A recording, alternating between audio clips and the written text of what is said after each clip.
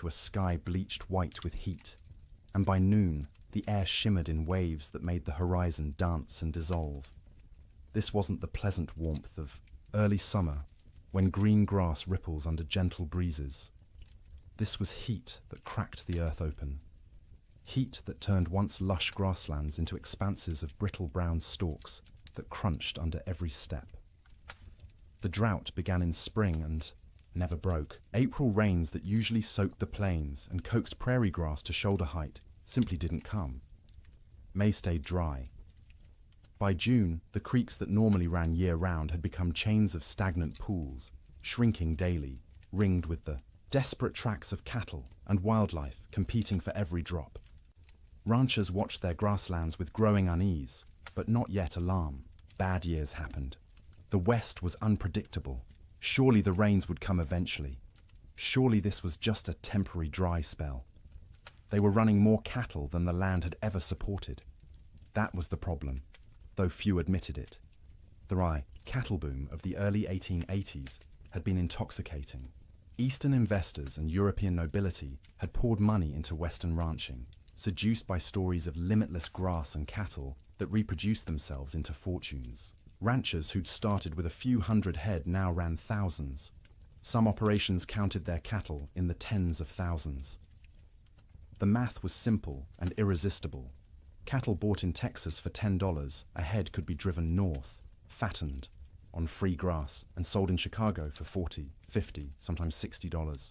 The Great Plains were an enormous, rent-free feedlot. The grass was free, the water was free. All you needed was cattle and cowboys to watch them, except the grass wasn't limitless, and the water wasn't guaranteed, and running 10 times more cattle than the land could sustainably support worked fine until conditions turned bad. That summer, conditions turned very bad indeed. Prairie fires became constant. The dry grass ignited from lightning strikes, from careless campfires, from sparks off wagon wheels striking rocks. Once started, fires raced across the plains for miles, sometimes days, consuming what little forage remained.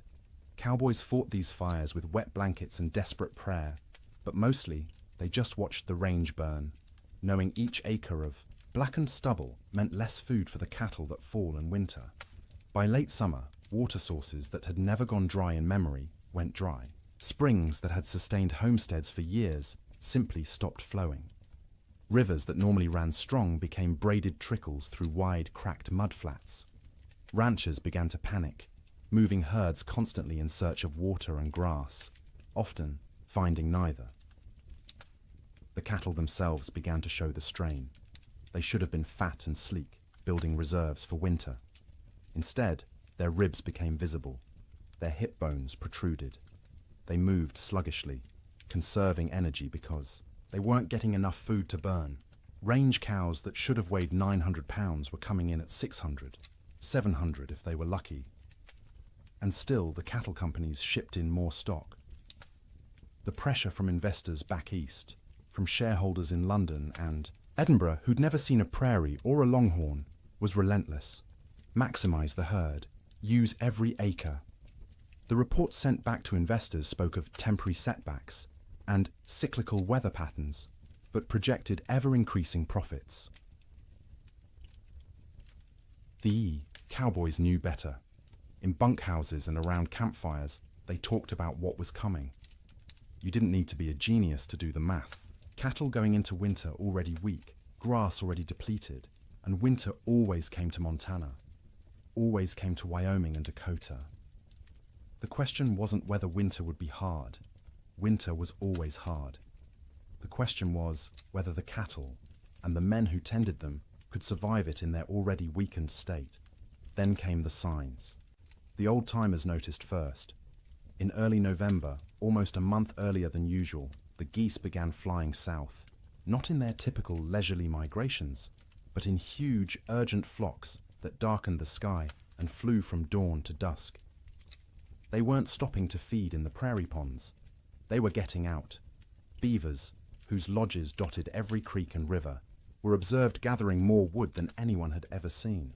They piled branches and logs until their lodges looked like timber fortresses rising from the water. Animals preparing for something. The cattle themselves grew thicker coats, not just the usual winter hair, but shaggy, dense fur that made them look like bison. Ranch hands joked about it nervously. "Looks like the cows know something we don't," they'd say, and try to laugh, but the laughter always sounded forced. Weather-wise ranchers, men who'd spent decades reading the land and sky, felt it in their bones. The air pressure fluctuated wildly. The wind patterns shifted strangely. The autumn sunset cast peculiar colors across the clouds, orange and purple and sickly green, like bruises spreading across the horizon. November brought the first snow, not the gentle, melting dustings that sometimes came and went in autumn, but real snow. Serious snow. It fell for 3 days, accumulated to 8 inches in places, and when it finally stopped, the temperature dropped below zero for the first time that season. That snow melted eventually, as November snow often did, but it served as warning. Winter was coming early. Winter was going to be serious. The smart ranchers, the cautious ones, began laying in extra hay, stockpiling firewood, bringing cattle closer to ranch headquarters, where they could be watched and, if necessary, fed through bad stretches. But most didn't. Most couldn't. The scale of operations had grown too large. You couldn't barn 20,000 head of cattle. You couldn't buy enough hay to feed them through a Montana winter even if you wanted to. The entire business model of open-range ranching depended on cattle foraging for themselves, year-round, regardless of weather. This had worked mostly for years. The previous winters had been unusually mild. Cowboys spoke wistfully of the winter of '85, when temperatures barely dropped below freezing and cattle grazed comfortably all season. Or '84, when snow came late and melted early. They'd gotten complacent. The land had been kind, and they'd mistaken kindness for weakness. In December, the unease grew. The air felt wrong, too still, too heavy. The sky stayed overcast for weeks, a low ceiling of grey that pressed down like a lid. Snow fell intermittently, never enough to cause real problems, but enough to dust the brown grass white and make foraging harder for cattle already struggling. Christmas came and went. Cowboys celebrated in bunkhouses with what meager supplies they had. Some ranches managed a turkey or goose. Most made do with beans and bacon and whatever whiskey had survived the year. They sang songs and told stories and pretended everything was normal, but the worry was always there. A cold knot in every stomach. New Year's Day, 1887 dawned clear and brutally cold, negative 20 degrees in some places, but clear. You could see for miles, the snow-dusted prairie rolling away to a horizon sharp as a knife edge. Cowboys rode out to check on cattle, found them bunched in coulees seeking shelter from the wind, but alive, still managing. For 8 more days, the cold held, but remained bearable, survivable. Cattle poured through snow to reach grass.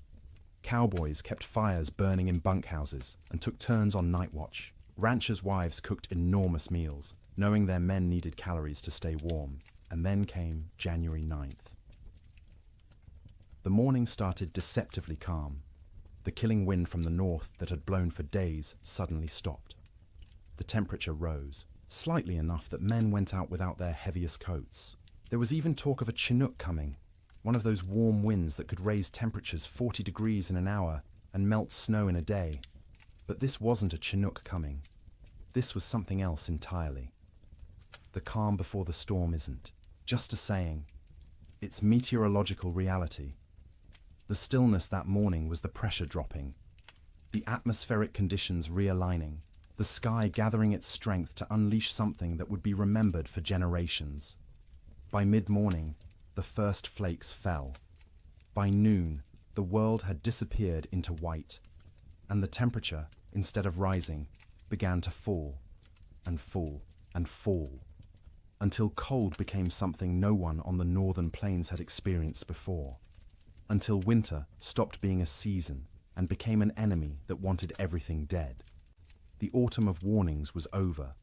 The winter of death had arrived. The bunkhouse sat low against the prairie, a squat rectangle of rough-hewn logs chinked with mud and moss that had dried and cracked over successive seasons. It wasn't designed for comfort. It was designed to be built quickly and cheaply to house as many men as possible in the smallest space and to provide just enough shelter to keep those men alive through winter so they could work come spring. Most bunkhouses were single rooms, maybe 30 feet long and 15 wide, with a ceiling, so low a tall man had to duck under the support beams. The logs were never properly squared, so gaps showed between them, filled haphazardly with whatever materials were at hand. Clay, newspaper, old rags, horsehair mixed with mud. In winter, you could stand in the middle of the room and see daylight, through a dozen cracks, and where light came through, so did wind.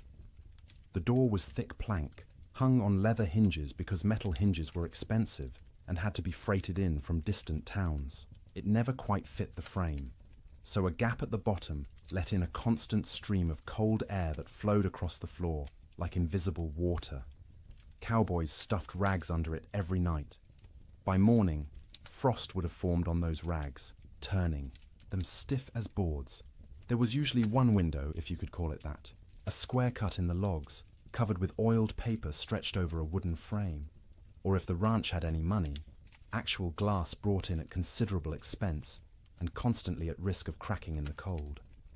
Most bunkhouses just had the oiled paper, which let in a murky amber light during the day and absolutely nothing at night. The bunks lined both long walls, stacked 2 or 3 high depending on how many men the ranch employed. Each bunk was nothing more than a wooden frame, rope webbing stretched across it in a grid. And on top of that, if you were lucky, a thin mattress stuffed with prairie hay. If you weren't lucky, just the rope webbing and whatever blankets you owned. The hierarchy of bunks was established and rigid. New men got the worst spots. Bottom bunks on the end nearest the door, where the cold draft flowed constantly and you'd be stepped on every time someone went outside to piss in the middle of the night. Top bunks were warmer because heat rose, but they put you closest to the roof where moisture from everyone's breath condensed and dripped. You'd wake with water spots on your blankets, sometimes ice if it was cold enough.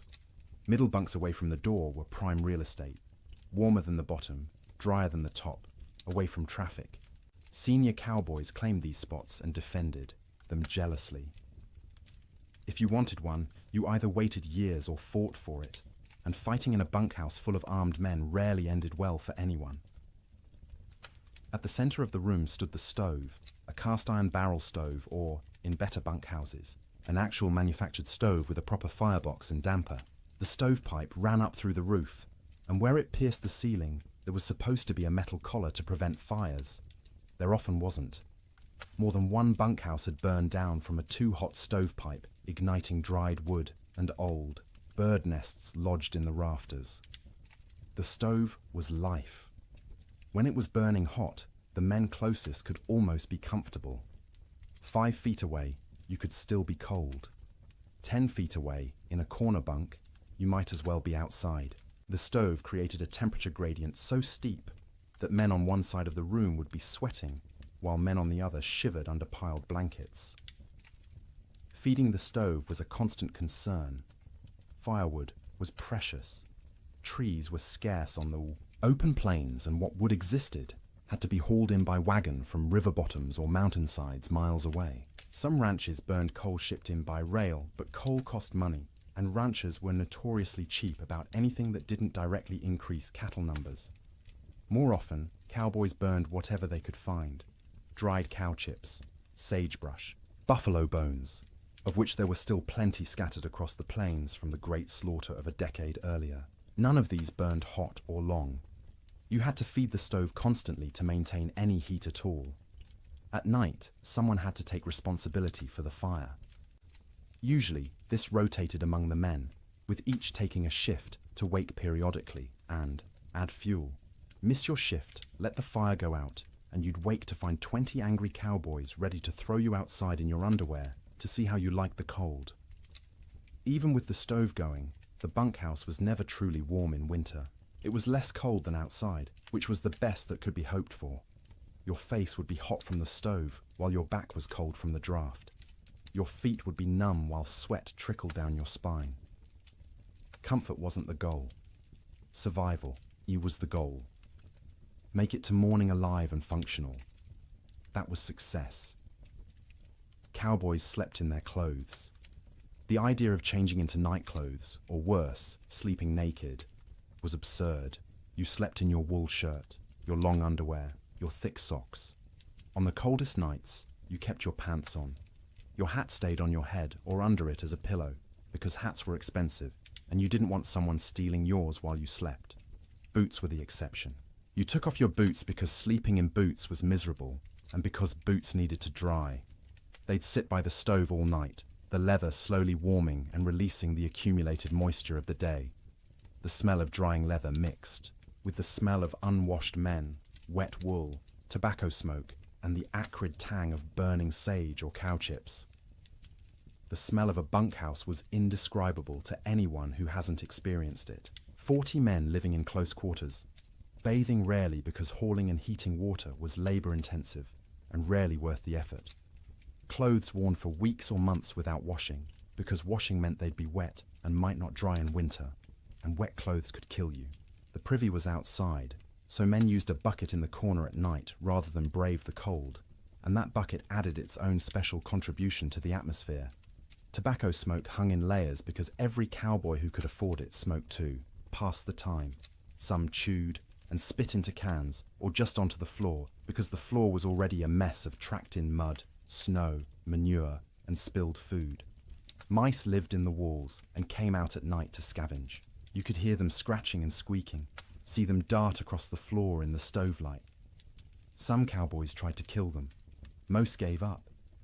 There were always more mice, as long as they didn't chew holes in your blankets or get into the food. Stores, you learned to coexist. The sounds of a bunkhouse at night were particular. The wind outside, constant, varying from low moan to sharp whistle, depending on its strength and the gaps it found. The stove ticking as metal expanded and contracted with temperature changes. The creak of rope webbing as men shifted in their bunks, the thump of boots being pulled off and dropped on the floor. Snoring. Dear God, the snoring. 40 men in one room meant you'd have at least 10 serious snorers. Deep, rattling snores that shook the bunks. High, whistling snores that pierced through any attempt at sleep. Snores that stopped and started, until you'd lie there waiting for the next one, unable to relax. Sometimes men would throw boots at particularly bad snorers. Sometimes it helped. Usually it just made everyone else laugh and the snorer angry. Coughing was constant. The cold, the dust, the smoke, the close quarters meant everyone had some kind of lung affliction. Dry, hacking coughs that went on for minutes. Wet, rattling coughs that made you wonder if the man would survive the night.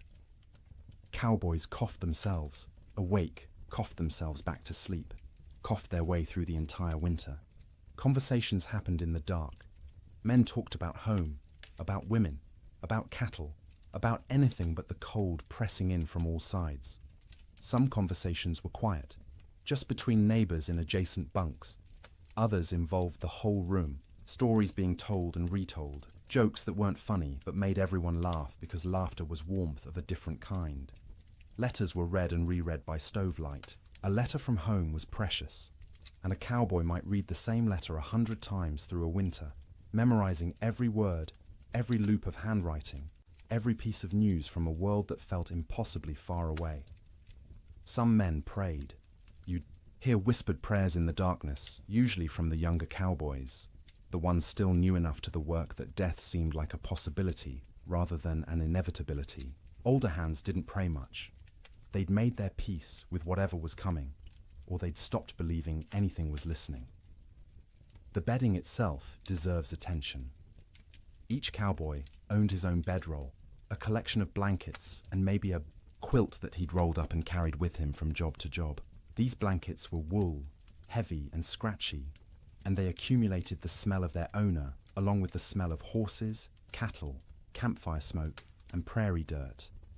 In the bunkhouse, you'd unroll your bedding onto the rope webbing, which sagged under your weight and provided almost no cushioning. The ropes left permanent patterns pressed into your back and legs. After a few weeks, you stopped noticing. Your body just accepted that sleep meant discomfort and adjusted expectations accordingly. On the coldest nights, men piled every blanket they owned on top of themselves. 3 blankets, 4, 5 if they had them. The weight was crushing, but weight meant warmth, and warmth meant survival.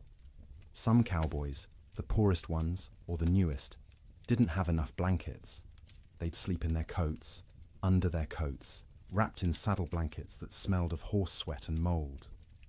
The truly desperate would share bunks, 2 men pressed together for body heat, which was awkward and carried implications, but was better than freezing. You'd see this more in the deepest cold, when propriety mattered less than waking up with all your fingers and toes.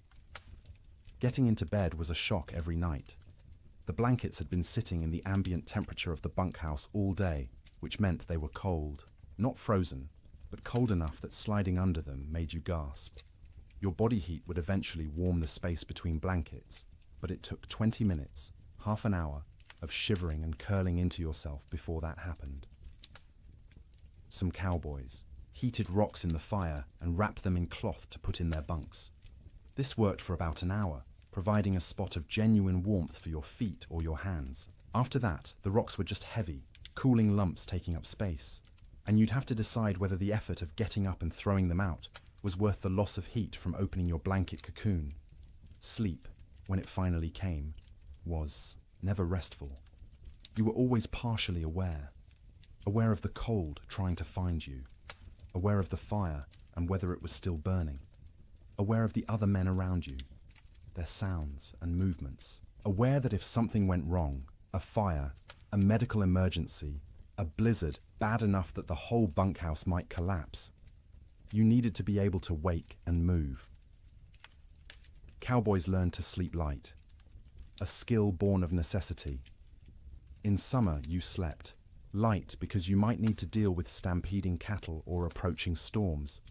In winter, you slept light because the alternative was dying without noticing.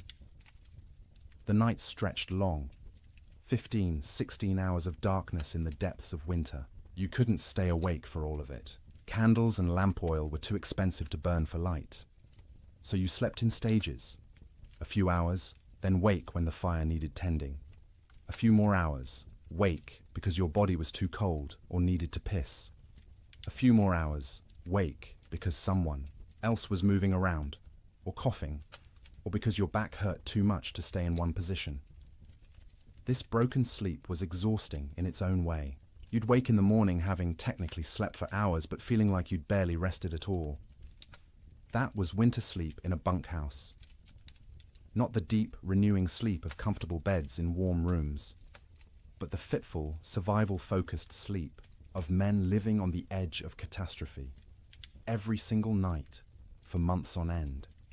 And when the great die-up came, when the temperature dropped to 60 below, and the wind tried to tear the roof off, and the cattle began dying by the thousands, that inadequate sleep became nearly impossible.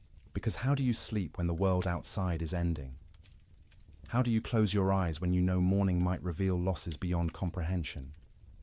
You learn because you have no choice. You sleep because your body demands it. Brief, shallow, troubled sleep punctuated by periods of lying awake in the dark, listening to the wind scream, and wondering if you'll live to see spring. Morning came late on January 9th, the sun rising somewhere behind thick grey clouds that had settled over the plains like a lid. Cowboys rolled out of their bunks around 6, the usual time, groaning and stiff from another night on rope webbing and thin mattresses. The bunkhouse was cold, but not impossibly so. Maybe 20 degrees inside, which meant the fire had held through the night. That was a victory.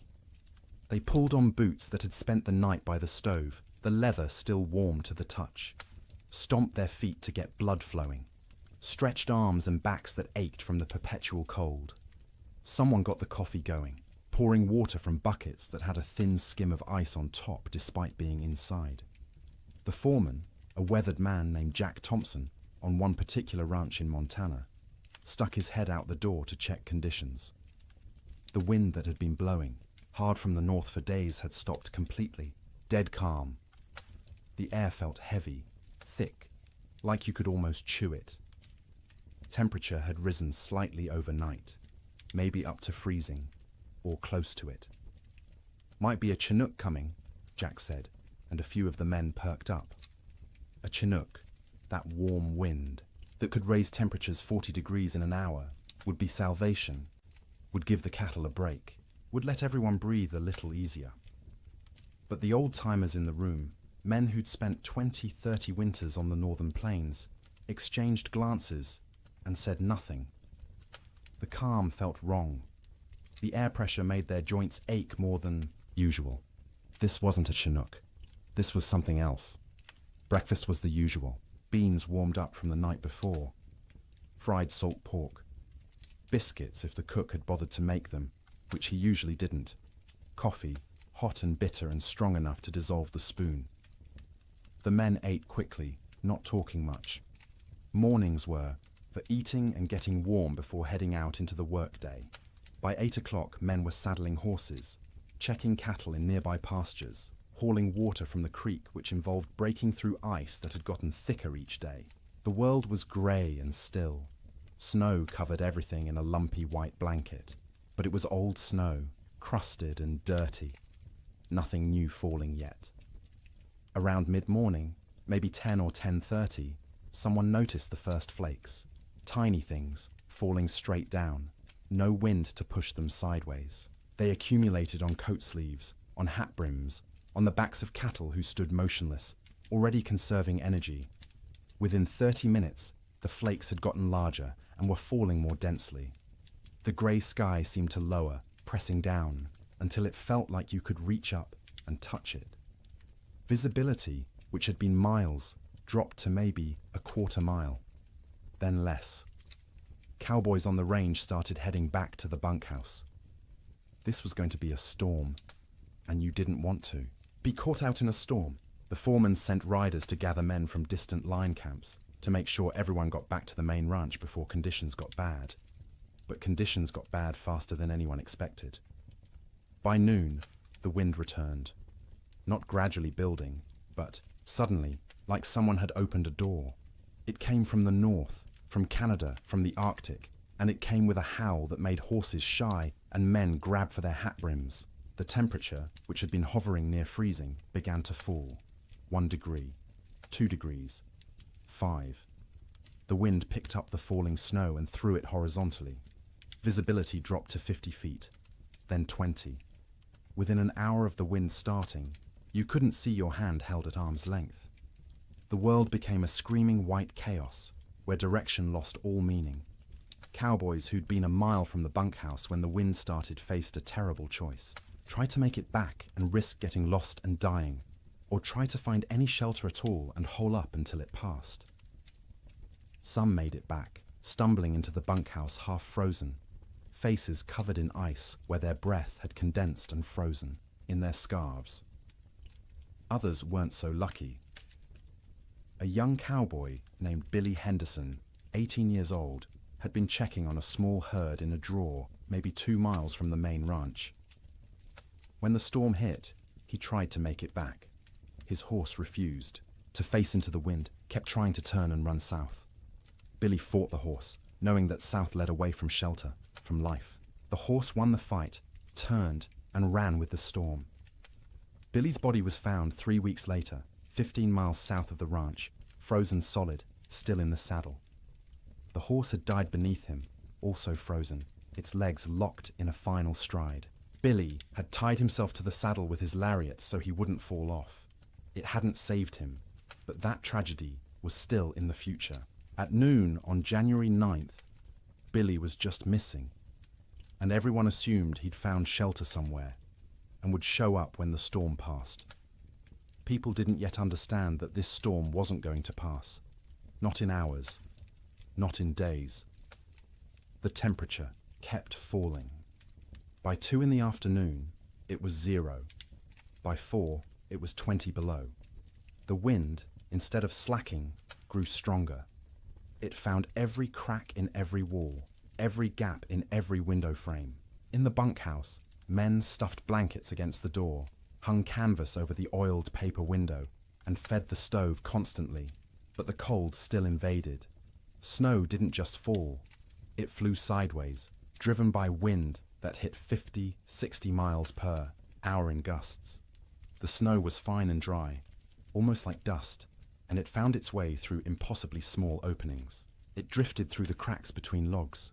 It sifted around the doorframe despite the blankets stuffed there. It even seemed to come down the stovepipe, hissing when it hit the hot metal. Inside the bunkhouse, men watched drifts form along the walls. Inside the building, snow accumulated in the corners, under the bunks, anywhere the wind could push it. They swept it out, but it just came back. Eventually, they gave up and let it pile. The sound was overwhelming. The wind screamed. There's no other word for it. A constant, piercing shriek that vibrated in your bones and made thought difficult. It rose and fell in waves, sometimes dropping to a mere roar before surging back to that terrible scream. Men had to shout to be heard 3 feet away. Between the wind's screams came other sounds. The building itself groaning under the assault. The roof lifting and settling as wind tried to peel it off. The sharp crack of wood contracting in the cold. The rattle of the stovepipe shaking in its collar. And from outside, distant but unmistakable, the sound of cattle, bawling, calling, the sound of thousands of animals confused and frightened and beginning to suffer. The cowboys listened to that sound and knew they were helpless. You couldn't go out in this. Going out meant dying. The cattle were on their own. The temperature hit 40 below by midnight. Inside the bunkhouse, with the stove glowing red hot, the temperature near the stove was maybe 50 degrees. 10 feet away, it was freezing. 20 feet away, in the corner bunks, water left in cups froze solid. Men piled on every piece of clothing they owned. 2 pairs of pants, 3 shirts, 2 coats, gloves and mittens worn indoors, blankets wrapped around shoulders like shawls. Some men wrapped their heads in scarves, leaving only their eyes visible, and still they shivered. The night of January 9th was the longest night most of those men ever experienced. Sleep was impossible for many. The cold, the sound, the fear, the knowledge that outside cattle were dying by the hundreds, by the thousands, all combined to keep eyes open and minds racing. Those who did sleep did so fitfully, waking every few minutes from nightmares or from the cold penetrating their blanket cocoons, or from the building shaking in a particularly hard gust. The fire had to be fed constantly, every 15 minutes, every half hour at most, because letting it die meant everyone would die with it. Men took shifts by silent agreement. One would get up, face the cold outside his blankets, feed the stove, and retreat. An hour later, someone else would do the same. All night long through those terrible hours, they kept the fire alive, and the fire kept them alive. But just barely.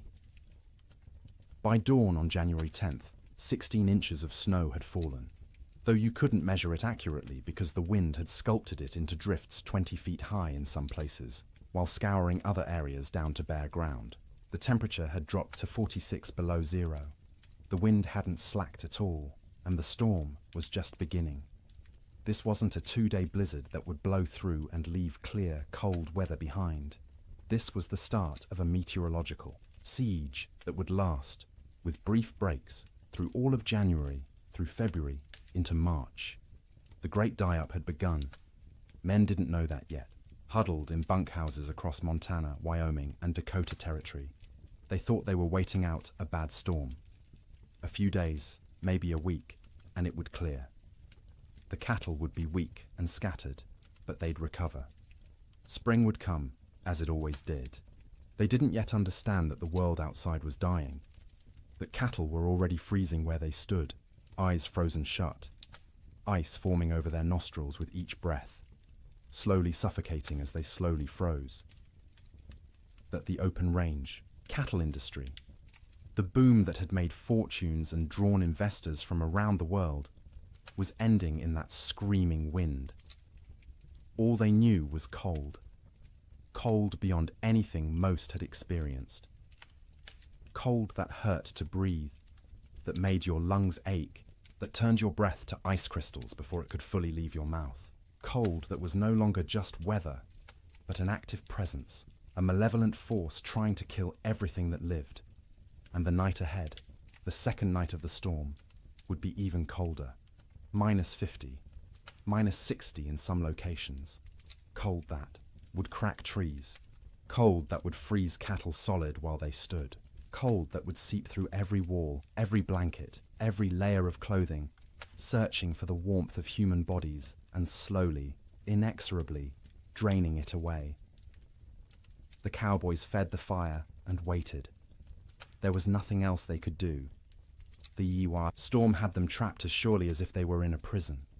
All they could do was feed the fire, wrap themselves in blankets, and try to survive until morning, and then survive the morning after that, and the one after that, day after day, night after night, as the storm continued and the temperature stayed brutally, impossibly cold. The great die-up was no longer coming. It was here. Sleep. During the storm wasn't sleep as most people understand it. It was something closer to losing consciousness in brief intervals, the body shutting down, not because it felt safe, but because it couldn't maintain full awareness any longer. The exhaustion of constant vigilance, of shivering, of fighting the cold that pressed in from all sides, eventually overwhelmed even the most determined wakefulness. In the ranch houses scattered across the frozen plains, families faced the storm with a different kind of terror than the cowboys in their bunkhouses. Ranch houses were sturdier than bunkhouses, built to last generations rather than just seasons. They had proper foundations, real windows with glass, doors that fit their frames. But they were also larger, harder to heat, and filled with children who didn't fully understand why the wind screamed so loudly or why Papa looked so worried. The Ferguson family lived in a 2-room cabin near the Musselshell River in Montana. William Ferguson, his wife Martha, and their 4 children, ranging in age from 3 to 11. When the storm hit that afternoon of January 9th, William had been out checking on a small herd they kept close to the house. He barely made it back, stumbling through the door with ice caked in his beard and eyebrows, his face raw and bleeding from wind-driven snow.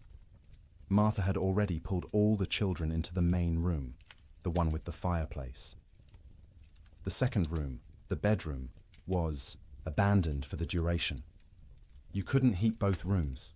You had to choose, and you chose the one with the fire. The children helped drag mattresses and blankets from the bedroom, piling them on the floor near the hearth. By nightfall, the temperature inside that bedroom, separated from the main room by just a thin wooden door, had dropped below freezing. Frost formed on the inside walls. The wash basin Martha had left on the dresser froze solid, expanding and cracking the ceramic bowl with a sharp report that made everyone jump. In the main room, the family arranged themselves for a siege. William stacked firewood within arm's reach of the fireplace, more wood than he'd normally burn in a week. Martha filled every pot and pan with water, knowing that if the storm lasted, they wouldn't be able to get to the well. The pump would freeze. The well itself might freeze. Water was survival. The children sensed their parents' fear and grew quiet, subdued in a way children rarely are. They huddled together on the mattresses, watching the fireplace with wide eyes as their father fed it log after log. The fire roared, consuming wood at an alarming rate, but even standing directly in front of it, you could feel the cold at your back. That first night, nobody truly slept. The children dozed fitfully, waking every time the wind hit a particularly violent gust, every time the house shook, every time their father got up to add wood to the fire. Martha sat up through most of the night, mending by firelight, her hands moving automatically through familiar motions, while her mind worried at the problem of how long their supplies would last. William dozed in his chair, the rifle across his lap, though what good a rifle would do against a blizzard he couldn't have, said. It was simply habit, the frontier habit of being armed, of being ready. When you couldn't do anything useful, you could at least maintain the posture of readiness. The second night was worse. By then, the storm had been blowing for 30 hours straight. The temperature had dropped to 50 below outside, which meant maybe 30 below in the unheated bedroom, and even with the fire blazing in the main room, it was barely freezing where they slept. They'd pulled every blanket in the house onto the mattresses on the floor. Wool blankets, quilts made from scraps of fabric, buffalo robes William had traded for years ago. The family slept together, all 6 of them in a pile, sharing body heat like animals in a den. The children in the middle, where it was warmest, the parents on the outside, taking the brunt of the cold that radiated from the walls despite the fire. Martha sang to the children before sleep, or what passed for sleep. Old songs her mother had taught her, lullabies in German that the children didn't understand, but found comforting anyway. Her voice was soft, almost lost under the shriek of the wind, but the children pressed close and listened. William lay on, his back, staring at the ceiling, listening to the roof creak and groan. Every gust of wind made him tense, waiting for the moment when the roof would tear free and expose them all to the killing cold. It never did, but the fear never left either. Sleep came in stages. The youngest child, 3-year-old Emma, went first, exhausted from crying earlier in the day. She whimpered and fussed until her eyes finally closed and her breathing deepened. Her 7-year-old brother James followed, fighting sleep as long as he could, determined to be brave, to stay awake like the adults. But his eyes drooped, opened, drooped again, and finally stayed closed. The 2 older children, 11-year-old Sarah and 9-year-old Thomas, took longer. They understood more, worried more, and their minds wouldn't quiet. Sarah kept asking when the storm would end. Thomas asked if the cattle were all right, if Papa's horse had made it to the barn, if the chickens in the coop behind the house had frozen yet. Martha answered in soothing murmurs, not really answering at all, just making comforting sounds until the children's questions trailed off and their breathing slowed. She waited until she was sure they were deeply asleep before she allowed herself to close her own eyes. But closing her eyes wasn't sleeping. It was resting with her ears still alert, still tracking every sound. The fire crackling, William shifting position, the wind pounding against the walls, the house settling with creaks and groans. Her mind catalogued each sound, assessed whether it meant danger, and only when satisfied the house still stood did she allow herself to drift towards something like sleep. William didn't sleep at all that second night. He dozed for minutes at a time, jerking awake at every sound, every change in the wind's pitch. Twice he got up to add wood to the fire, moving carefully to avoid stepping on children. Each time he stood, the cold away from the fire hit him like a physical blow. The air near the ceiling was noticeably colder than the air near the floor. Heat rose but couldn't escape fast enough through the gaps in the roof, so it pooled up there, wasted, while down where they slept, it was barely enough. Around midnight, by William's pocket watch, Emma woke crying. She was cold, she said, her teeth chattering. Martha pulled the child against her chest, wrapping her arms around her, trying to share warmth.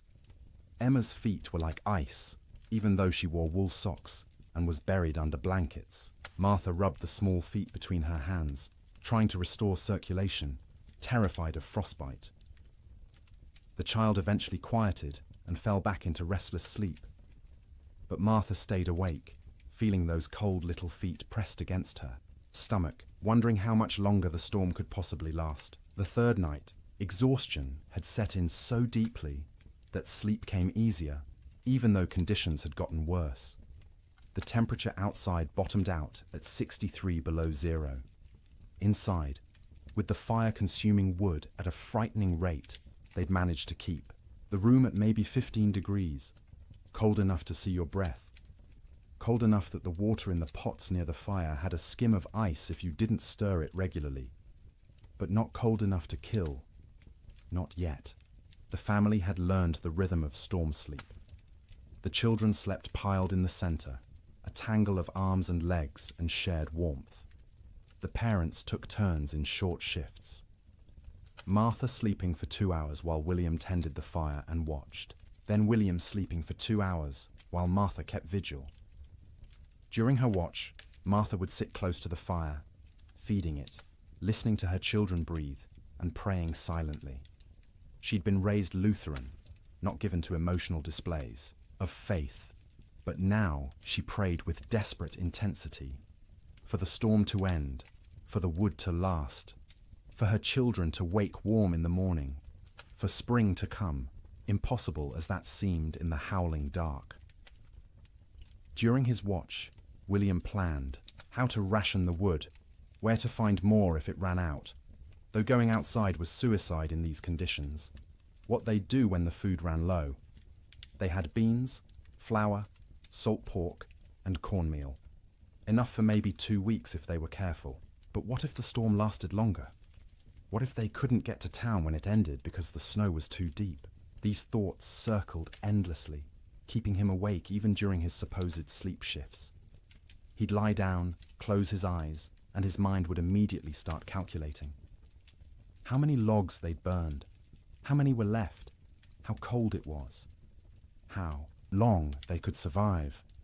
The children slept better than the adults, helped by the simple resilience of youth. Their bodies demanded sleep and they gave in to it, even in conditions that would have seemed impossible before the storm. Sarah dreamed of summer, of the garden behind the house heavy with tomatoes and beans. Thomas dreamed of cattle drives, of riding with the cowboys to distant railheads. James dreamed confused child dreams that he couldn't remember on waking. Emma didn't dream at all, or if she did, they were wordless and forgotten. They'd wake periodically, usually needing to pee, which meant using the chamber pot in the corner because going to the outhouse meant death.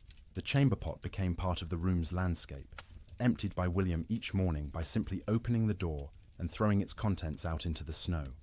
It would freeze before it hit the ground. Martha developed a system for keeping track of the children during sleep. She'd reach out periodically, feeling for each small body, making sure everyone was still breathing, still warm enough.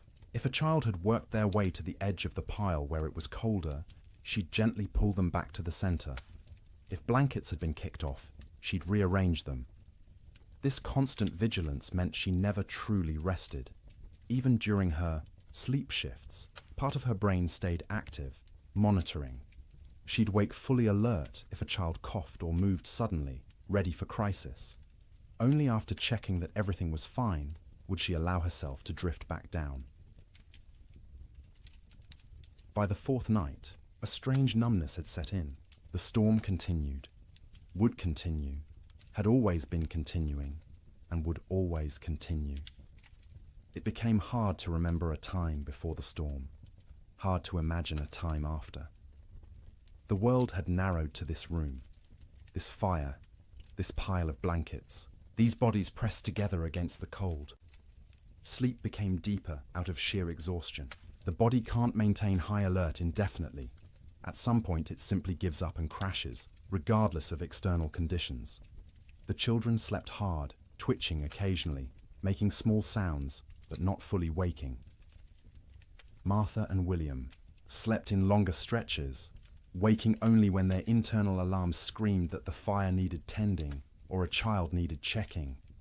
The quality of that sleep was poor, dreams were vivid and often nightmarish. Martha dreamed of water freezing in her children's lungs, turning them to ice from the inside out. William dreamed of the roof tearing away and snow pouring in, burying them all in a white tomb. They'd wake gasping, hearts pounding, and need several seconds to remember where they were, that they were still alive, that the nightmare wasn't real. Not yet, but underneath the nightmares was the simple, animal relief of being horizontal, of having their eyes closed, of not having to actively fight the cold for a few hours. Their bodies took what rest they could get, storing it against future need, repairing what damage they could before the next crisis. In bunkhouses across the territory, cowboys experienced similar struggles.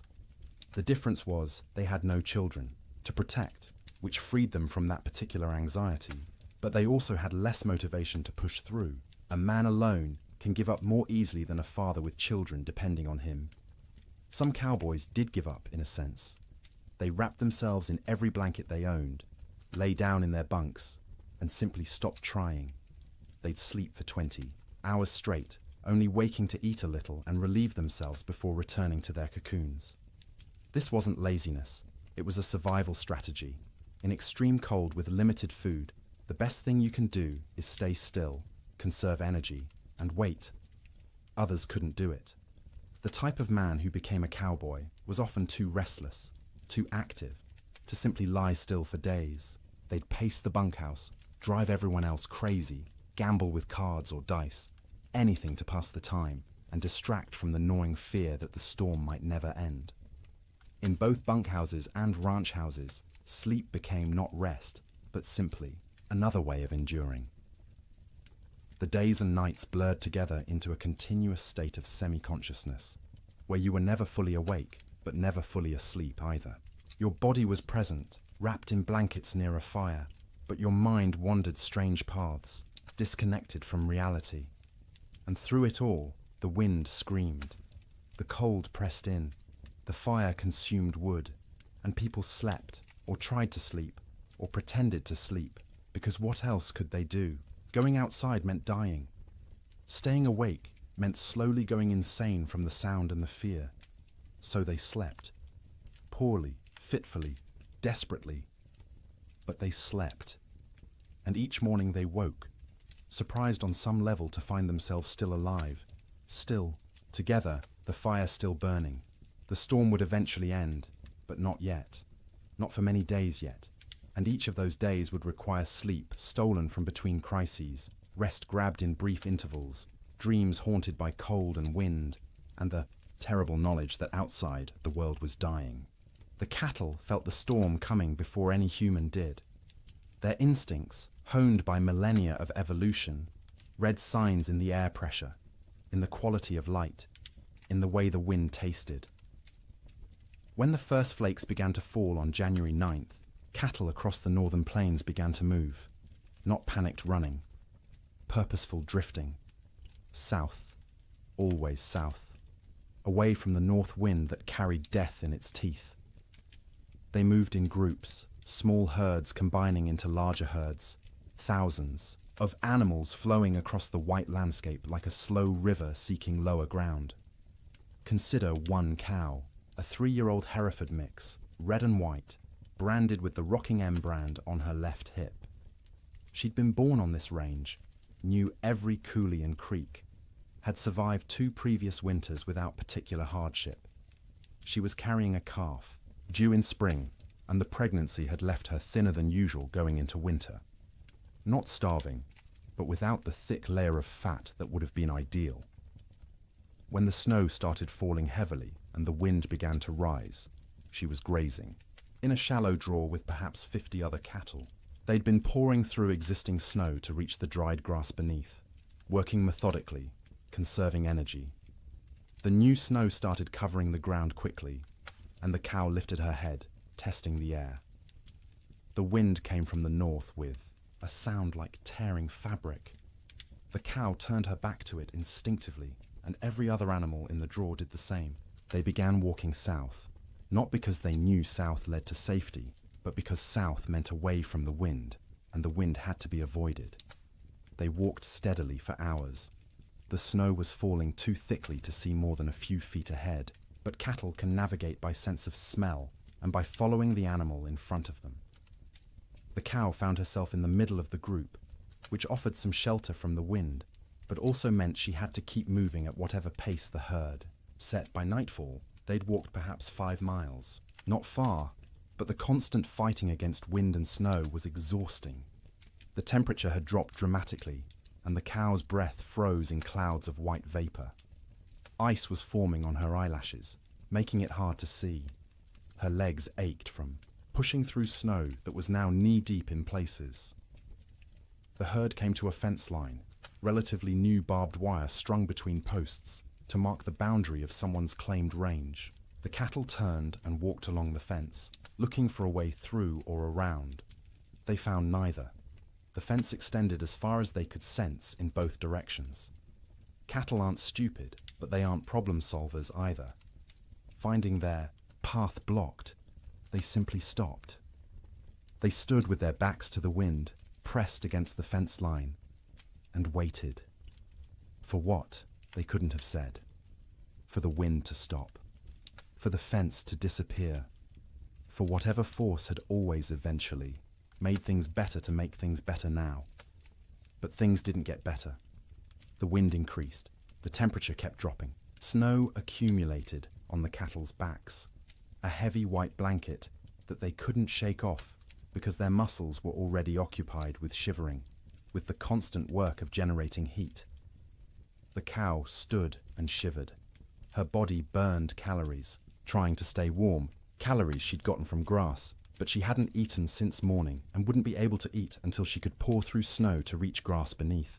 She tried, lowering her head and pushing at the snow with her muzzle, but the wind-packed snow was too hard. Her hooves couldn't break through it either. Around her, other cattle made similar attempts. A few managed to find thin spots in the snow and got a few mouthfuls of dried grass. Most got nothing. They stood and shivered, and slowly, gradually, their body temperatures began to drop. Cattle can survive remarkable cold if they're well fed and can escape the wind. But these cattle were already weakened from a summer of drought. They had no windbreak, and they weren't eating. Their situation was unsustainable. Something would have to change or they would die. It was that simple. By the second day, the cow's suffering had intensified. She'd been standing for more than 24 hours straight. Her legs trembled with fatigue. Ice had completely sealed her eyes shut. She'd stopped trying to open them, instead navigating by sound and smell, and the feel of other cattle pressed against her on either side. Her ears, exposed to the wind, had frozen. The tissue was dying, would eventually slough off if she survived, leaving her with shortened, mangled ears. But that was future pain. Present pain was the cold that had worked its way into her joints, making every small movement agony. The hunger that gnawed at her belly. The thirst because she couldn't melt snow fast enough in her mouth to get adequate water. The calf inside her still moved occasionally, little kicks and shifts that she could feel. Some part of her body was still prioritizing that calf, still sending nutrients and warmth to the growing life within. But those resources were running out. The calf was drawing on reserves that no longer existed. Around her, other cattle were in similar condition, some worse. A few calves, born too early that spring and smaller than they should be, had already died, frozen solid while standing, their mothers standing next to them and occasionally lowing in confusion. Older cattle, those with the wisdom of many winters, had tried to move away from the fence to find a coulee or draw that might offer windbreak. Some succeeded and survived. Most simply exhausted themselves walking in circles in the blinding snow and returned to the fence line to die with the herd. By the third day, the cow had stopped shivering. This wasn't because she'd warmed up. It was because her body no longer had the energy to shiver. Shivering is a metabolic furnace, burning calories to generate heat, but she'd burned through all available calories. Her body temperature was dropping toward equilibrium with the air around her. She was freezing to death. Her breathing had slowed. Each breath was an effort, drawing air so cold it hurt her lungs into a body that barely had the energy to exhale. Ice had formed around her nostrils, narrowing the passages, making each breath a fight. She was still standing, but only because the cattle around her held her upright. If they'd moved, she would have fallen. Her legs were locked, frozen in position, no longer taking commands from her failing brain. Her heartbeat had slowed to a sluggish thump-thump, thump-thump, each beat weaker than the last. The calf inside her had stopped moving. Whether it was dead or simply dormant, she couldn't tell, and wouldn't have understood if she could. Her maternal instincts, so strong just days ago, had been overridden by the body's desperate attempt to keep itself alive.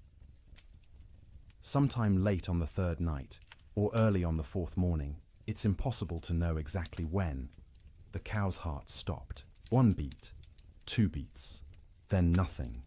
Her eyes, frozen shut, would never open again. Her legs, frozen in position, would remain standing. She'd become a statue of ice and meat, indistinguishable from the living cattle around her, except that she no longer breathed. She wouldn't fall for days, maybe weeks.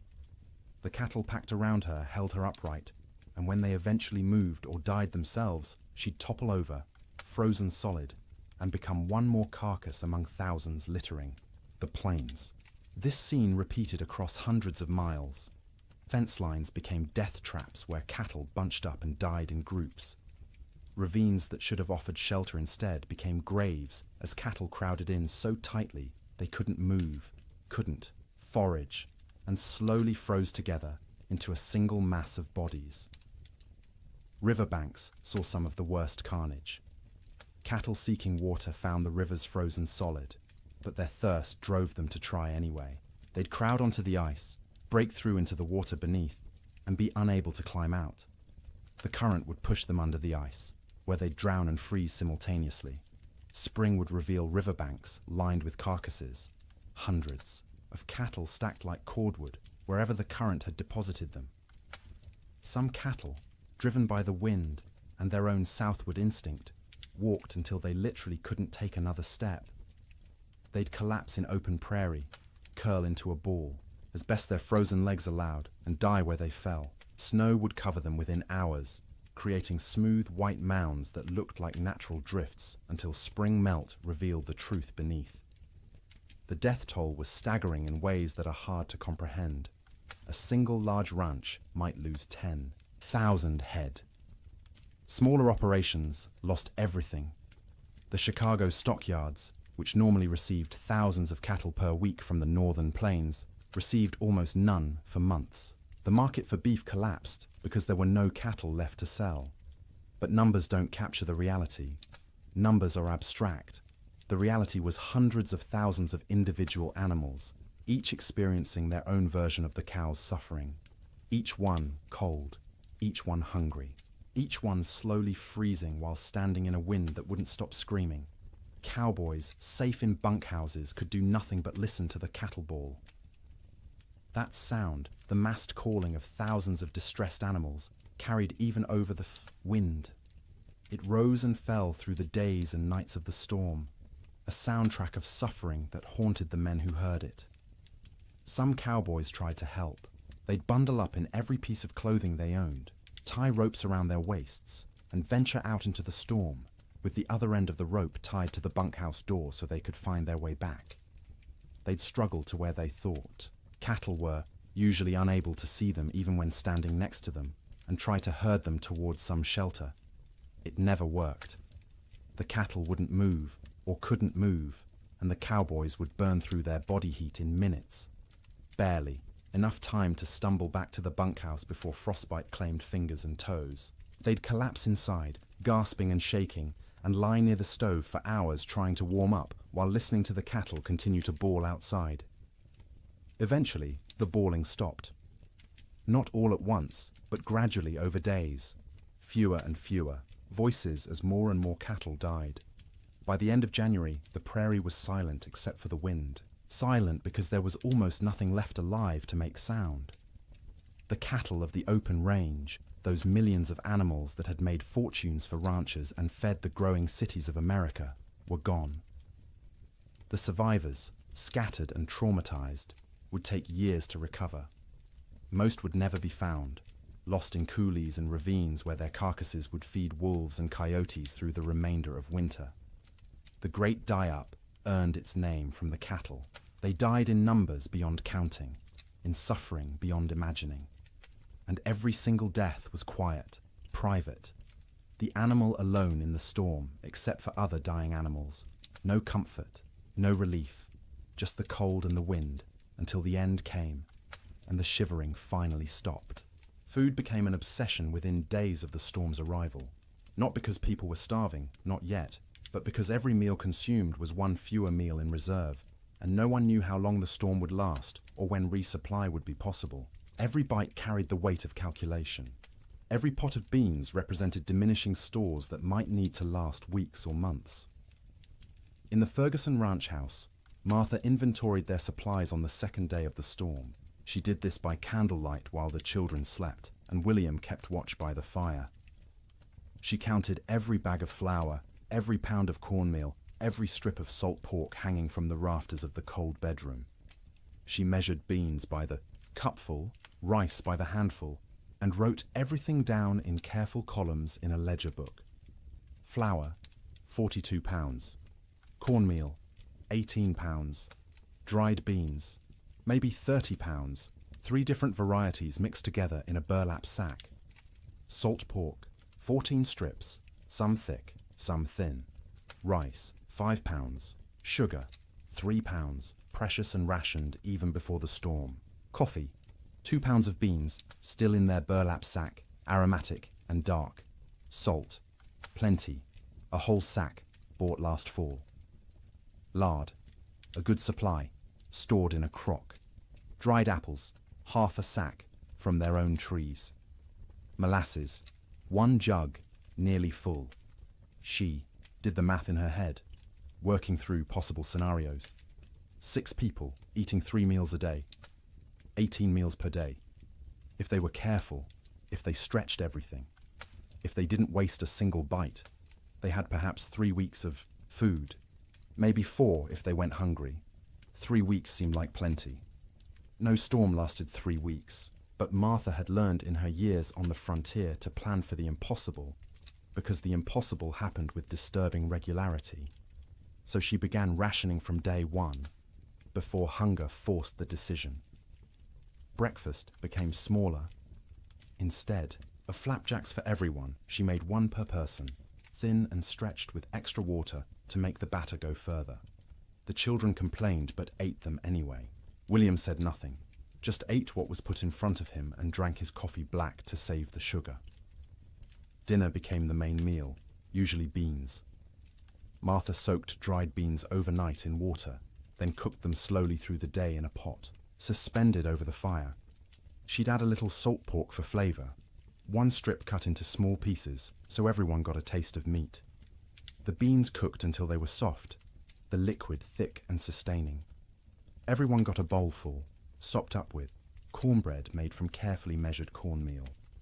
Supper was often just leftover beans from dinner, reheated and eaten with whatever bread remained. Sometimes Martha made a thin soup from the bean broth, adding bits of dried apple for sweetness, calling it a special treat to make the children smile. The coffee was for William alone. Cowboys and ranchers believed coffee was essential, more important than food, and William was no exception. He drank it black and strong, rationing the precious beans so he could have at least 1 cup per day. That coffee was his luxury, his reminder that civilization existed beyond the wind and snow.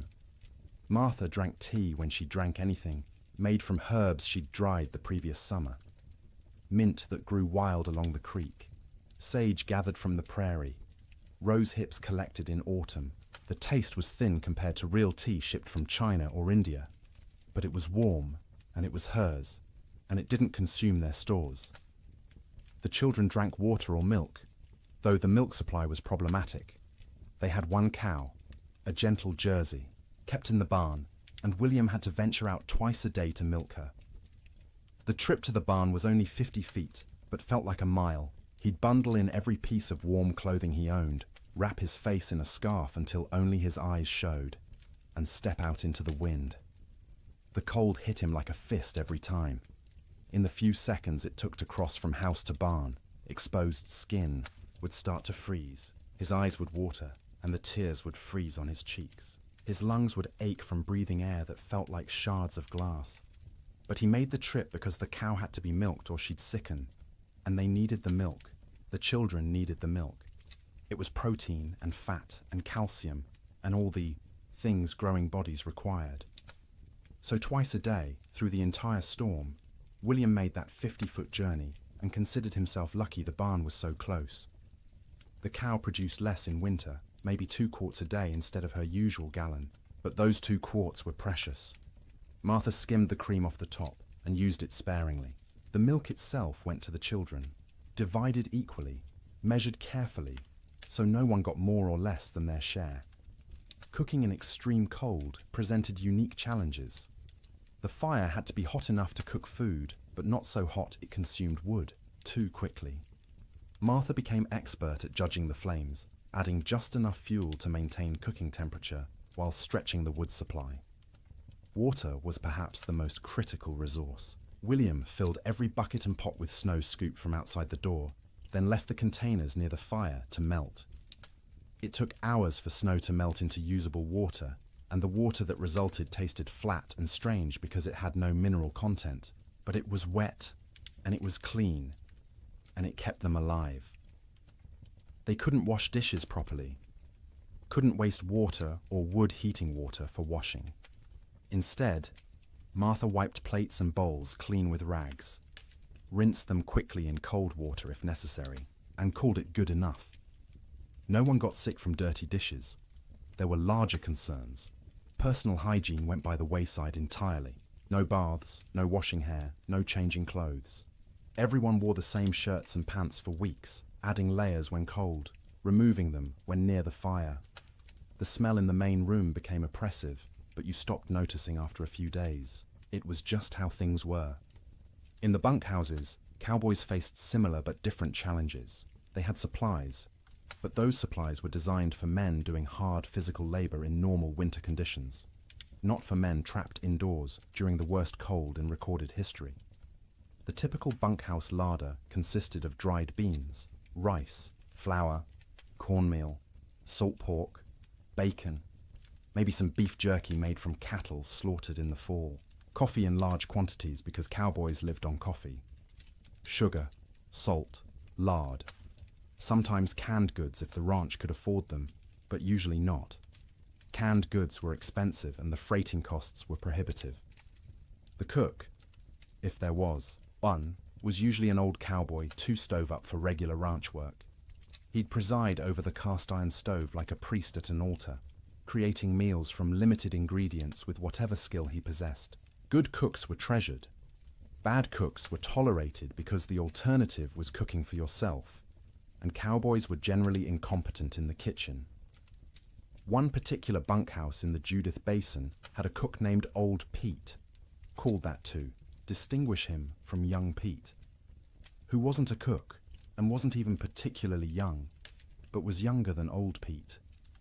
Old Pete had cooked in army forts, in mining camps, on trail drives. He knew 100 ways to cook beans and could make bread in a Dutch oven that rivaled anything made in a proper kitchen. But even Old Pete struggled with the storm's duration and intensity. His usual recipes assumed men would be working hard, outside, burning thousands of calories daily. Now they were sitting around trying to stay warm, burning far fewer calories.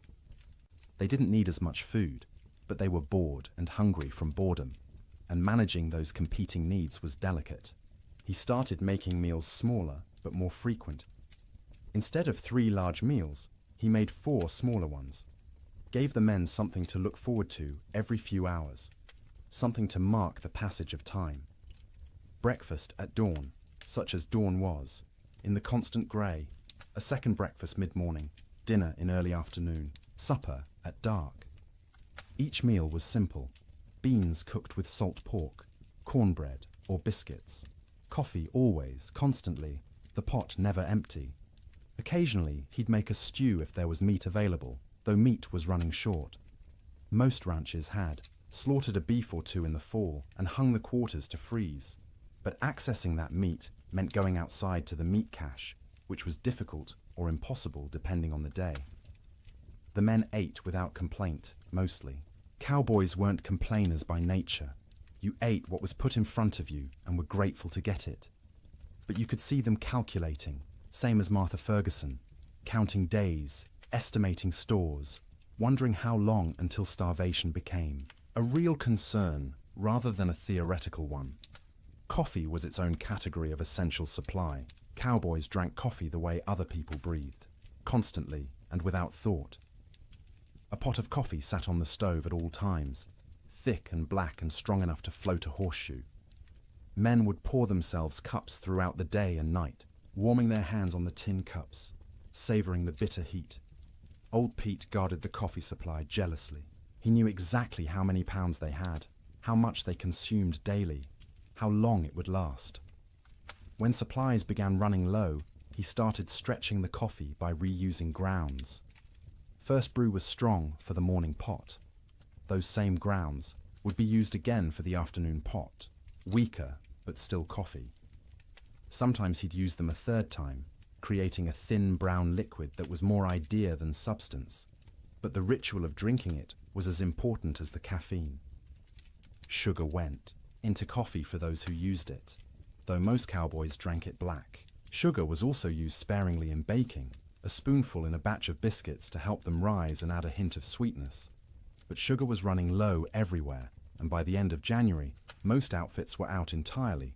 Salt, at least, was plentiful. Salt preserved meat, flavored food, and was cheap enough that even poor ranches had plenty. Cowboys ate salt with everything, needed it to replace what they lost sweating despite the cold. Their bodies burned hot from shivering, from the constant work of staying warm, and salt was essential. The mental aspect of food during the storm was almost as important as the physical nutrition. Mealtimes provided structure to otherwise formless days. They were events to anticipate, rituals that reassured everyone that civilization persisted despite the chaos outside. Children needed this structure especially. The Ferguson children learned to recognize mealtimes by the smells from the fire, by their mother's movements, by the rattle of bowls and spoons. They'd gather without being called, eager not just for food, but for the routine.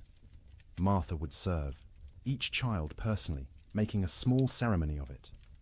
Sarah first, as the oldest, then Thomas, then James, then Emma. Each child received their portion with their name spoken, a moment of individual attention that said, "You are seen, you are valued, you matter." Then William, then finally herself, always last, always the smallest portion, though no one noticed because she was skilled at hiding it. They'd eat together, mostly in silence because food was serious business, but afterward there might be stories or songs. William would tell tales of his own childhood in Ohio, of winters there which had seemed hard at the time, but were nothing compared to this. Martha would sing in her soft voice, German lullabies or hymns. The children would listen and feel for a moment that everything might be all right. After eating came the work of making food last. Crumbs were gathered and saved for thickening, soup. Grease from cooking was poured into a jar and used again. Bones from salt pork were boiled to extract every bit of flavor and nutrition, then boiled again, then fed to the dog who lived outside the door in a snow shelter William had built. Nothing was wasted. Waste was sin in the arithmetic of survival. Every scrap had value, potential use, future purpose. Martha became a miser of food, hoarding and parceling it out with grim determination, knowing that running out meant death, and death was not an option while her children lived. The storm continued. January crawled past, each day a battle against cold and hunger and despair. Food supplies dwindled steadily. By the end of the month, the Ferguson household was eating 2 small meals per day instead of 3. The children's eyes developed the hollow look of inadequate nutrition. Martha's dresses hung loose where they'd once fit snugly. William's belt had to be tightened 2 notches, then 3, but they ate something every day, and they were all still alive. And the cow still gave milk, though less each week, and the fire still burned, and that was enough. It had to be enough, because spring would come eventually. It always came. The question was whether they'd survive long enough to see it, and whether there would be anything left of their lives when it finally arrived. Theodore Roosevelt was not in Dakota Territory when the blizzard struck. He was in New York, warm and comfortable in his sister's house, living the life of an Eastern gentleman which he'd tried so hard to leave behind. But his money was in Dakota. His dreams were in Dakota. And when the reports began filtering east about the catastrophic winter destroying the northern plains, Roosevelt's future was being written in frozen cattle and bankrupt dreams. He'd come to Dakota Territory in 1883, a wealthy young man fleeing personal tragedy. His mother and his wife had died on the same day, in the same house, within hours of each other.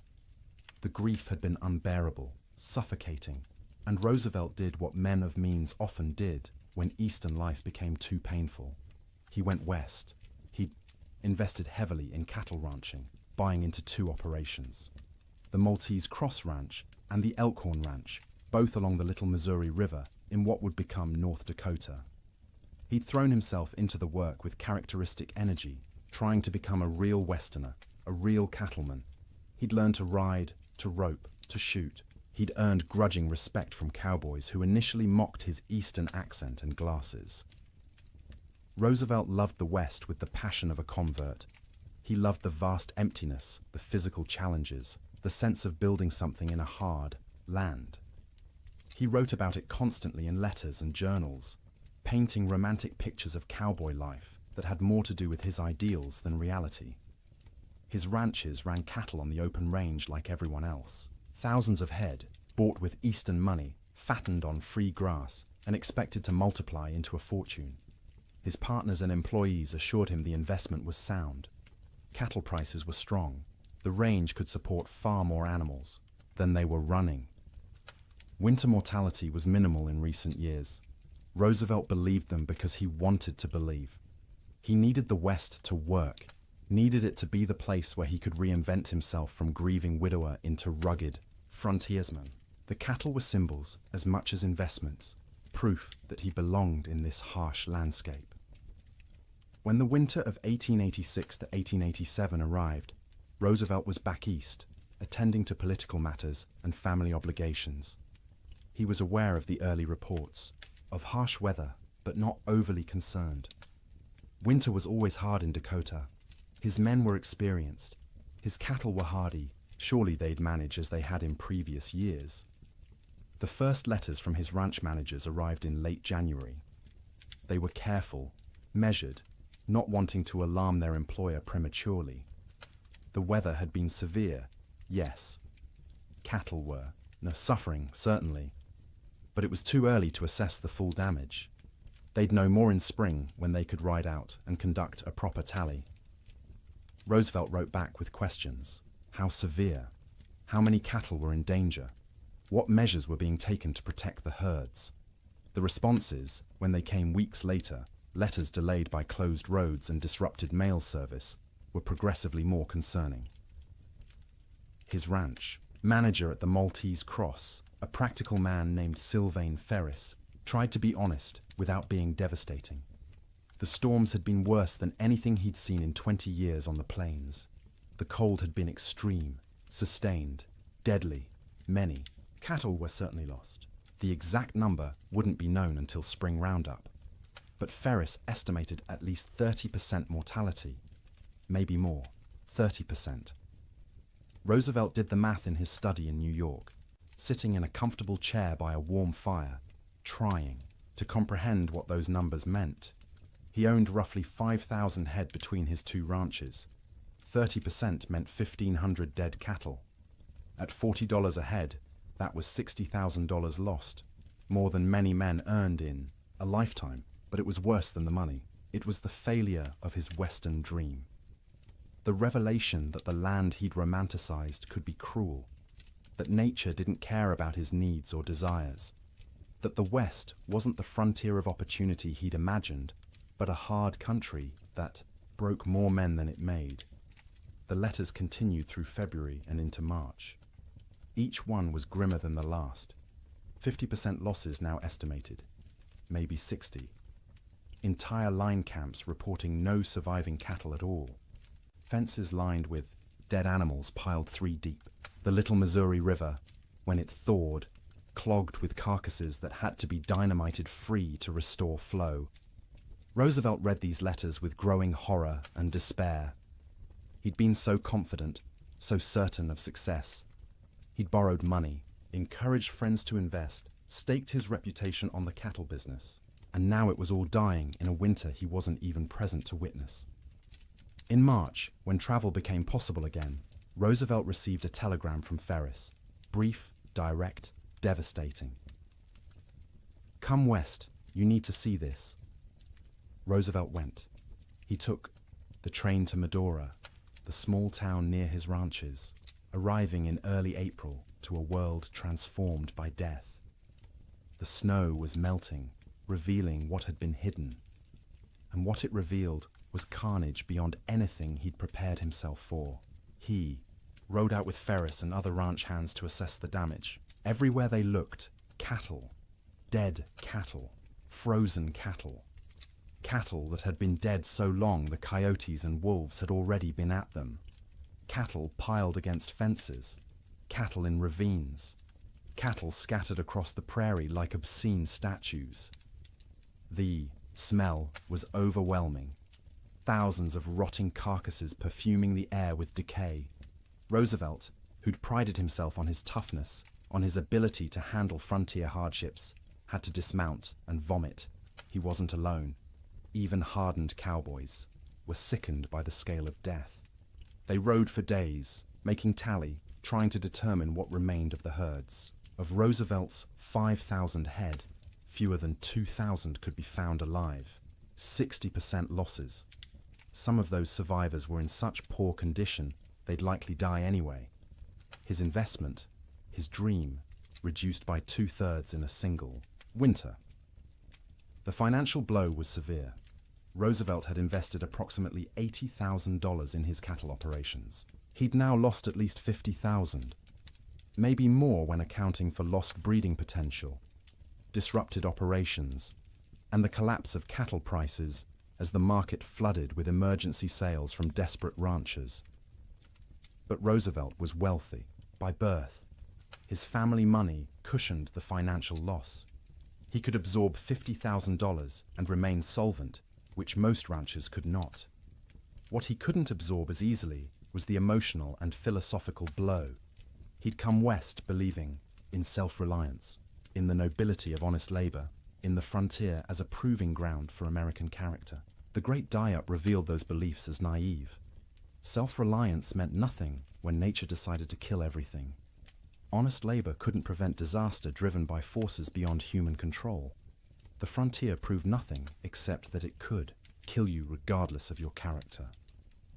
Roosevelt spent several weeks at his ranches that spring, helping with the cleanup, the salvage operations, the grim work of trying to build something from the ruins.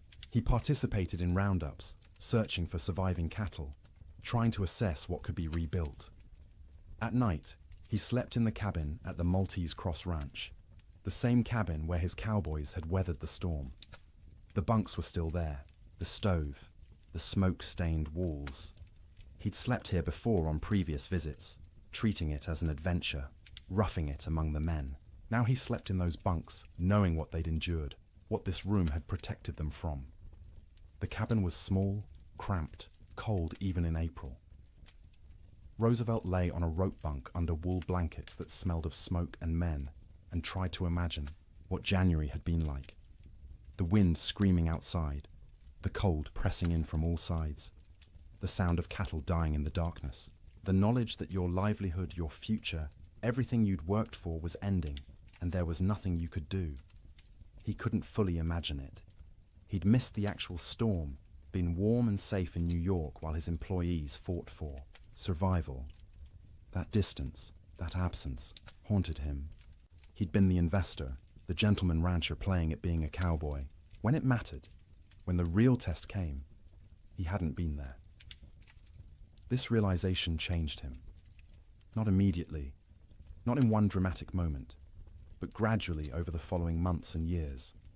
The West was no longer a romantic escape.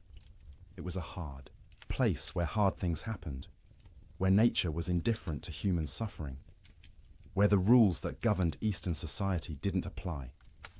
This understanding would shape his later conservation work. As president, Roosevelt would set aside millions of acres as national forests and parks, would push for scientific management of natural resources, would argue that the West's resources weren't infinite and needed protection. The cattle disaster of 1887 was the seed of that understanding. But in the spring of 1887, Roosevelt was just a wealthy young man surveying the wreckage of his dreams. He walked among the dead cattle, rode across ranges that should have been covered with livestock but were eerily empty, and made calculations about what could be salvaged. His ranch managers were exhausted, traumatized by the winter they'd survived. Roosevelt listened to their stories with growing respect. These men had faced conditions he'd only read about and emerged alive, if not unscathed. Ferris told him about nights when they weren't sure the bunkhouse would stand, about mornings when they'd wake to find new snow drifted inside through the cracks, about the constant work of keeping fires burning, of rationing food, of listening to cattle die and being unable to help. Roosevelt paid his men bonuses, unexpected and generous, acknowledging what they'd endured. It was the least he could do, given that he'd been warm and safe while they'd nearly frozen. He also made a decision. He would not abandon his Dakota ranches entirely, but he would not rebuild to previous scale. The open range era was over. The land couldn't support the numbers they'd run. The climate was too unpredictable, the investment too risky. He kept the Elkhorn Ranch as a retreat, a place he could visit and remember why he'd come west in the first place. But the cattle operation was downsized dramatically. A few hundred head, manageable, with hay put up for winter feeding. A sensible operation rather than a grand adventure. The Maltese Cross was eventually sold. Too many bad memories. Too much money lost. Roosevelt needed to move forward, and that meant leaving behind the ranch that had represented such hope and ended in such disaster. In his autobiography, written years later, Roosevelt would describe the winter of 1886 to 1887 as a necessary education. The romantic had been burned away, leaving behind a more realistic understanding of nature and human limitations. The winter had killed his cattle and his illusions simultaneously, but he rarely spoke about what his employees endured. Their stories weren't his to tell, and he knew his own experience, arriving after the worst had passed, was nothing compared to theirs. He'd lost money. They'd nearly lost their lives. One story stayed with him, though, told by a cowboy at the Maltese Cross.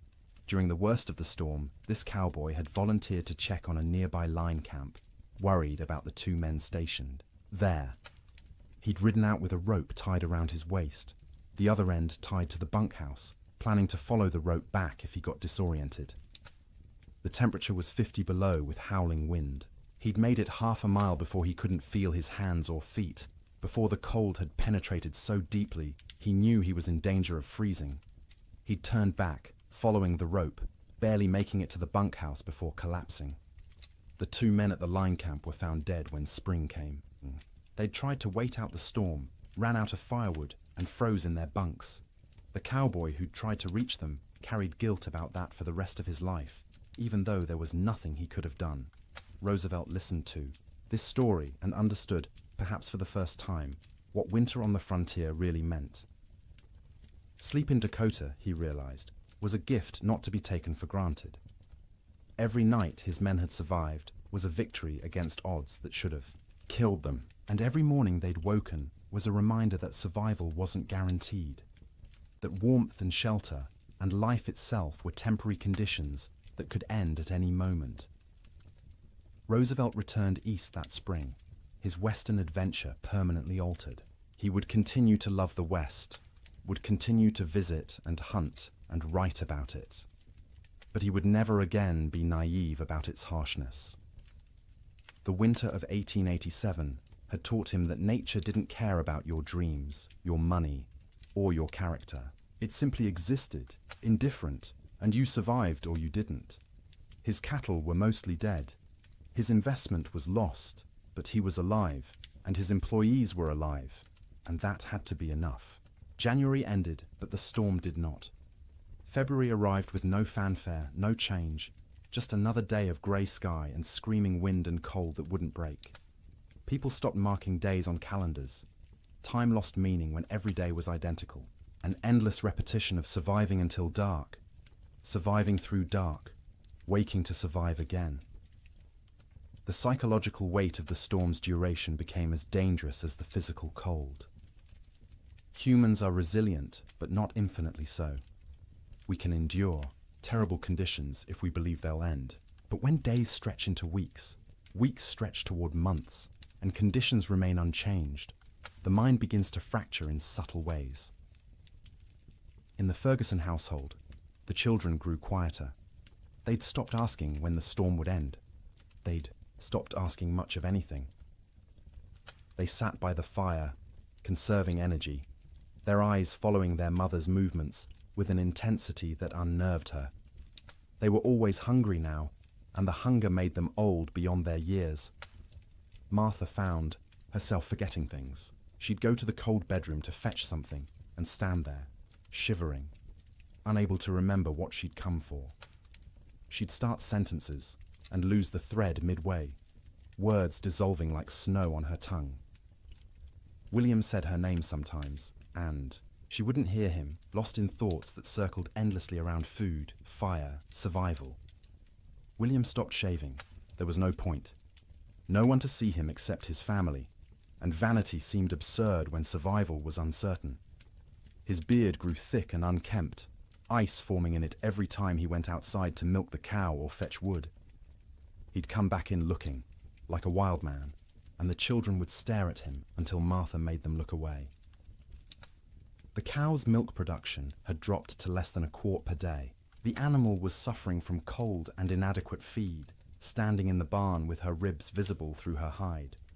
William knew they should slaughter her, use the meat, but the milk was too precious. As long as she gave any milk at all, he'd keep making that twice-daily journey to the barn. Sleep patterns disintegrated completely. There was no day or night anymore, just periods of lighter grey and darker grey outside the oiled paper window. People slept when exhaustion overwhelmed them, woke when cold or hunger or nightmares forced consciousness. The family's sleeping pile shifted constantly as people moved, trying to find warmth, trying to escape dreams. Martha's dreams were always about food, elaborate meals from her childhood in Wisconsin. Her mother's kitchen, warm and fragrant, tables loaded with roasted chicken and potatoes and fresh bread and butter. She'd wake with saliva flooding her mouth, stomach cramping with want. The disappointment of reality crushing. They had beans, always beans, the same beans cooked the same way, day after day, until the thought of eating another spoonful made her gag. William dreamed about summer, riding across green ranges, cattle fat and healthy, sun warm on his shoulders. He'd wake disoriented, expecting heat, finding only cold. The contrast between dream and reality was so sharp it hurt physically. His chest would ache, his throat would close. He'd lie there fighting tears while his family slept around him. The children's dreams were less specific, but more unsettling. They'd whimper in their sleep, reach out for comfort, wake crying without being able to say why.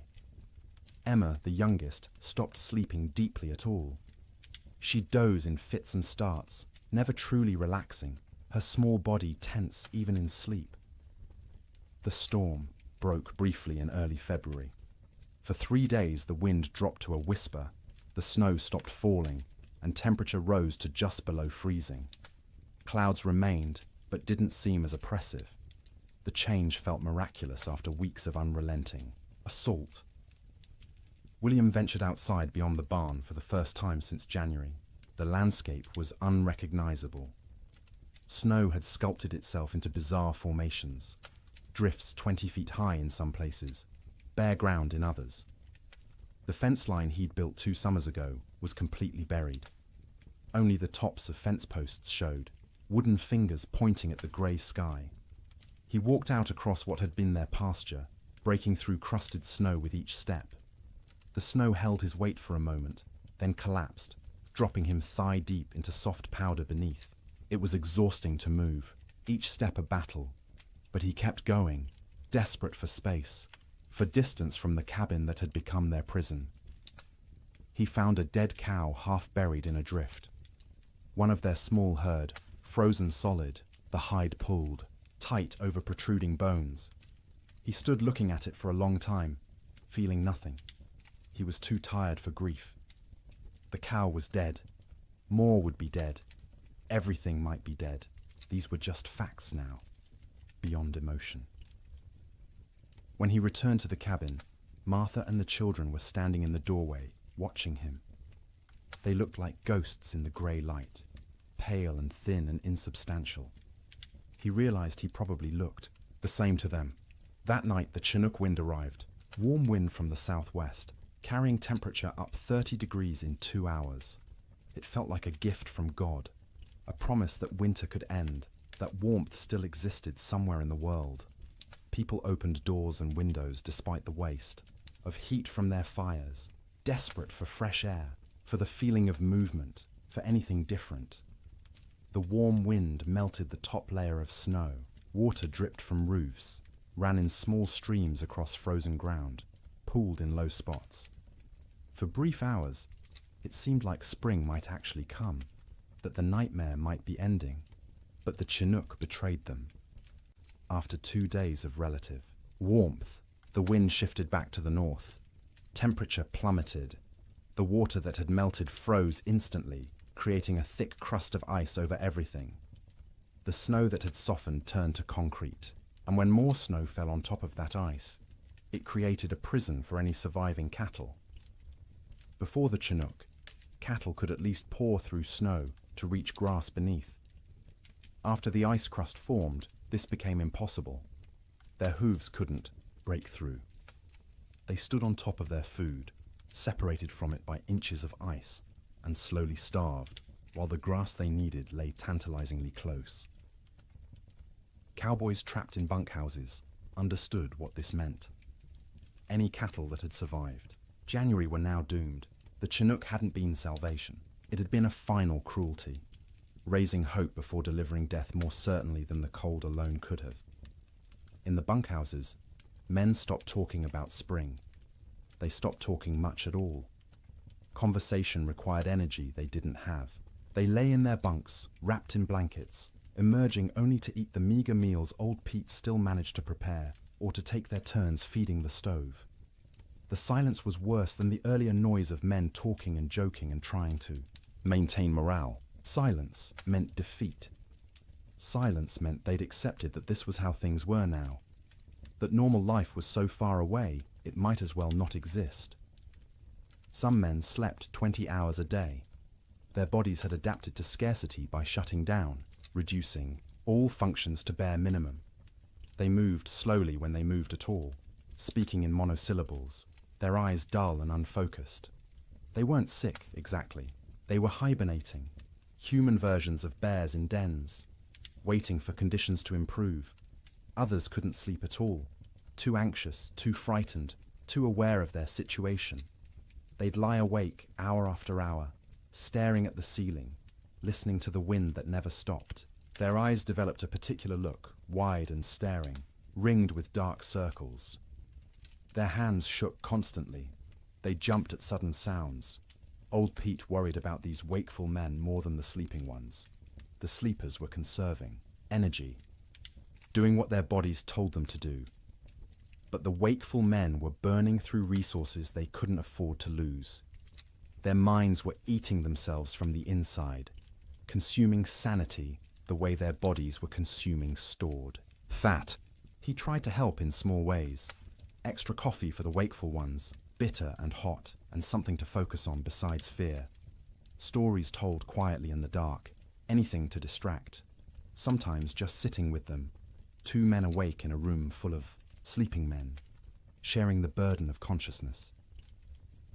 The nights were hardest. 15, 16 hours of darkness in February's depth.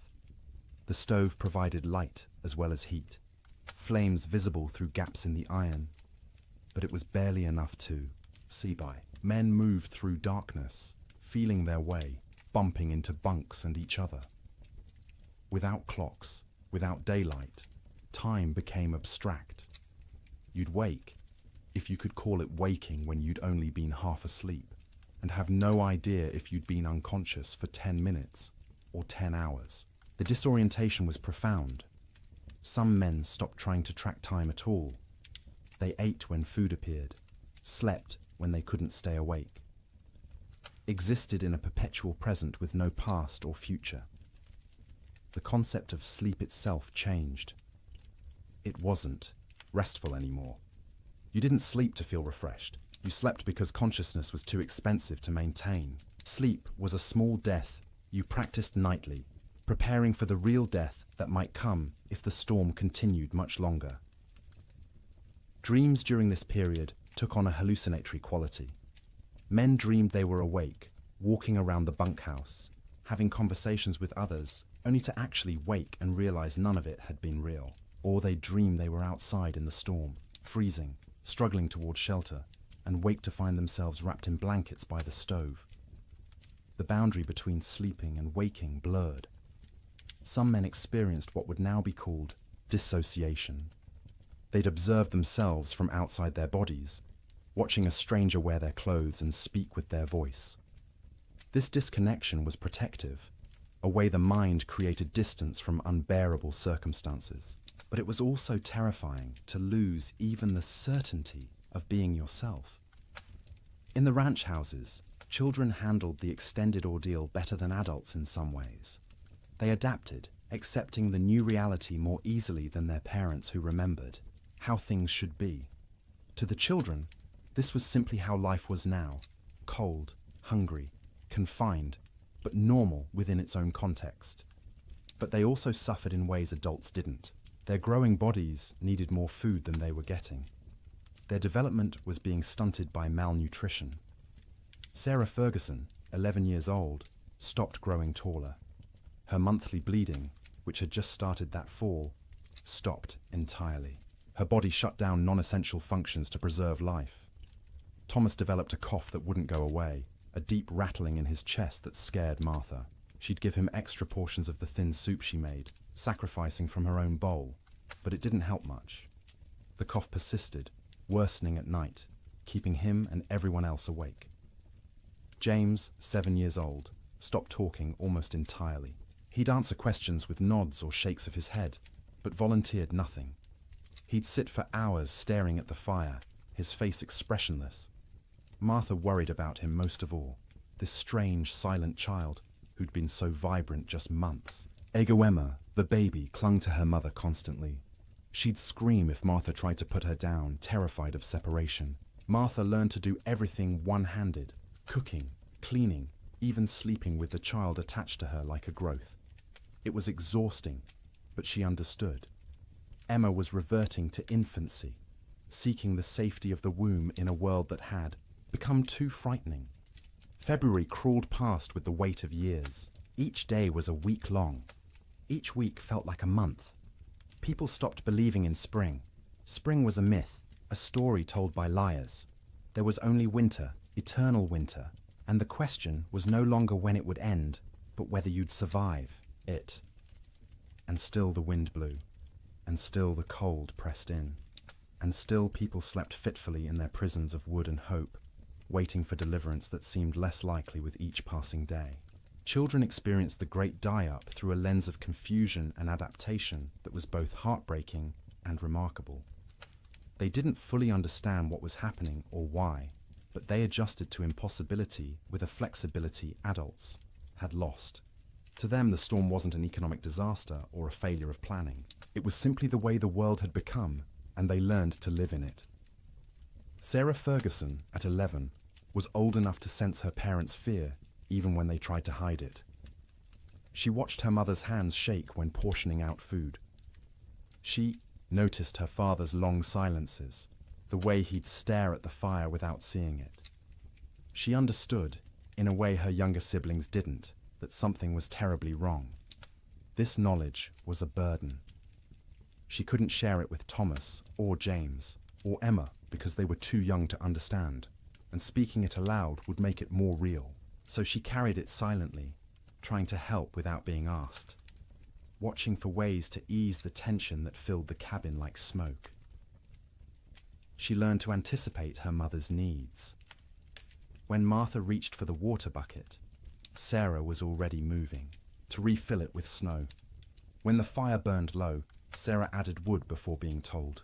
She took charge of Emma when the toddler grew fussy, singing to her, telling her stories, anything to give Martha a few minutes of peace. At night, Sarah lay awake, listening to her siblings breathe, counting breaths, making sure everyone was still, alive. She'd developed an irrational fear that someone would simply stop breathing in the dark and no one would notice. So she stayed vigilant, even when her own body screamed for sleep. She dreamed about school, which seemed like something from another life. The one-room schoolhouse 3 miles from their ranch, where Miss Peterson taught reading and arithmetic to a dozen farm children. Sarah had loved school, loved learning, loved having somewhere to go that wasn't the ranch. The storm had started during Christmas break, and school hadn't reopened. Might never reopen if families didn't survive the winter. She wondered about her classmates. Were they trapped in their homes too? Were they hungry? Were they scared?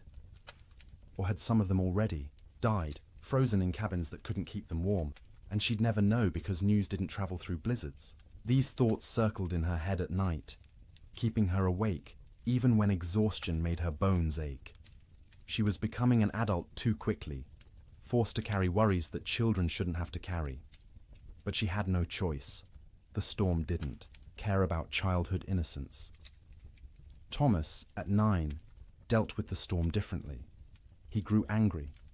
Not explosive anger, not tantrums, but a cold, sullen fury that he directed at everything and nothing. He was angry at the wind for not stopping, angry at his father for not fixing things, angry at God for letting this happen, angry at himself for being trapped and helpless. He'd punch his thin straw mattress when no one was looking, imagining it was the storm, hitting it until his knuckles hurt. He'd kick at the wall, leaving small scuff marks that his mother saw but didn't comment on. He needed to fight something, but there was nothing to fight except weather, and weather was beyond fighting. At night, Thomas didn't sleep so much as surrender. He'd fight consciousness until his body simply shut down, crashing into sleep so deep it was almost like fainting. He'd wake suddenly, disoriented, not remembering where he was for terrifying seconds before memory returned and reality settled back into place. His dreams were violent. He fought bears, wolves, faceless men. He swung fists and weapons, defending his family against threats that dissolved when he tried to focus on them. He'd wake with his heart pounding, sweat soaking his collar despite the cold, and lie there, trying to calm down before he disturbed everyone else. He was hungry all the time, a gnawing, constant hunger that made him think about food obsessively. He'd remember meals from before the storm, special occasions when they'd had roasted chicken, or beef, or his mother's apple pie. The memories were so vivid he could taste them, and the disappointment when he opened his eyes to find only reality was crushing. His mother noticed his anger, but didn't know how to help. She'd try to hug him, and he'd tolerate it stiffly, uncomfortable, with comfort, needing to be tough. He was the man of the house when his father was outside. He had to be strong. He couldn't let himself be a child, even though he was desperately, urgently still a child who needed reassurance that everything would be all right. James, at 7, retreated into silence and fantasy. He created elaborate stories in his head, imagining himself as a hero who could control weather, who could make the sun come out and melt all the snow. In his fantasies, he'd save his family, save the cattle, save everyone. People would thank him. His father would be proud. These daydreams, occupied hours. He'd sit by the fire, face blank, living entirely in his imagination where he was powerful instead of helpless. His mother worried about his silence, not understanding it was protection. If he didn't talk, he didn't have to acknowledge reality. He could stay in his head where things made sense and he had control. At night, James slept deeply but unrestfully. He'd thrash and kick, fighting battles in his dreams, sometimes crying out words no one could understand. His siblings had learned to sleep away from his feet because he'd kick without waking. Martha would sometimes reach over and touch his forehead, checking for fever, but he was just hot from the exertion of his dreams. When he did talk, it was often about summer. He'd ask when they could go outside and play, when they could go fishing in the creek, when the cattle would come back. His questions broke Martha's heart because she had no answers. She'd deflect, saying soon, or when winter ends, knowing these were lies, but unable to tell a 7-year-old that winter might not end, that nothing might come back. Emma, just 3 years old, understood least and suffered most in some ways. She knew something was wrong but couldn't articulate what. Her world had shrunk to one room, a fire, and the immediate presence of her family. She didn't remember clearly how things had been before the storm. This cold, confined existence was becoming her normal. She cried often, not from any specific pain, but from generalized distress. Hungry cries, cold cries, tired cries, scared cries. Her vocabulary wasn't sufficient to express what she felt, so she cried and clung to her mother and refused to be put down. Martha carried her constantly, the child's weight a familiar burden. Emma was getting lighter instead of heavier, losing weight she couldn't afford to lose. Her ribs showed through her thin dress. Her eyes seemed too large for her face. She looked like children in pictures of famine, skeletal and haunted.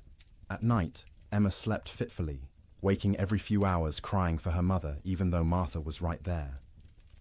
She'd need to be held, rocked, soothed back to sleep, a process that took longer each time.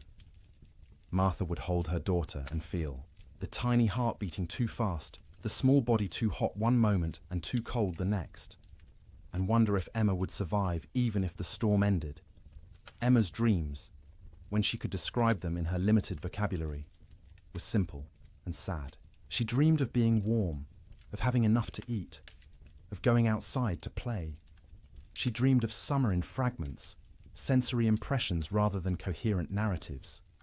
Sun on her face, grass under her feet, the feeling of running without being cold. The children had created small rituals to mark time and maintain some structure. Every morning, however they defined morning, Sarah would lead them in a counting game. They'd count to 100 together, which took Emma's entire concentration and distracted her from crying.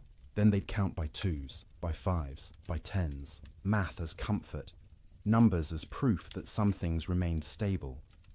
In the afternoon, Thomas would tell stories.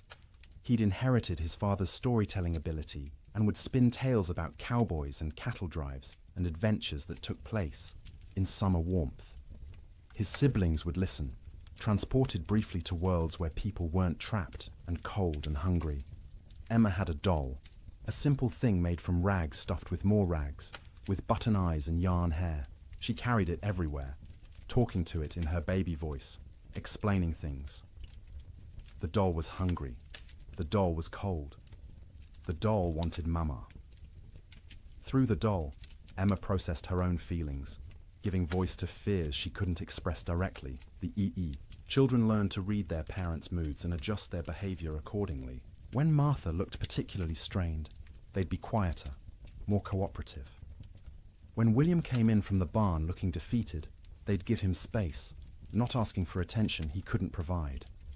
They became expert at making themselves small, at not adding to the household's burdens. But they were still children, and children need play. They'd create games from nothing, counting cracks in the ceiling, making shadow figures on the wall with their hands when the fire was bright enough, building towers from the few wooden blocks they owned, then knocking them down and building again. Sarah taught Emma songs, the same songs their mother had taught her. Simple rhymes about animals and weather and daily life.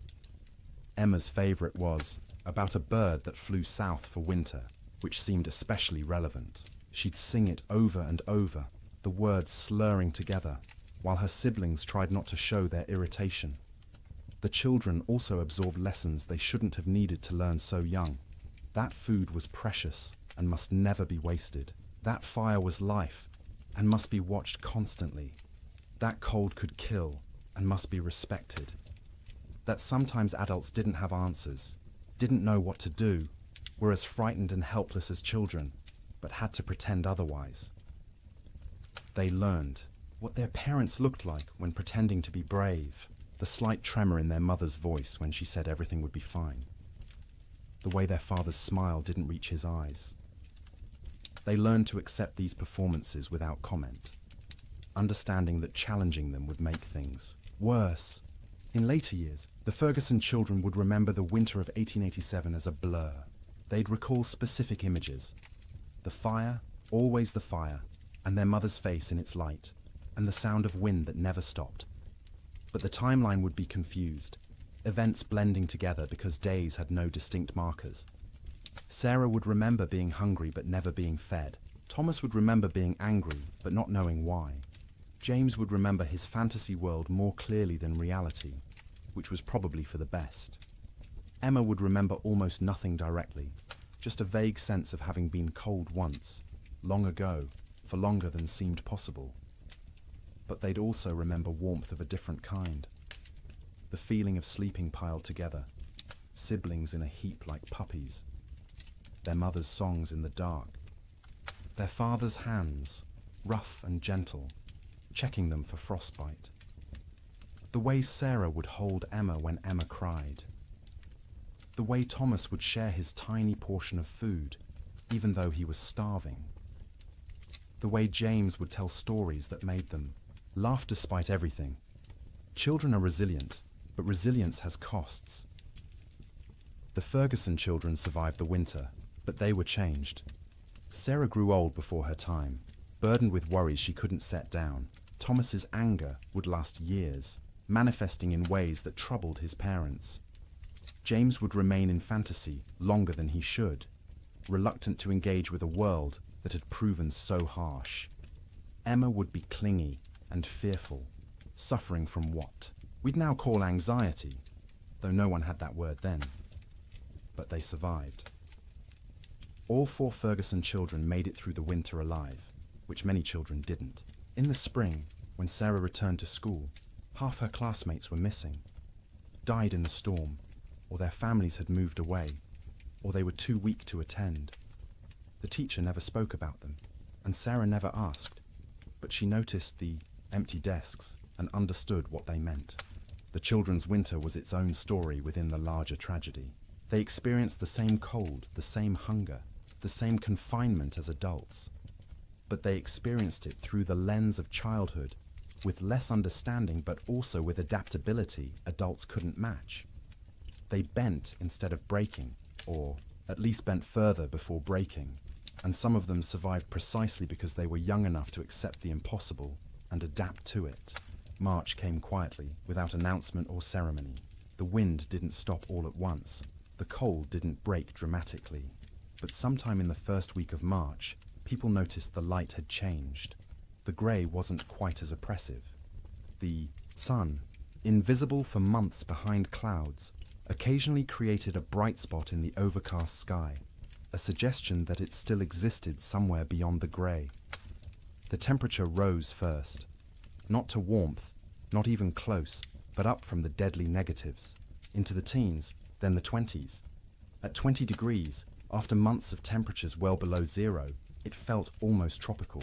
William Ferguson stepped outside without his heaviest coat for the first time since January and felt the difference immediately. Still cold, but survivable cold. Manageable cold. Human cold. The wind dropped next. Not gone, but diminished from its constant shriek to something closer to a whisper. You could hear other sounds again. Birds, tentatively returning. The creak of the barn, your own footsteps in the snow. After months of wind that drowned out everything, the relative silence was disorienting, and then finally the snow stopped falling. Days passed without new accumulation. The sky remained cloudy, but the clouds weren't releasing their burden anymore. What was on the ground would stay on the ground, but nothing new was coming. This realization spread through trapped households, like a physical wave. The storm was ending. Winter was releasing its grip. Spring, impossible spring, was actually going to come. But the thaw revealed horrors that had been hidden under snow. As temperatures rose above freezing and snow began to melt, the dead emerged. Cattle everywhere. More cattle than anyone had imagined possible. They lay along fence lines, stacked 3 and 4 deep, where they'd crowded against barriers trying to escape the wind. They filled ravines, hundreds in a single coulee, frozen together into a grotesque mass. They lined riverbanks, piled where they'd sought water, and found ice instead.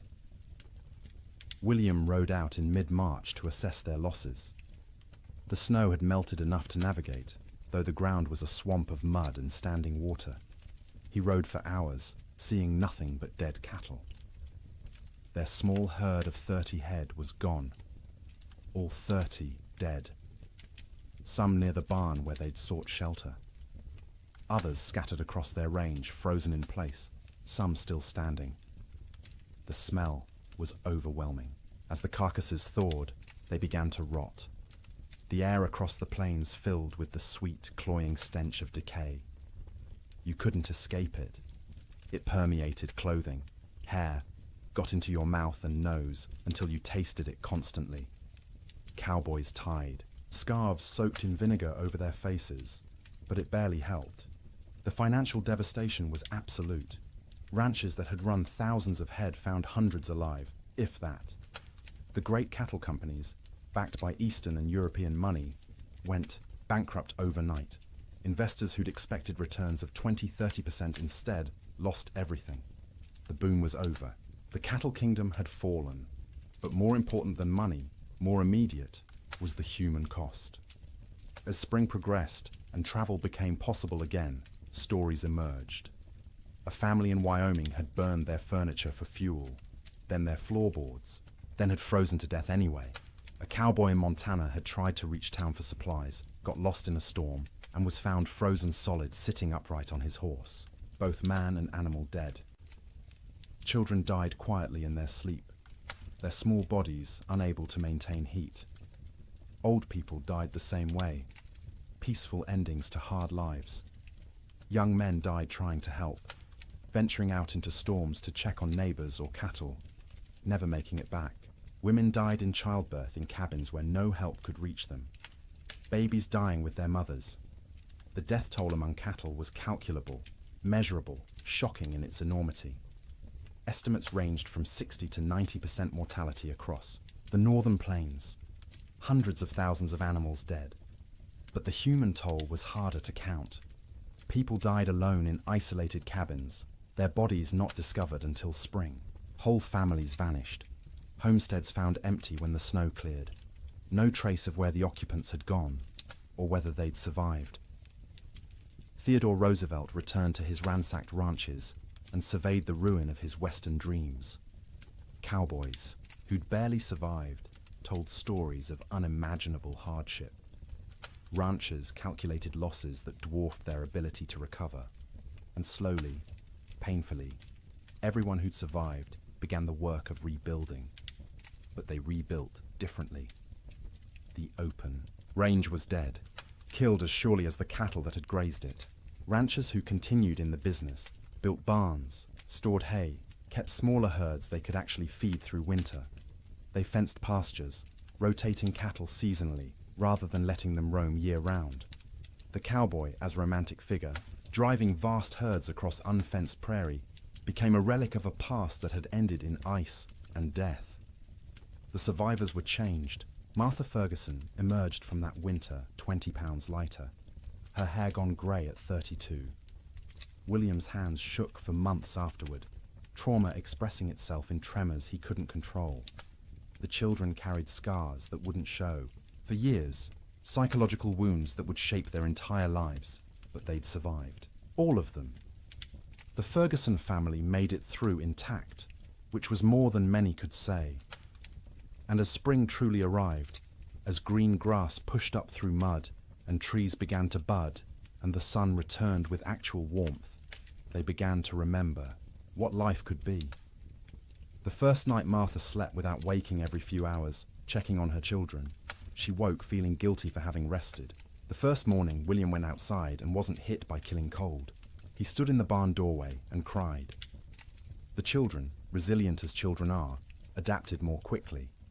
They ran outside in bare feet, feeling grass beneath their toes, relearning, joy they'd almost forgotten.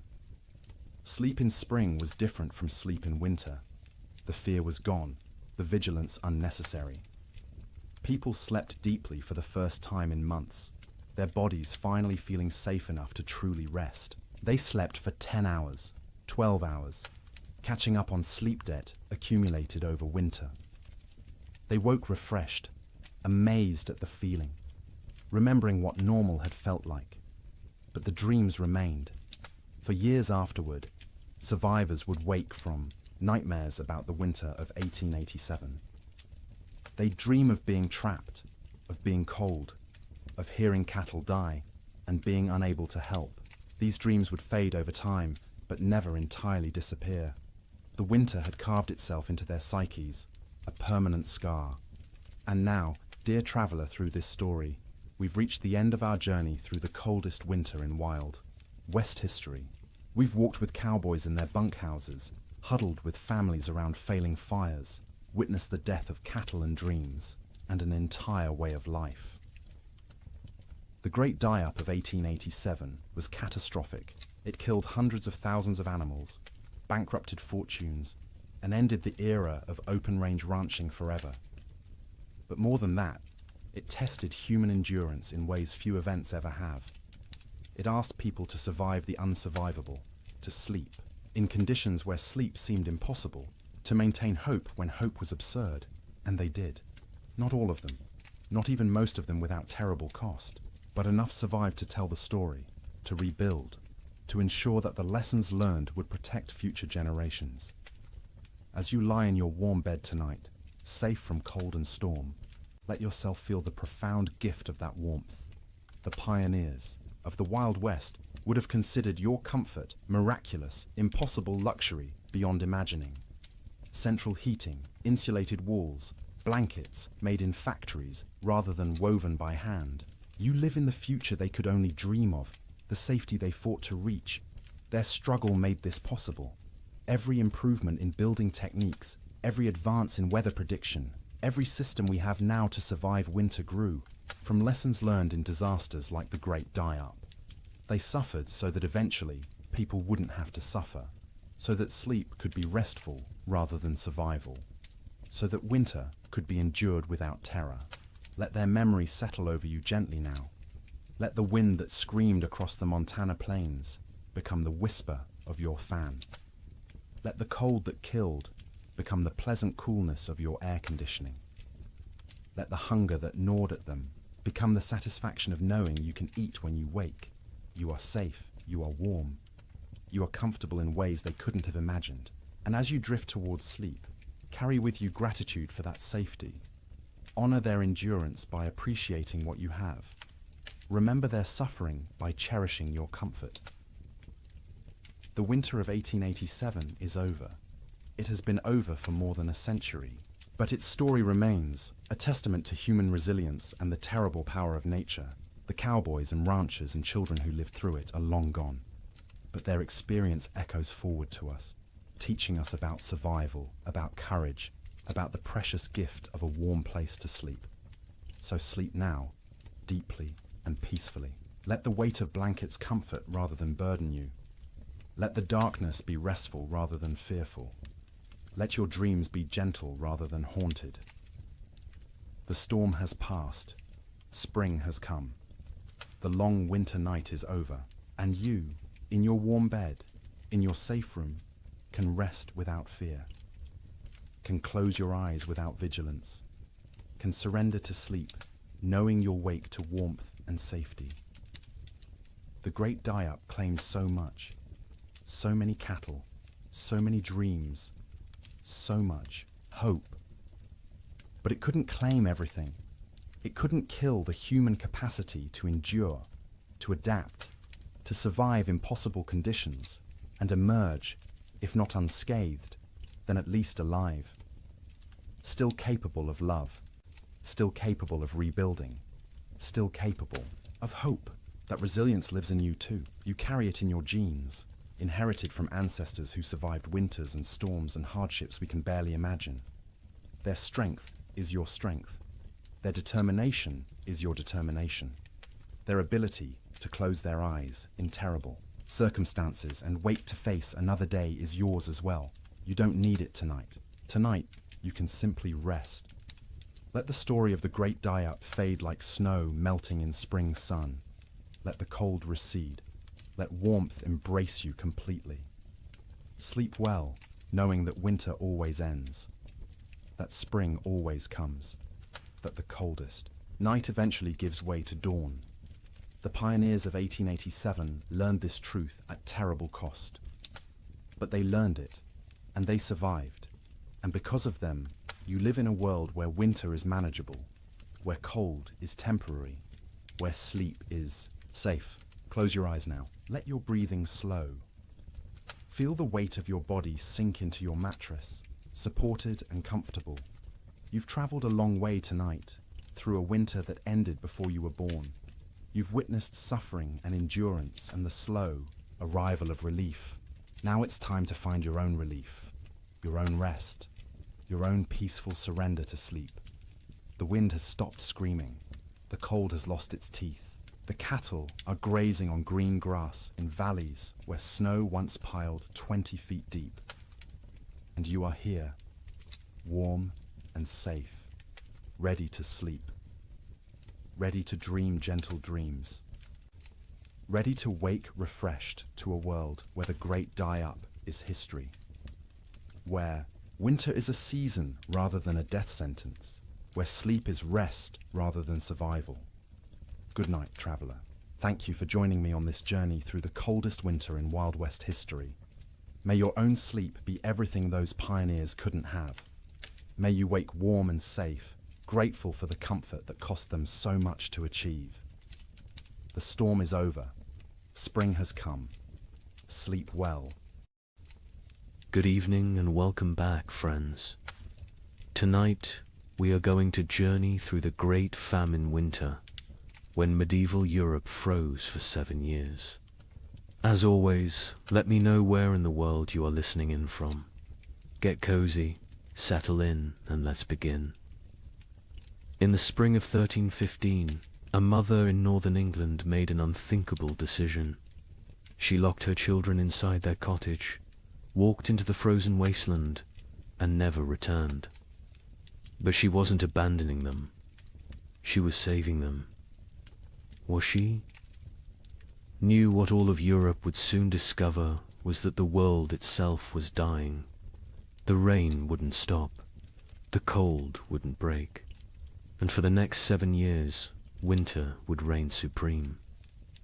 Her name was Marjorie of Durham, and her neighbors found her children 3 days later, alive, huddled around the last embers of their fire. The eldest, a boy of 9, clutched a note his mother had left. The priest who recorded it wrote that his hands shook as he read her words aloud. My flesh will buy them grain. My absence will grant them mercy. Tell them I walk toward God, not away from them. You see, Marjorie had understood something terrible. Something that would take the rest of Europe months to grasp. This wasn't just another harsh spring. This was the beginning of an extinction. The marketplace where she'd traded her body for bread had made the calculation clear. A living mother meant 5 mouths to feed.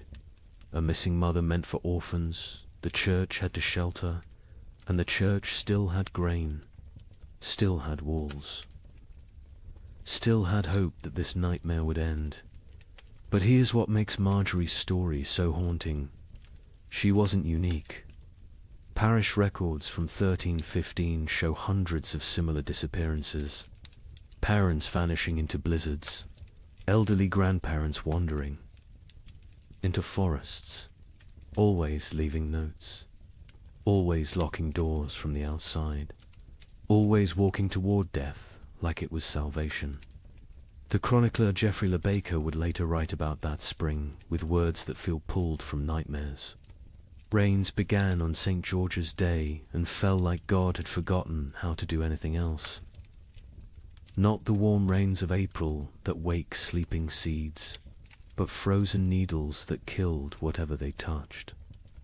Crops didn't fail, they drowned standing. Rivers didn't flood, they exploded from their banks like wounded animals. Think about that. For a moment, you're a medieval peasant. Your entire world is 3 miles wide. Everything you know about survival, every technique your father taught you, every prayer your mother whispered, assumes one simple truth, that seasons follow patterns. Spring brings life. Summer brings growth. Autumn brings harvest. Winter brings rest. But what happens when spring never comes? When winter refuses to die? When the very foundation of existence cracks beneath your feet? That's what began in 1315. Not a famine, not a crisis, but the complete collapse of natural order. And Marjorie of Durham, walking into that frozen dawn, leaving her children behind to live, was just the first character in a story that would consume 15 million souls. Before it ended. The question isn't how Europe survived, it's what Europe became to survive it. Picture yourself waking up on Easter morning, 1315, in a small village outside Paris. Your neighbor Johannes jokes about yesterday's rain ruining his seedlings. His wife laughs, saying one wet spring never hurt anyone. Within 6 months, Johannes will trade his youngest daughter for a bag of moldy grain. His wife will disappear one night, and the village will pretend not to notice the fresh meat at the butcher's stall. But this morning, they're still laughing. The peculiar thing about catastrophe is how quietly it arrives. No trumpets, no divine warnings, just rain. Endless, crushing, biblical rain that began falling across Europe in May 1315 and simply didn't stop. That Easter morning in Kratzy-le-Chapelle, 20 miles from Paris, felt like any other. The baker Michel had risen at cockscrow to fire his ovens. His wife Agnes counted their silver, planning to buy young pigs at the summer fair. Their son Pierre played with wooden knights, recreating battles he'd never fight because there wouldn't be a world left to fight for. The church bells summoned them to Mass. Father Bernard, still young enough to believe suffering had meaning, delivered a sermon about resurrection, about new life, about God's promise that seed time and harvest would never cease. The congregation nodded along, comfortable in their certainty. Why wouldn't they be? Their grandfathers had survived wars. Their fathers had survived plagues. Surely they could survive a little rain. But if you'd looked carefully that morning really, Latude have seen the signs. The sparrows that usually nested in the church eaves were gone. Not dead, gone. The cats had stopped hunting, instead huddling in doorways with their fur perpetually damp. And the old women, the ones who remembered the harsh winter of 1258, had started hoarding soldat. Johannes, the man who joked about his seedlings, was a cloth merchant. Successful enough to own 2 cows and rent 3 strips of land. His wife Marie had borne him 7 children, 4 still living, which made them lucky by medieval standards. Their youngest, Isabel, had just turned 6, hair like spun gold. Her father would say, worth its weight in gold, someone else would say 6 months later, weighing her against a sack of spoiled wheat. The rain that Easter was unusual only in its persistence. It had fallen for 3 days straight, turning the roads to mud, keeping the holiday merchants away. But rain in April wasn't catastrophe, it was inconvenience. The real terror wouldn't begin until May 15th, the feast of St. Dymphna, when the rain turned cold. Brother Francis of the Abbey St. Denis recorded it first. He'd been copying manuscripts when he noticed his breath misting in the scriptorium. In May, at midday, the ink froze on his quill. He thought perhaps illness had taken him. Fever turned backward into chills. Then he saw the other monks rubbing their hands, saw the frost forming on the inside of the windows. By June, that cold rain had become something medieval Europeans had no word for. We might call it freezing rain, but they called it devil spit. Water that fell as liquid but froze on contact. Entire fields became sheets of ice in summer. Roses bloomed and died in the same hour, encased in crystal tombs. The wheat, which should have been knee-high in green, stood stunted in yellow. The barley rotted in the earth before it could sprout. The rye grew, but wrong-twisted, black, infected with something that would later be recognized as ergot, the fungus that causes hallucinations and gangrene. Some villagers, desperate for any harvest, ate it anyway. They danced themselves to death in the streets, laughing as their fingers turned black and fell off. But we're getting ahead of ourselves. Let's return to Johannes and his family, because their story is everyone's story. By late May, Johannes had stopped joking about anything. The constant rain had ruined the roads, making trade impossible. No merchants could travel, which meant no cloth could be sold, which meant no coins for bread. Not that there was bread to buy. The baker Michel had closed his ovens now. Grain meant no flour, meant no purpose to the fire. June brought the first death in Crassy-la-Chapelle. Not from starvation, not yet. Old Catherine, who'd survived 70 winters, simply gave up. She announced at Sunday Mass that God had abandoned them, walked home, lay down in her bed, and willed herself to die. The priest called it despair, a mortal sin.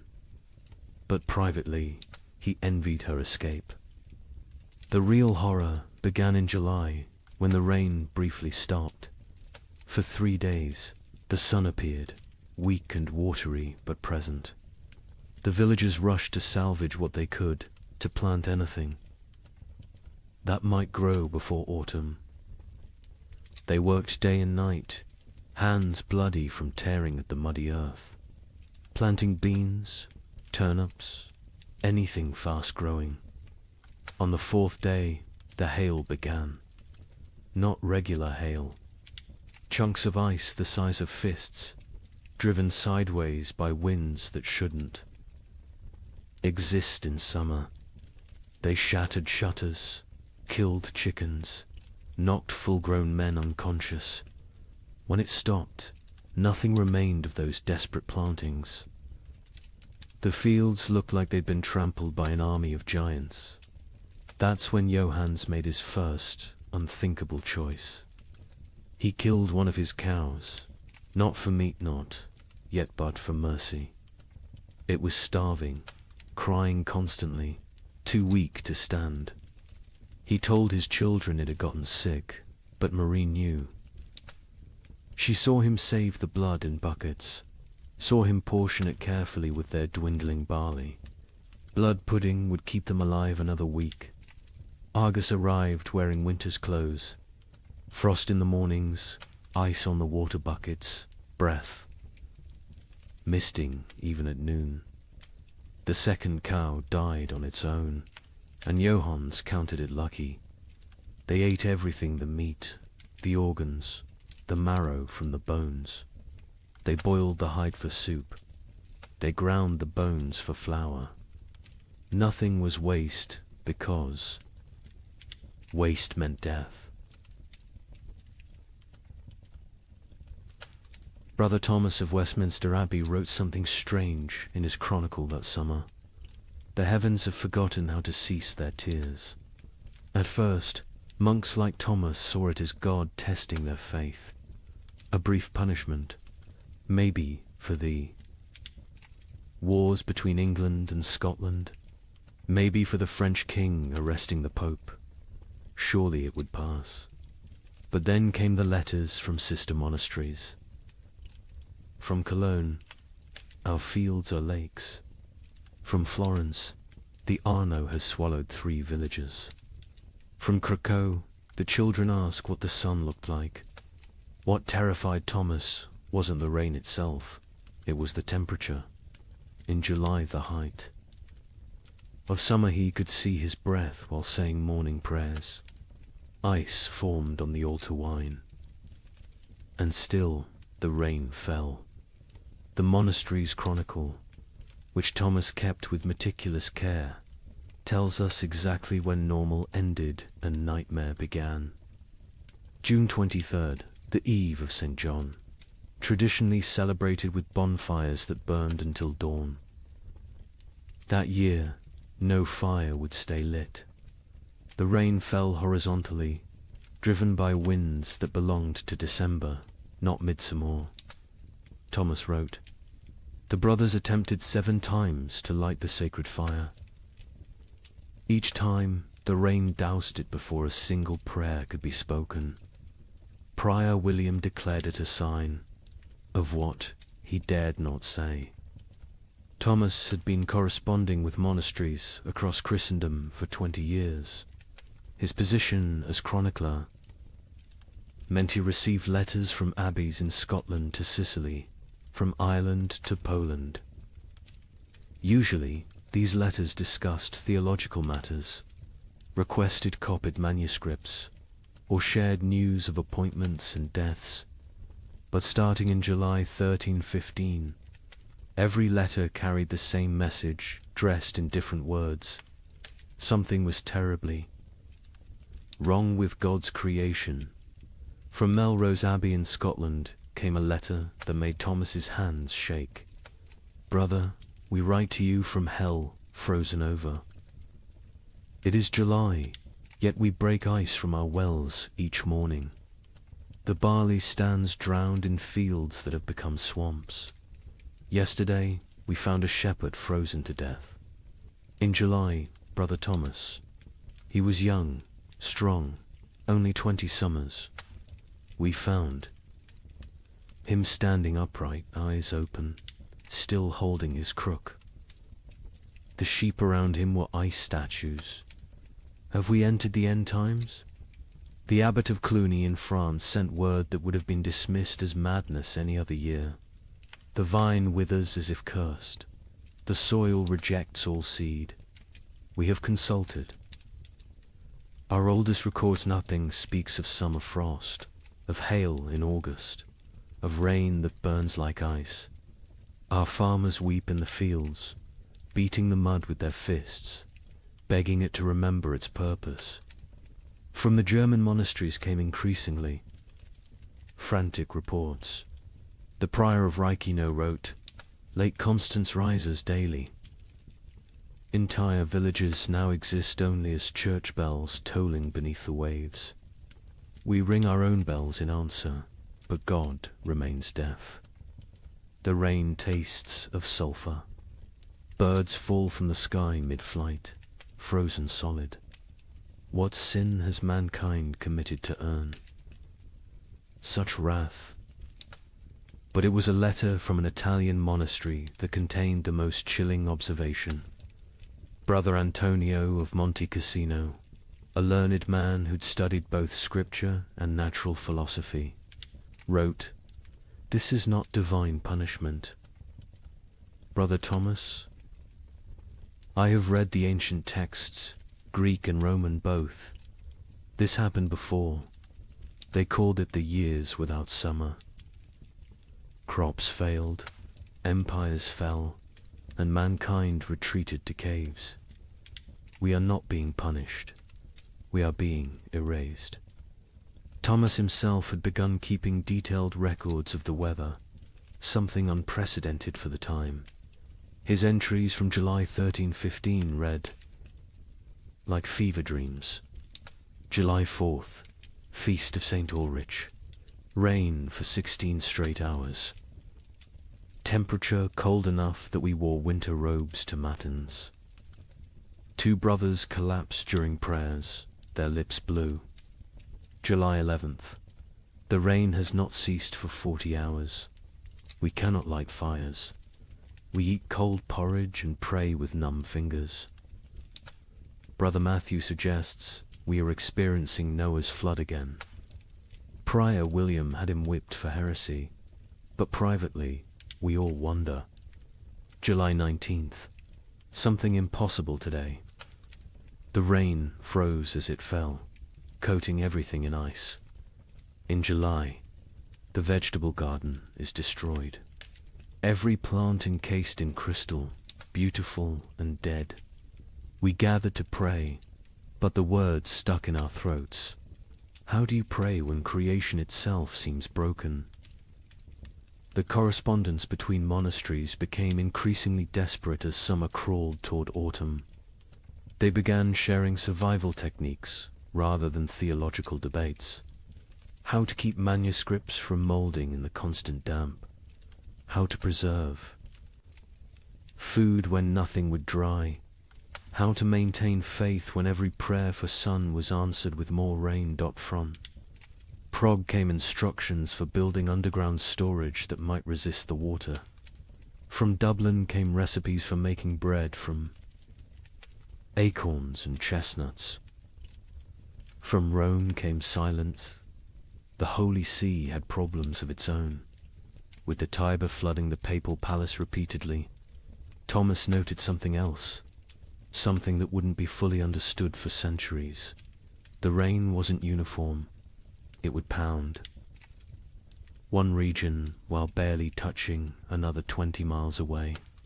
But those dry spots weren't lucky, they were cursed differently. Without rain, but with temperatures below freezing in summer, crops still died. Wells still froze. People still starved. A letter from the Bishop of Bergen in Norway contained an observation that haunts historians today. The merchants from Iceland have not come. They were due in May, as always. It is now August. Ships sent to investigate found the sea routes blocked by mountains of ice that should not exist in summer, or perhaps should not exist at all. The sailors speak of icebergs, tall as cathedrals, moving south like an army of frozen giants.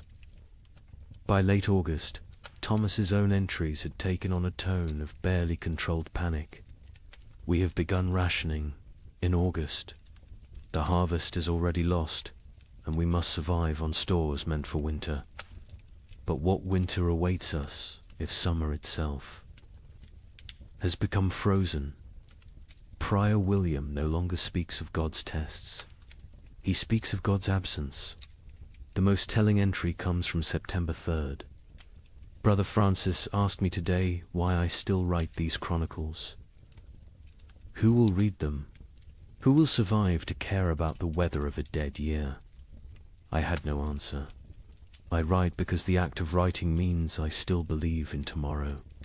When I stop writing, I stop hoping. So I write of rain, of cold, of death creeping closer.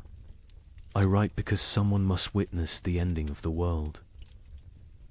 Imagine watching your entire years work everything you need to survive a rotting in the field before your eyes. Not failing to grow, not dying from drought, but literally dissolving into grey sludge. A French peasant named Guillaume left us.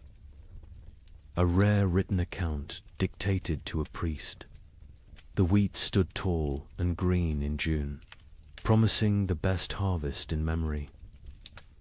By August, it was black soup. The smell, God forgive me, it smelled like death before death had even come. But here's where our story takes its first dark turn. The failed harvest of 1315 was just the opening act. Because while the peasants mourned their rotted grain, something else was happening. Something that would transform a bad harvest into an apocalypse.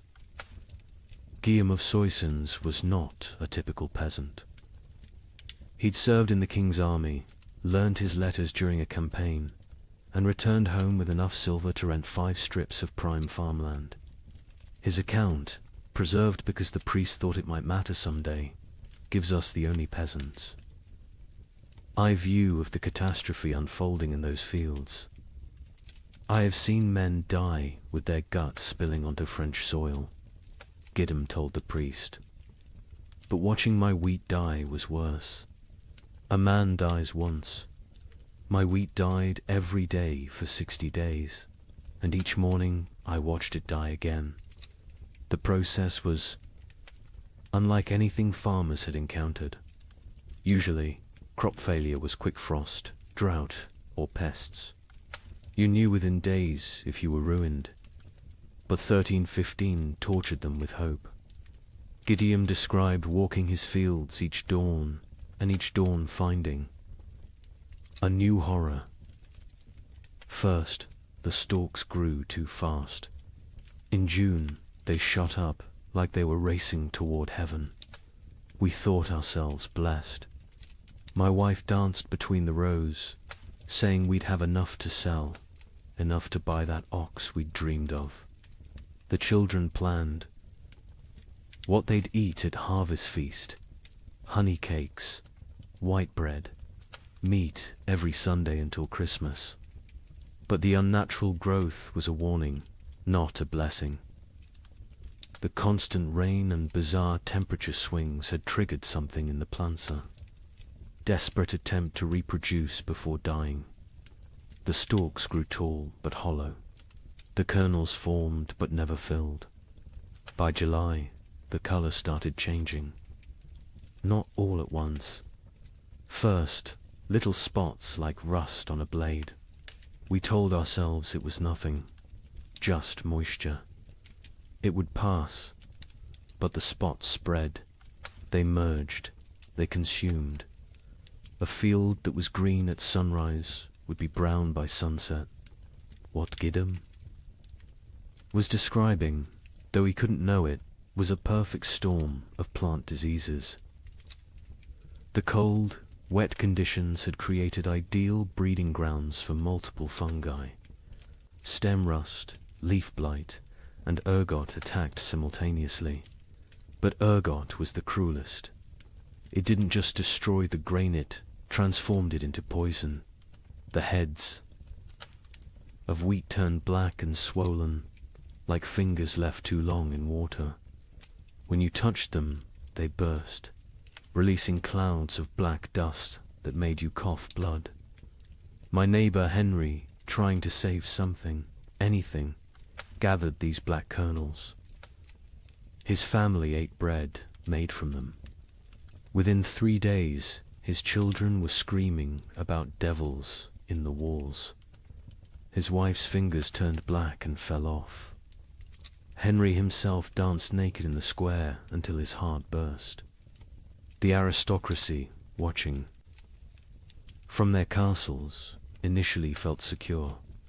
They had stores from previous years, contracts with merchants, the ability to import grain. The Lord of Soissons, Robert de Courtenay, even rode through the failing fields in July, telling the peasants not to despair, that he would reduce their taxes, that no one would starve. But Lord Robert didn't understand what Gideon understood. This wasn't one bad harvest. This was the end of agriculture itself. The ground changed. Gillam explained. It wasn't soil anymore. The rain had been falling so long, so hard, that all the good earth washed away. What remained was grey clay. That wouldn't hold seed, wouldn't grow weeds, wouldn't even grow the grass. It was like God had salted the earth, but with water instead of salt. By August, desperation drove innovation. Farmers tried everything their ancestors had never dreamed of. They built fires in the fields, trying to dry the soil. They dug drainage ditches that filled faster than they could empty them. They brought their livestock to sleep among the crops, hoping animal warmth might save something. An educated monk observing these efforts wrote, "They perform rituals that border on paganism, dancing naked under the full moon, burying live cats at field corners, bleeding themselves onto the soil. They have forgotten Christ and remembered older, darker gods, yet still the crops fail." The nobility began to panic when they realized the implications. No harvests meant no taxes. No taxes meant no armies. No armies meant no power. The entire feudal system depended on agricultural surplus. Without it, civilization itself would collapse. The Bishop of Reims recorded a meeting of local lords in August 1315. Lord Thibaut suggested we take what grain remains by force, store it in our castles, and let God sort the living from the dead. Lord Gautier proposed we sell our lands to Italian merchants who don't yet know of our catastrophe. Lord Felipe said nothing, just sharpened his sword throughout the meeting. We all knew what he was thinking. When the starving masses come, sharp steel might buy us more time than prayer. But it was Guillem's final observation that proved most prophetic. The worst part wasn't the hunger we knew was coming. It was what hunger would make us become. I saw my neighbor Marcel looking at his plump daughter differently, not with father's love, with a butcher's calculation. I saw wives eyeing husbands who'd grown too weak to work. I saw children forming packs, like wolf cubs learning to hunt. The priest asks me what I think God wants from us. I tell him God is done wanting. Now he's taking, and he's going to keep taking until there's nothing left but rain and mud and sigh. And mud and sigh. The memory of what men used to be before they became animals again. The failed harvest of 1315 wasn't measured in bushels of lost grain. It was measured in the systematic destruction of hope. Every rural community in Europe had lived with the same rhythm for 1,000 years. Plant in spring, tend in summer, harvest in autumn, survive on stores through winter. That cycle was civilization. And in 1315, the cycle broke. By September, even the weeds had given up. Fields that should have been golden with wheat or barley were instead grey seas of mud, punctuated by the black skeletons of dead trees. The only things that grew were fungous, bulbous things that appeared overnight in colors nature had never intended. Purple, electric blue, sick yellow.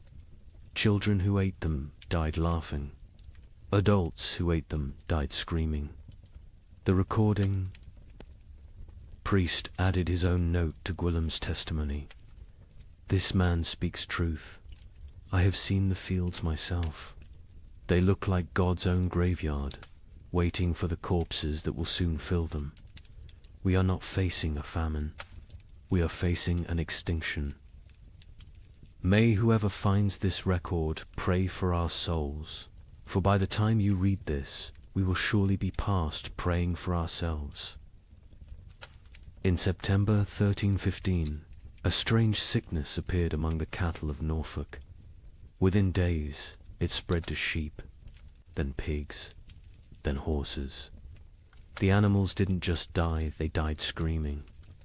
A contemporary account describes cattle crying like humans. In their agony, their tongues swollen black, their eyes weeping blood. Modern historians call it marin, but medieval Europeans had another name for it: devil's touch, because healthy animals would drop dead mid-step. A cow giving milk at dawn would be a corpse by noon, and the speed of transmission defied Logicantia herds gone in hours. But I haven't told you the worst part yet. The animals that survived, they changed. Horses began eating meat. Pigs turned feral, forming packs that hunted. And the rats. The rats disappeared entirely. Where did they go? That mystery wouldn't be solved for another 30 years, when they returned, carrying something far worse than hunger. The first recorded death was a prize bull named Samson, owned by the Earl of Norwich, worth more than most villagers earned. In a year, Samson was protected like royalty-sheltered stable, imported feed, 3 stable boys attending him constantly. On September 8th, he was healthy enough to breed. By September 9th, he was dead, his massive body twisted in angles that bones shouldn't allow. Foam tinged pink with blood dried around his mouth. The Earl's stable master, a methodical man named Walter, documented what happened next with the precision of someone who knew he was witnessing something unprecedented.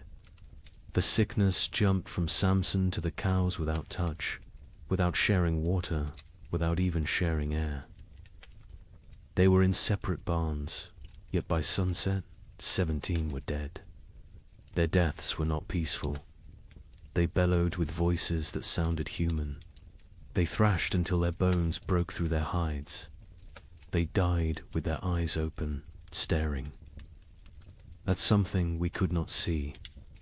Within a week, every cow in Norfolk was either dead or dying. But the disease didn't respect species boundaries. Sheep began falling next, their wool turning grey overnight before they collapsed.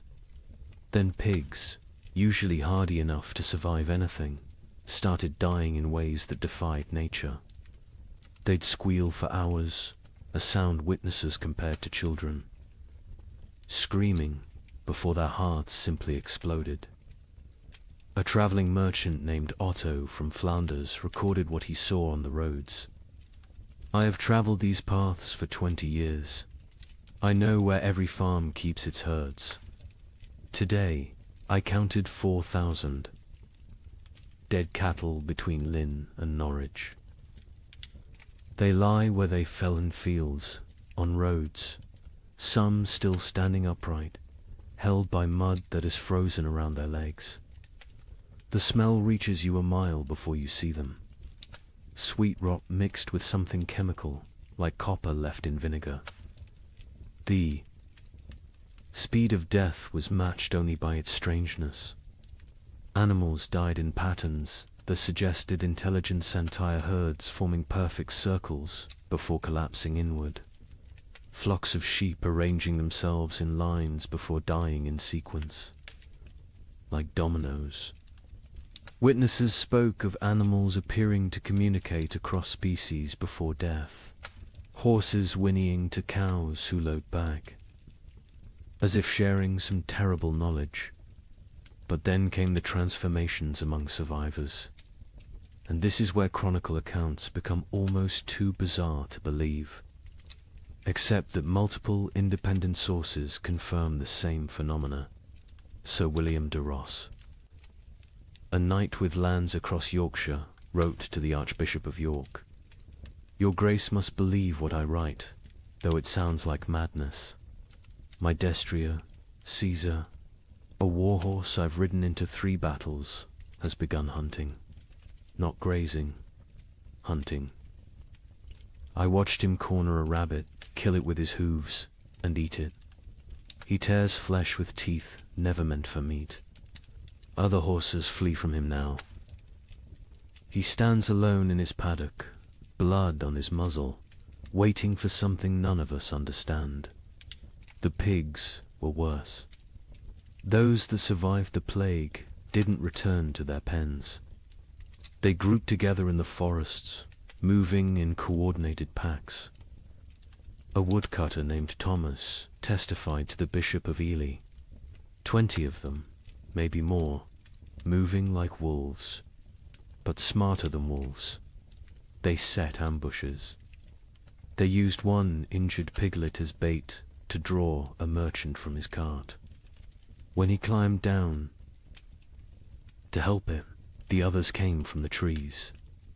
We found his bones 3 days later, picked clean, arranged in a pile like they were showing off. The transformation wasn't limited to behavior. Physical changes occurred that medieval veterinarians couldn't explain. Horses grew longer teeth, sharp enough to tear meat. Pigs developed thicker hides that arrows couldn't pierce. Chickens that survived grew black feathers, regardless of their original coloring, and their eggs, when cracked, contained blood instead of yolk. A learned monk, Brother Adlard, who had studied Arabic texts on animal husbandry, proposed a theory. The beasts know something we do not. They sense the world itself is dying and are changing to survive in whatever hellscape follows. They are becoming what they need to be. The question is, what does that make us?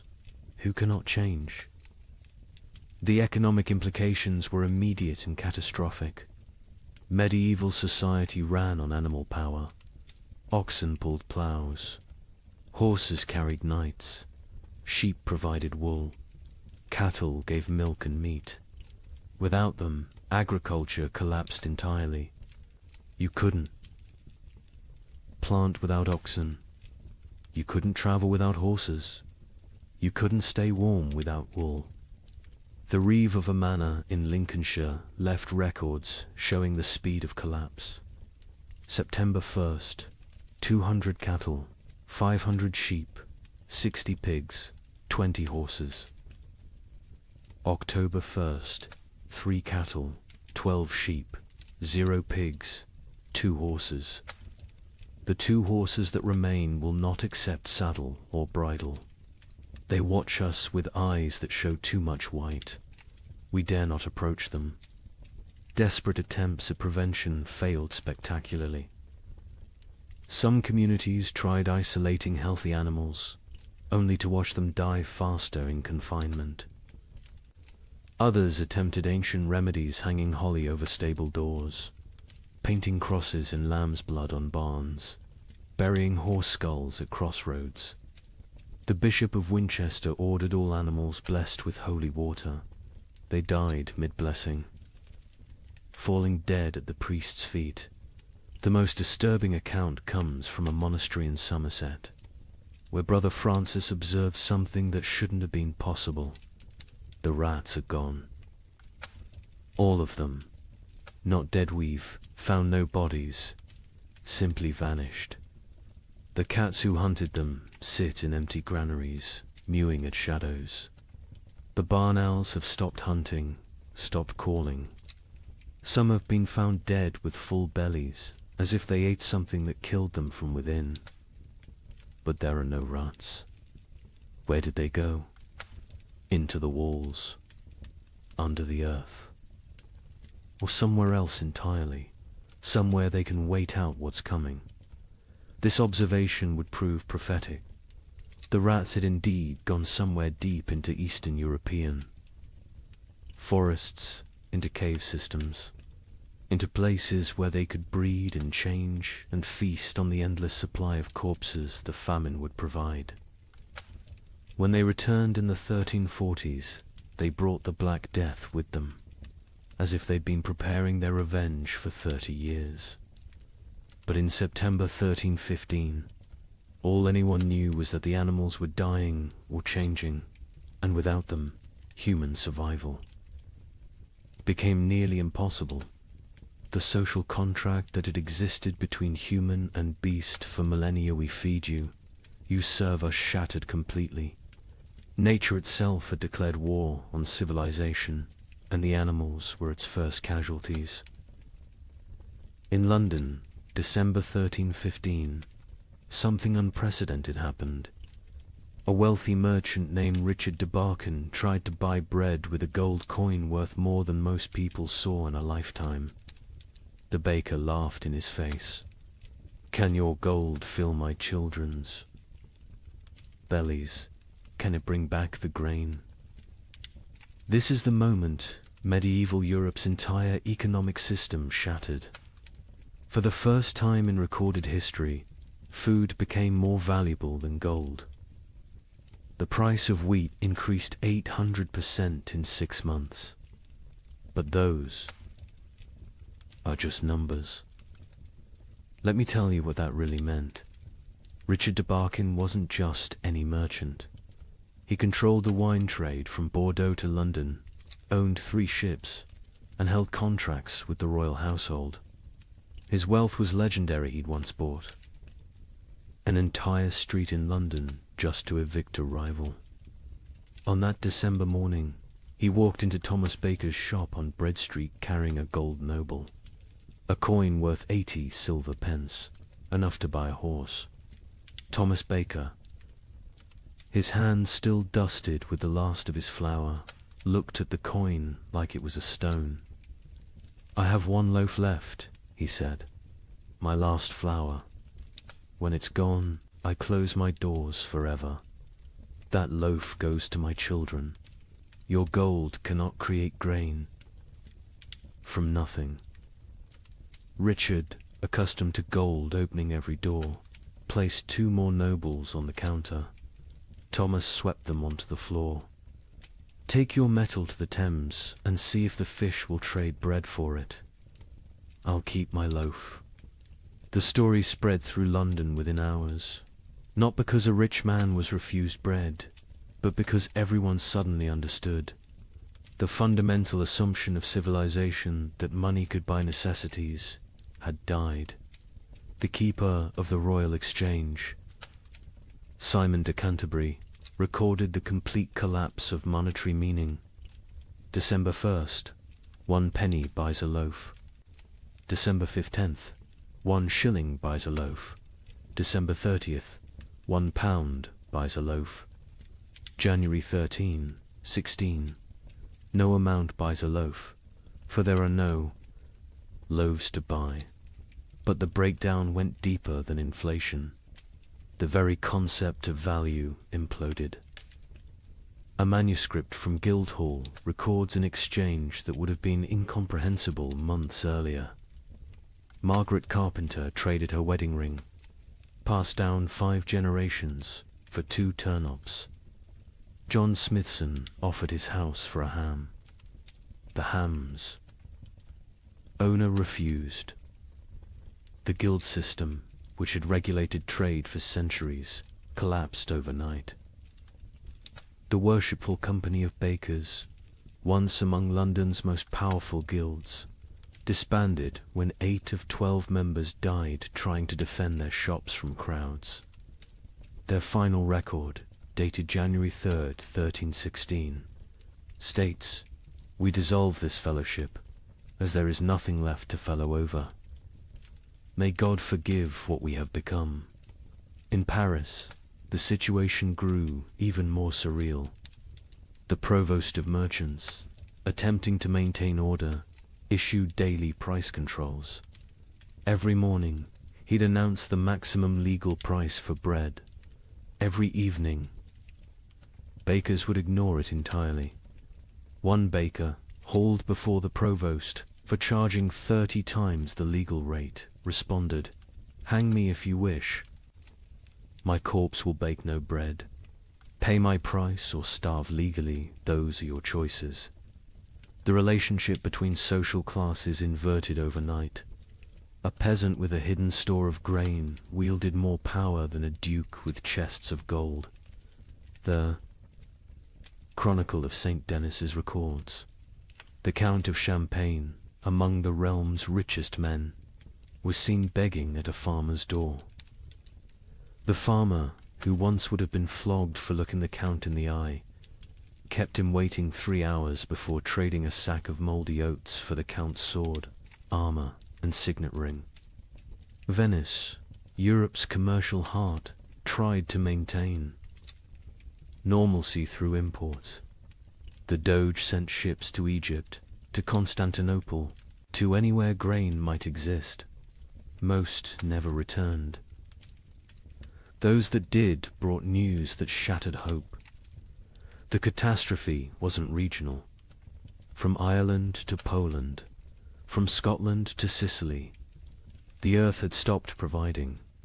A Venetian merchant's letter to his partner survives. "I have 40,000 ducats in gold. Yesterday, I tried to buy bread with it all. The baker said he'd rather throw his last loaf to the fish than trade it for coins. I offered him my palazzo. He laughed and said, 'Can I eat marble? Can I digest paintings? We have invented money, created banking, built commerce. None of it matters when there is nothing to buy.'" The church, traditionally the provider of last resort, faced impossible mathematics. The Abbey of Cluny's accounts show their dilemma starkly. We have grain for 300 souls for 6 months. 7,000 souls crowd our gates. If we feed all 4, compassion's sake, all die in 3 weeks. If we feed only our brothers, we survive but lose our purpose. Christ multiplied loaves in Phaedrus. We can only divide and subtract. Some monasteries chose martyrdom through generosity, opening their stores until empty, then dying with those they tried to save. Others became fortresses, monks armed with clubs defending walls, while starving crowds pleaded outside. The abbot of Glastonbury wrote, "We have become what we swore never to be, choosers of who lives and who dies. Each grain of wheat is a decision, each meal is a judgment. We are not God, yet we play him daily." The collapse of money created new forms of trade that horrified contemporary observers. The Bishop of Lincoln recorded, "Women sell themselves, not for coin, but for bread. A loaf buys what gold cannot. Mothers auction their children to whoever can feed them. These are not choices.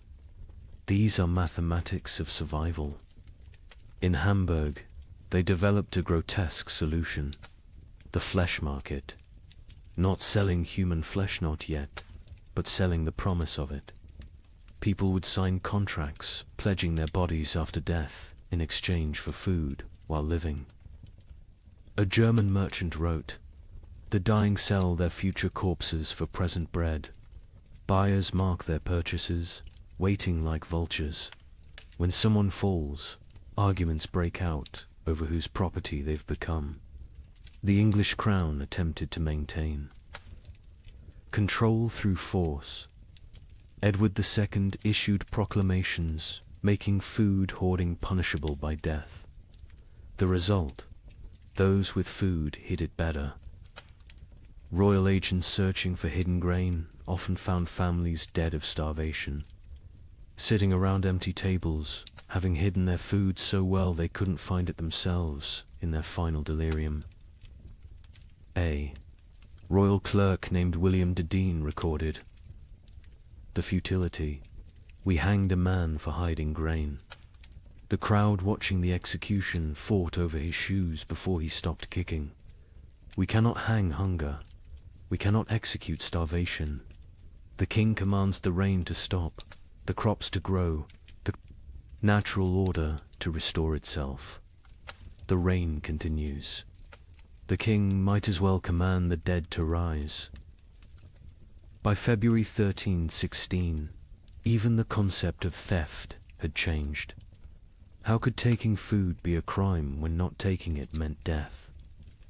London's courts stopped prosecuting food theft after jurors refused to convict. One judge wrote, "A man stole bread from a child. The child's mother killed the thief with her bare hands. Who is the criminal? Who is the victim? Our laws were written for a world where food existed. That world is gone." The most profound change was in how people understood wealth itself. For 1,000 years, wealth meant gold, land, titles, power. Now it meant calories. The Archbishop of Canterbury observed, "A beggar with a hidden turnip is richer than a lord with a castle." We spent centuries accumulating treasures that now mean nothing. We should have been stockpiling grain. But who could imagine a world where gold couldn't buy bread? Who could conceive of money itself becoming worthless? This economic collapse wasn't temporary. Even after the harvests eventually returned, the absolute faith in currency never fully recovered. People remembered when gold meant nothing, when coins were just metal, when the entire elaborate system of commerce crumbled before the simple reality of hunger. They remembered when the only currency that mattered was food, and the only exchange rate was survival. Agnes's Norwich recorded in her household accounts the progression of what her family ate as 1316 dawned. January, barley bread mixed with sawdust. February, acorn flour and ground bones. March, boiled leather and tree bark. April's entry is just one line. We no longer record what we eat. The creativity of starvation is horrifying. Pine needles ground into paste. Clay mixed with the last drops of milk to make it filling. Parents secretly bleeding themselves at night to mix blood into their children's gruel for protein. But in the city of Erfurt, they discovered something that would haunt Europe's collective memory forever. The local tanner, a man who had grown mysteriously fat while others starved, was found to have a peculiar source of leather. The city records state only, he was burned alive by common consent, and none would speak of what was found in his cellar. Agnes of Norwich was a merchant's widow who'd kept meticulous household accounts for 20 years. Her ledger, preserved in Norwich Cathedral, transforms from mundane records into a descent through hell. Her husband had died in late 1315, leaving her with 4 children and what seemed like adequate stores. She'd managed households through hard times before, but this was different. January 1316. Mix true barley with sawdust from Thomas Carpenter's shop. 1 part grain to 1 part wood. The children notice but do not complain. The sawdust fills their bellies even if it provides no sustenance. We tell ourselves it is fibre, like bran. We pretend not to see the splinters in their stall. The recipe sections of her ledger became increasingly elaborate as real ingredients vanished. Acorn bread. Gather acorns before the pigs find them. Boil. 7 times to remove bitterness, the water turns black as sign. Dry what remains. Grind with stone's mill wheels are too precious for such base material. Mix with water and anything that binds egg. If God provides, blood if he doesn't. Bake until it stops smelling of forest rot. By February, even her precise nature couldn't hide the desperation. Bone meal from the butcher, he claims it's sheep, but the fragments look human-sized. I do not ask. Mix with the last acorn flour. Add melted snow-clean snow from rooftops, not the ground where the dead have lain. The children eat, their teeth hurt from the grinding. Better tooth pain than belly pain. A travelling monk who sheltered with Agnes that February wrote his own account. The widow feeds her children soup that is merely hot water, with leather boiled until it releases some essence of the animal it once was. She watches them drink it, with such intensity as if her gaze could transform it into beef stew. The youngest boy asks what meat this is. She says it is shukau. He accepts this. The substitutions became a science. Flemish merchants developed detailed guides for extending food that read like alchemical texts. Pine needle tea provides the sensation of eating when boiled thick enough. Add chalk dust for substance. The stomach believes it is full for precious hours. Warning: more than 3 cups daily causes blood in the urine. In Paris, a baker named Henri Fouquet was arrested for his miracle bread that stayed fresh for weeks. Under torture, he revealed the secret. Ground bones mixed with plaster, baked with real flour, spread only on the outside. People see bread. Smell bread, initially tastes bread, he confessed. By the time they realize it's mostly limestone and corpse dust, they're too hungry to care. The Guild of Physicians in Montpellier documented the physical effects of these substitutions. Patients present with bellies swollen like pregnant women, yet they starve. Cut open after death, we find stomachs packed with clay, leather, wood, pulp, everything except food. They die full of nothing. Their bodies refuse to process tree bark into sustenance, no matter how finely ground, how carefully prepared. Children adapted faster than adults, developing tastes for the impossible. A priest in Reims wrote, "The young ones seek out specific trees, knowing which bark tastes less bitter. They have favorites: soak over ash, young wood over old. They teach each other which mushrooms cause the least pain, which grasses fill the belly longest." Children who should be learning Latin are instead becoming experts in eating the inedible. But March brought innovations that crossed into nightmare. Agnes's ledger, her handwriting now shaky. Martha Fisher says fresh blood from living animals goes further than from the dead. A cup drawn from a cow still walking provides more strength than meat from a week-old corpse. We take turns cutting our last goat, keeping it alive, taking just enough. It screams now when it sees us coming with the bowl. The monastery at Fulda recorded even darker adaptations. Brother Marcus suggests we bleed ourselves in rotation, each monk providing for others. The abbot forbids it, calling it cannibalism by degrees. But when the abbot falls ill, we find he's been secretly bleeding himself to feed the youngest novices. His arms are covered in cuts. He dies drained, literally and figuratively. In London, they discovered people grinding the mortar from between stones of ancient Roman walls. It contained traces of animal blood used in its mixing centuries ago. "They call it stone soup," wrote the sheriff. "They believe Roman blood maintains potency across 1,000 years. The city walls are disappearing as people eat our defenses." The absolute nadir came in Erfurt, where Hermann the tanner had maintained his weight while everyone else became skeletal. His neighbors noticed he always had meat, always had leather to work, even as all animals had died months ago. They noticed, too, that missing persons' clothes appeared in his shop, cleaned and folded.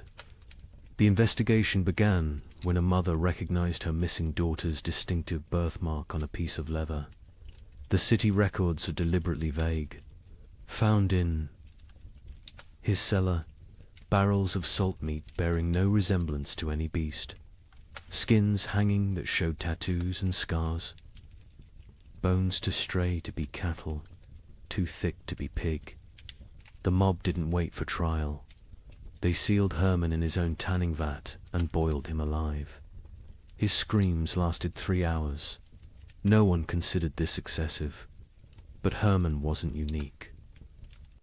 Across Europe, the mathematics of survival created impossible choices. A Dutch merchant wrote, "In Amsterdam, we no longer ask what meat is served.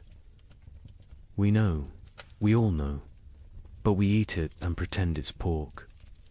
The alternative is death. God forgive us, but he's the one who sent this famine." Agnes of Norwich's final food relay entry, April 1316, is indeed just one line. We no longer record what we eat, but she continued writing other observations. May, my youngest son no longer asks for food. June, found Margaret's teeth in her bed. They fell out in the night. July, we have forgotten the taste of bread. August contains no words, just tally marks, possibly counting days, possibly counting deaths. The last entry, September 1316, in a different hand. Agnes died this morning. We found her in the garden, eating earth, smiling. She said it tasted like heaven. We buried her where she fell. The ground was already open from her feeding.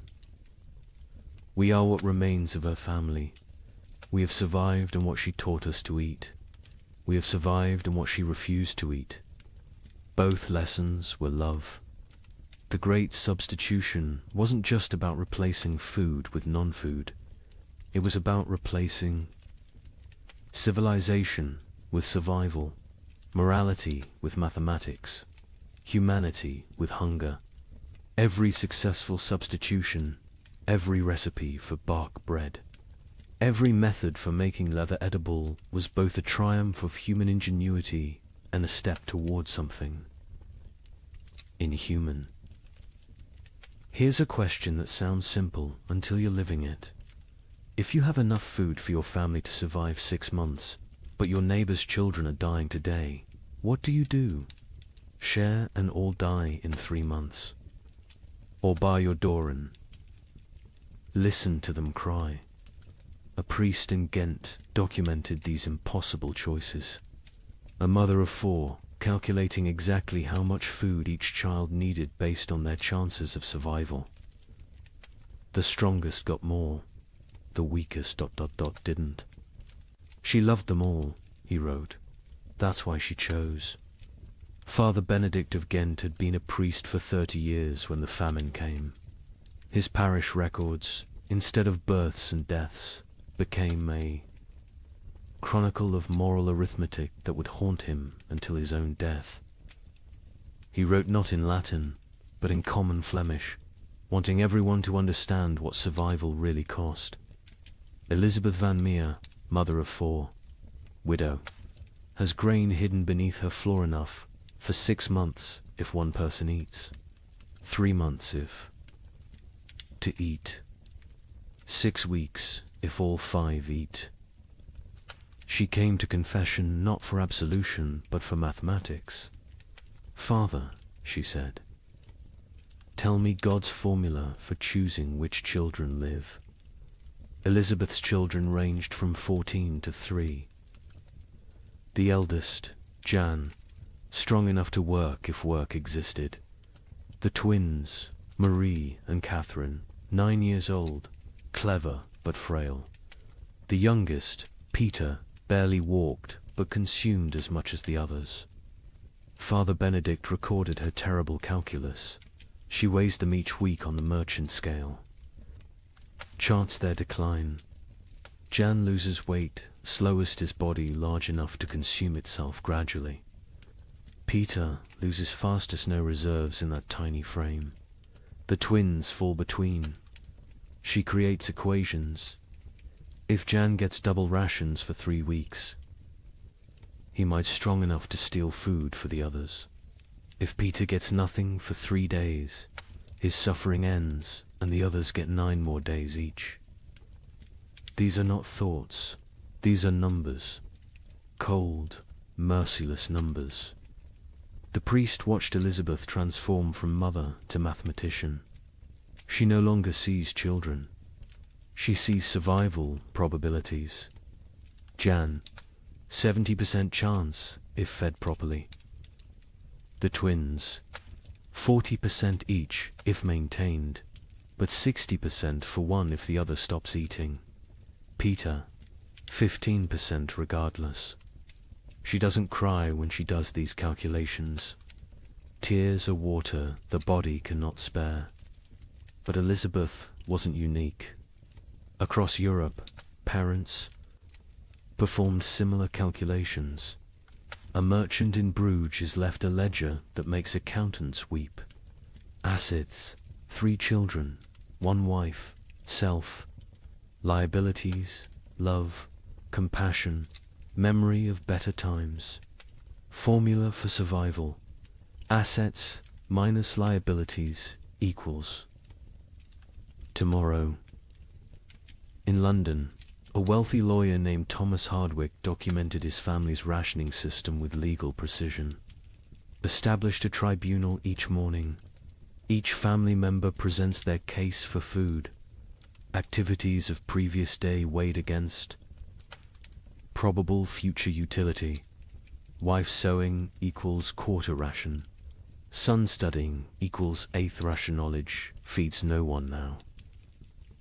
Daughter spinning equals half Roshen wool still has value. Baby crying equals no Roshen noise, attracts hungry neighbors. The mathematics extended beyond families. Entire communities developed survival algorithms. The village of Wickham created what they called the life lottery. Every Sunday, families drew lots. Winners got the week's communal food. Losers got nothing. But here's the insane part. Families could trade lottery tickets. A mother with one child might sell her chance to a father with 4, calculating that certain death with payment beat probable death without. Father Benedict recorded a town meeting that descended into pure calculation. The baker proposed we stop feeding anyone over 50, they've lived their lives. The blacksmith countered, we stop feeding anyone under 5, they're too young to remember better times. Won't miss what they never knew. The mayor suggested we feed only those who can work. The priest asked who would bury the dead. The meeting ended with no decision. Mathematics cannot solve philosophy. The church itself wasn't immune to these calculations. The Bishop of Tonnerre issued guidelines that read like actuarial tables. Orphans under 7, half rations, orphans 7 to 12, full rations if they work, orphans over 12, no rations old enough to fend for themselves, widows with children, proportional to number of surviving offspring, widows without children, God will provide. A monastery in Liège developed even more complex formulas. Each monk assessed daily, prayer hours multiplied by manual labor divided by food consumed. Those whose spiritual productivity falls below temporal consumption must fast until the equation balances. Brother Francis, young and strong, eats daily. Brother Augustine, old and weak, but whose prayers are powerful, eats thrice weekly. We have mathematized the soul. The most heartbreaking account comes from a school teacher in Cologne who tried to save her students. 23 children in my care. Food for 5. I create competitions. Best recitation gets bread. Fastest runner gets soup. But children understand. They know it's not about merit, but about choosing who dies educated. Little Wilhelm, bright as sunrise, asked me, "Teacher, if I die today, can Thomas have tomorrow's lesson and my portion?" He was 7. He understood the trade. Some communities tried to remove human choice from the equation entirely.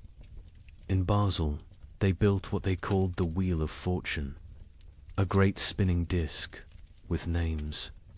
Each day, spin the wheel. Where it stops determines who eats. Pure chance. No favoritism, no guilt. The wheel chose who lived and died. Citizens preferred random cruelty to deliberate choice. A Venetian merchant named Carlo Dandolo wrote the most clinical assessment. Sentiment is luxury. Love is liability. Calculate thus. Calories needed per pound of human maintained. Work output possible per calorie invested. Return on investment measured in days survived. My eldest son provides best ratio, strong enough to forage, smart enough to steal. My youngest daughter provides worse, consumes without producing. The middle children are variables, depending on daily performance. I am not a monster, I am an equation. But perhaps the most disturbing mathematics came from those who calculated backwards, not from food to survival, but from death to food. How many must die for the rest to live? If the population halves, do rations double? These calculations appeared in secret documents, burned after reading. But Father Benedict saw enough to write. They draw circles on maps. This district has grain for 1,000. Population 3,000. Solution: ensure 2,000 die quickly. How? Bar thee. Gates: poison the wells. Spread disease. These are not plans of war. These are plans of peace. Peaceful elimination of excess population.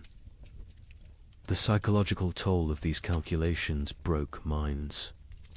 Elizabeth Van Meer, the mother from the beginning, eventually snapped. Father Benedict found her one morning, feeding all her children equally, generously, using their entire store in one meal. She said, "She solved the equation," he wrote. "Everyone dies together, full, happy, as a family.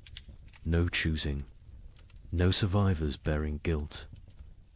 Mathematical perfection. 0 equals 0. But she couldn't do it. At the last moment, she hid a portion, gave it to Jan, the eldest, and walked into the forest with the 3 younger children. They found her frozen arms around the little ones, all of them smiling. Jan survived, found by traders, raised by strangers. Years later, he became a mathematician, obsessed with solving unsolvable problems, never saying why. Father Benedict's final entry on the mathematics of survival: God gave us multiplication be fruitful and increase. The devil gave us division choose, who lives and dies. We have become expert in dark arithmetic, subtracting souls, dividing families, calculating the minimum viable population. We measure love in ounces of grain, weigh souls against bread. Calculate the exchange rate between mercy and survival. Every choice is an equation. Every equation is a condemnation. Every survivor is a mathematician who solved for x, where x equals continued existence and all other variables equals 0. The mathematics of survival reduced human society to its most basic algorithm. Who dies so others live? Every family, every community, every institution faced this equation. Some solved for maximum survival, others for minimum suffering. None solved for justice, because justice requires abundance, and abundance was memory. These calculations left scars that lasted generations. Survivors could never forget the arithmetic they'd performed, the variables they'd eliminated, the human constants they'd reduced to 0.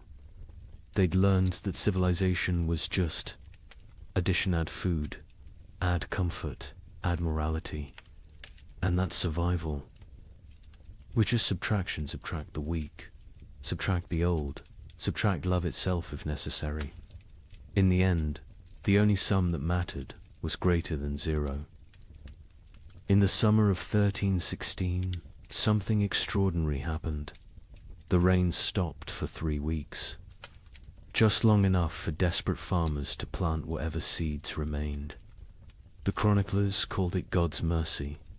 Markets opened, people celebrated.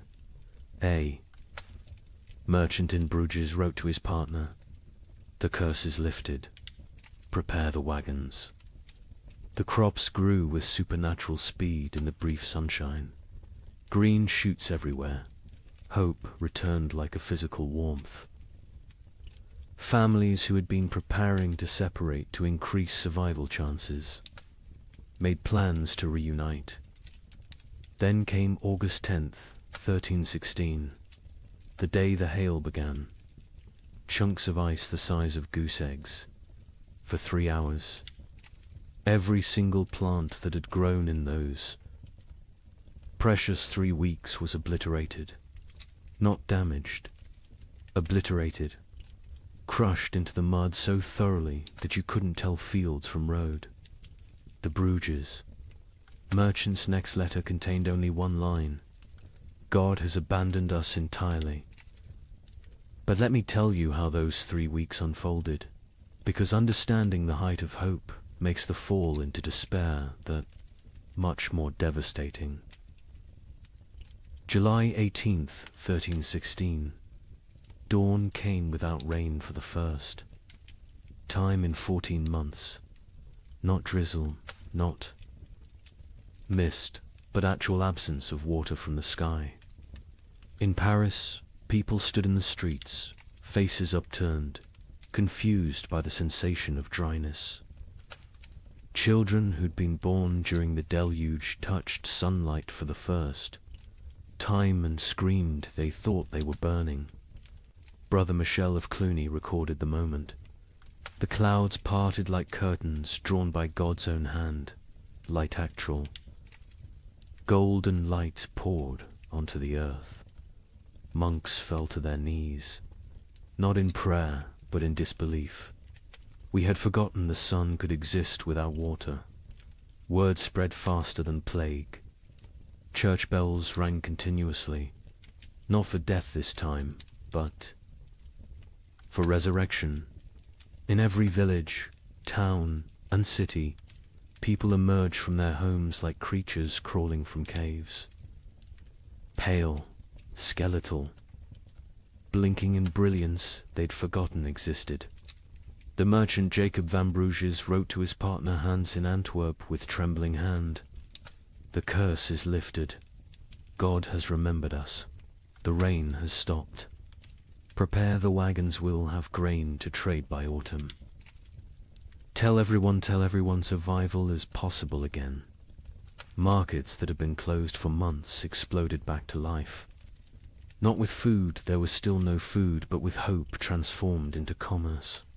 People traded promises, futures, possibilities. A farmer would pledge his upcoming harvest for tools. A baker would promise future bread for present shelter. The economy, dead for a year, gasped back to life on nothing but anticipated abundance. The seeds came from everywhere and nowhere, hidden in walls, buried in yards, hoarded in attics. Every kernel that had been saved, just in case, was brought into the light. Some families had protected seed grain while their children starved, betting everything on this exact moment. They'd been called monsters. Now they were visionaries. The planting was religious ecstasy mixed with desperate efficiency.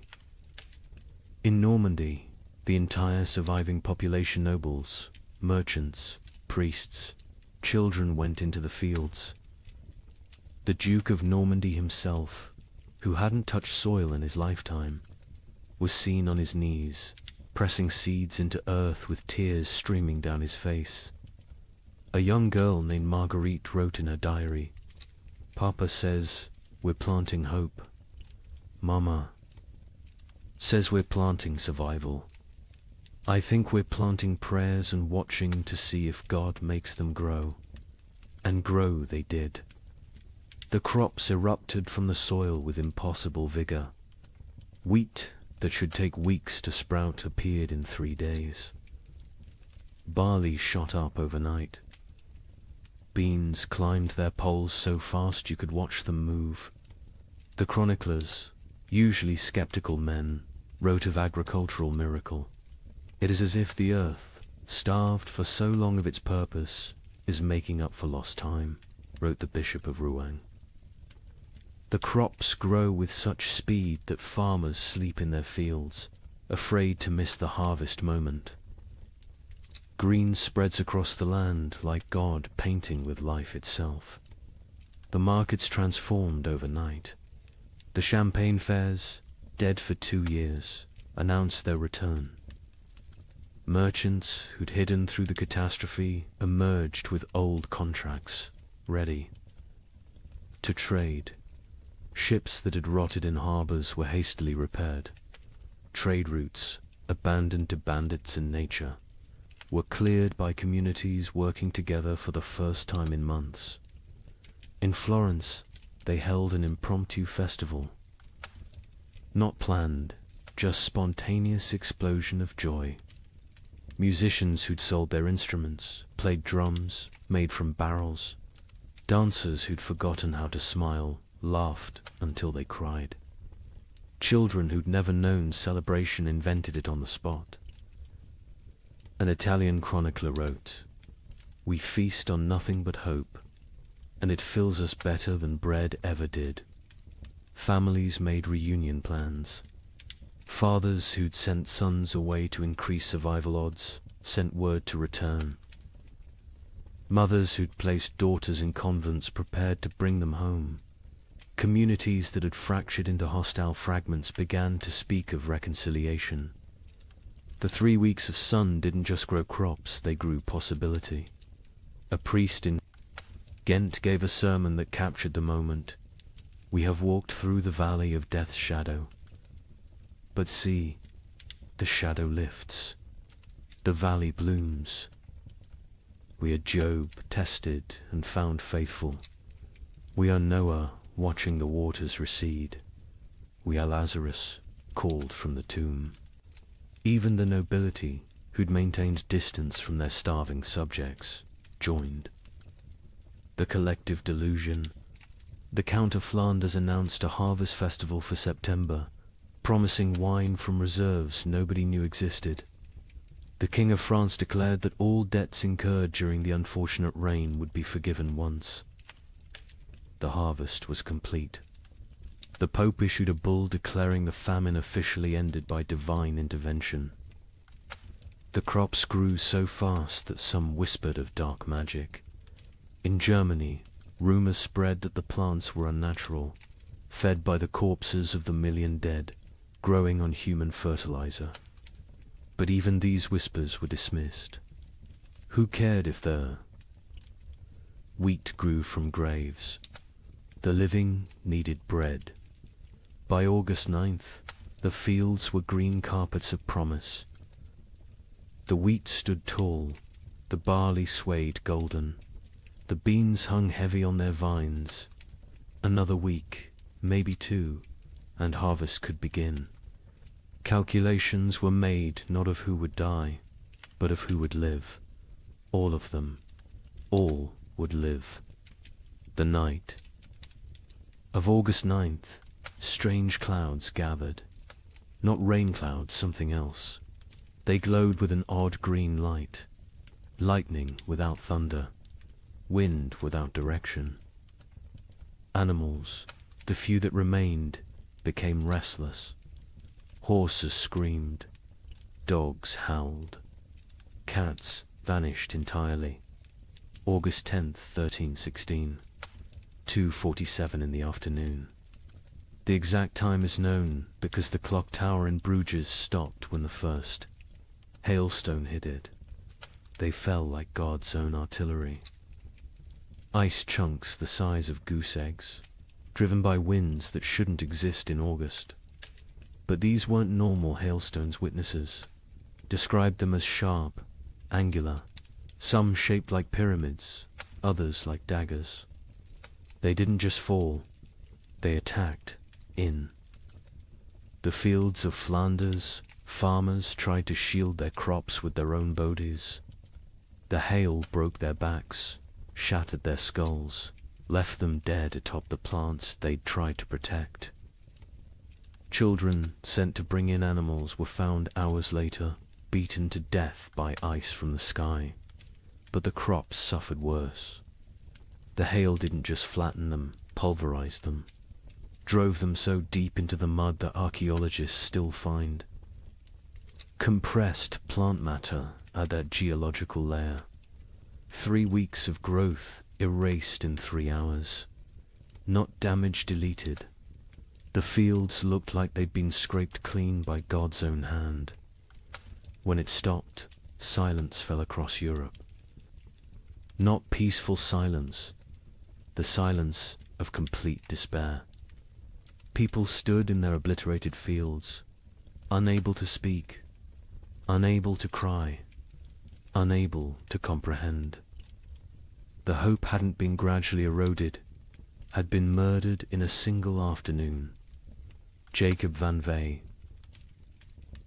Bruges, the merchant who'd written so joyfully to his partner, sent one final letter. Not even a letter, just 8 words on a torn piece of parchment. God has abandoned us entirely. Do not come. The suicides began that evening. Not the slow suicide of starvation, but immediate, decisive ending. Entire families walking hand in hand into rivers. Farmers hanging themselves from trees that overlooked their destroyed fields. Bakers closing themselves in their ovens. The Diocese of Reims recorded 300 suicides in 3 days. Those were just the ones found. A chronicler in Paris wrote, "The cruelty was not in taking the crops. It was in letting them grow first, in letting us believe, in letting us hope. This was not God testing faith. This was God showing us faith is mockery. We are not Job. Job was loved enough to be tested. We are nothing." The 3 weeks of sun had been crueler than 14 months of rain. The rain had killed slowly, allowing adjustment, acceptance. The false hope killed instantly, crushing spirits that had just dared to unfold. Those who'd shared their last seeds, believing in tomorrow, now faced starvation with nothing. Those who'd emerged from hiding, trusting in recovery, were now exposed with nowhere to return. The miracle markets closed forever. When archaeologists excavate medieval marketplaces, they find a distinct layer dated to August 13th. Coins, rotted wagon wheels, and human remains of those who simply laid down where they stood and never got up again. Hope, it turns out, is the cruelest killer of all. You might think the nobility weathered this better. They had stores, armies, stone walls. Let me tell you about the Count of Flanders' winter feast of 1317. 40 nobles gathered in his great hall, the last of the wine flowing, the final reserves of grain baked into bread. They ate, they danced, they pretended the world wasn't ending. By morning, 12 were dead. Not from poison, from shock. Their bodies, weakened by months of subtle starvation, couldn't process the sudden richness. The Count himself survived. 3 more days, long enough to dictate his final words. "My castle is my coffin. Let none enter until the curse lifts." They found his body 4 years later. He had burned his furniture, his tapestries, even his books for warmth. The richest man in Flanders died gnawing on leather straps. The feast itself had been an act of delusion dressed as defiance. Count Louis of Nevers had sent invitations in December 1316, written on vellum worth more than food. "Let us gather as nobility ought, to demonstrate that breeding conquers nature." The guests who arrived on January 6th, the feast of the Epiphany, looked like spectres playing at being lords. The Duchess of Brabant arrived in a carriage pulled by servants her horses had been eaten months ago. The Duke of Luxembourg wore armor that hung loose on his shrunken frame, clanking with every movement like bones in a box. The Bishop of Liege blessed the meal with hands that shook from more than cold, his episcopal ring sliding off fingers made skeletal by hunger. But they maintained the facade. They spoke of hunting parties that would never happen, of spring tournaments already impossible, of marriages between children who were likely dead. The Count's chamberlain, Robert de Bethune, later wrote in his secret diary, "We dressed corpses. In silken made them dance. We were already dead. The feast was merely our funeral performed by the deceased. The meal itself was madness. After months of eating ground acorns and boiled leather, they faced actual bread, real meat, wine that wasn't mixed with water and prayers. The Count had emptied his entire reserve, deciding either everyone would survive together or die with dignity. He chose wrong. They died with neither survival nor dignity.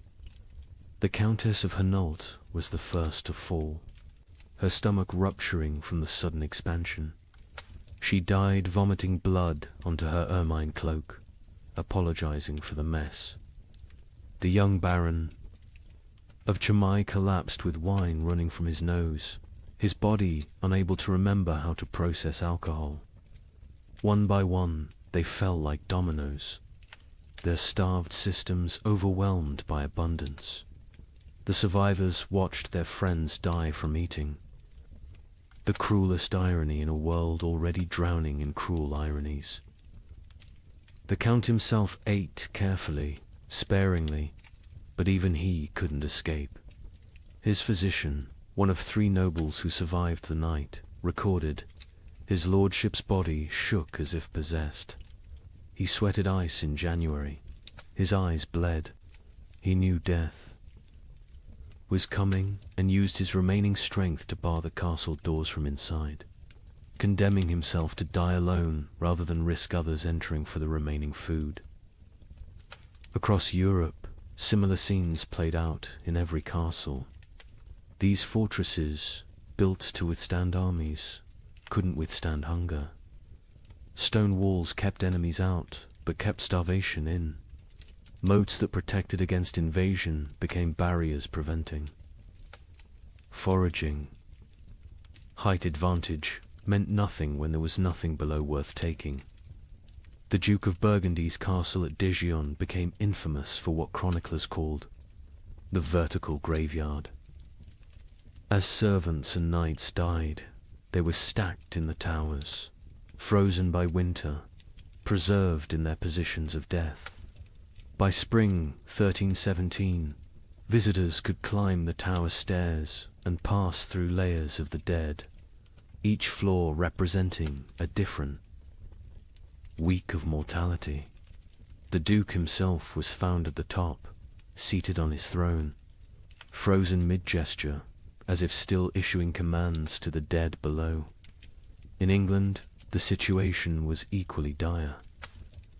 Edward II's own court at Westminster ran out of food in February 1317. The King of England, ruler of territories from Scotland to Gascony, was reduced to sending knights to rob his own subjects' gardens for turnips. A chronicle records, His Majesty was seen gnawing a candle made of tallow, declaring it tasted better than nothing, which was the alternative.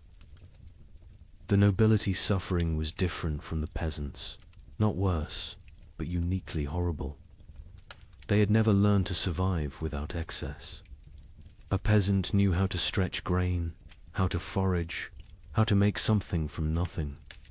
Nobles knew only how to command others to provide. When there were no others left, or nothing to provide, they were helpless. Lady Margaret de Clare, one of England's wealthiest women, left a diary that captures this helplessness. I own 17 manors, but cannot eat earth. I have chests of gold, but gold provides no sustenance. I have titles and right and privileges, all worthless as the parchment they're written on. My servants are dead or fled. I, who never dressed myself, now cannot light a fire. I will die. Not from hunger, but from ignorance of survival. The castle hierarchies collapsed in ways that would have been unthinkable before. The Earl of Warwick's chronicle describes finding his cook a commoner sitting in the Earl's chair, eating the last food while the Earl's children begged for scraps. When confronted, the cook simply said, "I know how to prepare food. You know how to eat it. Which skill matters now?" The Earl had no answer. Some nobles attempted to maintain order through increasingly desperate measures. The Count of Toulouse issued edicts from his castle requiring peasants to deliver food that didn't exist. When they didn't comply, he sent knights to punish them. The knights found empty villages, just wind and bones. They returned to find the Count dead, his final edict still clutched in his hand. Let them eat loyalty. The collapse of noble authority was physical as well as social. Castles required constant maintenance, roofs needed patching, walls needed pointing, fires needed feeding. Without servants, these monuments to power became tombs of privilege. Rain poured through unrepaired roofs. Frost cracked unmaintained walls. The magnificence became the miserable. Baron Heinrich von Steinberg in Bavaria documented his castle's decay. January, the Great Hall's roof collapses. February, ice forms inside, creating frozen waterfalls from ceiling to floor. March, we burn the banquet table for warmth. April, we burn the portraits of our ancestors. May, we burn the chapel pews, begging God's forgiveness. June, we burn the doors, accepting that we're already in hell. The psychological toll on nobility was particularly severe because they had no framework for understanding poverty. A peasant expected hardship, it was life. A noble experienced hardship as cosmic betrayal. God had ordained their superiority. This suffering suggested God had changed his mind.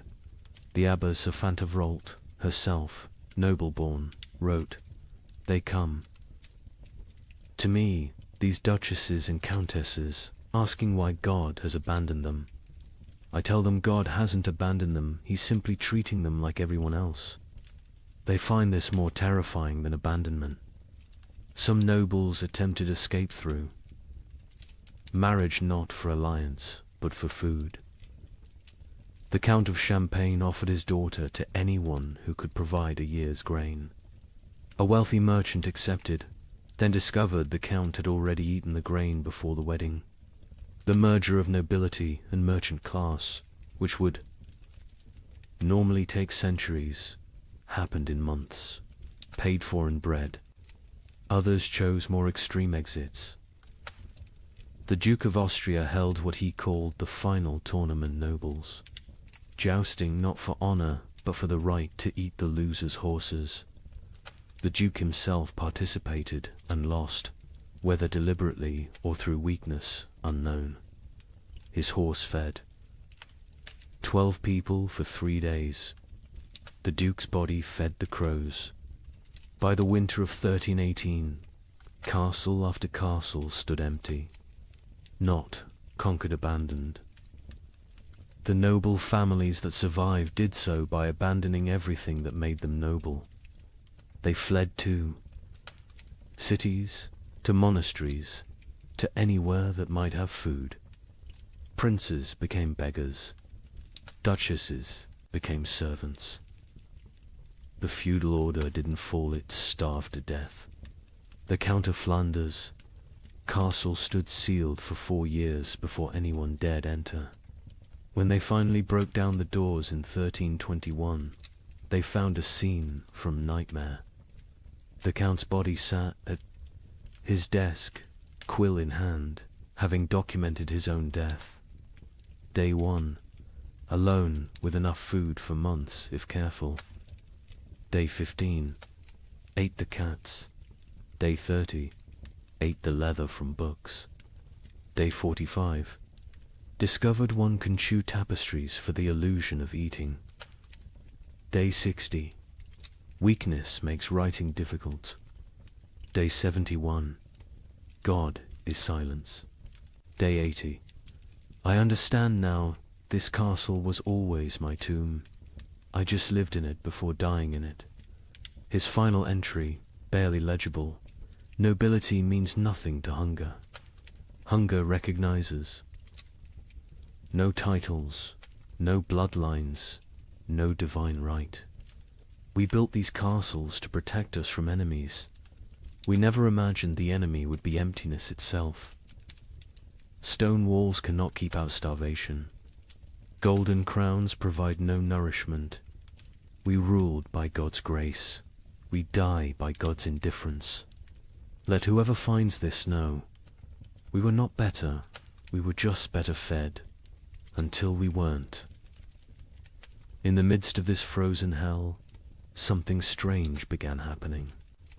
Groups of people started walking naked through the snow, whipping themselves, claiming the cold couldn't touch true believers. They called themselves the Brethren of the Cross. But locals had another name, Ice Apostles. Their leader, a former monk named Heinrich, preached that the famine wasn't God's punishment, it was God's gift. He freezes the world to preserve the faithful for paradise, Heinrich declared. His followers would stand naked in blizzards until they collapsed, believing hypothermia was religious ecstasy. But here's what the chroniclers don't usually mention. In villages where the ice apostle was passed through, the death rate dropped. Not from miracles, from mathematics. Every follower who froze to death meant more food for those who remained. Heinrich of Cologne had been a respectable Dominican monk until the winter of 1316. He'd studied theology in Paris, could read Greek and Hebrew, and was known for his reasoned sermons on divine mercy. Then something broke in him. Maybe it was finding his entire monastery frozen to death during morning prayers. Maybe it was the child who died in his arms asking why God made her hungry. Whatever the cause, Heinrich emerged from that winter transformed. His first sermon as leader of the Ice Apostles was delivered naked in a blizzard outside Mainz Cathedral. You cling to warmth as if warmth is life. You fear cold as if cold is death. But I tell you, the cold is God's own embrace. The frozen are the chosen. This ice age is not ending, but beginning. God is freezing the world to preserve his faithful like saints, relics preserved in crystal. The theology was insane, but internally consistent. Heinrich taught that the Great Famine was actually the beginning of paradise. The cold was purifying the world. The hunger was freeing souls from flesh. Death by freezing was not death, but transformation, the body becoming one with God's frozen perfection. His followers didn't die. They crystallized into eternal forms. The Bishop of Cologne wrote in horror, Heinrich strips his followers naked, men, women, children, and leads them in procession through the snow. They sing hymns while their flesh turns blue, then black. They call frostbite gods kisses when toes fall off from freezing. They celebrate the shedding of earthly weight. They stand in frozen rivers until they cannot stand, then lay down to complete their transformation. But Heinrich was clever in his madness. He didn't demand immediate death. The transformation was gradual. First, initiates gave up cloaks, then shoes, then undergarments. Each stage brought them closer to divine coldness. This gradual exposure meant some survived long enough to spread the movement. Others died at precisely calculated intervals, creating a steady stream of martyrs without eliminating the entire group at once.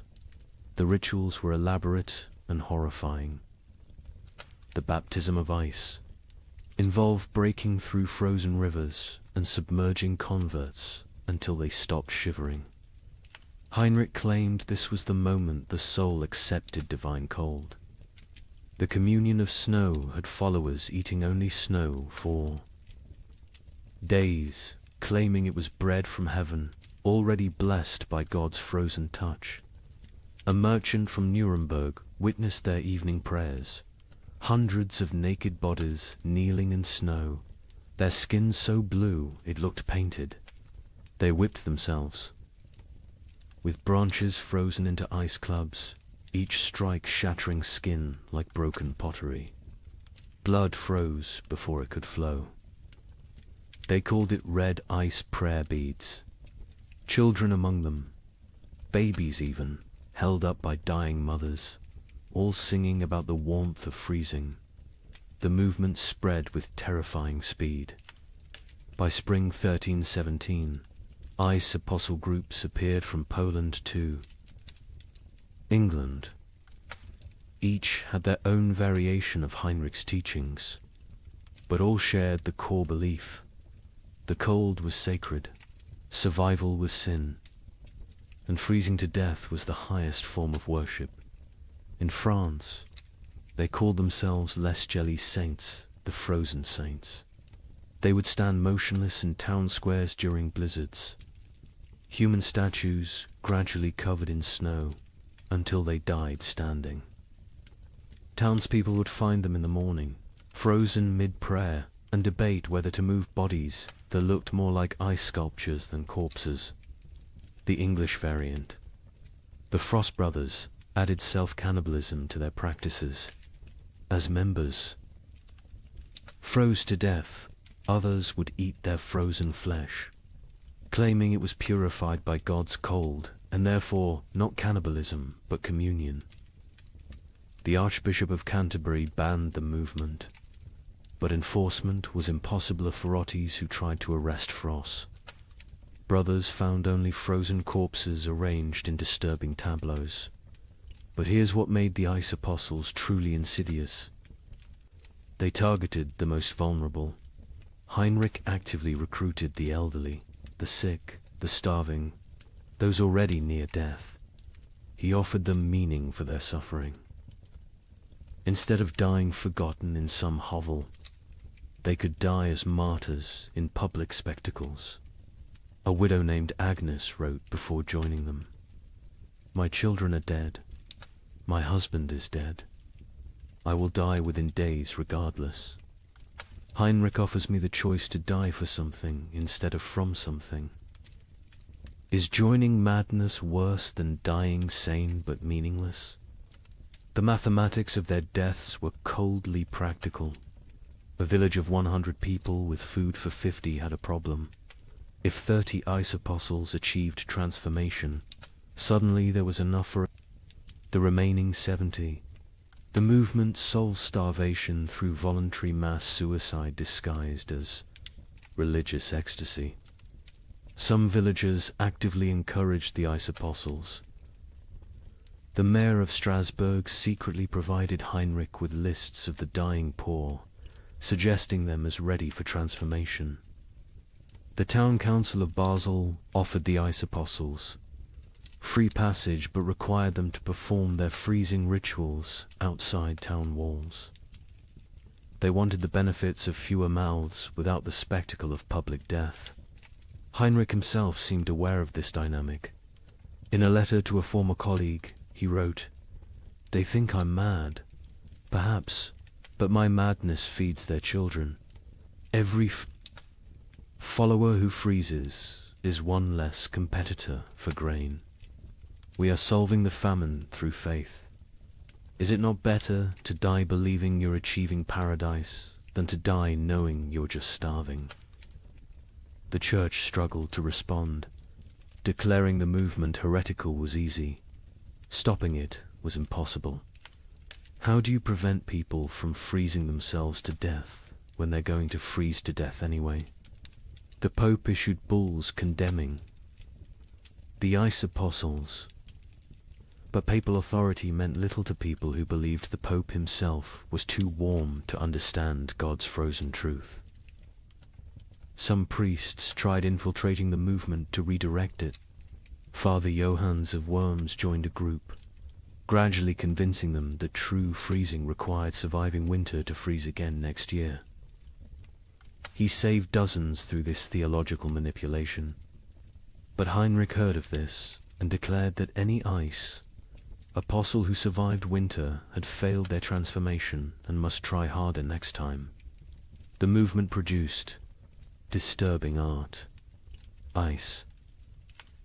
Apostles would arrange dying members into religious scenes, frozen nativity displays using real dying people, crucifixion tableaus with followers frozen to wooden crosses, recreations of the Last Supper with participants dying at table. These displays would remain until spring thaw revealed the horror underneath the snow. Children raised in the movement knew no other reality. A boy named Wilhelm, rescued at age 7, couldn't understand warmth. He would scream when brought near. Fires, tear off clothes, stand outside during blizzards, begging to return to God's cold. He never recovered, spending his adult life sleeping on stone floors, eating snow when available, eternally seeking the frozen paradise of his youth. The end of the ice apostles came not from suppression, but from success. By 1318, most vulnerable, populations who might join had already transformed. Heinrich himself disappeared during the winter of 1318 to 1319. Some say he finally achieved his own transformation, freezing solid while preaching.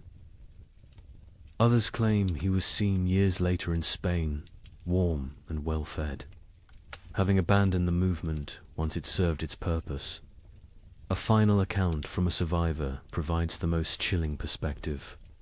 Maria of Augsburg, who left the movement days before.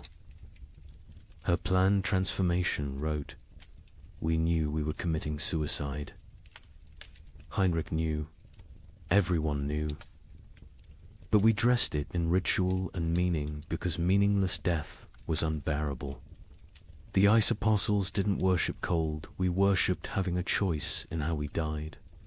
In a world where death was certain, choosing. Its form felt like freedom. The demographic impact was significant. Historians estimate the ice apostles removed between 50,000 and 100,000 people from the population, voluntary deaths that paradoxically helped others survive. Villages that hosted ice apostles had marginally better survival rates than those that didn't. The movement was simultaneously mass murder and mass mercy, but the psychological impact lasted generations.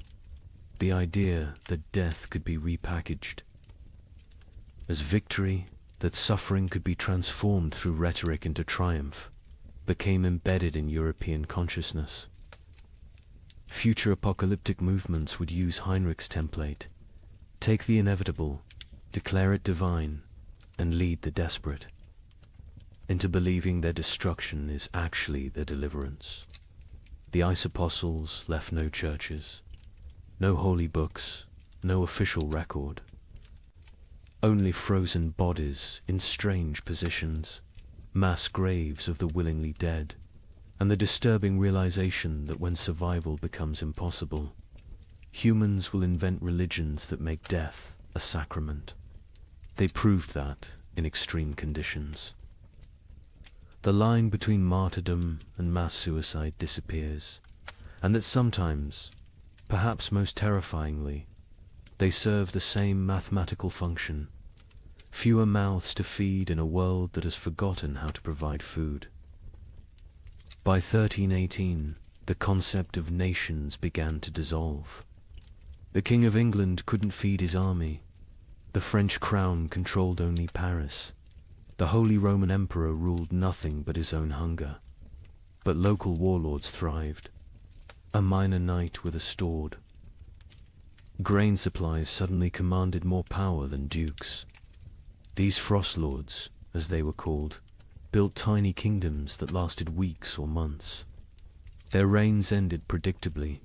When the food ran out, their followers ate them. The Bishop of Strasbourg recorded one such ending. Lord Wilhelm's men roasted him over his own hearth. They claimed he had grown fat on their suffering, so it was only just. His screams echoed across the frozen Rhine. When questioned, his captain said simply, he tasted of betrayal. The traditional structure of medieval war for kings commanding lords commanding knights, commanding soldiers collapsed when soldiers realized their commanders had no food to offer. A knight's oath of fealty meant nothing to an empty stomach. By early 1318, Europe had fractured into thousands of micro-kingdoms, each centered around whoever controlled food. Sir Roderick of Ghent, a minor knight with no title beyond his sword, became more powerful than the Duke of Burgundy simply because he had discovered a monastery's hidden grain store. With 40 bushels of wheat, he recruited an army of 300 starving men. They called him the Wheat King, and for 6 weeks, he ruled a territory spanning 3 villages. His reign followed a pattern that would become horrifyingly common. Week 1. Triumphant distribution of food to followers. Week 2. Strict rationing. As reality set in. Week 3. Increasingly desperate raids on neighboring territories. Week 4. Internal conflicts over dwindling supplies. Week 5. The mathematics becoming clear. Week 6. The inevitable conclusion. A surviving member of Roderick's band, Thomas the Miller, testified, "We knew by week 5 that the grain would run out." Roderick knew too. He stopped eating, said he was fasting for victory. Really, he was trying to stretch supplies. But you can't lead starving men if you look fed. When the last grain was gone, we looked at him still healthier than us, despite his fasting, and made the only logical decision. He'd fed us for 6 weeks with wheat. He'd fed us for 3 more days with himself. These frost lords emerged everywhere, their tiny kingdoms rising and falling like waves. A tax collector with a hidden cache became Lord of Calais for 11 days. A merchant who'd hoarded salt pork ruled Antwerp for a month. A priest who'd discovered Roman-era grain stores in ancient ruins declared himself Pope King of Regensburg, and lasted 2 months before his congregation ate him during what they called the True Communion. The Bishop of Strasbourg's account of Lord Wilhelm provides the most detailed description of how these micro-kingdoms operated. Wilhelm had been nobody, a 3rd son of a minor lord, trained for priesthood but turned soldier. When the famine began, he was guarding a river crossing that nobody used anymore. But beneath that crossing, in caves known only to smugglers, lay tons of preserved food from decades of illegal trade. Wilhelm emerged from obscurity like a demon from ice, the bishop wrote. One day unknown, the next commanding 500. Men who called him Caesar. He built a frozen empire on dried fish and pickled cabbage, demanding absolute obedience in exchange for daily rations. He held court on a throne made from frozen corpses, dispensing justice measured in mouthfuls of food. Wilhelm's system was sophisticated for a frost lord. He created a complex hierarchy based on usefulness. Soldiers who brought back food from raids received double rations. Craftsmen who could maintain weapons got standard portions. The elderly and weak got quarter rations, enough to keep them alive as emergency food supplies, though this was never stated explicitly. He even minted his own currency, wooden tokens stamped with a wheat symbol. 1 token, 1 meal. The tokens became more valuable than gold in his territory. People murdered for them. Families sold children for them. The tokens were power crystallized into wood. But Wilhelm made the classic Frostlord mistake, he believed. His own mythology. He started eating more, justifying it as maintaining strength for leadership. He took multiple women as wives, claiming he was breeding a new nobility for the post-famine world. He built a palace from commandeered timber. While his followers sheltered in ruins, he grew fat while they grew thinner. The end came in March 1318. His captain, Hans Württemberg, later testified to church authorities. We could see his belly growing while ours shrank. He wore furs while we froze. He spoke of the kingdom we were building while we died building it.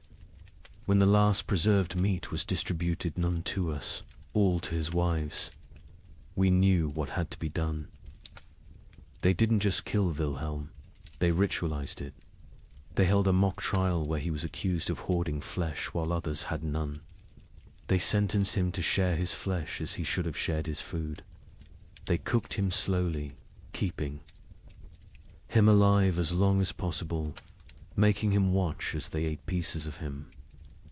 His screams, the bishop recorded, could be heard in Strasbourg. Across the frozen Rhine, the French crown attempted to reassert control but found their armies dissolving. Upon contact with frost lords, royal soldiers would desert en masse when offered food by local warlords. The Constable of France reported to King Philip V, "I departed Paris with 2,000 men. I arrived at Orleans with 200. The rest did not desert. They simply found new masters who could feed them. A kingdom cannot compete with a kitchen." The Holy Roman Emperor faced even worse. His imperial army, once the terror of Europe, simply ceased to exist. The Chronicle of Augsburg records, "The emperor sent orders to mobilize his forces. The messengers returned with laughter." What forces? His generals had become frost lords. His soldiers had become bandits. His authority extended exactly as far as his personal guards could walk before collapsing from hunger. England's Edward II tried a different approach, officially recognizing frost lords as legitimate authorities if they swore fealty. The result was chaos. Hundreds of petty warlords claimed royal sanction while fighting each other. The Earl of Lancaster wrote, "The king has legitimized anarchy. Every man with a barn full of turnips now styles himself Lord Protector of something. Some frost lords created elaborate justifications for their rule. Baron Friedrich the Mad claimed God spoke to him through the patterns of frost on windows, dictating who should eat and who should fast. Lord Jacques of Normandy insisted he was the reincarnation of Charlemagne, returned to lead France through darkness. Count Stanislaus of Mazovia declared himself the Emperor of Winter and demanded tribute in the form of human flesh, claiming it was the only meat that wouldn't spoil. The battles between frost lords were unlike traditional warfare. They fought not for territory but for carries. Sieges were impossible. The besiegers would starve before the besieged. Cavalry charges were fantaside the horses had been eaten. Battles were brief, vicious affairs where starving men fought over rumors of food. A typical battle might involve 100 men fighting to the death over a storehouse. That turned out to contain only rotted turnips. The Chronicle of Cologne describes one such conflict. Lord Henrik's men met Lord Dietrich's at the frozen mill. They fought for 6 hours in the snow, men dying from cold as much as combat. The winners found 3 sacks of mouldy barely enough to feed them for the march home. 43 died for perhaps 43 meals. This is the mathematics of the winter wars. Naval warfare ceased entirely. Ships required crews, crews required food, and any ship with food became a target for its own sailors. The entire English fleet in Portsmouth was found in spring 1318, with the officers eaten and the common sailors gone, having sailed to wherever they imagined food might exist. Most likely, they ate each other at sea. The mercenary companies that had plagued Europe for decades transformed into something worse.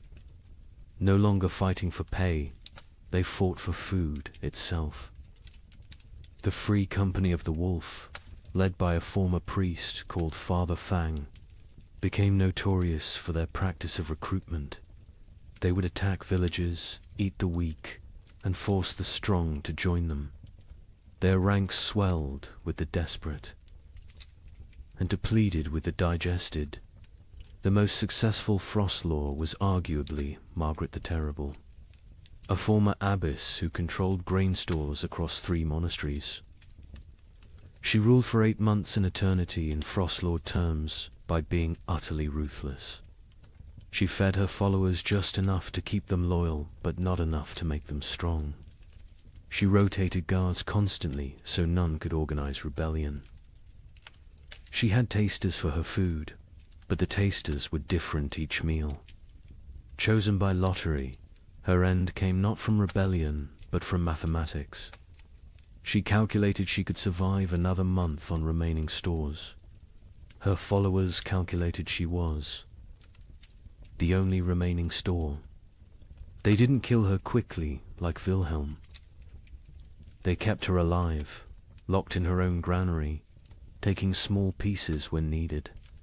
She lived for 3 weeks as a conscious larder, her brilliant mind intact enough to appreciate the irony. By summer 1318, most Frost Lords were dead. They're tiny. Kingdoms dissolved into memory and meat, but they had served a horrific purpose.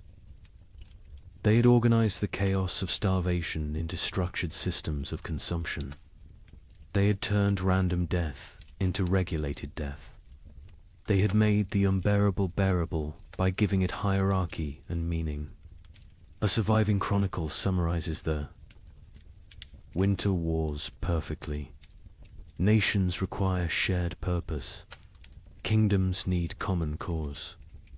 But in the frozen years, the only shared purpose was survival. The only common cause was calories.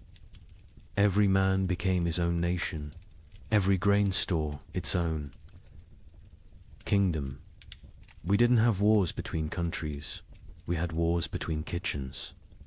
And in the end, every king became a meal. But nothing compares to what happened in the winter of 1319. In villages across Germany, something unprecedented occurred. The children left, not taken, not sold. They simply walked away into the snow, hundreds of them, following. A 12-year-old girl named Margareta, who claimed she knew where summer was hiding. Parents were too weak to stop them. Some say too relieved. The children marched south, singing hymns, leaving tiny, frozen footprints. They believed if they could reach Rome, they could convince God to bring back the sun. A merchant traveling to Venice reported seeing them, a line of small shadows against the white, moving like sleepwalkers. I offered them bread. They refused. The girl at the front said they were already full of winter and kept walking. They never reached Rome. A woodcutter found them in an alpine pass the following spring. Hundreds of small bodies perfectly preserved in ice, still holding hands. Still walking formation. Still heading south toward a summer that would never come. Margareta of Hamelin. Was nobody special before the winter of 1319? The baker's daughter? Middle child of 7, known only for her strange habit of speaking to sparrows that no longer existed. But in January 1319, something changed. She began telling other children about dreams where summer lived in a golden palace beyond the mountains, imprisoned by winter demons, waiting for children pure enough to free it. The priest of Hamelin, Father Ernst, recorded the beginning. The girl stands in the square each dawn, speaking of summer as if it were a person. She describes the taste of strawberries to children who have never seen fruit. She tells them about flowers, what colors they were, how they smelled. Children who were born during the famine, who know only grey and white and cold, listen to her like she's describing paradise. At first, adults dismissed it as childhood fantasy, a coping mechanism for horror. Let the children dream of summer while they starved in winter. But Margaretta's stories grew more elaborate, more specific. She claims summer sent her messages through ice patterns on windows. She said she could hear summer crying, trapped behind the wall of winter, begging to be freed. Summer is not gone. She preached to growing crowds of children. Summer is captured. The adults are too heavy with sin to rescue it. But we, children, light with innocence, can slip through winter's fingers and bring summer home. The theology was childish but compelling. Adults had caused the famine through their wars, their greed, their sins. Children were innocent victims. Therefore, children could be innocent saviors. The logic of a 12-year-old mind, but to other 12-year-olds it was revelation. By February, Margaretta had hundreds of followers, all children between the ages of 4 and 14. They met in secret, practicing for their journey. They would walk to Rome, she said, where God's representative lived. They would demand, not ask, demand that the Pope release summer from its prison. If he refused, they would find summer themselves. The preparation was heartbreaking in its innocence. Children stole their parents' shoes, too large for tiny feet, stuffing them with straw. They made summer cloaks from stolen blankets, decorated with charcoal drawings of flowers they'd never seen. They practiced walking in formation, the older children carrying the younger, believing that unity would protect them from winter's grasp. Hans Müller, a traveling merchant, encountered them preparing. They train like an army of ghosts. 80-year-olds teaching 4-year-olds how to walk through snow. They share imaginary food, practicing for when they'll have real food again. The girl Margaretta watches them with eyes too old for her face. She knows, I think. She knows where this leads. But she continues anyway. Parents were paralyzed by impossible mathematics. Stop your children from leaving and watch them starve slowly at home. Let them leave and maybe, possibly, they find food elsewhere. Or at least they die with hope instead of despair. The mayor of Hamelin wrote, "We cannot feed them. We cannot save them.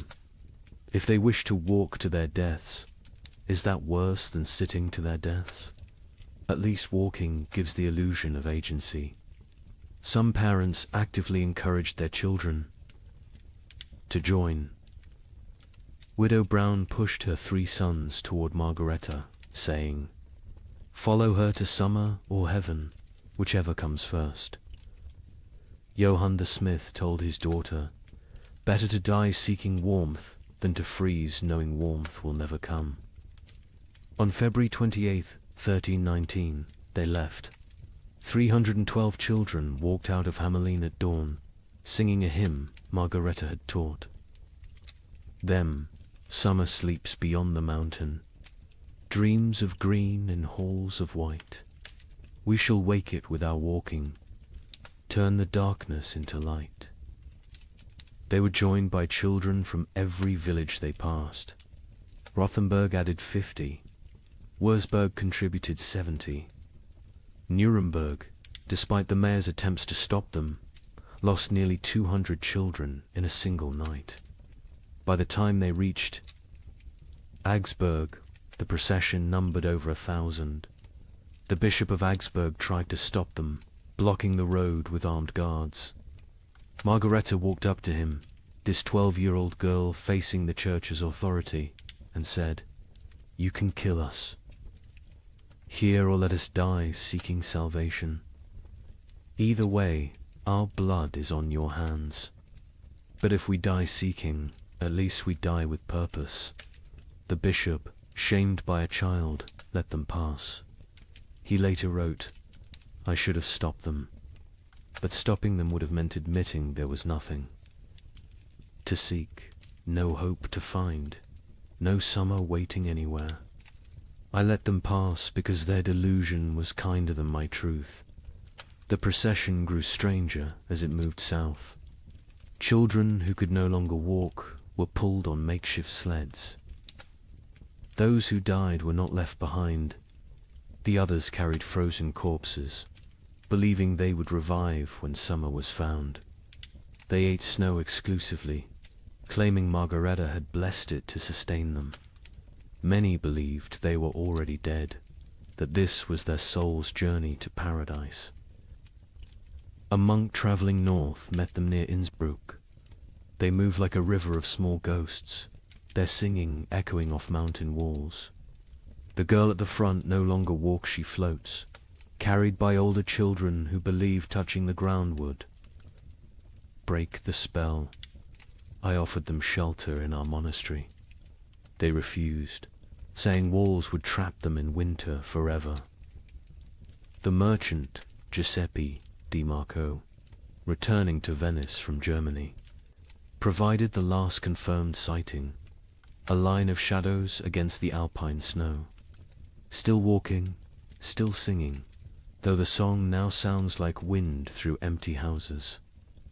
The leader, a girl, her lips blue with cold, but still moving in prayer or madness. I offered bread, real bread, not imagination. She looked at me with eyes already seeing another world, and said, "We are already full of winter.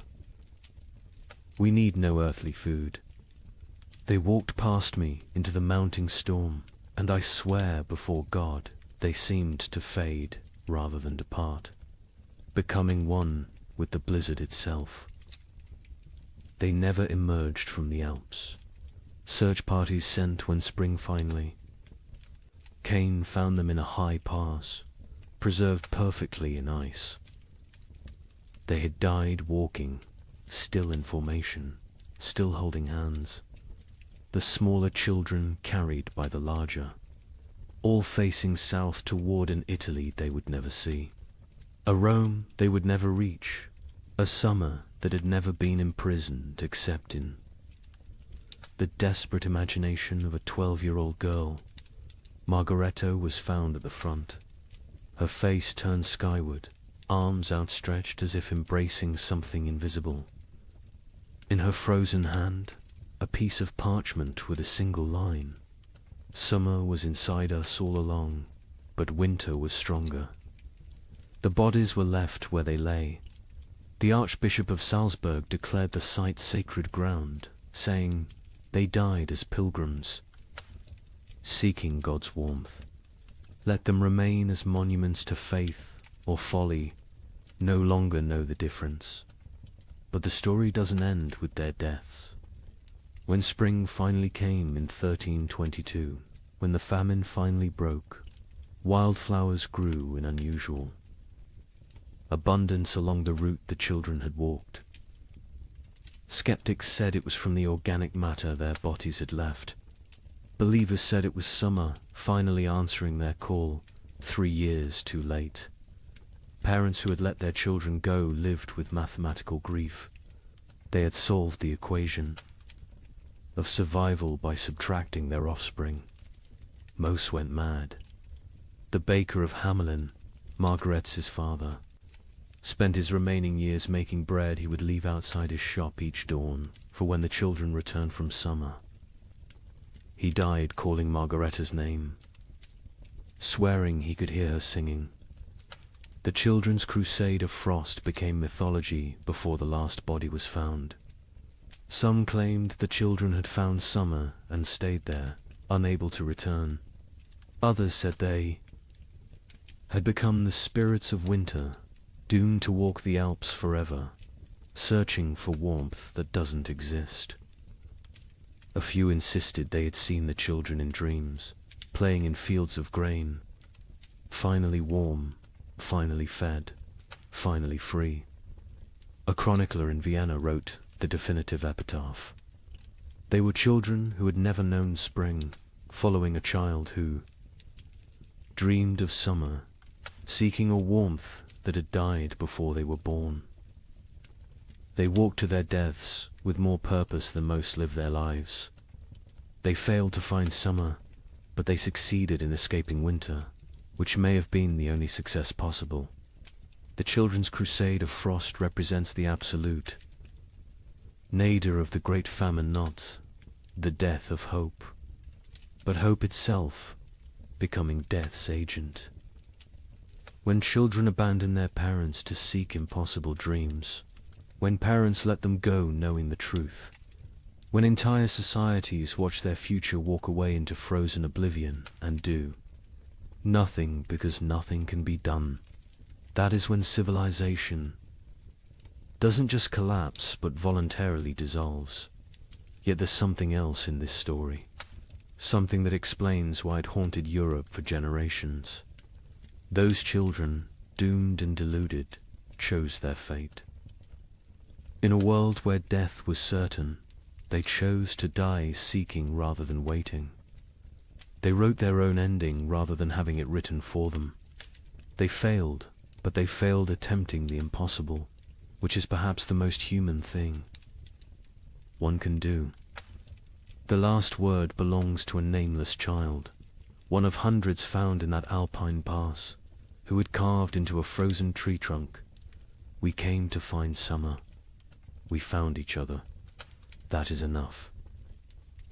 By 1320, something unprecedented was happening across Europe.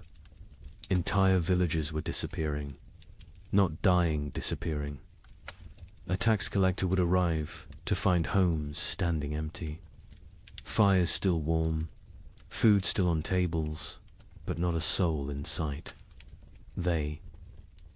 Bishop of Lincoln investigated 17 such villages.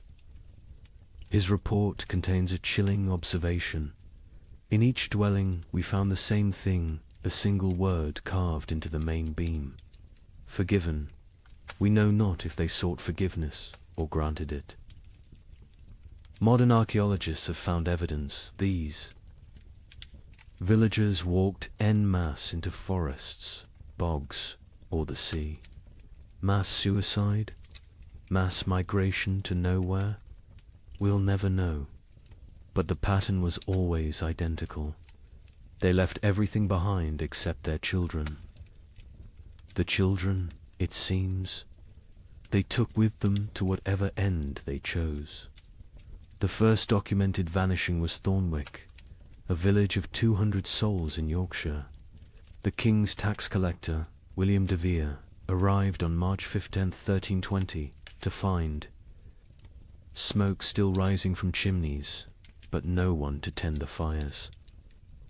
His report to the crown reads like a ghost story. The village stands as if frozen in a moment, bread half-eaten on tables, needlework abandoned mid-stitch, a pot of porridge still warm over dying embers, but of people nothing, not even bodies. They have vanished as completely as if God himself erased them from existence. But they hadn't been erased. They had chosen erasure. In every house, carved deep into the main support beam, that single word, forgiven. Some carved carefully, with time and purpose. Others scratched hastily, as if in final moments before departure. All in different hands, but all the same word, the Bishop of Lincoln. Thomas Beckhampton was sent to investigate when 7 more villages in his diocese reported similar vanishings. His investigation team included scribes, soldiers, and physicians. What they found challenged their understanding of human behavior. We tracked them, the bishop wrote. 200 people cannot vanish without trace. We found footprints leading from the village, all together, walking in the same direction. Men, women, children, elderly, every soul that could walk had walked. Those who couldn't walk had been carried. The tracks led to Sherwood Forest and then ... stopped. Not scattered, not turned back, simply stopped, as if they had stepped off the earth itself. Deeper investigation revealed planning. These weren't spontaneous disappearances, but coordinated evacuations. In Thornwick, they found evidence of a final feast. Everyone had eaten together one last time, using the last of their stores. In Grimsby, they discovered that villagers had released all livestock, opened all gates, freed all caged birds. They had systematically undone civilization before walking away from it. The physician, Master Hugh of Salerno, noted something disturbing. No signs of violence, no evidence of force. These people chose to leave. More troubling, they chose together. What conversation, what collective decision leads an entire community to abandon existence itself? The pattern spread across Europe like a plague of absence. In Bavaria, the village of Klinwald vanished, leaving behind a communal letter. We go to find what God has hidden from us. We go together because alone we are nothing. We take our children because they deserve better than this slow death. We leave our homes because homes without hope are merely tombs with windows. Seek us not. We are already farther than you can follow.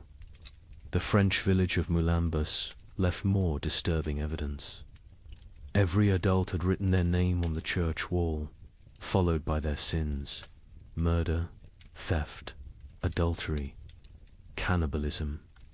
The last entry in the priest's hand: we have all sinned beyond redemption.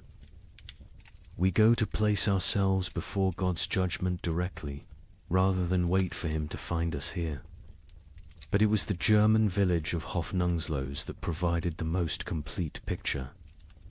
They had left a chronicle, written collectively, each family, contributing a passage. We have eaten our horses. We have eaten our dogs.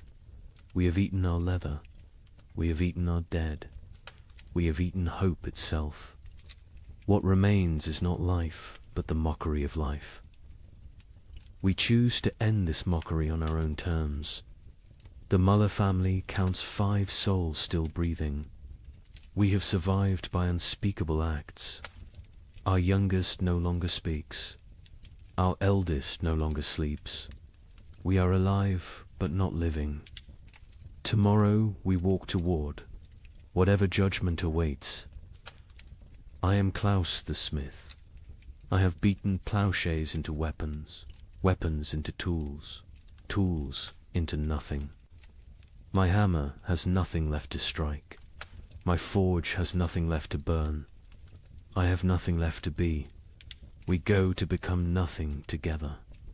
The entries continued 4 pages, each family's testament to horror endured and horror committed. The final entry, unsigned: we forgive each other because no one else will. We forgive ourselves because we must. We forgive God because he knows not what he does. The children were always taken. This detail haunted investigators. In villages where adults were found dead from starvation, disease, violence, children's bodies were often present. But in the vanished villages, no children remained. Whatever dark pilgrimage these communities undertook, they brought their young. A woodcutter named Franz claimed to have seen one such procession near the Black Forest. 300 shadows walking into the trees at dusk. No talking, no crying. Even the babes silent in their mother's arms. They walked like they were already dead. just looking for a place to lie down. I called out, but none turned. They walked into the forest, and the forest swallowed them. The church struggled to explain the vanishings. Suicide was mortal sin, but was this suicide?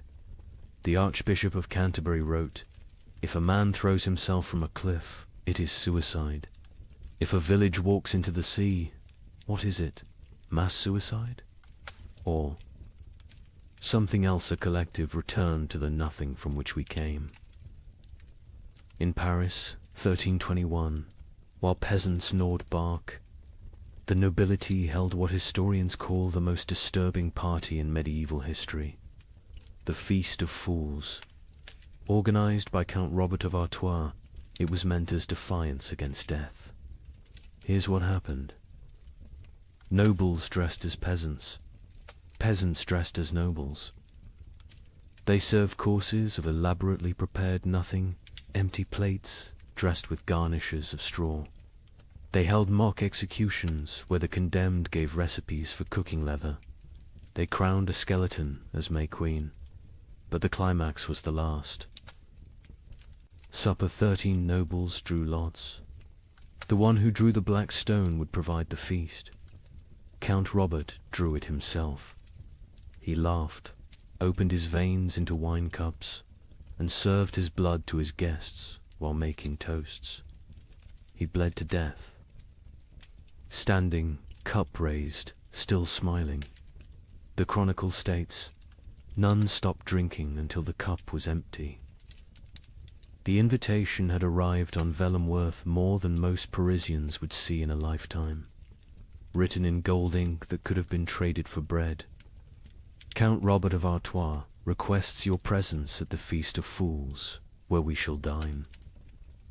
On reality and drink deep of truth.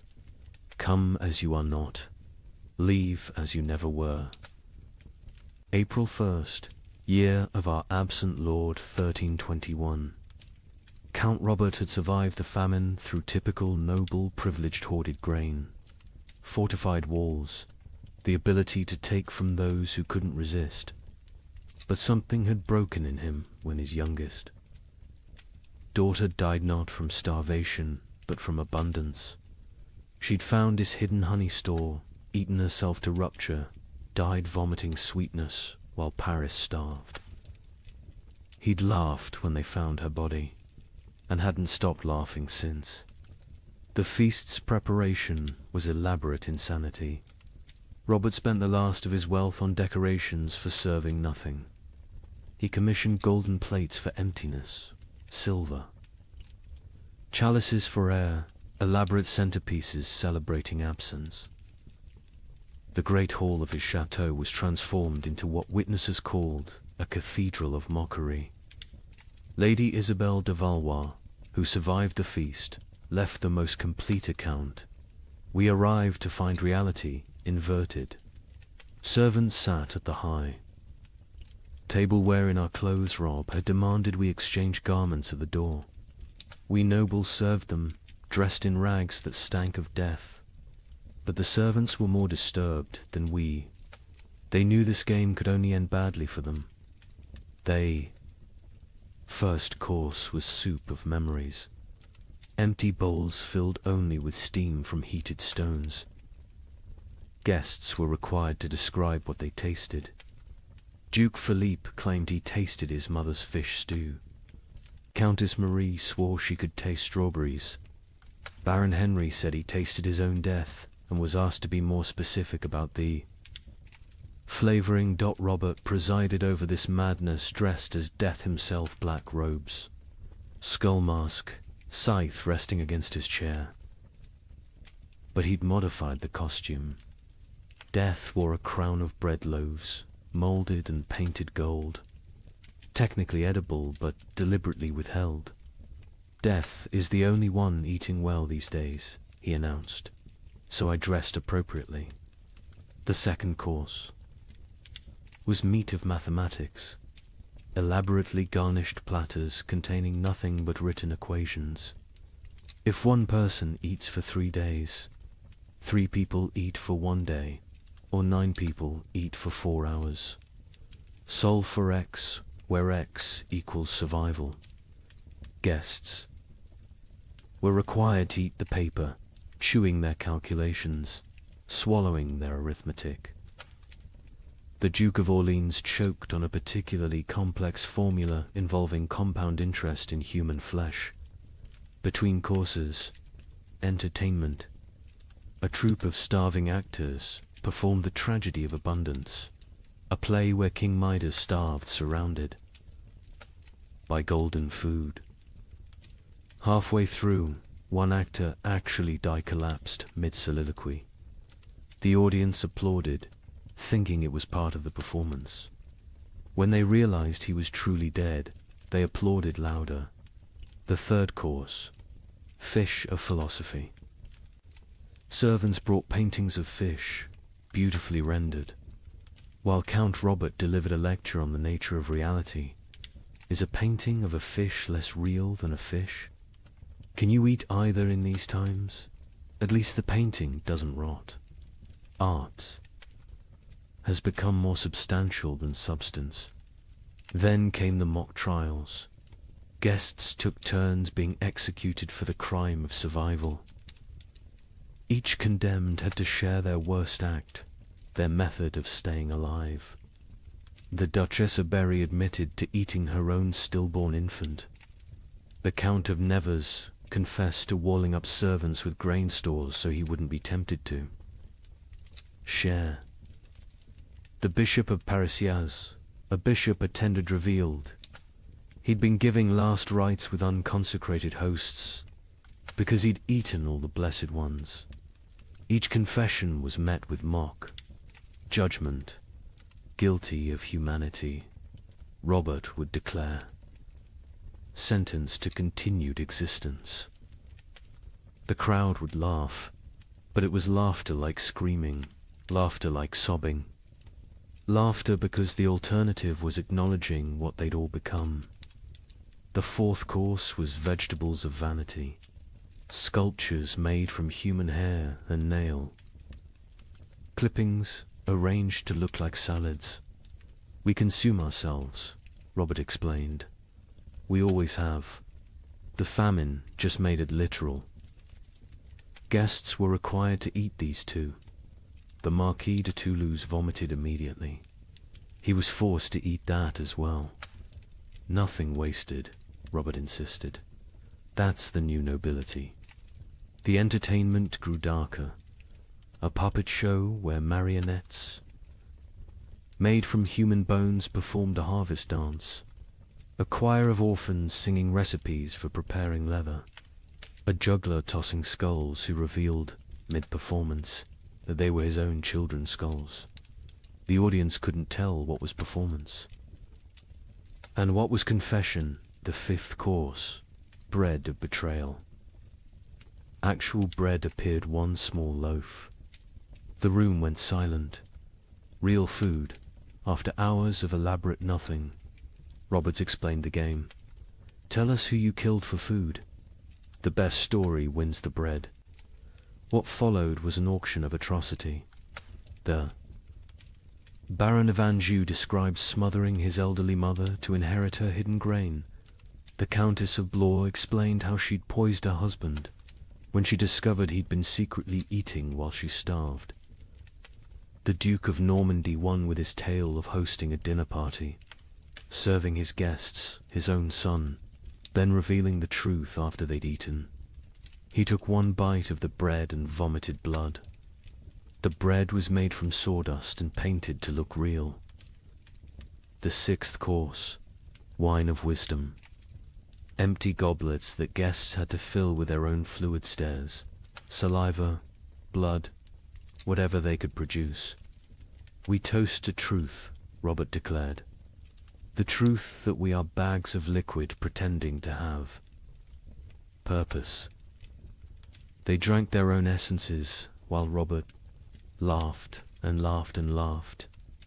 Then came the moment that would define the feast in history. Robert announced the Last Supper, 13 volunteers to recreate Christ's final meal, but with a twist. they would draw lots. 12 would feast. 1 would be the feast. The volunteers came forward, 12 nobles, so broken by horror they'd embrace any ending. Robert himself was the 13th. They drew carved bones from a jeweled box. Robert palmed the black bone, ensuring he drew it. Everyone knew. No one spoke. "I am the feast," he announced with genuine joy. "I am bread and wine. I am flesh and blood. I am the only honest noble lefty. Give myself to be consumed." He opened his veins with ceremonial precision, not to die quickly, but to fill 13 cups. He made toasts as his blood flowed, to abundance. Nervous laughter to the feast that never ends. Desperate drinking to the truth that we're all already dead. Silence, except for swallowing. He conducted himself like a summer lay describing vintages. Note the iron undertones, the hint of despair, the full body of wasted life. He grew paler with each toast, but never stopped smiling. Drink deep, friends. I'm a vintage that won't be repeated. The guests drank because stopping would mean acknowledging what they were doing.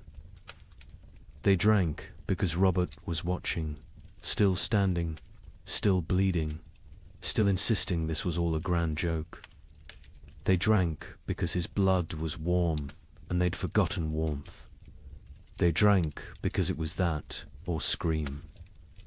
Robert's final toast, as his knees began to buckle, to the feast of fools, where fools feast on fools, where wisdom is folly and folly is survival. To the nobility that dies with nobility, leaving only animals wearing crowns. To the joke that God played on us, and the joke we play back. To the end that never ends, and the ending that never he fell forward. Cup still raised, smile still, fixed. Dead before he hit the ground, but somehow still laughing. The guests sat with empty cups, full stomachs, and the knowledge that they'd literally drunk noble blood while dressed as peasants in a world where symbolism had become sustenance. The aftermath was swift and terrible. The servants, forced to watch nobles drink noble blood, revolted, not politically aside. They stripped off the noble clothes, fled the chateau, most walking directly into the Seine to drown. The nobles, trapped in servant rags, covered in Robert's blood, stumbled into Paris streets where they were attacked by mobs who didn't recognize them or didn't care. Of the 100 guests at the Feast of Fools, 13 survived to Easter.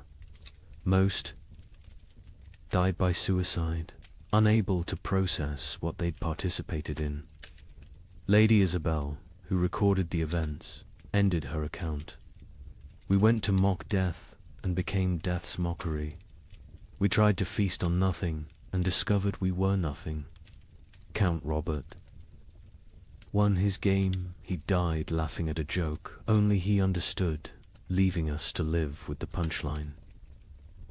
The Feast of Fools wasn't just noble decadence, it was aristocracy's suicide note written in performance art, when the highest class of society serves nothing on golden plates, crowns, corpses, and drinks human blood as entertainment, the social order hasn't just collapsed, has performed its own autopsy while still breathing. The king, upon hearing of the feast, reportedly said, "Count Robert has shown us our future elaborate rituals around nothing, performances of power without power. Substance, consumption of ourselves disguised as celebration." He then ordered all records of the feast destroyed.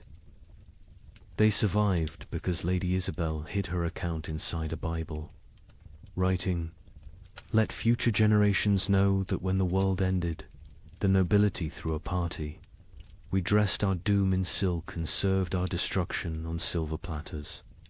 We made horror into art because art was all we had left. And when the last toast was raised, it was to our own annihilation, delivered with perfect etiquette.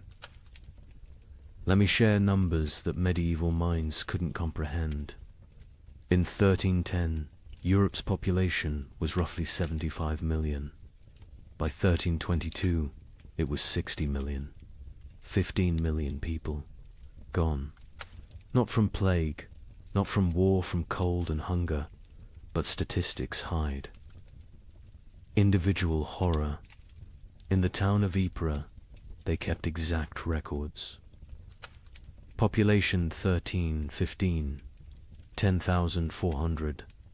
Population 1,322, 2,100.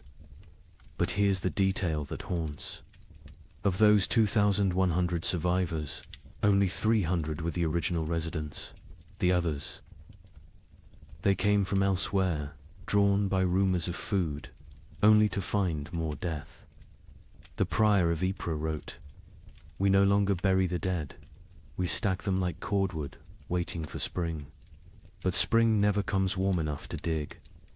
The numbers tell a story that words cannot." The Abbey of Saint-Denis kept meticulous death records, originally for prayers for the departed. By 1318, they'd stopped recording names, just tally marks. 5 marks crossed through. 5 marks crossed through. Pages and pages of groups of 5, like a child learning to count, except each mark was a human soul. Brother Felipe, the abbey's mathematician, calculated the rate of death. In 1315, we lost 1 soul per week. By 1316, 1 per day. By 1317, 1 per hour. By 1318, we stopped counting because the living were too few to count the dead. Mathematics itself collapsed when the numbers exceeded comprehension. The Italian city-states, with their banking traditions, kept the most precise records. Florence's census of 1310 recorded 120,000 souls. The census of 1322 recorded 45,000. But hidden in those numbers was darker arithmetic. Of the 45,000 survivors, 30,000 had arrived during the famine, refugees from the countryside. The original Florentine population had dropped from 120,000 to 15,000. 7 of every 8 natives had perished. Venice's records reveal the geographic mathematics of death. The city's famous districts died at different rates. San Marco, where the wealthy lived, lost 40% of its population. Castello, where the poor crowded, lost 85%. But here's the cruel irony: the wealthy districts died faster in the final years. Once money meant nothing, poverty became an advantage. The poor knew how to starve. The rich only knew how to eat. In England, the Doomsday Book had recorded settlements since 1086. By comparing tax records from 1310 to 1322, we can track village-level devastation. In Norfolk, 40% of villages recorded in 1310 no longer existed. By 1322, not depopulated, erased. The land itself forgot humans had ever lived there. But let's look deeper at Ypres, because their obsessive record-keeping reveals the true mathematics of societal collapse. The town's cloth guild recorded not just deaths, but causes. 1,315. 500 deaths to 400 starvation. 100 disease 1316. 1,200 deaths to 900 starvation. 200 disease. 100 violence 1317. 2,100 deaths to 1,000 starvation.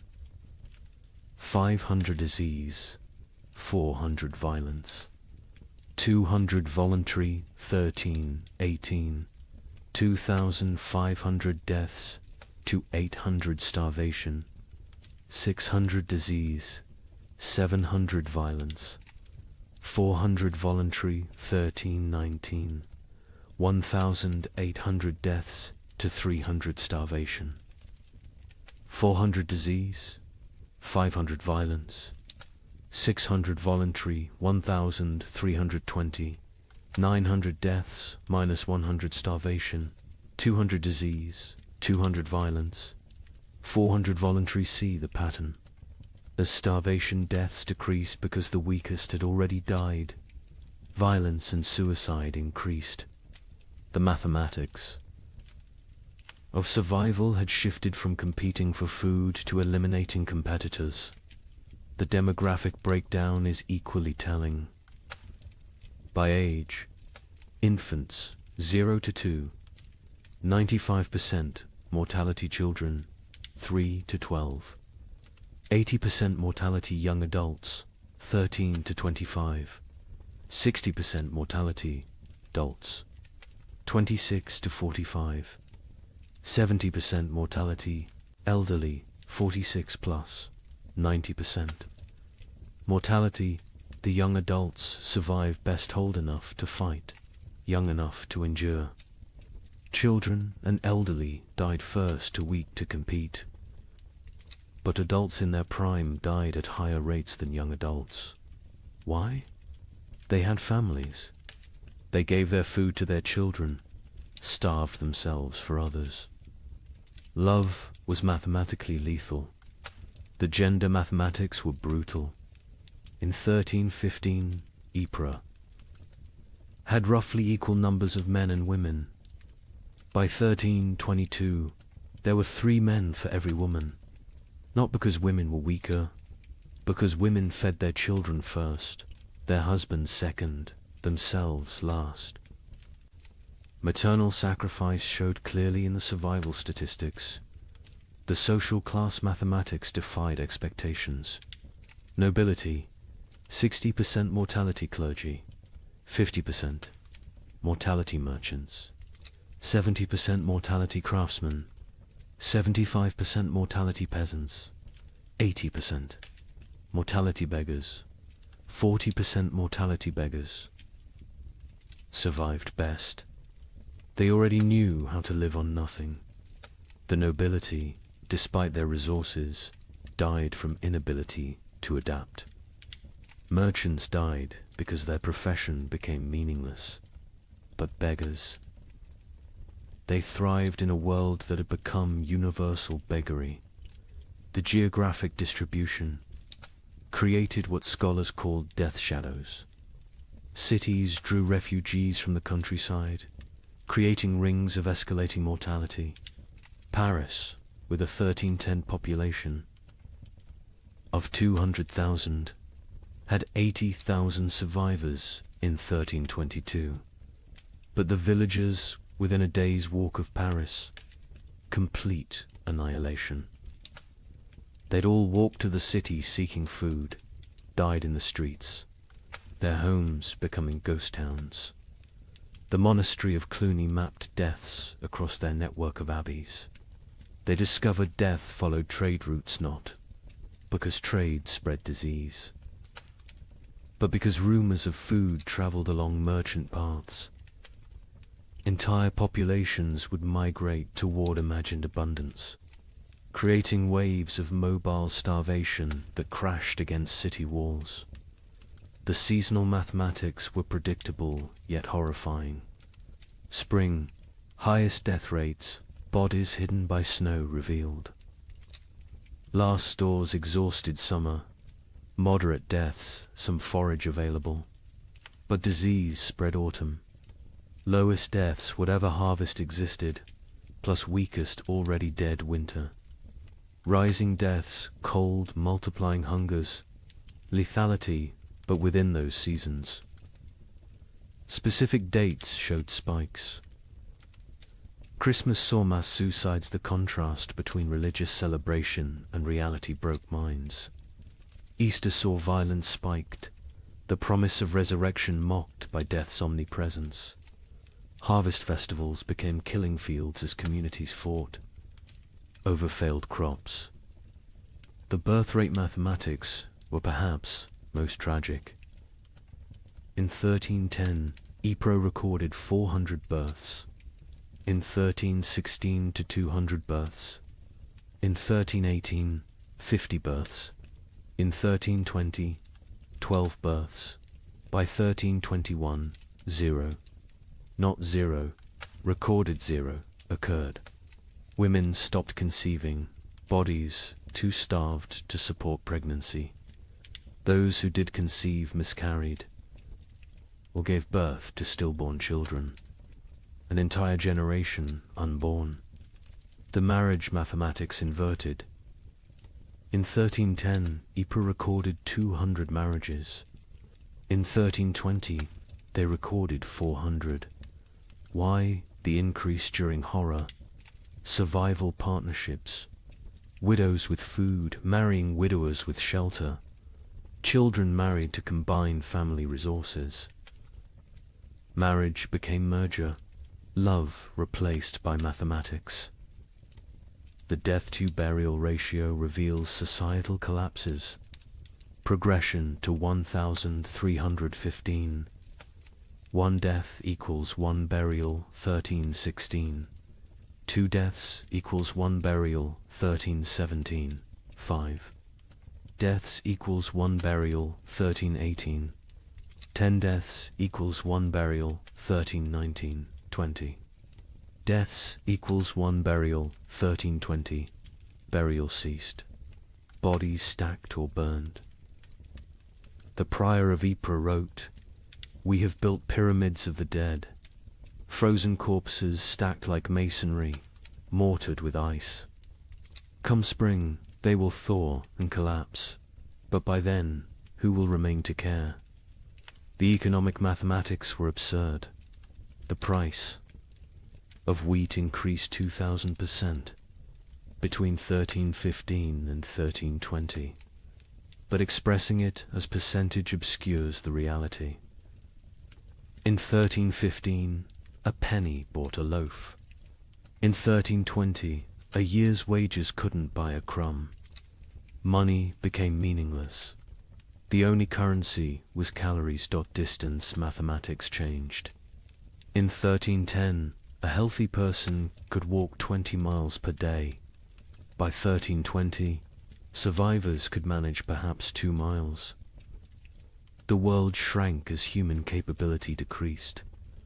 Villages 10 miles apart became unreachable foreign lands. Geography expanded as humans contracted. The theft mathematics reveal moral collapse. 1,315. 100 thefts. Mostly grain, 1316. 500 thefts. Anything. Edible, 1317. 1,000 thefts. Including clothing and fuel, 1318. 2,000 thefts. Including children, 1319. Theft became meaningless. Nothing left to steal. The murder mathematics followed similar patterns, but with a crucial difference. Murders peaked in 1318, then declined not from returning morality, but from lack of strength. By 1319, people were too weak to kill. Violence required carries nobody could spare. The migration mathematics created empty zones and death clusters. Rural areas emptied as survivors walked to cities. Cities became graveyards as refugees died in streets. The population didn't just decline, it concentrated, then collapsed. Like a star becoming a black hole, the linguistic mathematics were subtle but telling.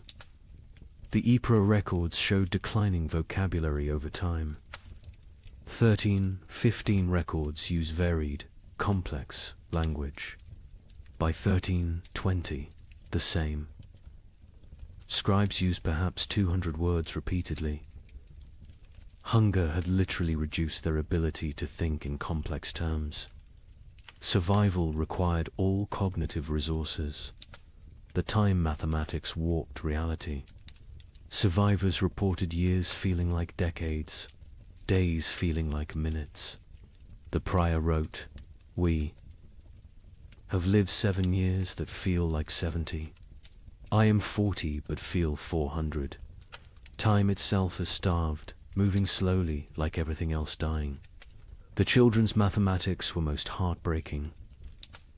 In 1315, Ypres had 3,000 children under 12. By 1322, 45. Of those 45, only 3 were from Ypres.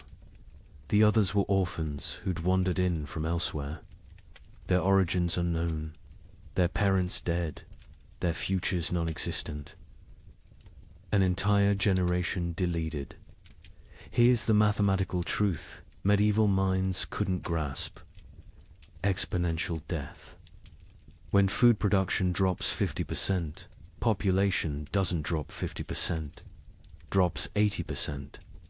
Because that 50% reduction creates competition, disease, violence, and suicide that multiply mortality beyond the initial cause. Famine doesn't just kill through starvation, kills through the mathematics of social collapse. The final statistic, the one that captures the true horror of the 15 million who died. Historians estimate only 5 million died directly from starvation. The other 10 million died from what starvation created: disease, violence, suicide, exposure, accidents caused by weakness, childbirth without resources, infections without medicine. 2/3 of deaths weren't from famine, but from famine's mathematics. The prior of Ypres' final entry, dated March 1322.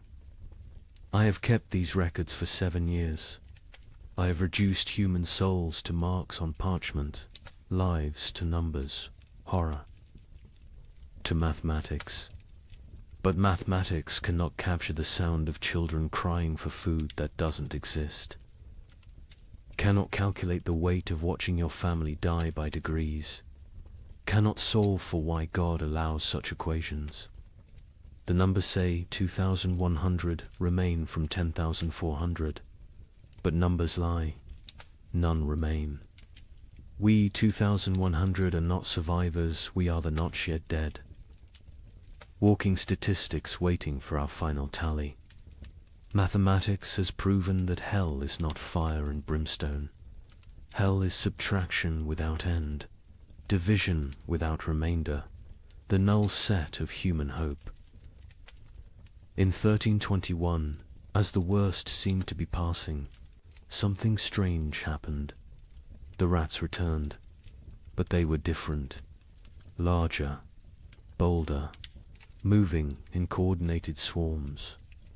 A chronicler in Milan wrote, "They fear neither cat nor dog nor man. They walk in daylight like they own the earth." Where had they been for 7 years? Some scholars believe they survived in the vast granaries of Eastern Europe, growing fat while the West starved. Others think they evolved, adapted to the cold. But everyone agrees on one thing: they brought something back with them. A Venetian merchant noted, "The rats are sick.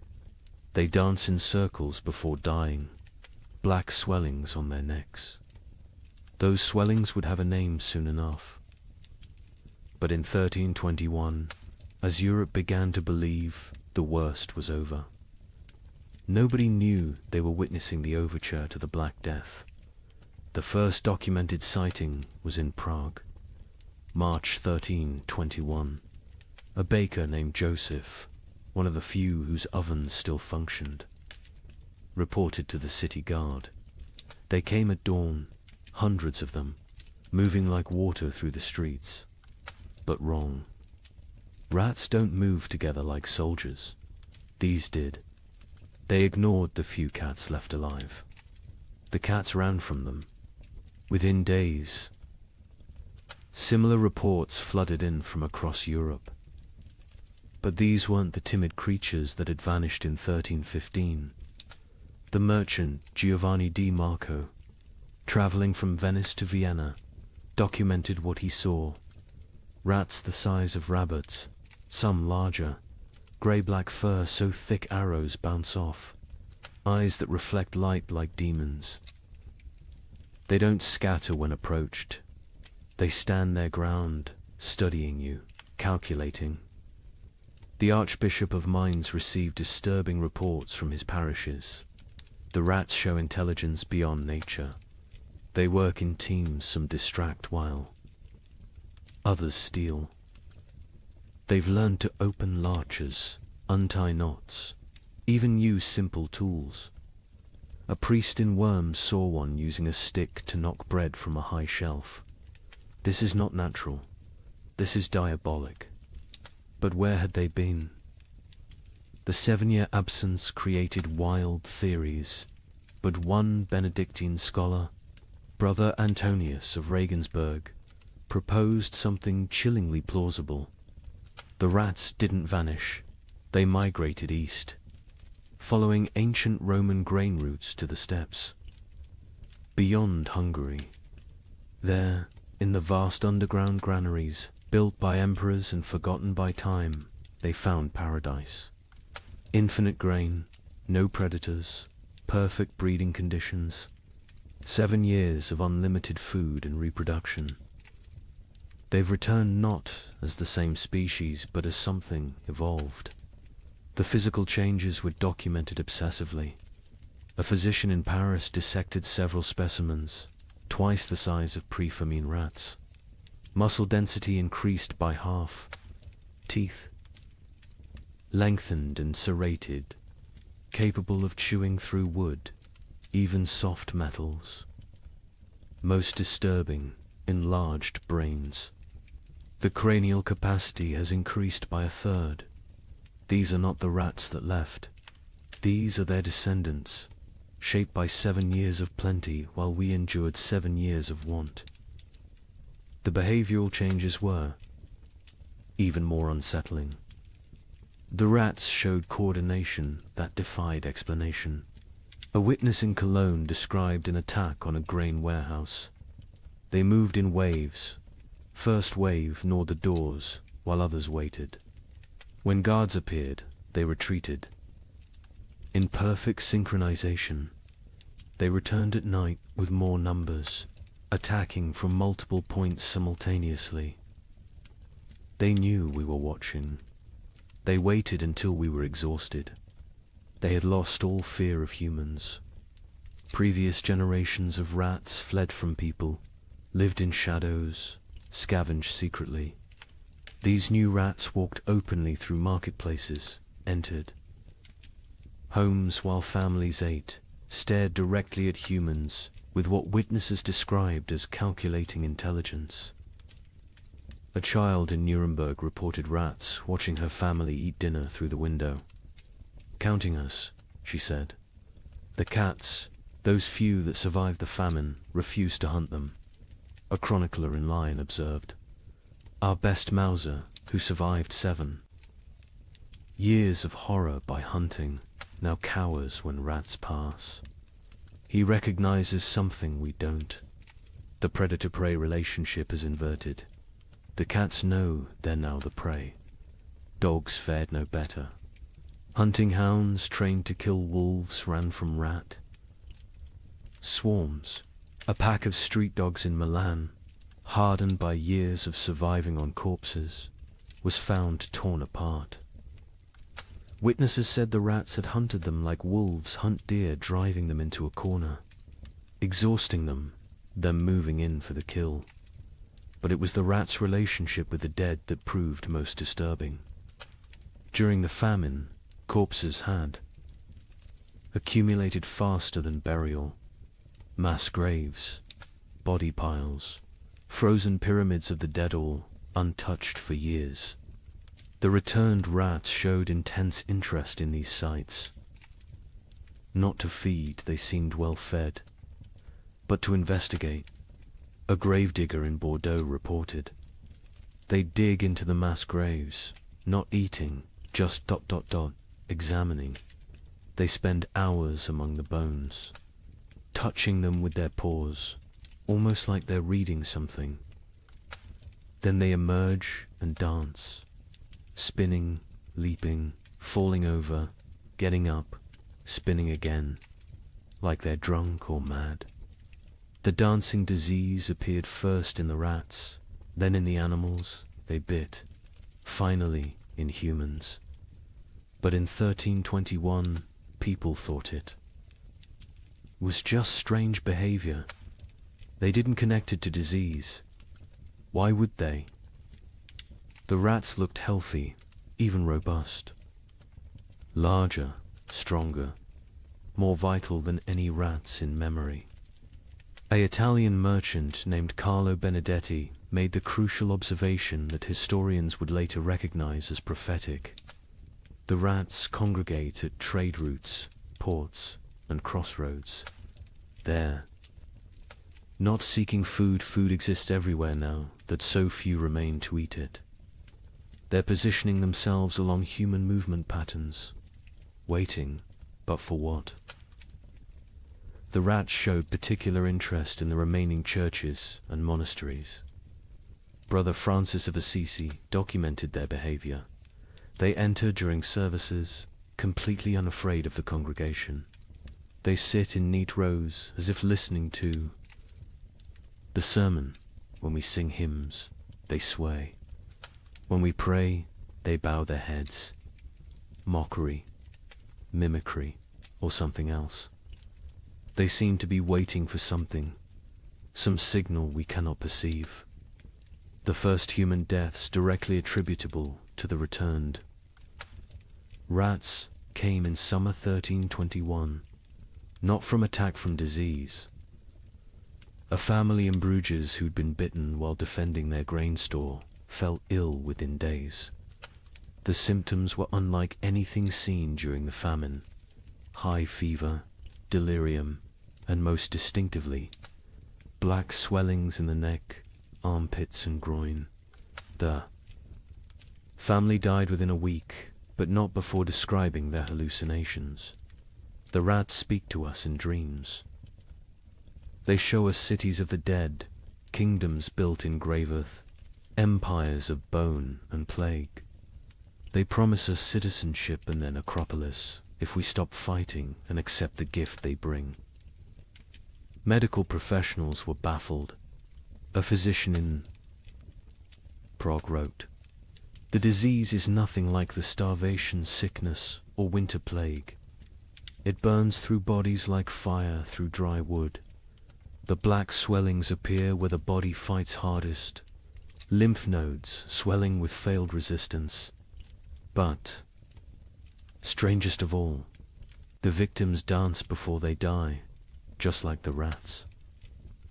The dancing sickness spread from the bitten to their families, from families to neighborhoods, from neighborhoods to districts. But in 1321, it was still contained, still rare. Most who died that year still died from famine's lingering effects. The new plague was just beginning its incubation, both in human bodies and human societies. The rats' intelligence manifested in increasingly complex ways. They learned to avoid traditional traps, poison, and hunting methods.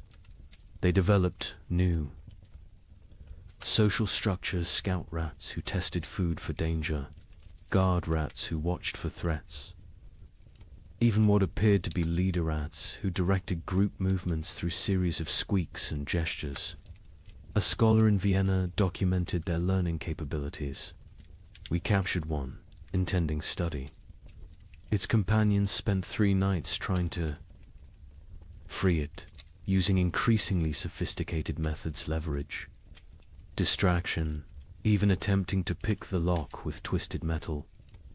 When they failed, they sat outside the cage in vigil until the captured rat died. Then they left. But the next night, our laboratory burned. The fire started in 3 places simultaneously. Draw your own conclusions. The church struggled to explain the rats' return. Were they demons? Punishments? Tests? The Bishop of Cologne preached.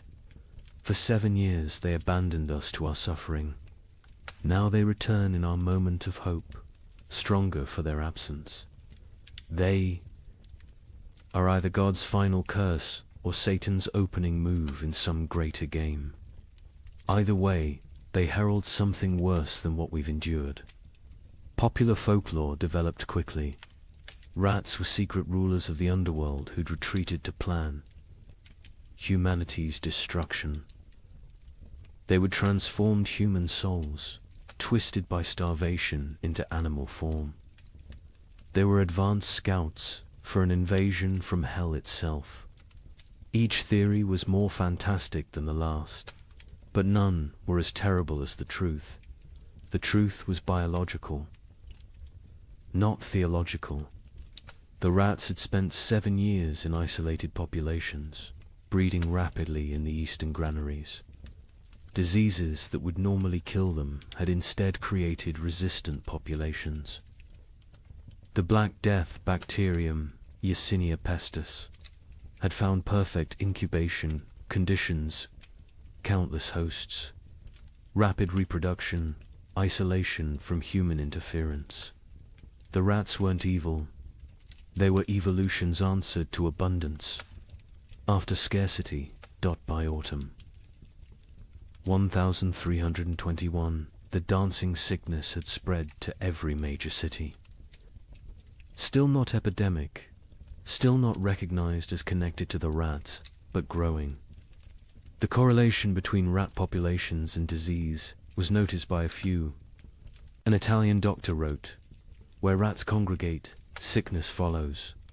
Where rats dance, humans die. Where rats thrive, plague arrives." But Europe, exhausted from 7 years of famine, couldn't process another catastrophe. The return of the rats was seen as disgusting but manageable. The dancing sickness was concerning but limited.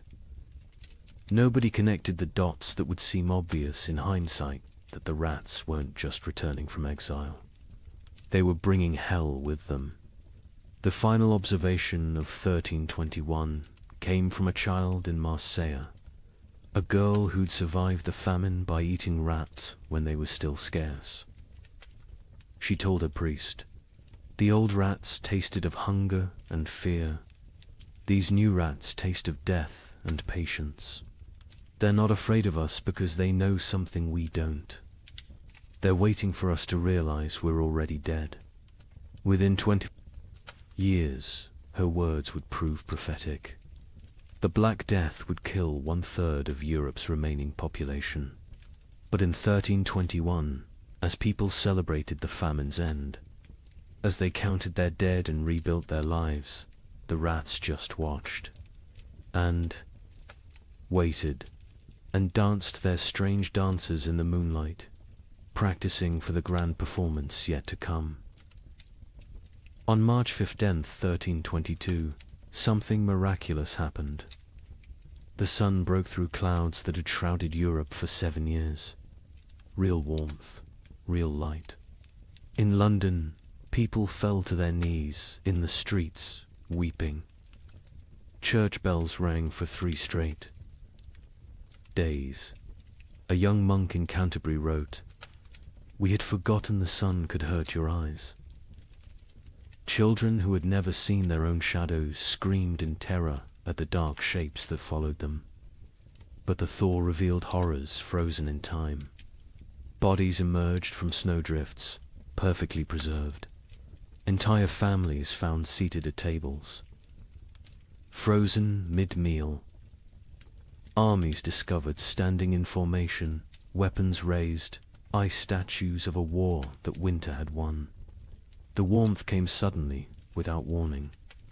Dawn broke grey as it had for 7 years. But by noon, actual golden light pierced through, not the weak, watery light that occasionally appeared, but real sunshine, hot bright, alive. In Paris, people stumbled from their homes, shielding their eyes, unable to comprehend what they were seeing.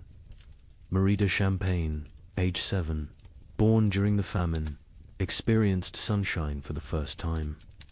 Mother fell to her knees and pulled me down, saying we must pray. I asked what the burning light was. She said God's eye has opened. I was terrified. I thought God was going to see what we'd done to survive. The ice began to melt with alarming speed. Winter's archives, 7 years of frozen death, began to reveal themselves. In Cologne, the Rhine's thaw exposed a grotesque gallery, hundreds of bodies that had fallen through ice over the years, preserved perfectly, now floating downstream like a parade of the damned. Citizens lined the banks, searching for relatives lost years ago, finding them looking exactly as they had at death.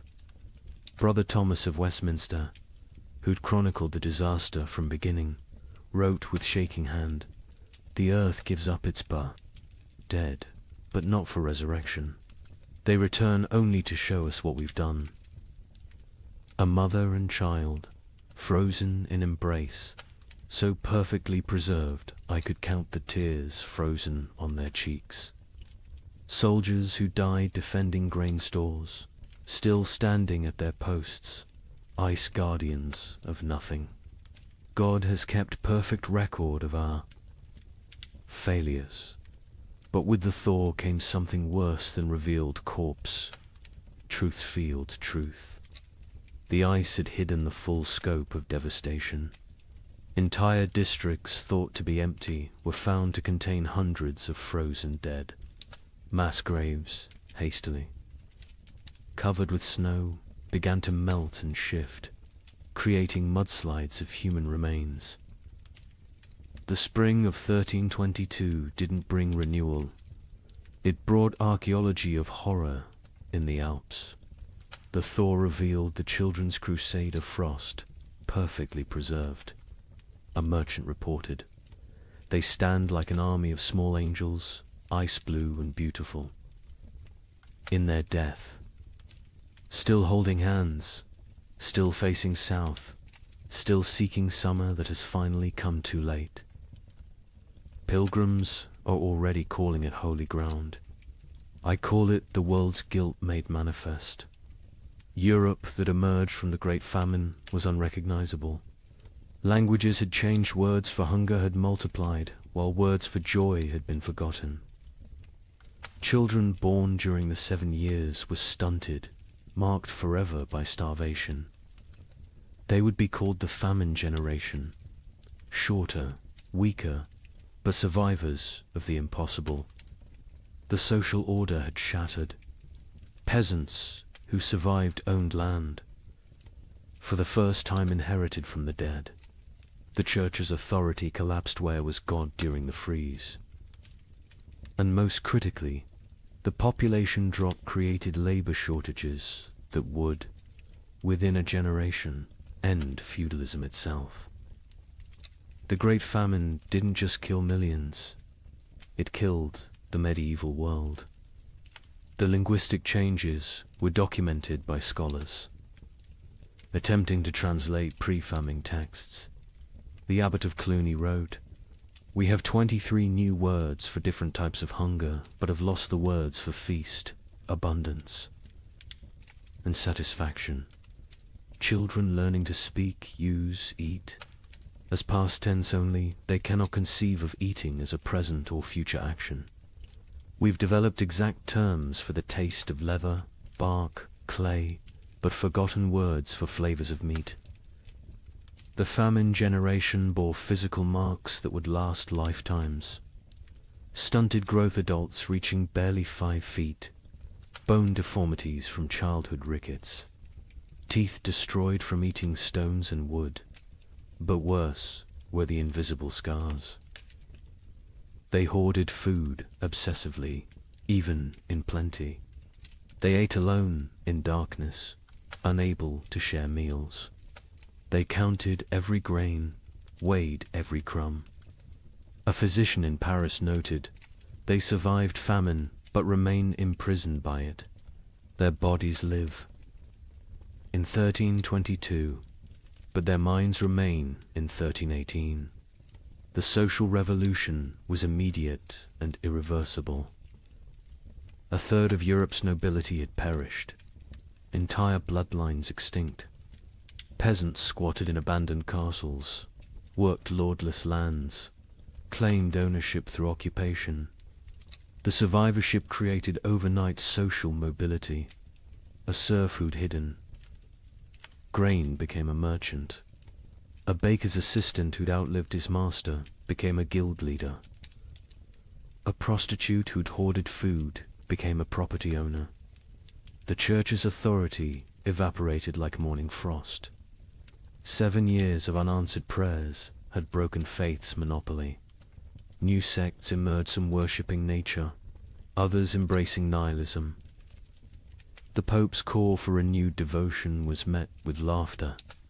A graffiti in Rome read, "God starved. We survived. Who then is stronger?" Priests found congregations unwilling to tithe, unable to trust divine providence that had provided only suffering. But most revolutionary was the labor shortage. With 15 million dead, every survivor became valuable. Peasants demanded wages. Instead of feudal obligations, serfs simply walked away from their lords, knowing they'd find better conditions elsewhere. The statute of laborers, attempting to freeze wages at pre-famine levels, was universally ignored. A blacksmith could demand noble prices. A farmer could negotiate like a merchant. The medieval world built on hierarchy. Faith and agricultural abundance had been murdered by weather. What emerged was proto-modern, mobile, skeptical, calculating. The Great Famine didn't just kill people. It killed the very idea of divinely ordered society. The survivors knew now that God could forget them, that nobles could starve, that civilization was only 3 meals deep. Europe would rebuild, but never recover. The medieval dream was frozen in those 7 years, preserved like the corpses in ice, beautiful and dead forever. In 1323, an anonymous scribe in Bavaria wrote what might be the most important document of the entire famine. Not a chronicle of events, but a warning. To those who come after, know this. We thought ourselves masters of the earth. We built castles against enemies, churches against damnation, walls against nature itself. But when the sky turned against us, when the very air became our enemy, we learned that civilization is only 3 mills deep. Beneath that lies the animal, and beneath that ... lies something worse, something that would eat its own shadow if it could provide sustenance. We survived. That is not the same as living. Some costs can never be repaid. Some hungers never leave you, no matter how much you eat. We measured time in deaths. We measured love in shared suffering. We measured God in his absence. If the cold comes again, and it will come again, remember that the greatest danger is not the freeze.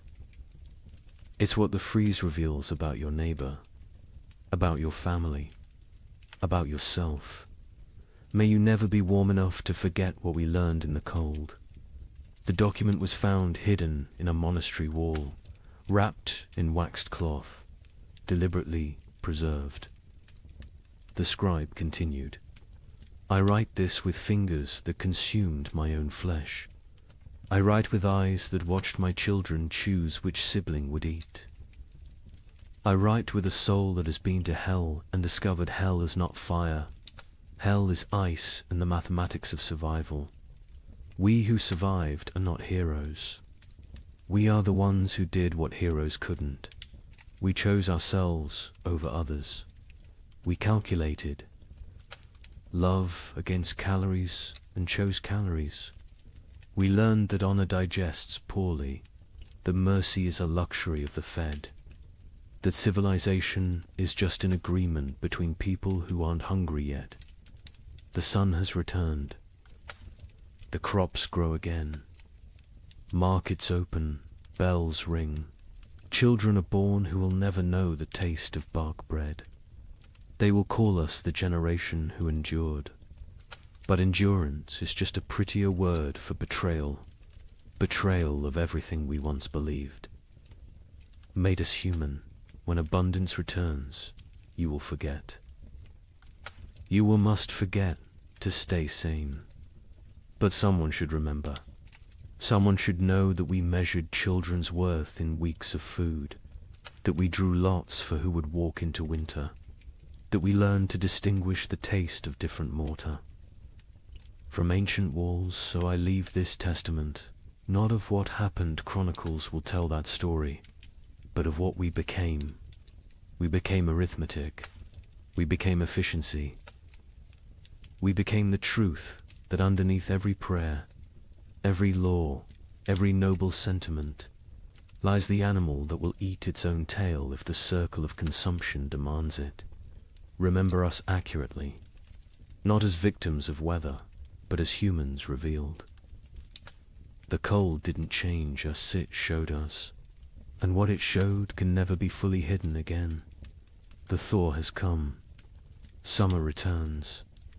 But we who survived carry winter inside us forever, a frozen seed that whispers, "This is what you really are. Everything. Else is just the dream of well-fed men." In the spring of 1315, a mother in northern England made an unthinkable decision. She locked her children inside their cottage, walked into the frozen wasteland, and never returned. But she wasn't abandoning them. She was saving them. What, she knew what all of Europe would soon discover was that the world itself was dying. The rain wouldn't stop. The cold wouldn't break. And for the next 7 years, winter would reign supreme. Her name was Marjorie of Dereham, and her neighbors found. Her children, 3 days later, alive, huddled around the last embers of their fire. The eldest, a boy of 9, clutched a note his mother had left. The priest who recorded it wrote that his hands shook as he read her words aloud. "My flesh will buy them grain. My absence will grant them mercy. Tell them I walk toward God." Not away from them. You see, Marjorie had understood something terrible. Something that would take the rest of Europe months to grasp. This wasn't just another harsh spring. This was the beginning of an extinction. The marketplace where she'd traded her body for bread had made the calculation clear. A living mother meant 5 mouths to feed. A missing mother meant 4 orphans the church had to shelter, and the church still had grain, still had walls, still had hope that this nightmare would end. But here's what makes Marjorie's story so haunting. She wasn't unique. Parish records from 1315 show hundreds of similar disappearances. Parents vanishing into blizzards, elderly grandparents wandering into forests, always leaving notes, always locking doors from the outside, always walking toward death like it was salvation. The chronicler Geoffrey Le Baker would later write about that spring with words that feel pulled from nightmares. The rains began on St. George's Day and fell like God had forgotten how to do anything else. Not the warm rains of April that wake sleeping seeds, but frozen needles that killed whatever they touched. Crops didn't fail, they drowned standing. Rivers didn't flood, they exploded from their banks like wounded animals. Think about that. For a moment, you're a medieval peasant. Your entire world is 3 miles wide. Everything you know about survival, every technique your father taught you, every prayer your mother whispered, assumes one simple truth, that seasons follow patterns. Spring brings life. Summer brings growth. Autumn brings harvest. Winter brings rest. But what happens when spring never comes? When winter refuses to die? When the very foundation of existence cracks beneath your feet? That's what began in 1315. Not a famine, not a crisis, but the complete collapse of natural order. And Marjorie of Durham, walking into that frozen dawn, leaving her children behind to live, was just the first character in a story that would consume 15 million souls. Before it ended. The question isn't how Europe survived, it's what Europe became to survive it.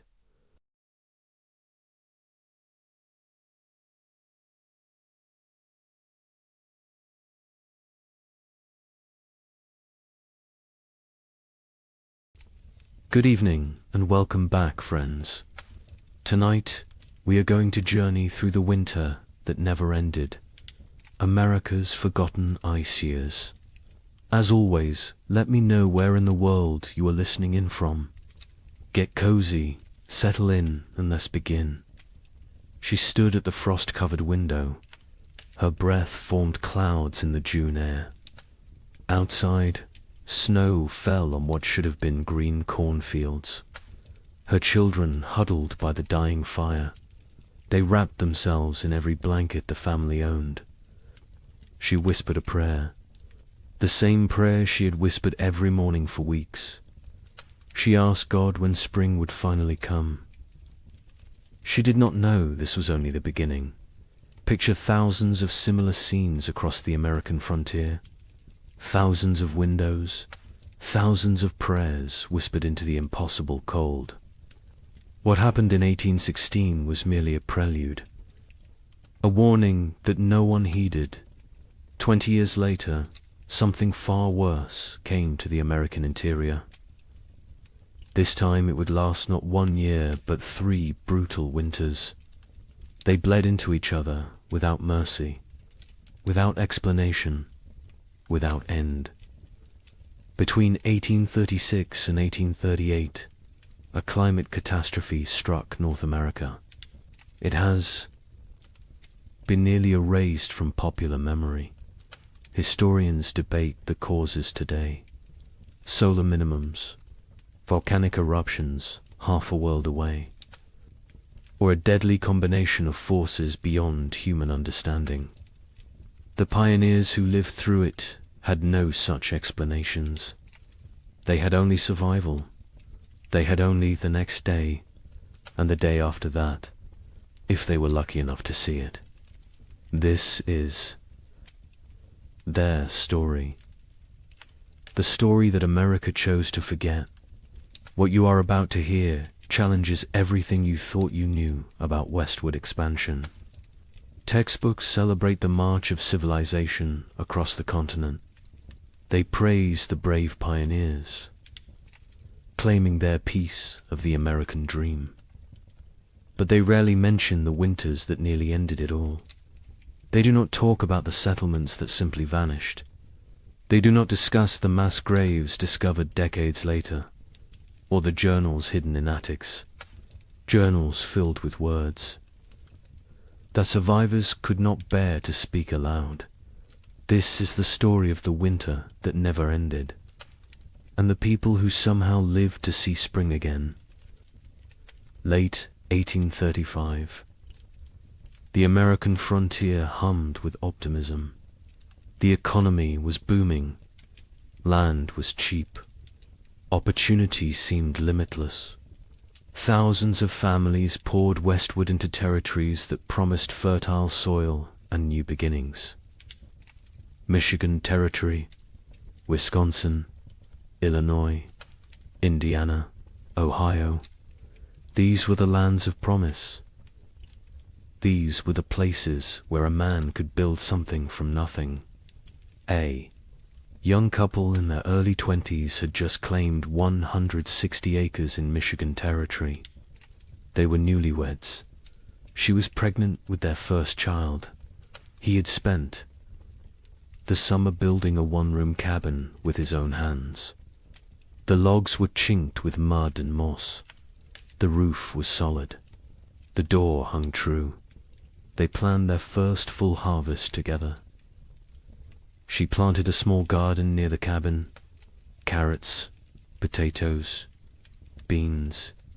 He cleared 3 acres for corn. At night they sat by the fire and talked about the future, about the children they would have, about the farm they would build, about growing.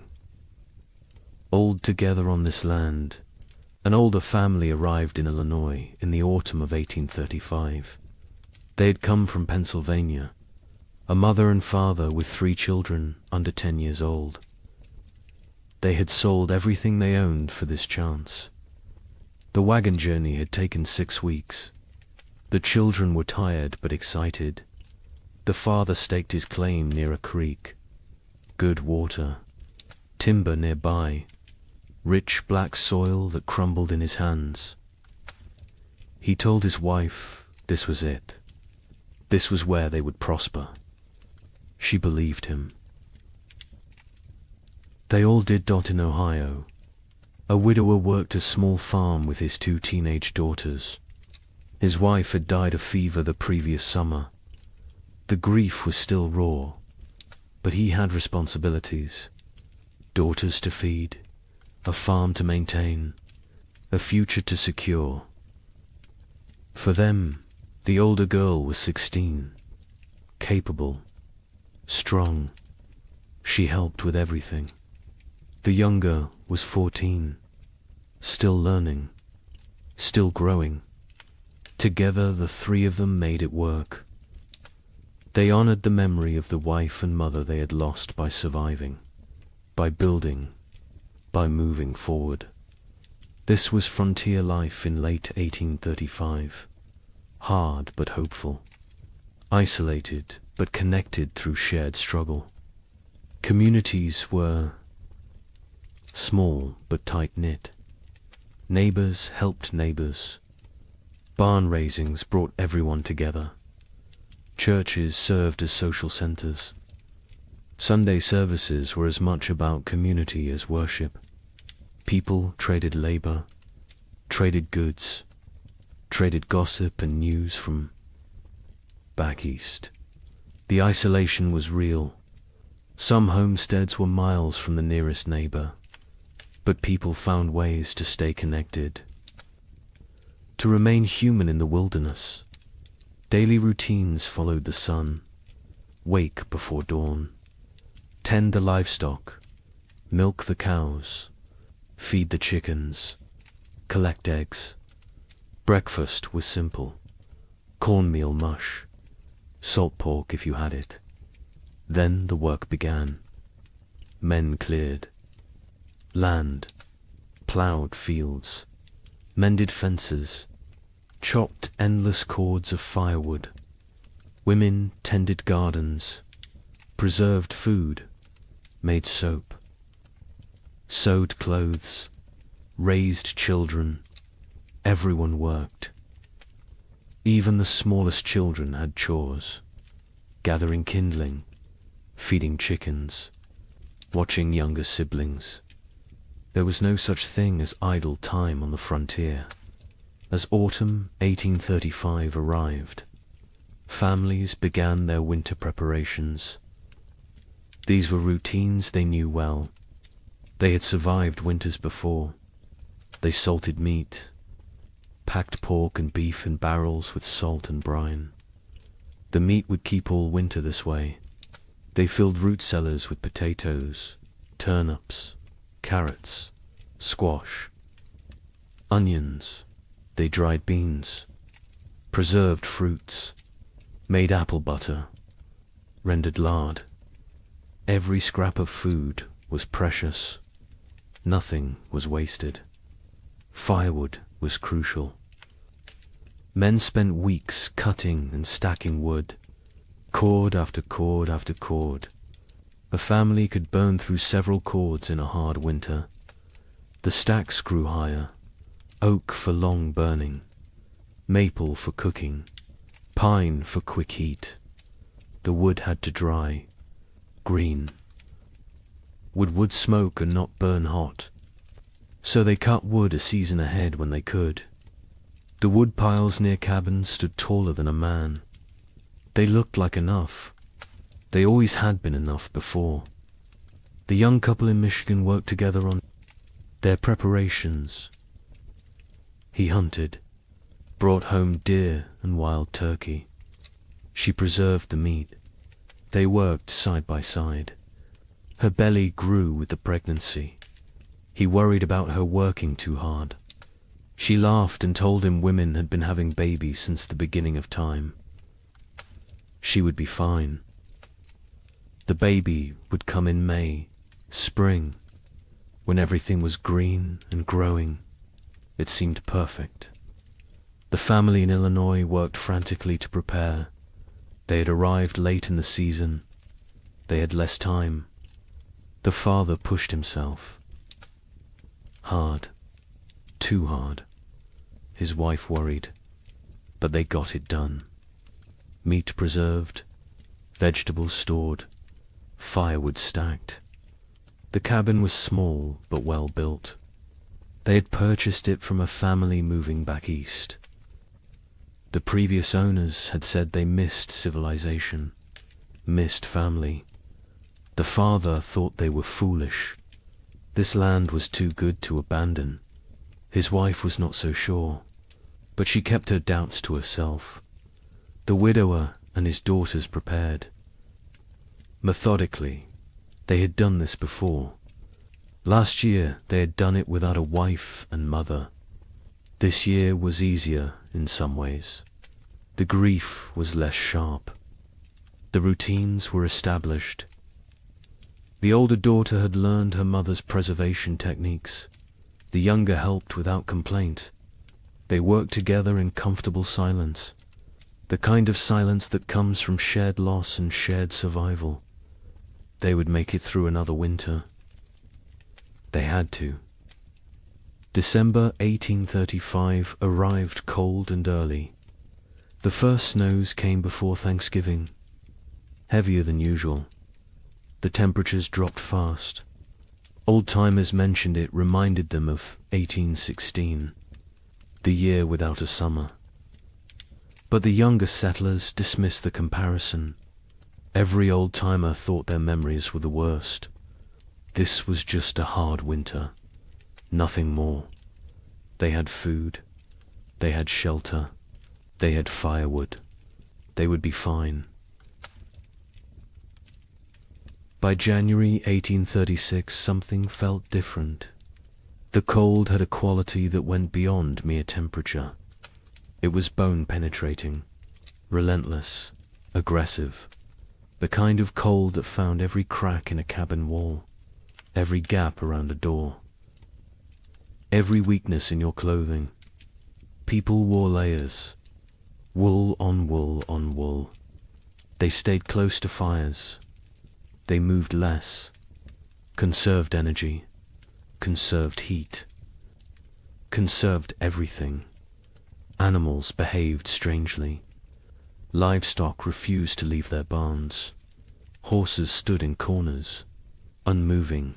Even when offered food, cows produced less milk. Chickens stopped laying.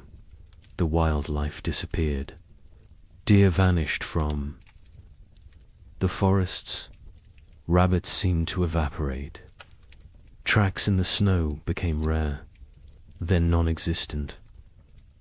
Hunters returned empty-handed day after day. Where had everything gone? The young man in Michigan noticed the silence first. The forest was always noisy. Birds, squirrels, the rustle of small animals, whined through leaves. But now there was nothing. Just silence and wind. The wind never stopped. It howled around the cabin at night.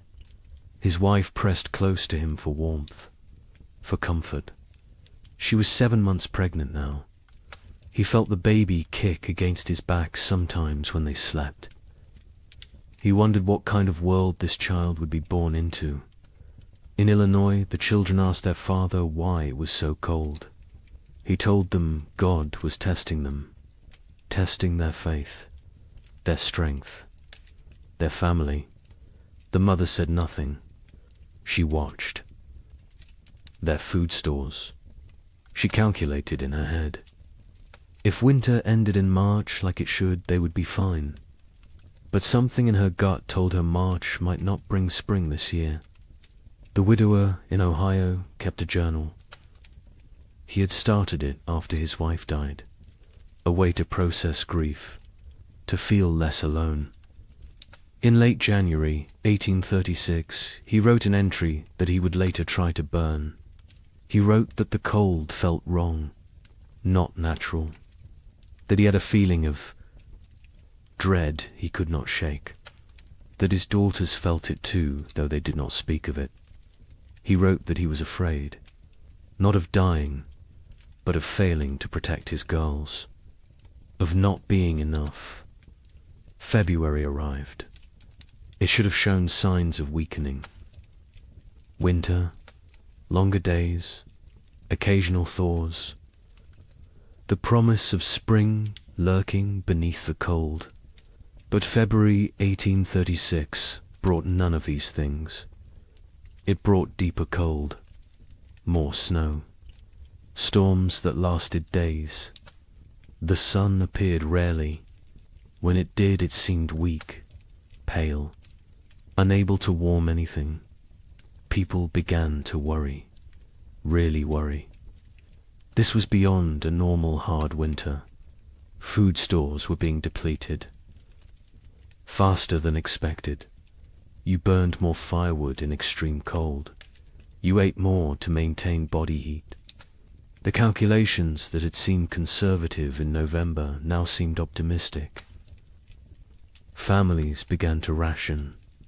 Smaller portions, fewer meals. Make it stretch.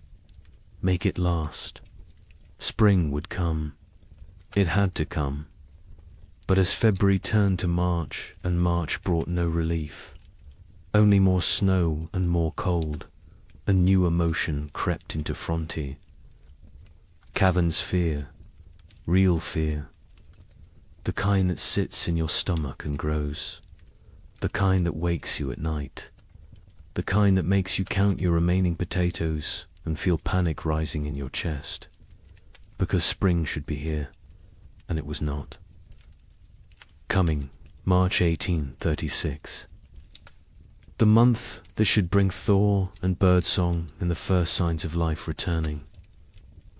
Instead, it brought blizzards, heavy wet snow that collapsed roofs, winds that tore at cabin walls, temperatures that dropped so low that water froze solid inside homes, despite the fires burning constantly. People began to understand. This was not a normal winter. This was something else entirely. The young wife in Michigan went into labor on March 15th, 3 weeks early. Her husband rode through a blizzard to fetch the nearest midwife. She lived 4 miles away. He almost did not make it. The horse struggled through chest-deep drifts. The wind cut through every layer he wore. He found the midwife. She came. They rode back together. The journey that should have taken an hour took 3. The baby came that night. A girl, small but healthy, she cried strong. The mother wept with relief and exhaustion and fear. The midwife stayed 2 days until the storm broke. When she left, she told them the baby would need extra warmth, extra care. The mother already knew. She held the infant against her skin constantly, shared her body heat, prayed the cold would break before her milk ran thin. In Illinois, the family made a decision. They would send the eldest boy to the nearest town, 12 miles south, to buy supplies, if any could be had, extra flour, salt, anything. The boy was 8 years old, small for his age, but tough. His father gave him careful instructions. Follow the creek, stay near cover. If a storm comes, find shelter and wait it out. The mother packed him food for 2 days. She kissed his forehead, told him to be safe. He left before dawn. He returned 4 days later, frostbitten, exhausted, empty-handed. The town had nothing to sell. Their stores were depleted too. Everyone was rationing. Everyone was afraid. He had slept in a barn the first night, a chicken coop the second. A family had taken him in on the third night, fed him soup, let him warm by their fire. They had children his age, thin children with hollow eyes. He came home and told his parents what he had seen. His father nodded, said nothing. His mother turned away so the children would not see her cry. The widower in Ohio made an inventory in mid-March. He wrote down every item of food they had left. 2 bushels of potatoes, some sprouting, half a barrel of salt pork, 1 small sack of cornmeal, dried beans, maybe 20 pounds, some preserved apples, not many, he calculated. If they were very careful, if they ate little, if spring came in April, they might make it. Might, he gathered his daughters, sat them down, told them the truth. They were running low on food.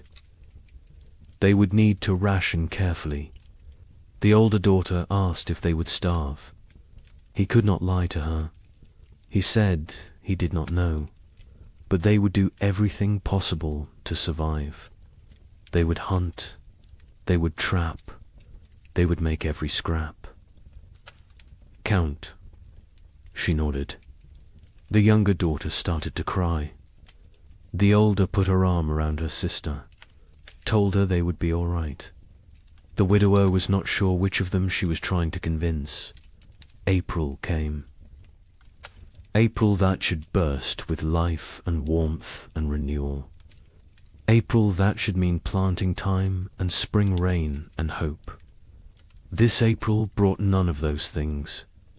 The ground remained frozen solid, 18 inches deep, 2 feet in some places. No plough could break it. No seed could be planted. Even if they tried, nothing would grow in this cold. Families faced a terrible realization. Even if spring came tomorrow, the growing season was too short now. Crops planted in late April might not mature before full frost.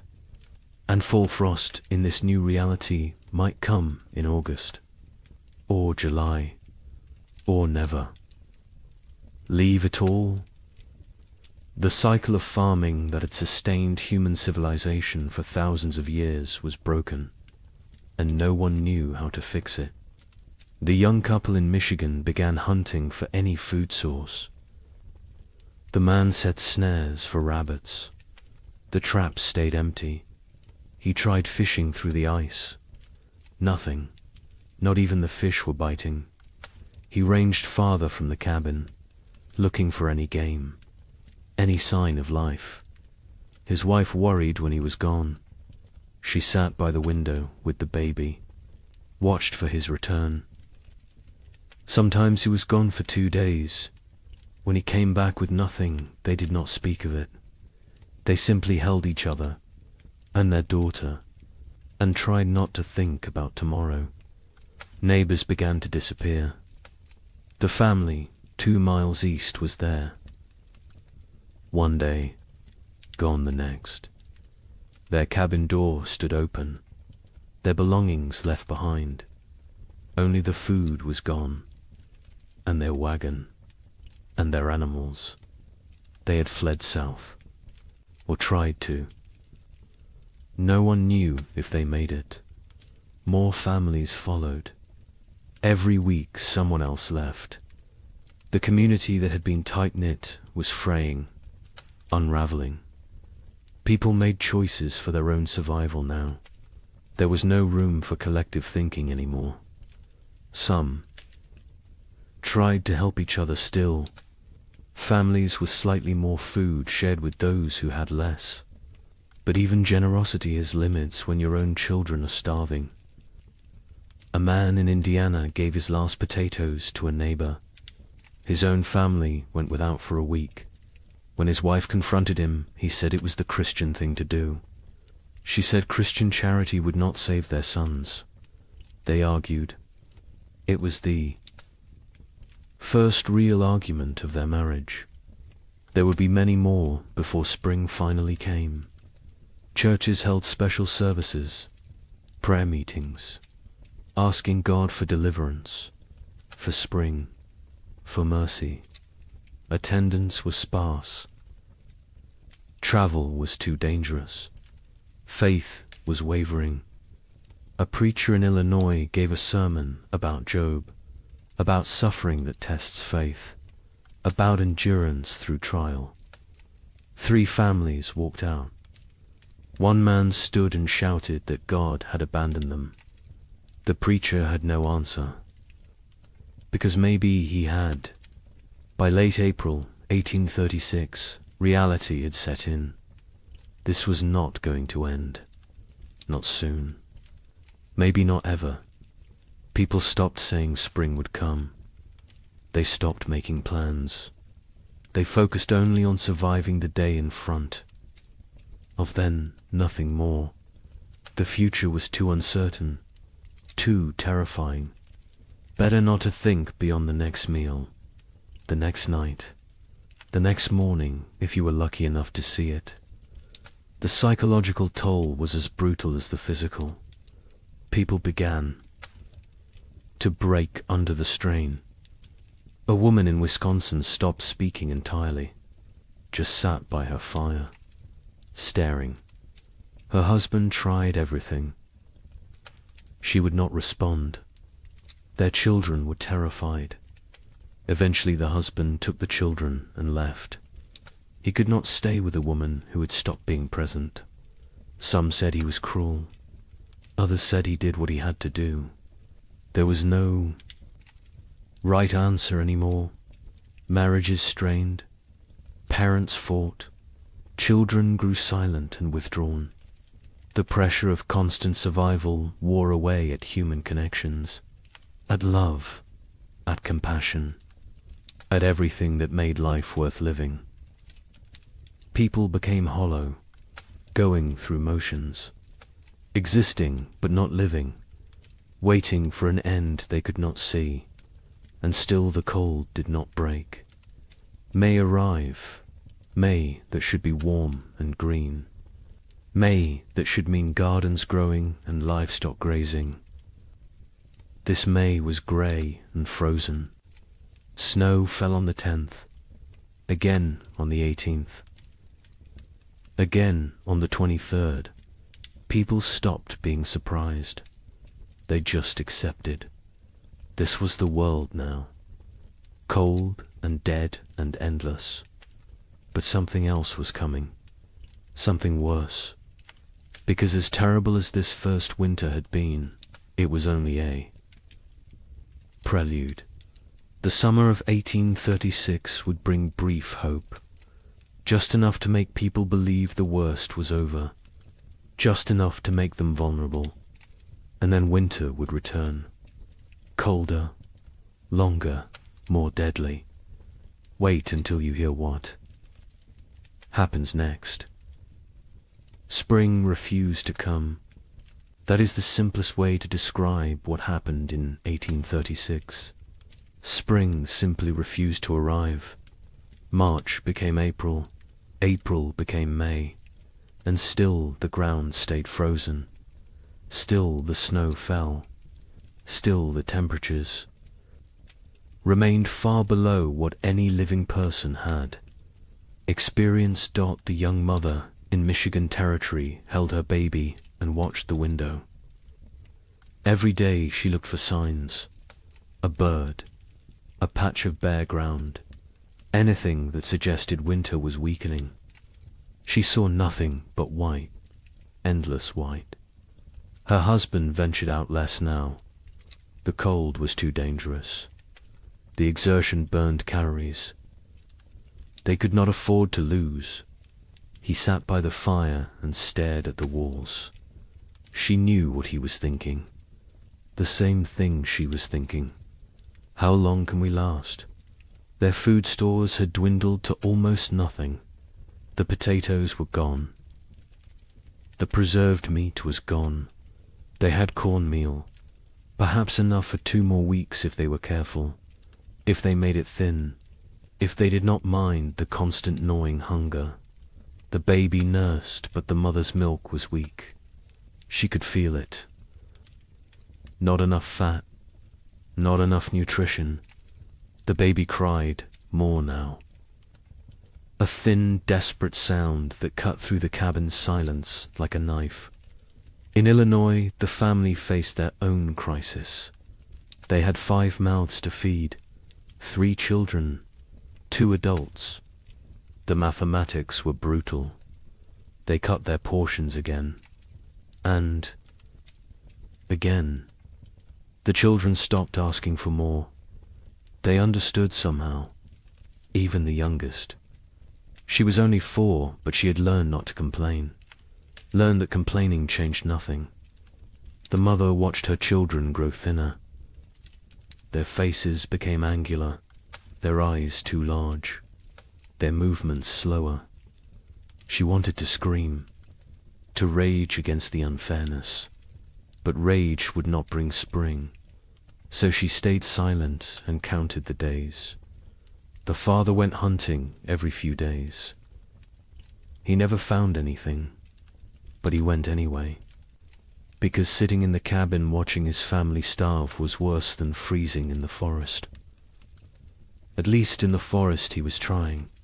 At least he was doing something. He set traps. He checked them religiously. They stayed empty. He tried fishing through ice on the creek. Nothing. The fish had gone dormant or died. He did not know which.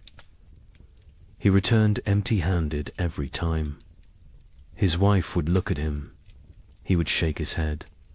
No words necessary. They both knew. The widower in Ohio and his daughters had become experts at survival. They burned furniture for warmth when the firewood ran out. A chair 1 week, a table the next. They ate 1 meal a day. Soup stretched so thin it was barely more than hot water. They trapped a squirrel once. 1 squirrel for 3 people. They made it last 2 days. They boiled the bones for broth, sucked the marrow, used every part. Nothing was wasted. Nothing could be wasted. The older daughter took on more responsibility. She was 17 now, though she looked younger. Malnutrition had stunted her growth, hollowed her cheeks, but her mind was sharp. She kept track of their supplies, rationed, carefully, made decisions about what to eat and when. Her father let her. He trusted her judgment. She had her mother's practical nature, her mother's strength. Sometimes he looked at her and saw his dead wife. It was comforting and heartbreaking in equal measure. The younger daughter was 15. She spoke less than before. The cold and hunger had made her withdrawn. She did her chores without complaint, helped where she could. But there was a distance. In her eyes, a remove. Her father worried about her, about what this experience was doing to her mind. To her spirit, he tried to engage her in conversation. She would answer in single words. Yes, no. maybe, then returned to silence. He did not know how to reach her anymore. Communities that had held together through the winter began to fracture.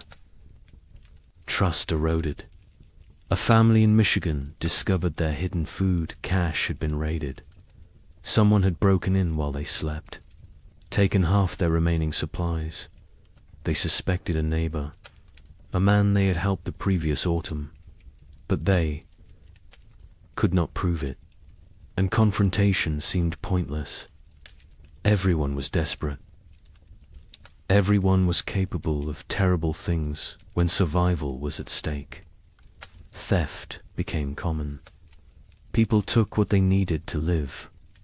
A chicken here, a bag of grain there, tools, blankets, firewood, anything that might help them survive another day.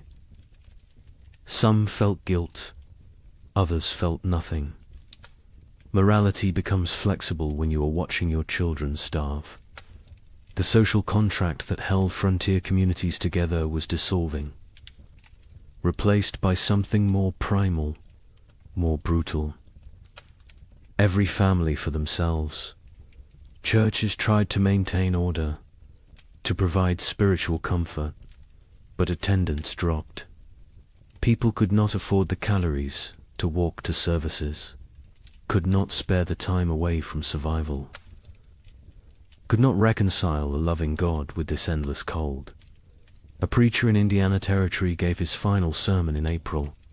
He told his sparse congregation that God worked in mysterious ways, that suffering brought them closer to heaven, that this was a test of faith. A farmer stood up, said his 3-year-old daughter had died 2 nights before, asked what she was being tested for. The preacher had no answer. The church never held another service.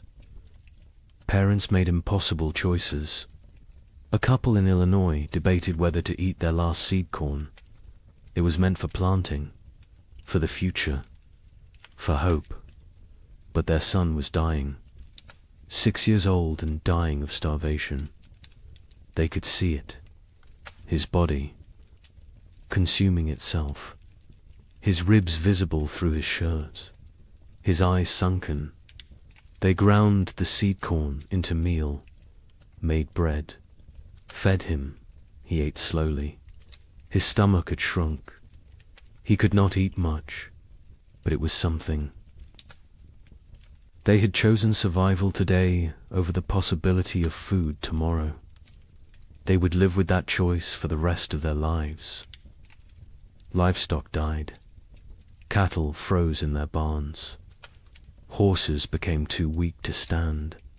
Pigs huddled together for warmth, but still succumbed to the cold. Chickens stopped laying entirely. People slaughtered their animals, not according to any plan, just when they became desperate enough.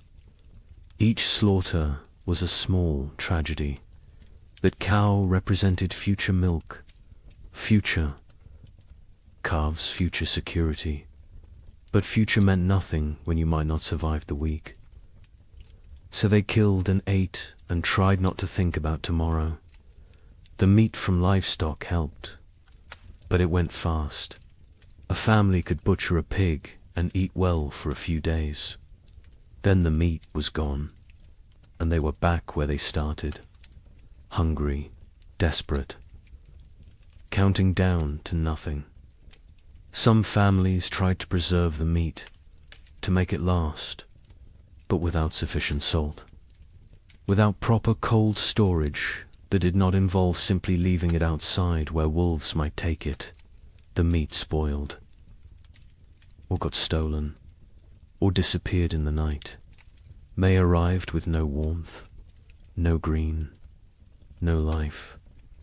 May there should be planting season brought instead more snow, more cold, more death. People stopped keeping track of dates. What was the point? Time had lost meaning. There was only day and night, hunger and cold, survival and death. Nothing else mattered. Nothing else existed. The young man in Michigan made a decision. They had to leave, had to try to reach his brother's farm in southern Ohio. It was 200 miles, through frozen wilderness, with a 4-month-old baby. His wife thought he was insane, said they would die on the road. He said they would die here. At least moving gave them a chance. They argued, quietly, so as not to wake the baby. He wanted to leave immediately. She wanted to wait for weather to break. He said the weather was not going to break. She knew he was right. But she also knew their chances of surviving a 200-mile winter journey were close to zero. They compromised.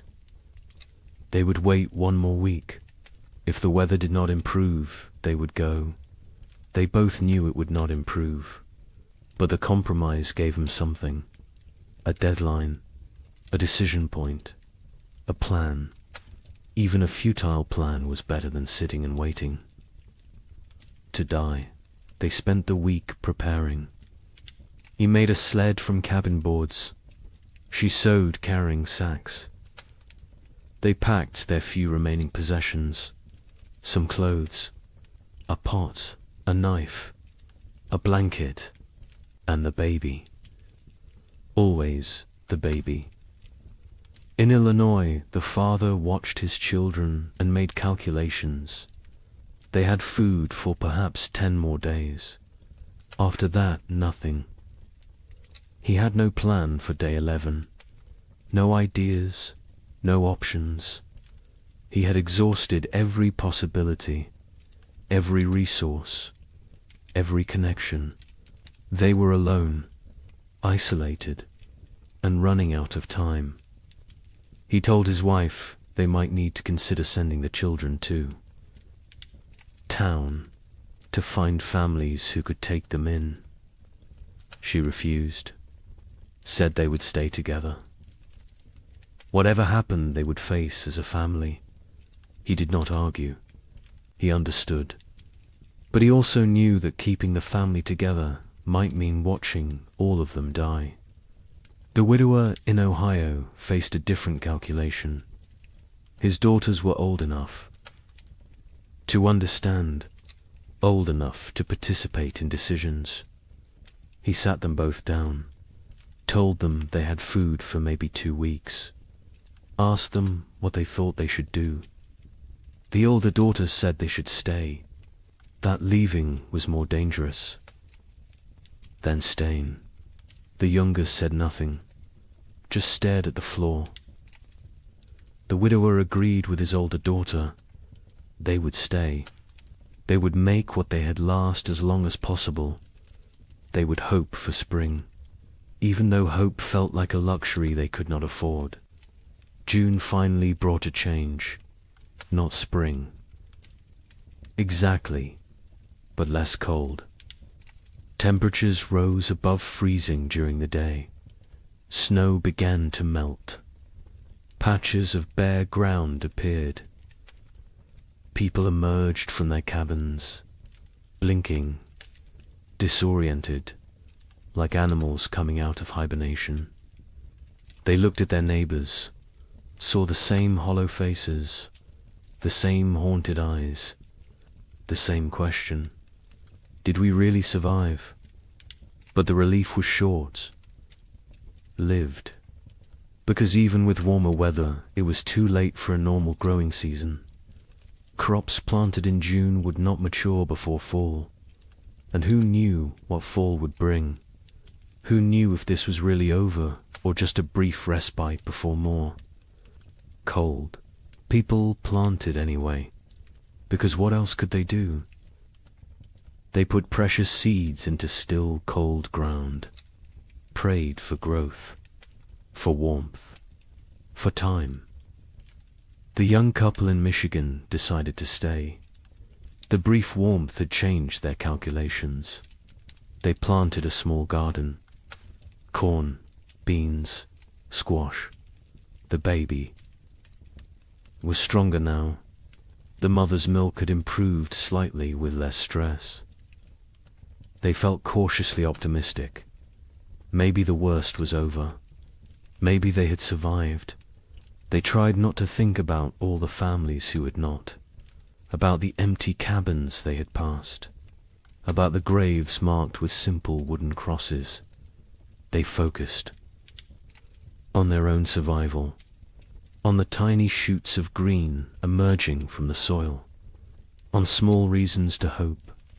In Illinois, the family planted everything they had, every remaining seed. It was a gamble. If the crops failed, they would have nothing.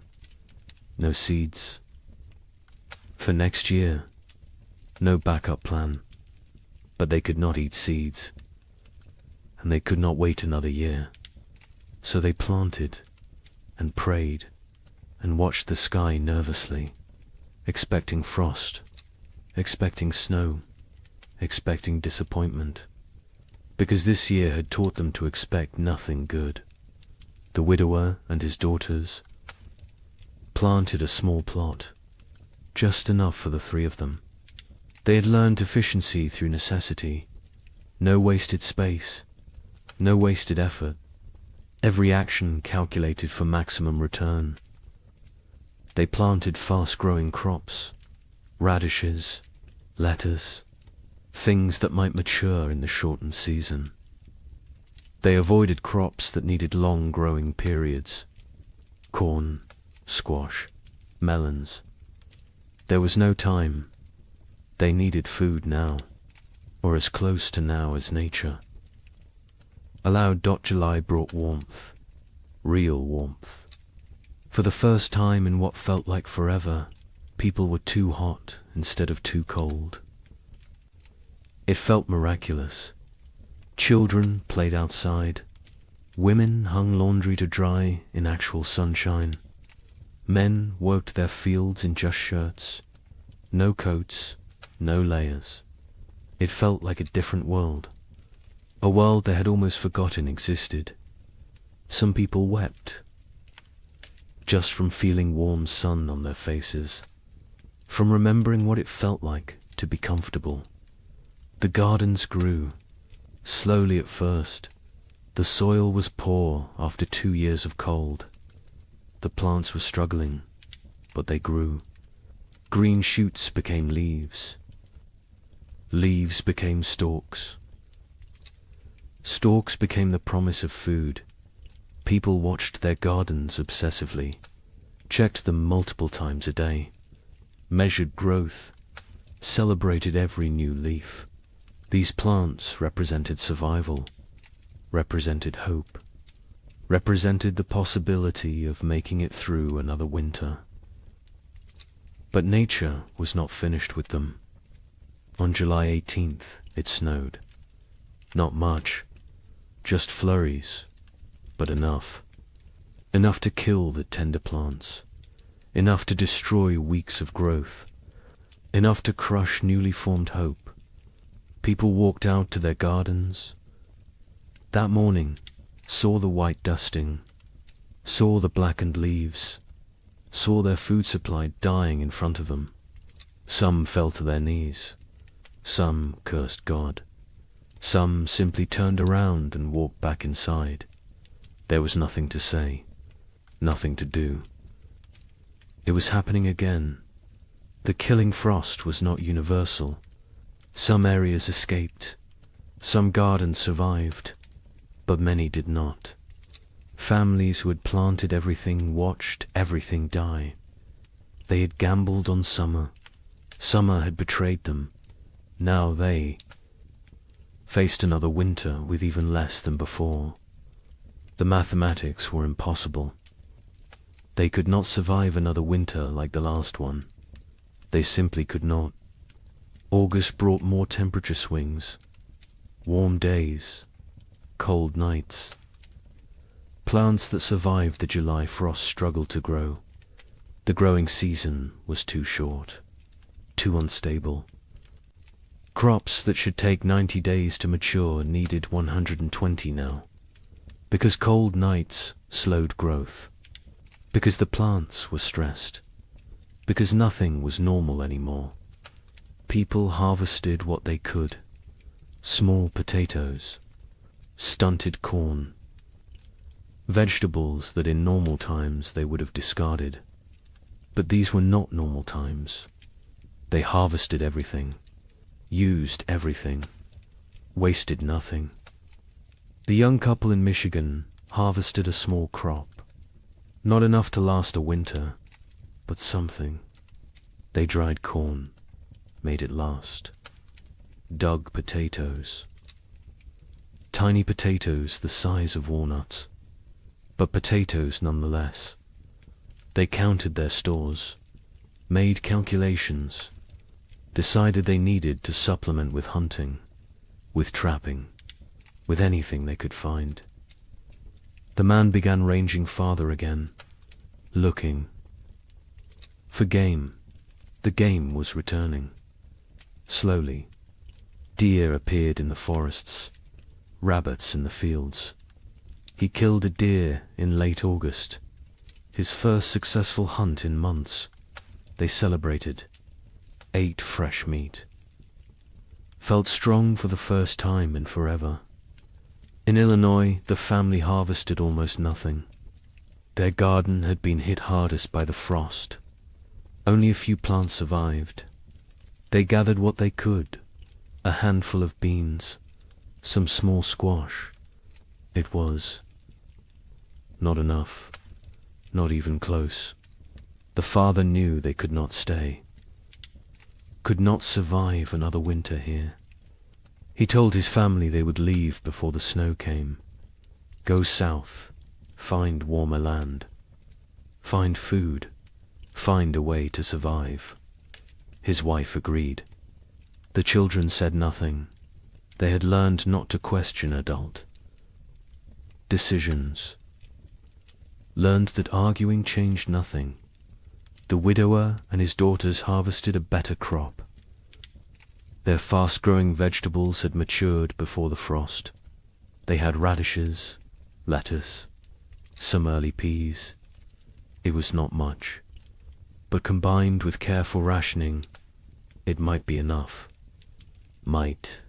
The older daughter did the calculations, told her father. They would need to find additional food. He nodded, said he would try. She knew what that meant: hunting, trapping, foraging, taking risks. She did not argue. They needed food. Risk was unavoidable. September arrived cold. Too cold for September. People looked at each other with understanding. It was starting again. The brief summer was over. Winter was returning. And this time they knew what to expect.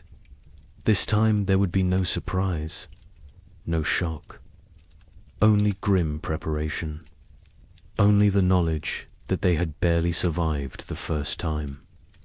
And now they had to do it again, with less food, less strength, less hope.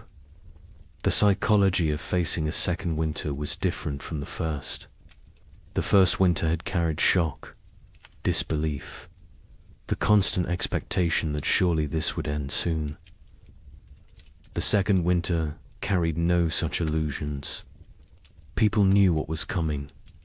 They remembered the hunger, the cold, the fear, the losses, and they knew they were weaker now, less prepared, more vulnerable. The knowledge sat heavy on everyone who remained. Many families chose to leave before winter set in. Migration south became a steady stream. Wagons loaded with whatever possessions people could carry. Children wrapped in blankets. Livestock trailing behind. They abandoned cabins. Abandoned land claims. Abandoned dreams. Survival mattered more than property now. More than pride. More than the promise of the frontier. They headed toward Kentucky, Tennessee, places where winter might be survivable. The young couple in Michigan debated leaving daily. Every conversation came back to it. Should they go? Should they stay? He wanted to try one more winter. They had more food this time, more experience, more knowledge of what to expect. She was not convinced. The baby was only 6 months old. Traveling with an infant in winter was suicide. But staying might be too. They went in circles, never deciding, paralyzed by impossible choices. A neighbor stopped by in mid-September, an older man who had lived in Michigan Territory for 10 years. He told them he was leaving, heading to his sister's farm in Kentucky. He offered to take them with him. Safety in numbers, shared resources, shared risk. The young man looked at his wife. She looked at the baby. The neighbor said he was leaving in 3 days, with or without them. Think about it. He left. They thought about it. They thought about nothing else. In the end, they decided to stay. The risks of travel seemed greater than the risks of staying. They had a cabin, firewood, some food, a chance. The journey was hundreds of miles through increasingly hostile weather with a baby. The math did not work, so they stayed. They watched their neighbor's wagon disappear down the trail, wondered if they had made the right choice, knew they would never know until it was too late to change their minds. In Illinois, the family prepared to leave. They sold what they could, traded the rest, packed a wagon with essentials. They left in late September, before the first snow. The father took one last look at their cabin, at the land he had dreamed would make his fortune. His wife put a hand on his arm, told him they would come back someday. He nodded but did not believe her. Neither did she. They climbed onto the wagon. The children huddled in the back. They started south, toward an uncertain future. But at least it was movement. At least it was trying. The journey south was hard. The roads were poor. Mud, ruts, fallen trees. The wagon broke an axle on the 3rd day. The father spent half a day repairing it. They pushed on. Other families traveled the same roads. Sometimes they camped together, shared fires, shared stories. Everyone had the same tale. Cold, hunger, loss, death. The stories became repetitive, became numbing. After a while, people stopped sharing, just nodded at each other, understanding without words. They reached southern Illinois after 2 weeks. The father inquired about land. Prices had dropped. So many people fleeing south had flooded the market. He found a small farm, 40 acres. The previous owner had died. His widow was selling. The father offered what he had. It was not much. She accepted anyway. She just wanted to go back east, back to family, back to safety. The Illinois family had a new home, farther south, maybe far enough. The widower and his daughters stayed in Ohio. They had discussed leaving, but decided against it.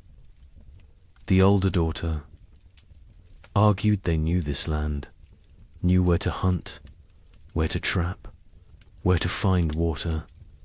Starting over somewhere new meant learning everything again, meant being vulnerable in unfamiliar territory. Better to face the devil you know. Her father agreed. The younger daughter said nothing. She rarely spoke anymore, just existed. Moving through routines mechanically, October brought the first hard freeze, earlier than normal, earlier than even last year. People who had hoped for a longer autumn were disappointed. Winter was not waiting, was not merciful. It arrived with force and fury. Temperatures dropped below zero. Snow fell heavy and steady. Within 2 weeks, the world was white again, frozen again, dead again. The young couple in Michigan settled into survival mode. They knew the rhythms now, knew how to ration, how to stay warm, how to maintain hope when everything felt hopeless. The man hunted when weather permitted. He had learned to read the cold, to know when going out was risk versus suicide. He caught rabbits occasionally. Small game, it helped. Not enough, but something. The woman focused on the baby, keeping her warm, keeping her fed, keeping her alive. The baby was their reason to continue. Without her, they might have given up, might have laid down and waited for the end, but she needed them, depended on them, so they kept going, kept trying, kept fighting, even when they were exhausted, even when they wanted to quit. They looked at her face and found strength they did not know they had. Communities that had not already dissolved finished dissolving. People stopped visiting, stopped checking on neighbors. The isolation became total. Each family alone in their cabin, alone in their struggle, alone in the dark. The only sounds were wind and cold and occasionally wolves. The wolves had returned, hungry, desperate, like everyone else. They came close to cabins at night, howling, looking for weakness, looking for opportunity. A family 3 miles from the young couple disappeared in November. The husband went to check on them after not seeing smoke from their chimney for several days. He found the cabin empty, the door hanging open. Snow drifted inside. No signs of struggle, no blood, no bodies, just absence. They had left, or something had taken them. Or they had died and been buried or dragged off. He did not know, would never know. He went home, told his wife. They barred their door that night, and every night after, death became common. Expected. A family in Indiana lost their youngest child, a boy of 3. He simply did not wake up one. Mourning, malnutrition, cold, pneumonia. Probably all 3. They buried him in snow because the ground was frozen, marked the spot with stones, planned to give him a proper burial in spring. If spring came, if they survived to see it, the mother stopped speaking after that, just rocked in her chair, staring at nothing. The father tried to reach her, could not. Eventually he stopped trying. Illness spread through weakened populations. People with no reserves, no immunity, no strength to fight. Pneumonia, influenza, infections from minor cuts that would normally heal. Bodies shutting down under relentless stress. Some families lost multiple members, a father and 2 sons in 1 week, a mother and infant daughter, entire families, sometimes. Cabins found empty in spring, everyone gone, questions no one wanted to answer. The widower in Ohio kept his family isolated. He had learned from the first winter, contact with others meant risk of illness. They stayed home, stayed separate, stayed alive. The older daughter maintained their routines, rationed food precisely, kept the fire going, kept spirits up as much as possible. The younger daughter helped when asked, but remained distant, locked, inside her own mind, traumatized by 18 months of horror. The widower worried about her, but keeping everyone alive took precedence over mental health. Survival first, healing later. If there was a later, December arrived. The darkest month. Short days. Long nights.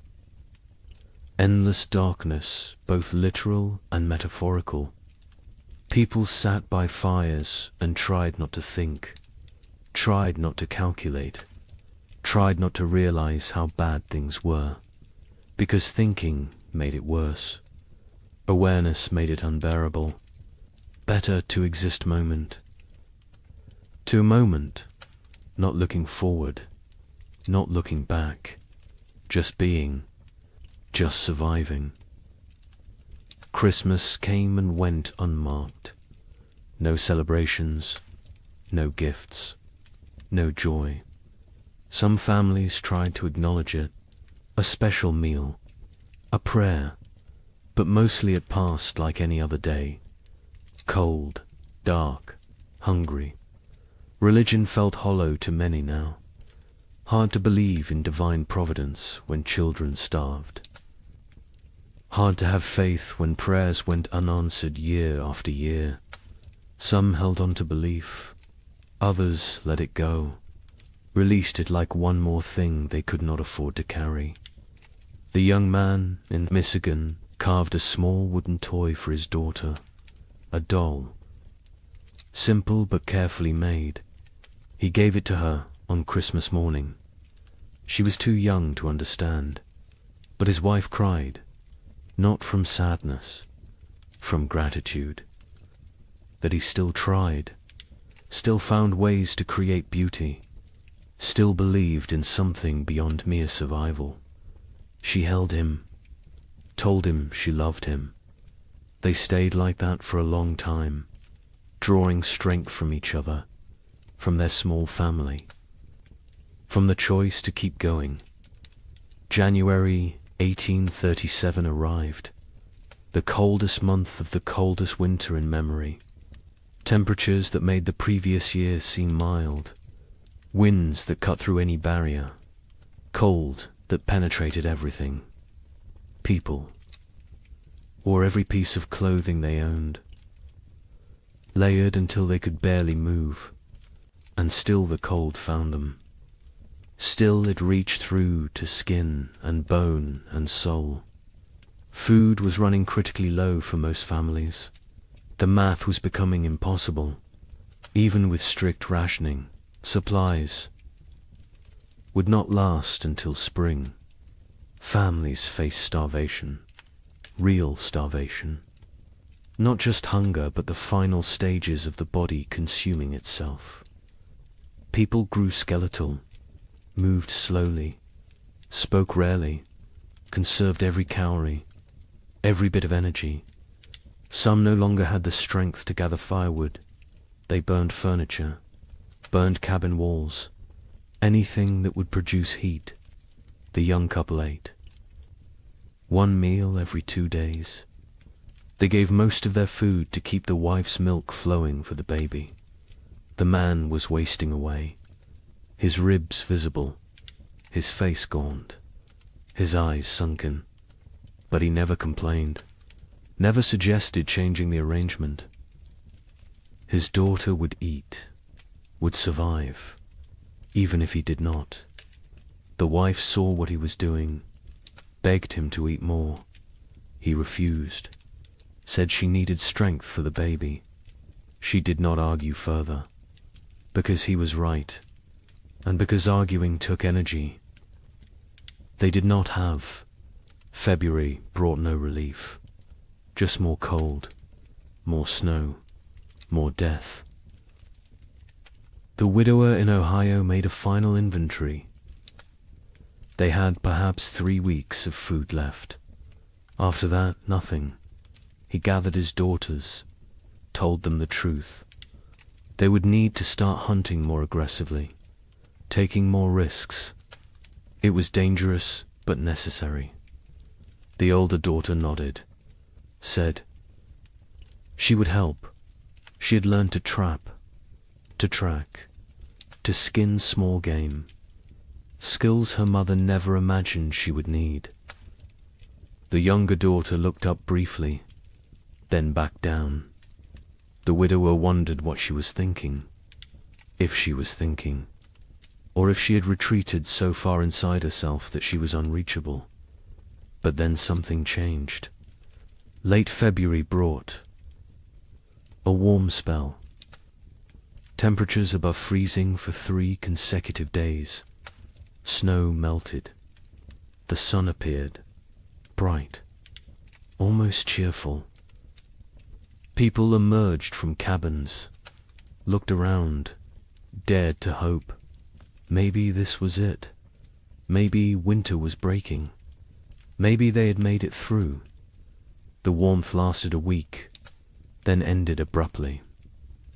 Temperatures plunged again. Snow returned. But something was different. The cold was less aggressive, less absolute. Spring was not here, but it was coming. Finally, actually coming. People could feel it, could sense it. The rhythm of seasons reasserting itself. Nature remembering how things were supposed. To work march brought increasing warmth.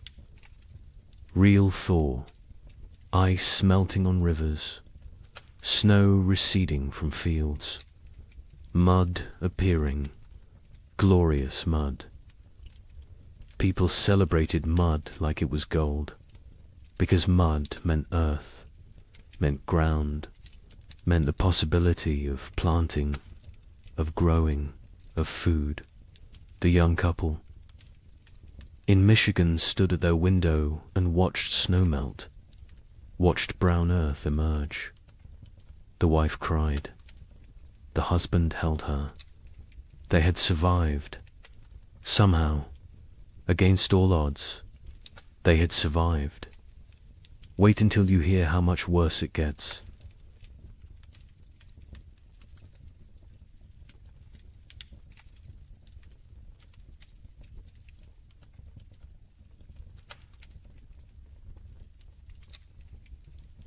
The relief of March 1837 was short-lived.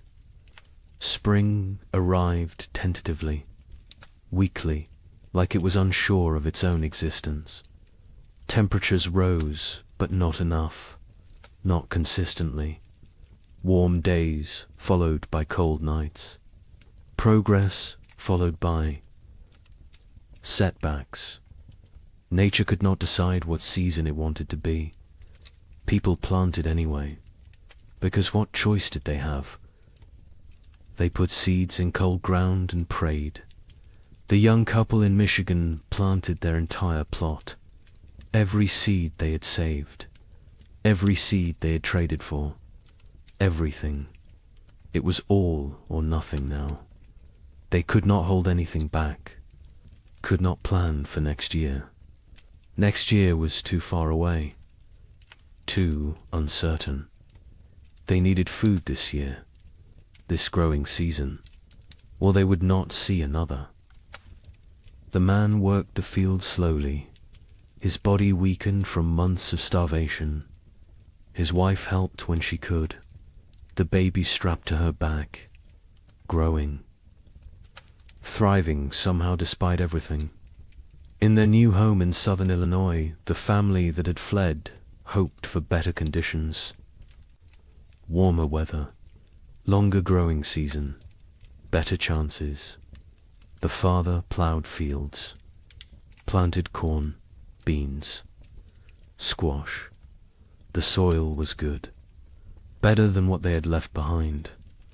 But the weather was still wrong, still cold, still unpredictable, he realized, with growing horror that they had not escaped. had only delayed the inevitable. The cold had followed them south, or perhaps it was everywhere. Perhaps there was no escape. The widower in Ohio planted with his daughters. They worked together in silence. The older daughter had become the de facto head of household. She made decisions, organized work, kept them functioning. Her father followed her lead, grateful for her strength. The younger daughter worked mechanically, planting seeds, covering them with soil, watering. Her face remained blank, empty. The widower had accepted that she might never fully return, that the person she had been before the cold was gone, replaced by this hollow version. He mourned her even though she still lived at. April brought frost, killing frost. Not as severe as the previous year, but enough to damage crops, to set back growth, to remind everyone that nature was still hostile, still unpredictable, still deadly. People watched their seedlings blacken and die, watched weeks of work destroyed overnight. Some replanted, others gave up, decided to focus on foraging, on hunting, on finding food rather than growing it. Trust in agriculture had eroded. The contract between farmer and earth felt broken. Communities were shadows of what they had been. So many had left. So many had died. The ones who remained were changed, hardened, suspicious. The social bonds that had held frontier life together were gone, replaced by wariness, by self-interest, by the understanding that in crisis every person was ultimately alone. Neighbors who had once helped each other now avoided contact, feared obligation, feared the weakness that came from caring about others. A woman in Michigan Territory knocked on the young couple's door in late April. She was gaunt, desperate. Her husband had died in February. She had 3 children, no food, no options. She begged for help, anything they could spare. The young man looked at his wife. They had so little themselves, barely enough for their own family. His wife went inside, came back with a small sack of cornmeal, perhaps 2 pounds. It was a significant portion of their stores. The woman wept, thanked them, left. The young man and his wife never discussed it, never questioned the decision, but they both knew what that cornmeal might cost them later. May brought better weather, warmer, more stable. The crops that survived April began to grow, slowly, struggling, but growing. People tended their gardens obsessively, pulled every weed, watered carefully, talked to the plants, begged them to thrive. These gardens represented everything: hope, survival, future. Without them there was nothing, just slow starvation through another winter. And no one could survive another winter like the last 2. The young couple's garden showed promise. The corn was growing, short stalks, but growing. The beans were climbing, the squash spreading. They allowed themselves to hope, to plan, to imagine a harvest that would see them through. The man hunted regularly now. The game had returned. Deer, rabbits, turkey. He was successful more often, building their stores. They smoked meat, preserved it, prepared for the worst while hoping for better. In southern Illinois, the family's crops grew better. The warmer climate helped. Their corn reached knee-high by late May. The father felt vindicated. They had made the right choice to move. His wife was less certain. She had learnt not to trust good fortune, not to believe in progress until it was secured. She watched the sky constantly, waited for the next disaster, for the frost or hail or plague of insects that would destroy everything. Optimism felt dangerous, felt like tempting fate. The widower's garden grew adequately, not abundant but adequate. The older daughter managed it efficiently. She had learned to maximize every inch of soil, every drop of water, every moment of sunlight. She was 17 now, an adult in all. But names she had lost her youth to these winters, lost her innocence, lost a chance to be young and carefree. She did not mourn these losses. There was no time, no space, no energy. She simply existed in the present, did what needed doing, survived. June arrived warm. Summer finally asserting itself.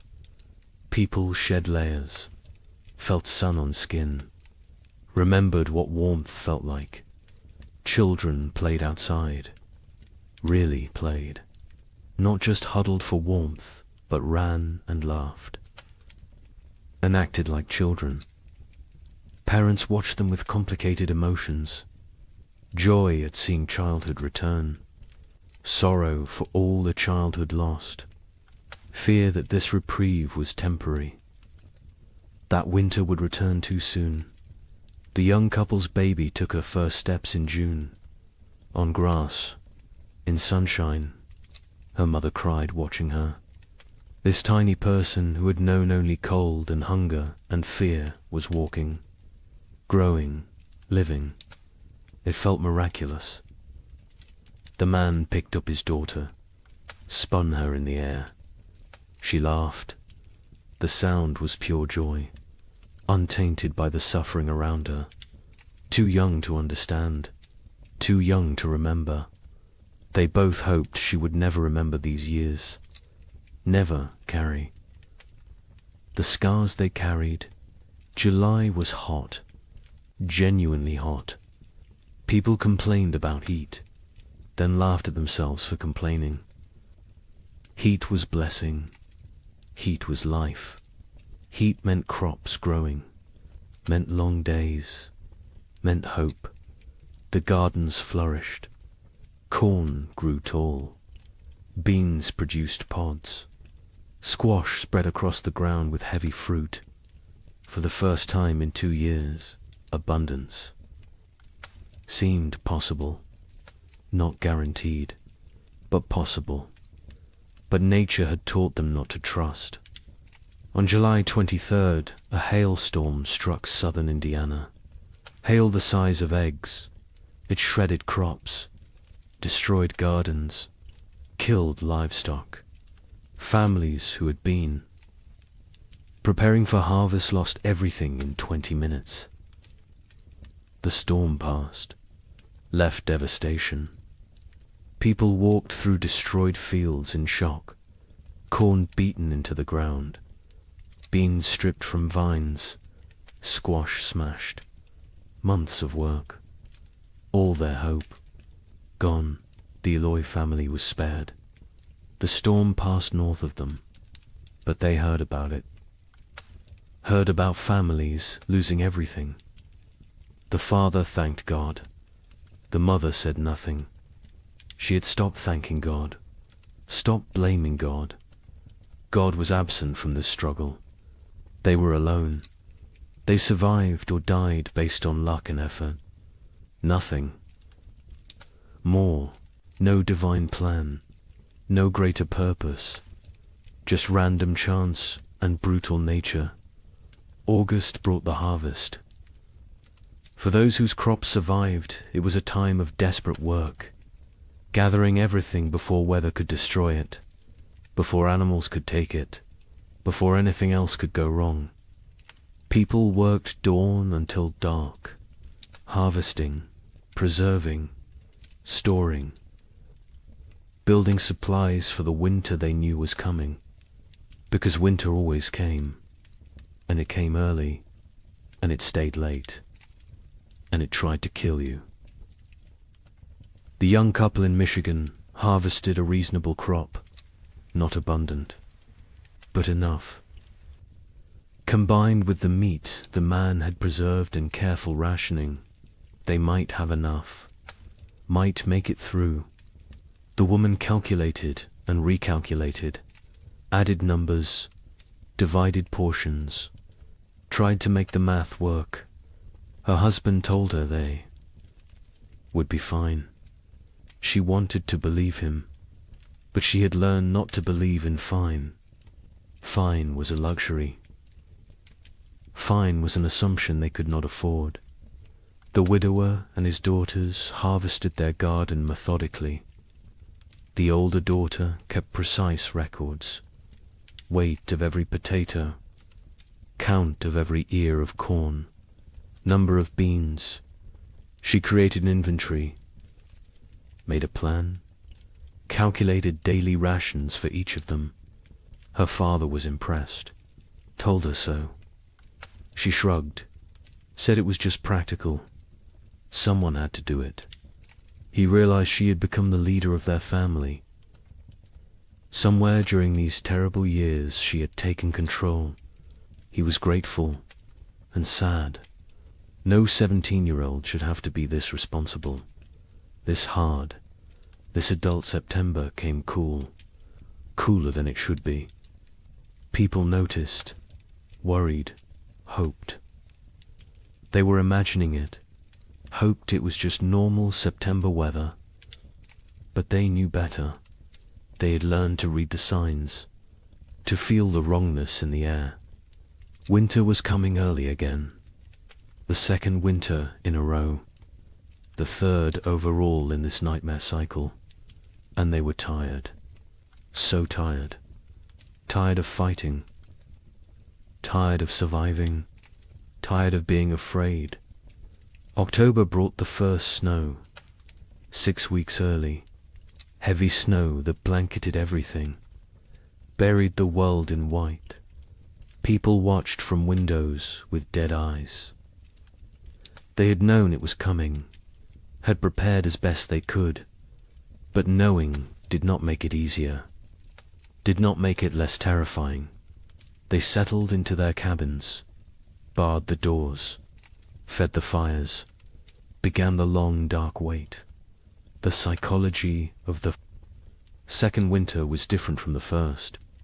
The first had carried shock, disbelief, the hope that surely this would end. The second winter carried resignation, acceptance, the knowledge that this might never end, that they might die in this cold, that survival was not guaranteed no matter how hard they tried. This knowledge was heavier than the cold, heavier than the hunger. It pressed down on souls, crushed spirits, made people hollow. The young couple settled into routines. He maintained the fire. She cared for the baby. They rationed food strictly.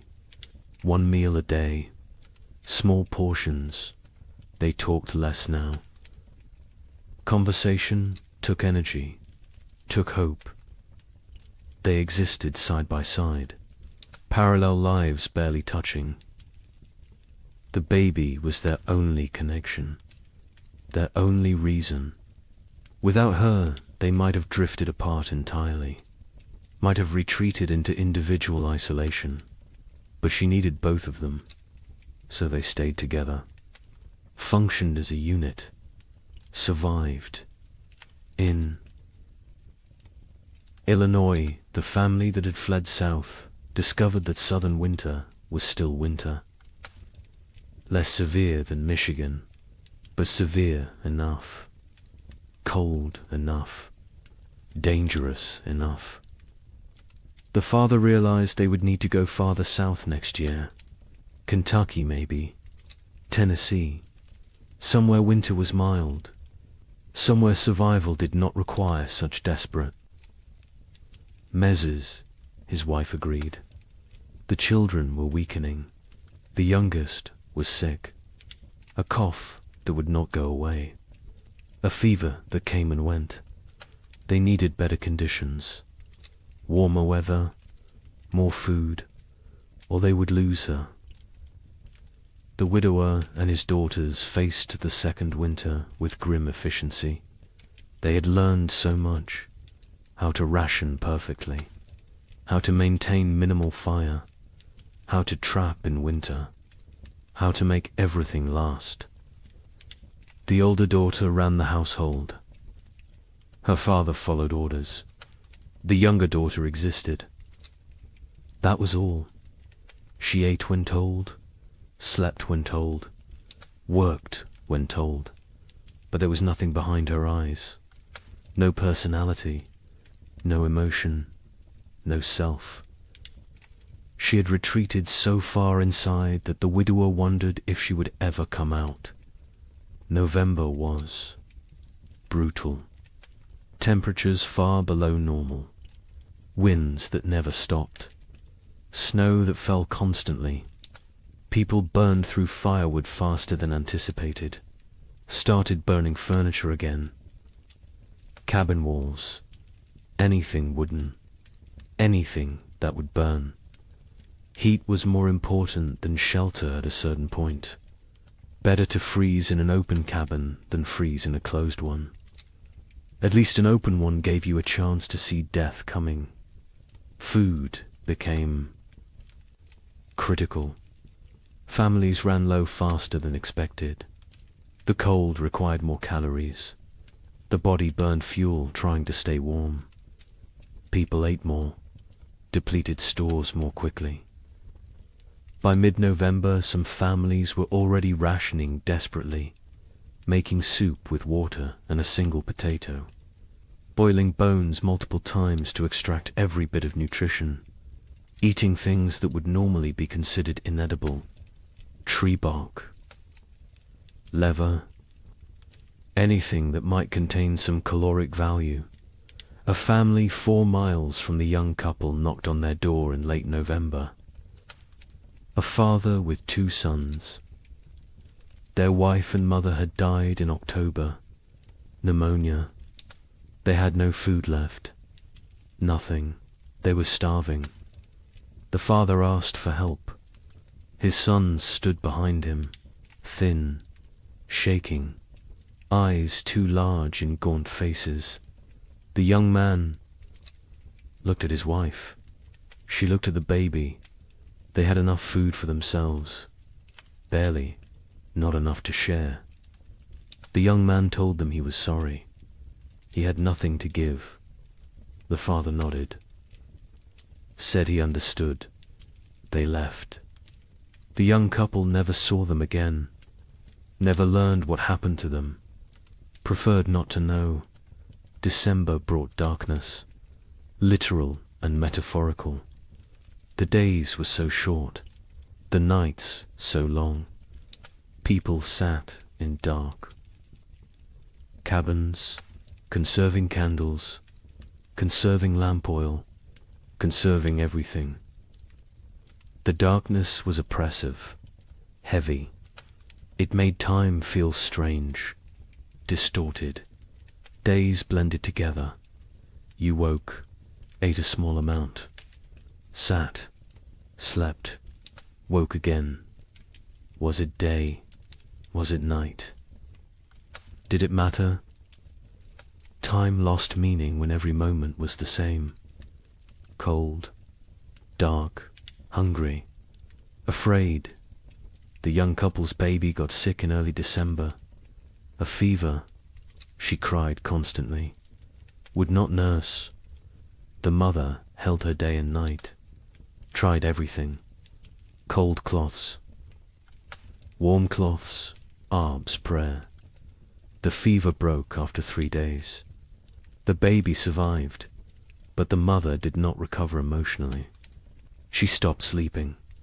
Watched the baby constantly. convinced that if she looked away, her daughter would die. The man tried to comfort her, told her the baby was fine. She would not listen, could not listen. Fear had taken hold.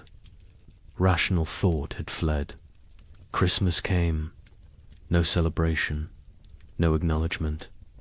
It was just another day. Cold, dark, hungry, the young. Man had carved another toy for his daughter. A small horse. He gave it to her on Christmas morning. She grabbed it, put it in her mouth. Too young to play properly, too young to understand. His wife smiled weakly, told him it was beautiful, then went back to staring at the baby. The man sat by the fire, wondered how much longer they could do this, wondered if survival was worth the cost, then felt guilty for wondering. The Illinois family's youngest child died on December 30th. The cough had gotten worse. The fever never broke. She was 6 years old. They wrapped her in a blanket, laid her in the snow, marked the spot. The mother did not cry. She had no tears left. The father built a small cross. The other children stood silently. They had learned not to show emotion. Emotion was weakness. Weakness was dangerous. The family went back inside. Life continued, because what else could they do? Stop living because one of them had died. Everyone was dying, slowly, quickly, inevitably. January 1837 was the coldest month in living memory. Temperatures dropped to levels that should not be possible, that could not be survived. People huddled by fires, wore every piece of clothing, burned everything that could burn. And still the cold found them, reached through walls, through clothes, through skin, into bones, into souls. Cold that felt sentient, malevolent, actively trying to kill. The widower in Ohio burned his bed in January, then the girl's bed. They slept on the floor near the fire, all three together, sharing body heat, sharing blankets.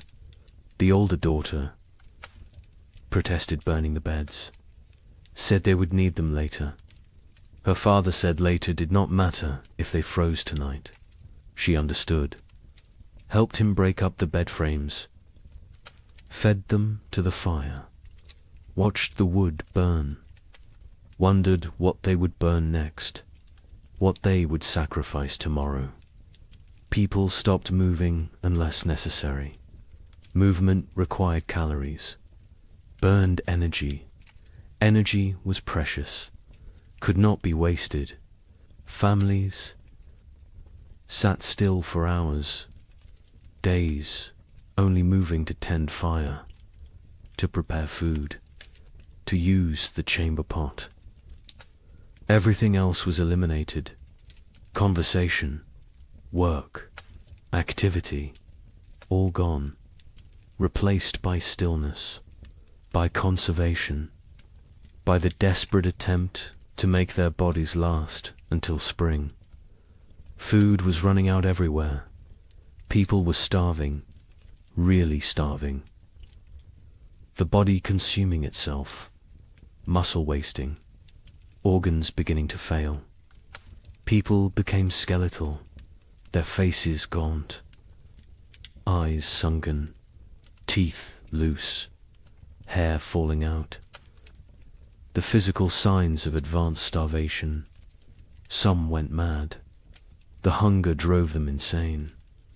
They talked to people who were not there, saw things that did not exist, lost touch with reality. Others became violent, desperate, dangerous. The young man in Michigan was starving himself to keep his wife and daughter fed. He ate almost nothing, claimed he was not hungry. His wife knew what he was doing, begged him to eat. He refused, said she needed strength to nurse. She needed food to make milk. The baby needed milk to survive. Therefore, the baby and wife ate. He did not. The math was simple, brutal, but simple. He was dying. They both knew it. Neither spoke of it, because speaking made it real, made it unbearable. February brought no relief, just more cold, more hunger, more death. Bodies were found frozen in cabins. Entire families sometimes. They had run out of firewood, run out of food, run out of strength. They had simply stopped, laid down, let the cold take them. It was easier than continuing, easier than fighting every single day with no end in sight. Some people judged them, called them weak. Others understood, envied them even, because at least their suffering was over. The young couple reached their breaking point in late February. They had no food left, nothing. The man was too weak to hunt, too weak to trap, too weak to move. His wife was still nursing, but her milk was almost gone. The baby cried constantly, starving, dying. They sat together, held each other, held their daughter, waited for the end. They did not speak, did not cry, did not pray. They had moved beyond all that. They simply existed in the moment, waiting for it to be over. Then a neighbor appeared, the same neighbor who had offered to take them south. He had returned. His sister's farm had been no better. He had come back to his land, to his cabin. He knocked on their door. The young man opened it, could barely stand. The neighbor saw the situation immediately, went to his wagon, brought back food, salt pork, cornmeal, dried beans. Not much, but something. He told them he would check on them weekly, share what he had. The young man tried to thank him, could not find words. The neighbor nodded, said they were neighbors. That was enough. He left. The food saved them.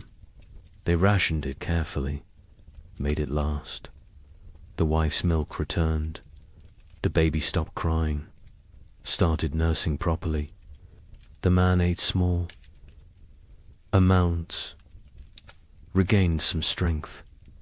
Not much, but enough to function, enough to survive. They knew they owed their lives to the neighbor, knew they could never repay him, but they would try. Someday, if they lived that long. March finally brought real thaw. Not false hope this time, real warmth, sustained warmth. Snow melted, ice broke up on rivers, mud appeared everywhere. Glorious mud. People emerged from cabins, looked around, counted who was left. So many were gone, dead or fled. The survivors looked at each other with hollow eyes. They had made it, somehow, through a second winter, through horror that should not be survivable. They had made it, but at what cost? Wait until you hear about the third winter. Asterisk. Spring 1837 arrived broken, not absent like before, but damaged, wounded, like nature itself was exhausted from the struggle.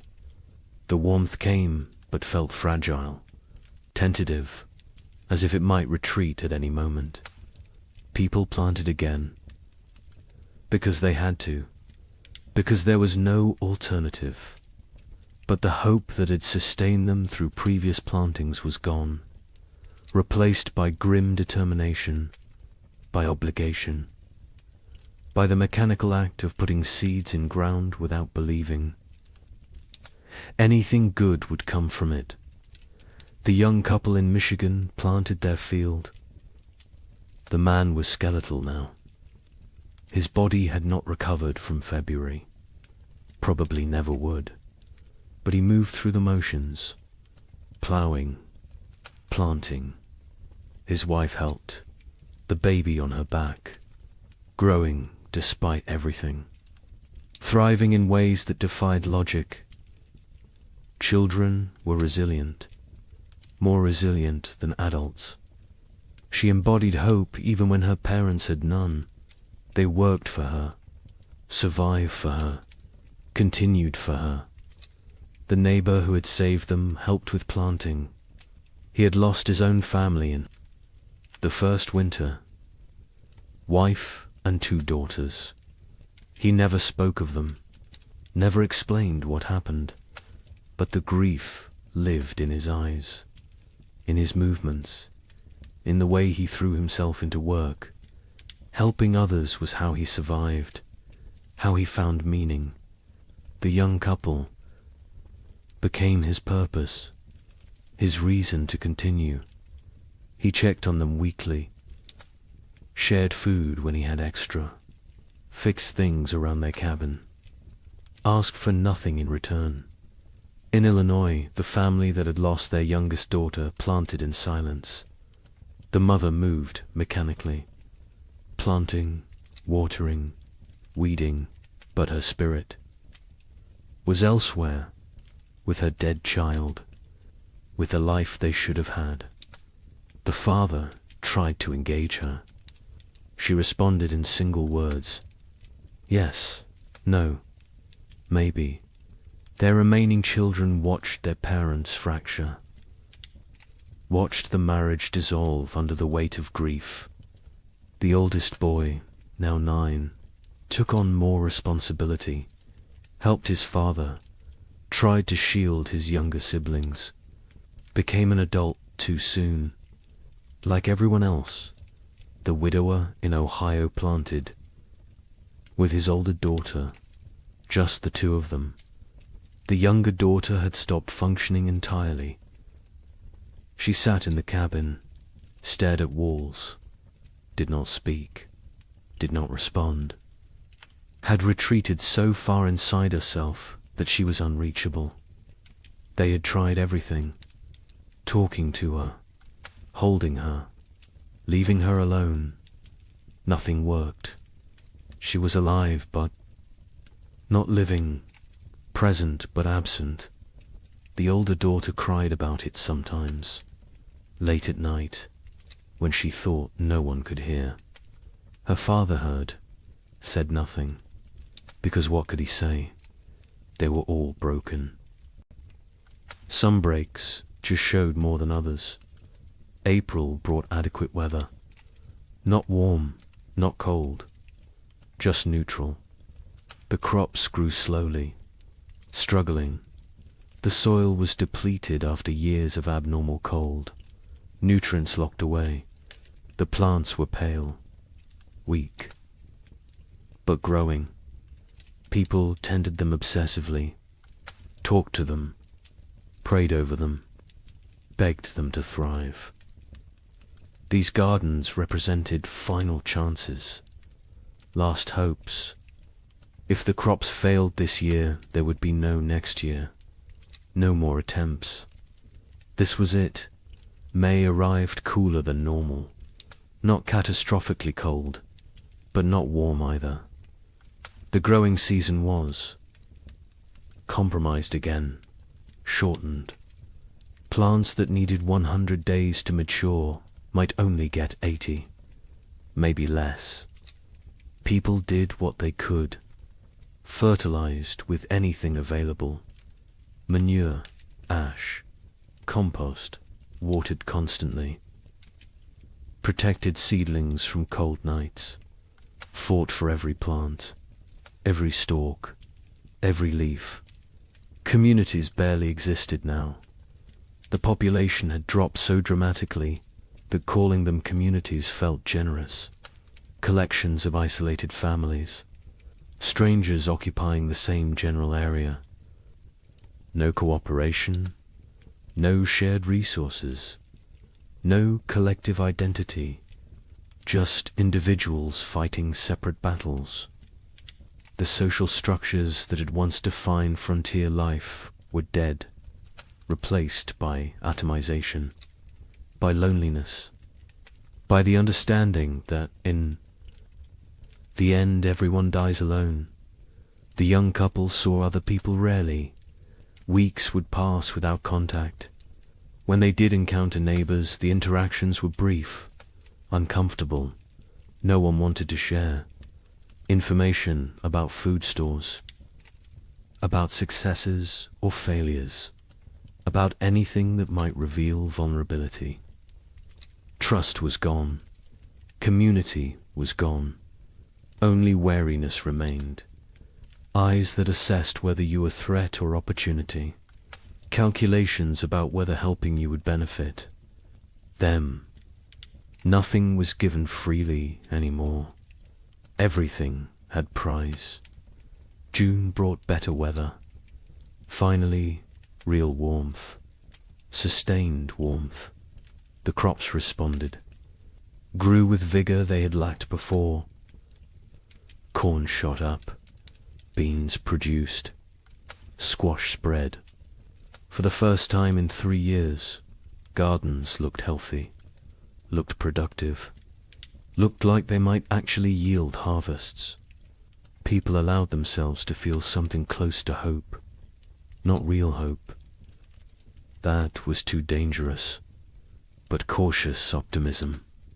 The possibility that maybe, possibly, they might have enough food. The young man hunted successfully in June. Deer were abundant again. The population had recovered, or perhaps the human hunters had diminished enough that game was plentiful. He killed 2 deer in 3 weeks. They smoked the meat, stored it, carefully added it to their supplies. The wife calculated, recalculated. If the garden produced even half of what it promised, combined with the smoked meat, careful rationing, they would make it. Would survive another winter.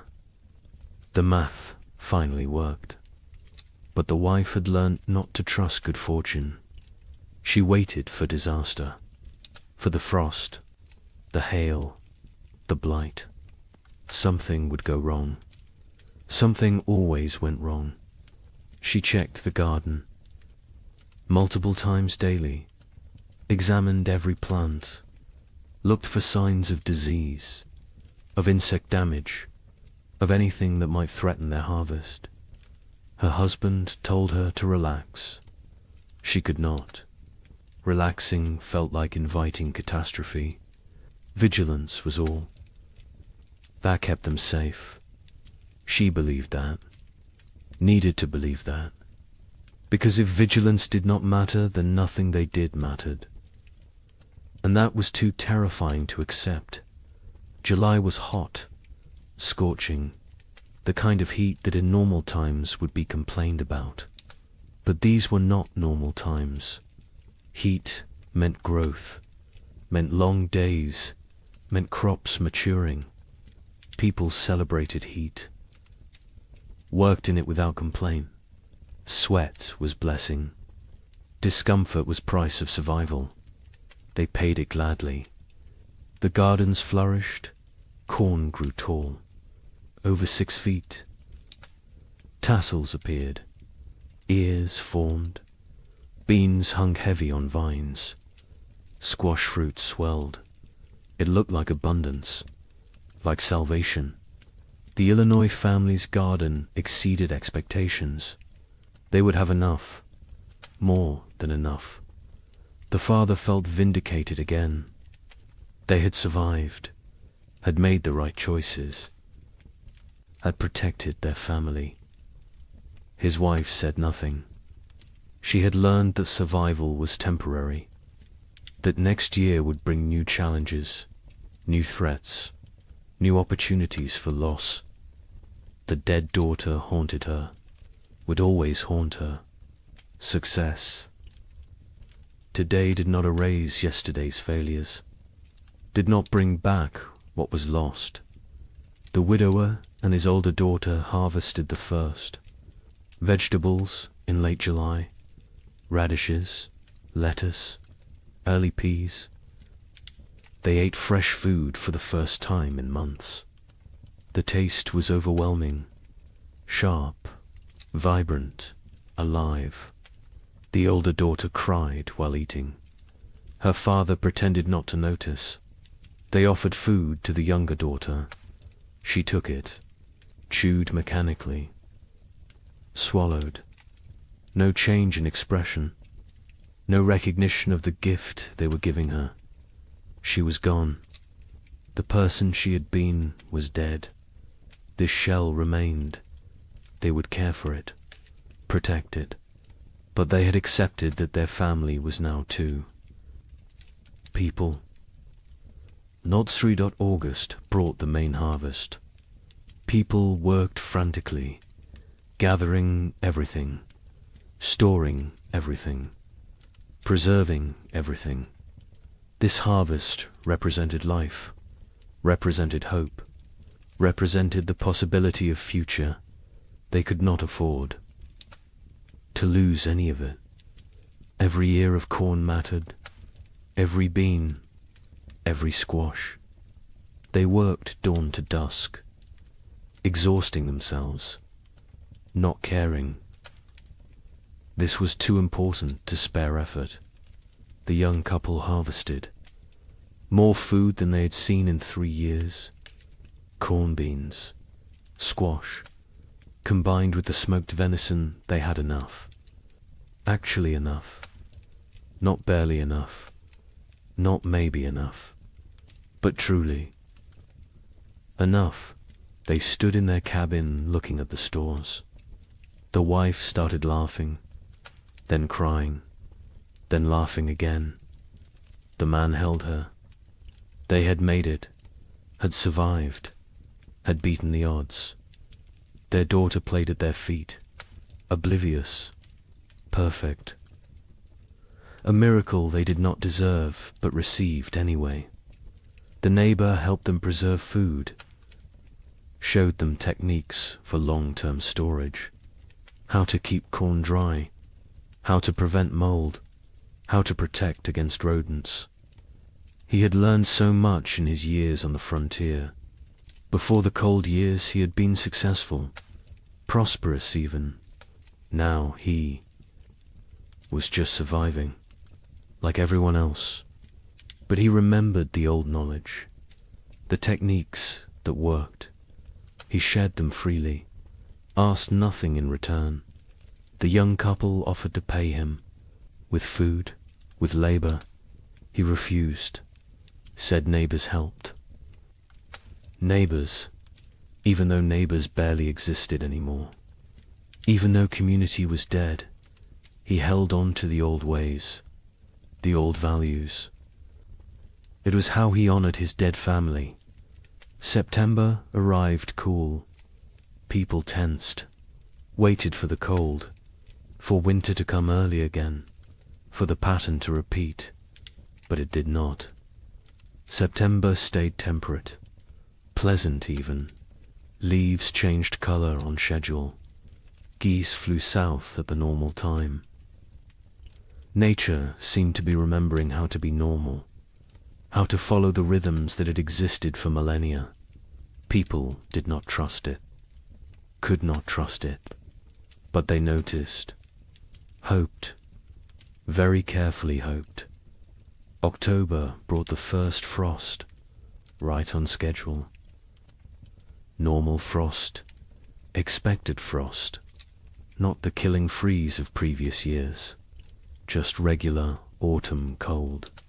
Farmers finished their harvests, stored the last vegetables, prepared for winter. But this preparation felt different, less desperate, less terrified. They had food, real food, enough food.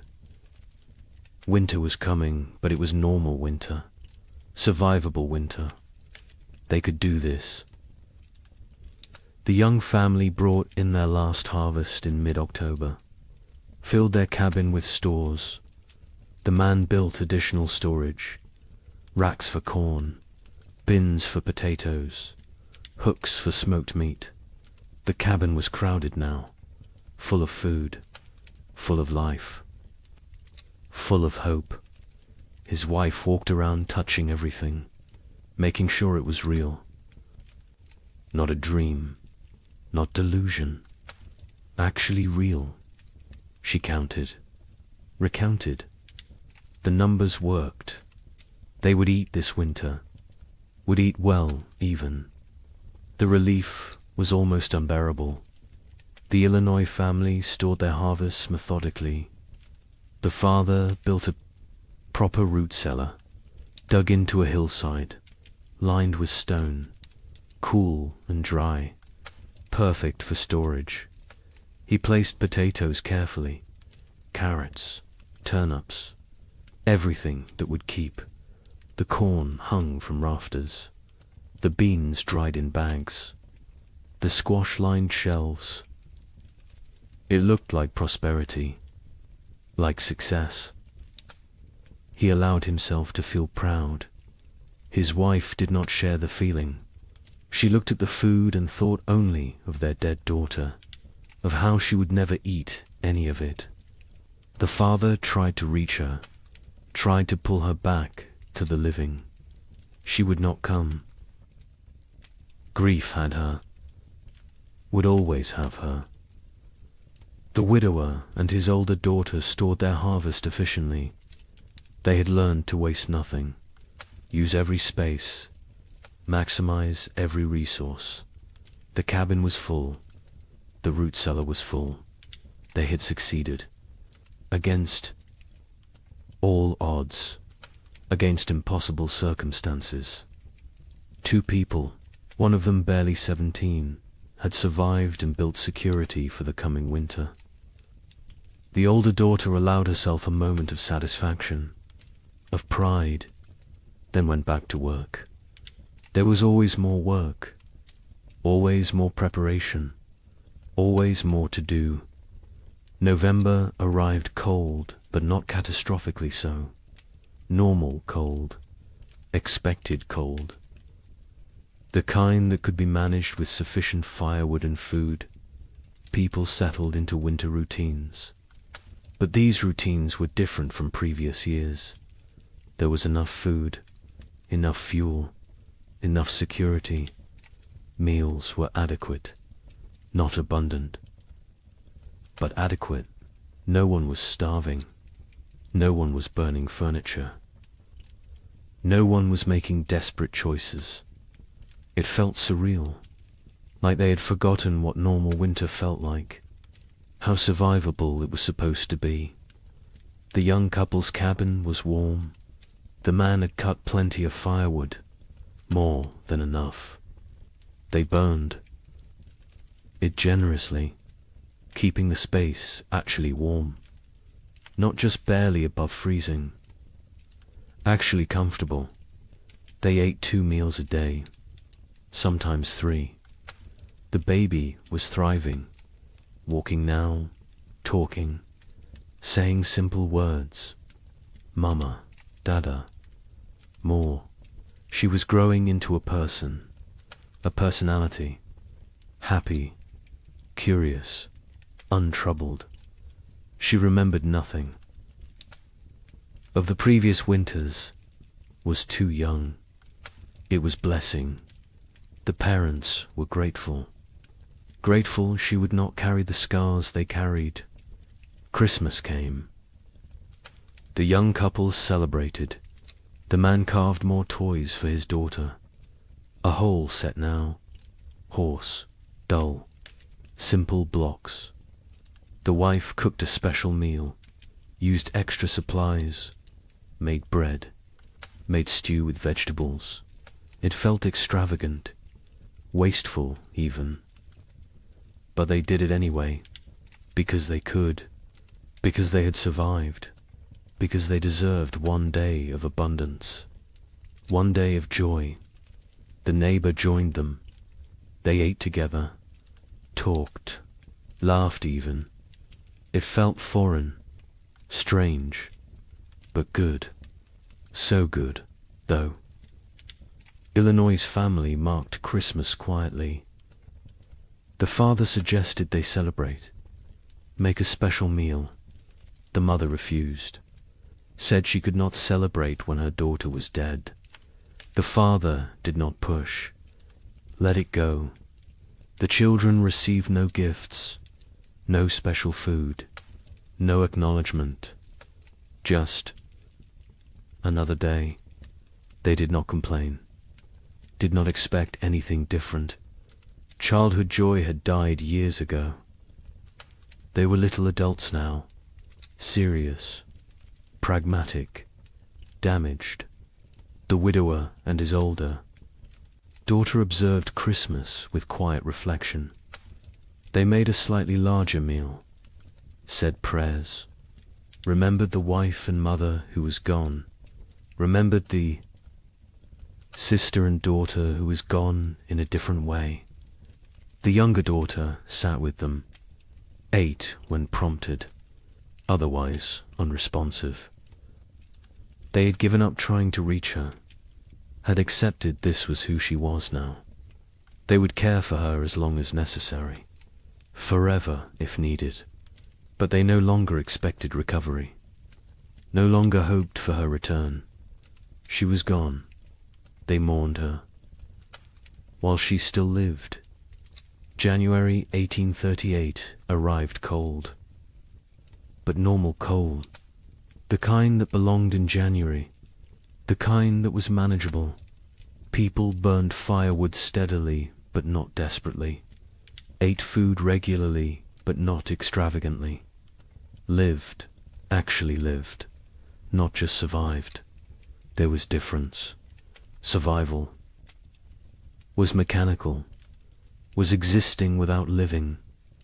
Living was having moments beyond mere existence, moments of comfort, of satisfaction, of something approaching contentment.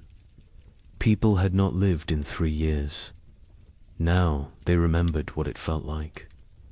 The young man sat by the fire one January evening, his wife beside him, their daughter asleep.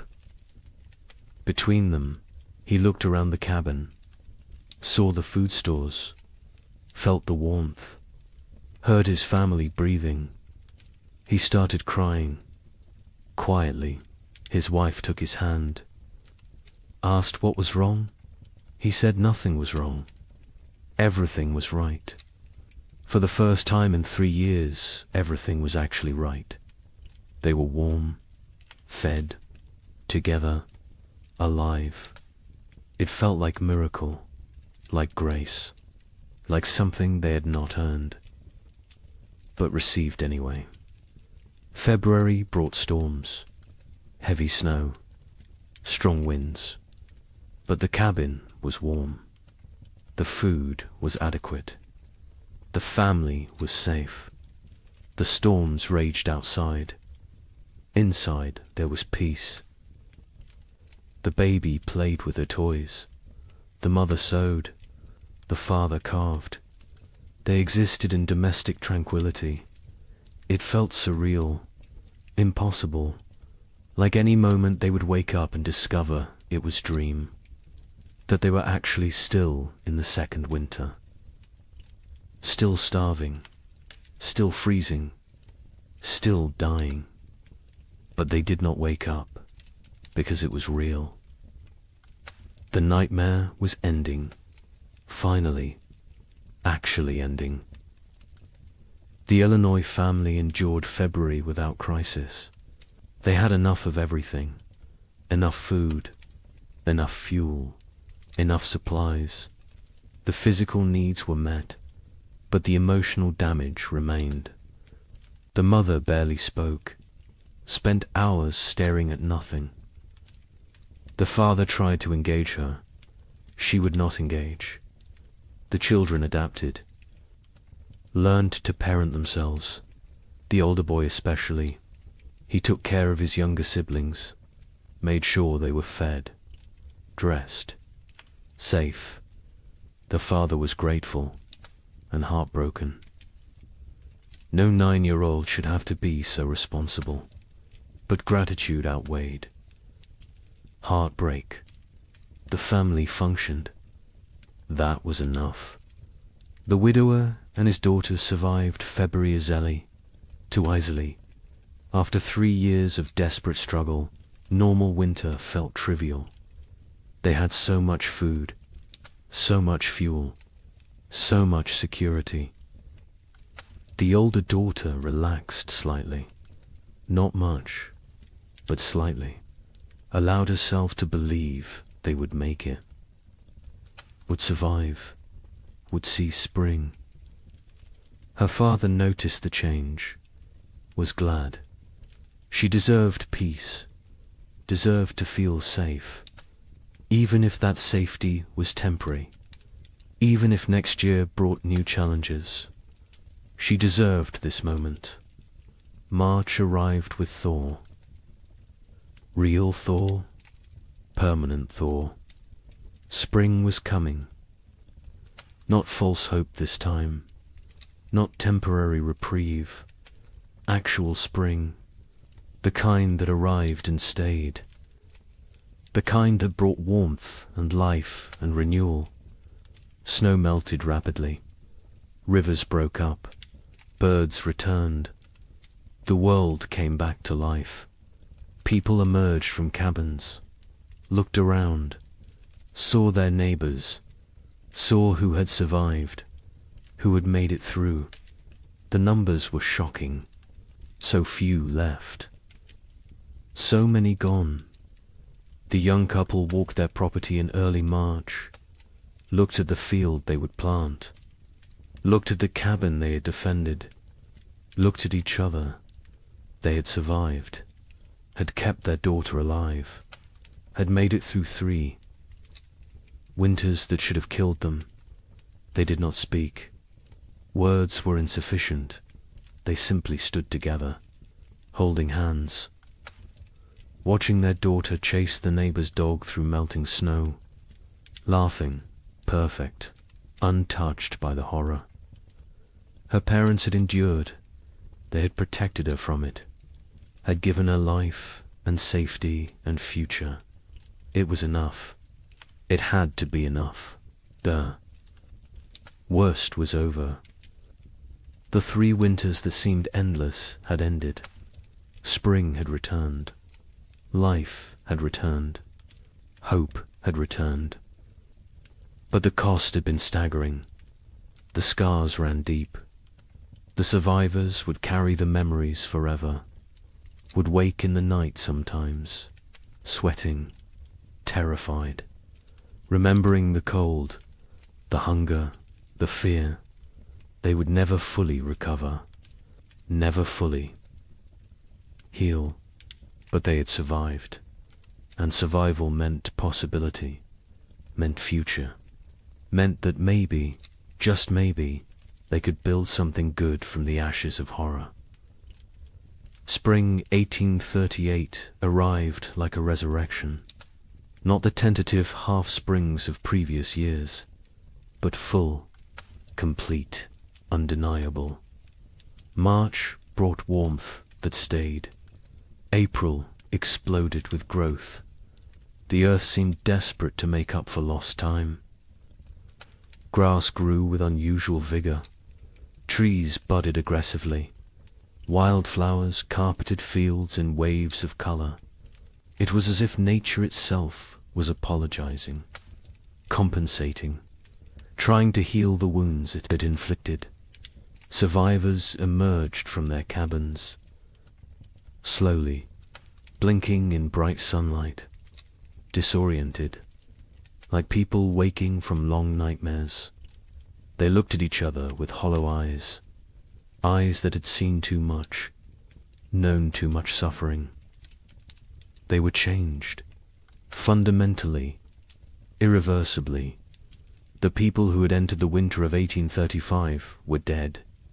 These were different people, harder, older, damaged in ways that would never fully heal. The young couple in Michigan stood in their doorway watching spring arrive. The man was thin still. His body had not recovered the weight lost during the starving times. Probably never would. His hair had gone partially grey. He was 25, but looked 40. His wife was 23. She looked older, lines around her eyes, around her mouth, marks of worry, of fear, of 3 years spent on the edge of death. Their daughter was almost 2 now, perfect, unblemished, the only innocent thing left in their world. They planted their field in April. The work felt different this year. Not desperate, not terrified, just work, normal work, the kind farmers had done for thousands of years. Put seeds in ground, trust earth to do its part. The simplicity was jarring. They had forgotten farming could be simple, could be routine, could be anything other than life or death struggle. The man worked slowly, his body still weak. The neighbor helped. He always helped. It had become part of their family in ways that transcended blood. The field grew beautifully. The corn shut up, strong, healthy, dark green, the kind of growth they had not seen in years. The beans climbed vigorously. The squash spread rapidly. It looked like abundance, like prosperity, like the future they had imagined when they first claimed this land, before the cold, before the suffering, before they learned how fragile everything was. The wife watched the garden grow and felt nothing. No joy, no satisfaction, no relief. The capacity for positive emotion had been burned out of her. She was functional, capable, but hollow, empty of everything except mechanical competence. In Illinois, the family that had lost their daughter tried to rebuild. The father threw himself into work, expanded his fields, built new structures, kept busy constantly. Movement meant not thinking, not remembering, not grieving. His wife did the opposite. She stopped moving, sat for hours, staring at nothing. The children navigated between these extremes, tried to be invisible, tried not to cause problems, tried to hold together a family that was fragmenting. The older boy carried the weight. He was 10 now, too young for such responsibility. But responsibility did not care about age. Someone had to hold things together. He did it because no one else would. The widower in Ohio and his older daughter planted their field together, just the 2 of them. The younger daughter remained in the cabin, unresponsive, present but absent. They had tried everything to reach her. Doctors when they could afford them, medicines, prayers, time. Nothing worked. She was locked inside herself, trapped in whatever mental prison the winters had created. They cared for her, fed her, kept her clean, but they had stopped hoping for recovery. Hope was too expensive, too painful when it failed. Better to accept reality. She was gone. They would tend her shell for as long as necessary. Other families across the frontier faced similar struggles. The physical danger had passed. Food was available. Weather was normal, but the psychological damage remained. People suffered from what we would now recognize as severe trauma, depression, anxiety, what was then called melancholy or nervous. Exhaustion. They startled easily, had nightmares, struggled with crowds, with noise, with anything that reminded them of the hard years. Many never fully recovered, carried the scars until death. Communities began to reform. Slowly, hesitantly, people who had isolated for survival started reaching out again, started talking to neighbors, started attending church, started rebuilding the social structures that had dissolved. But it was different now. The easy trust was gone. The assumption of mutual aid was gone. People helped each other, but warily, with limits, with boundaries.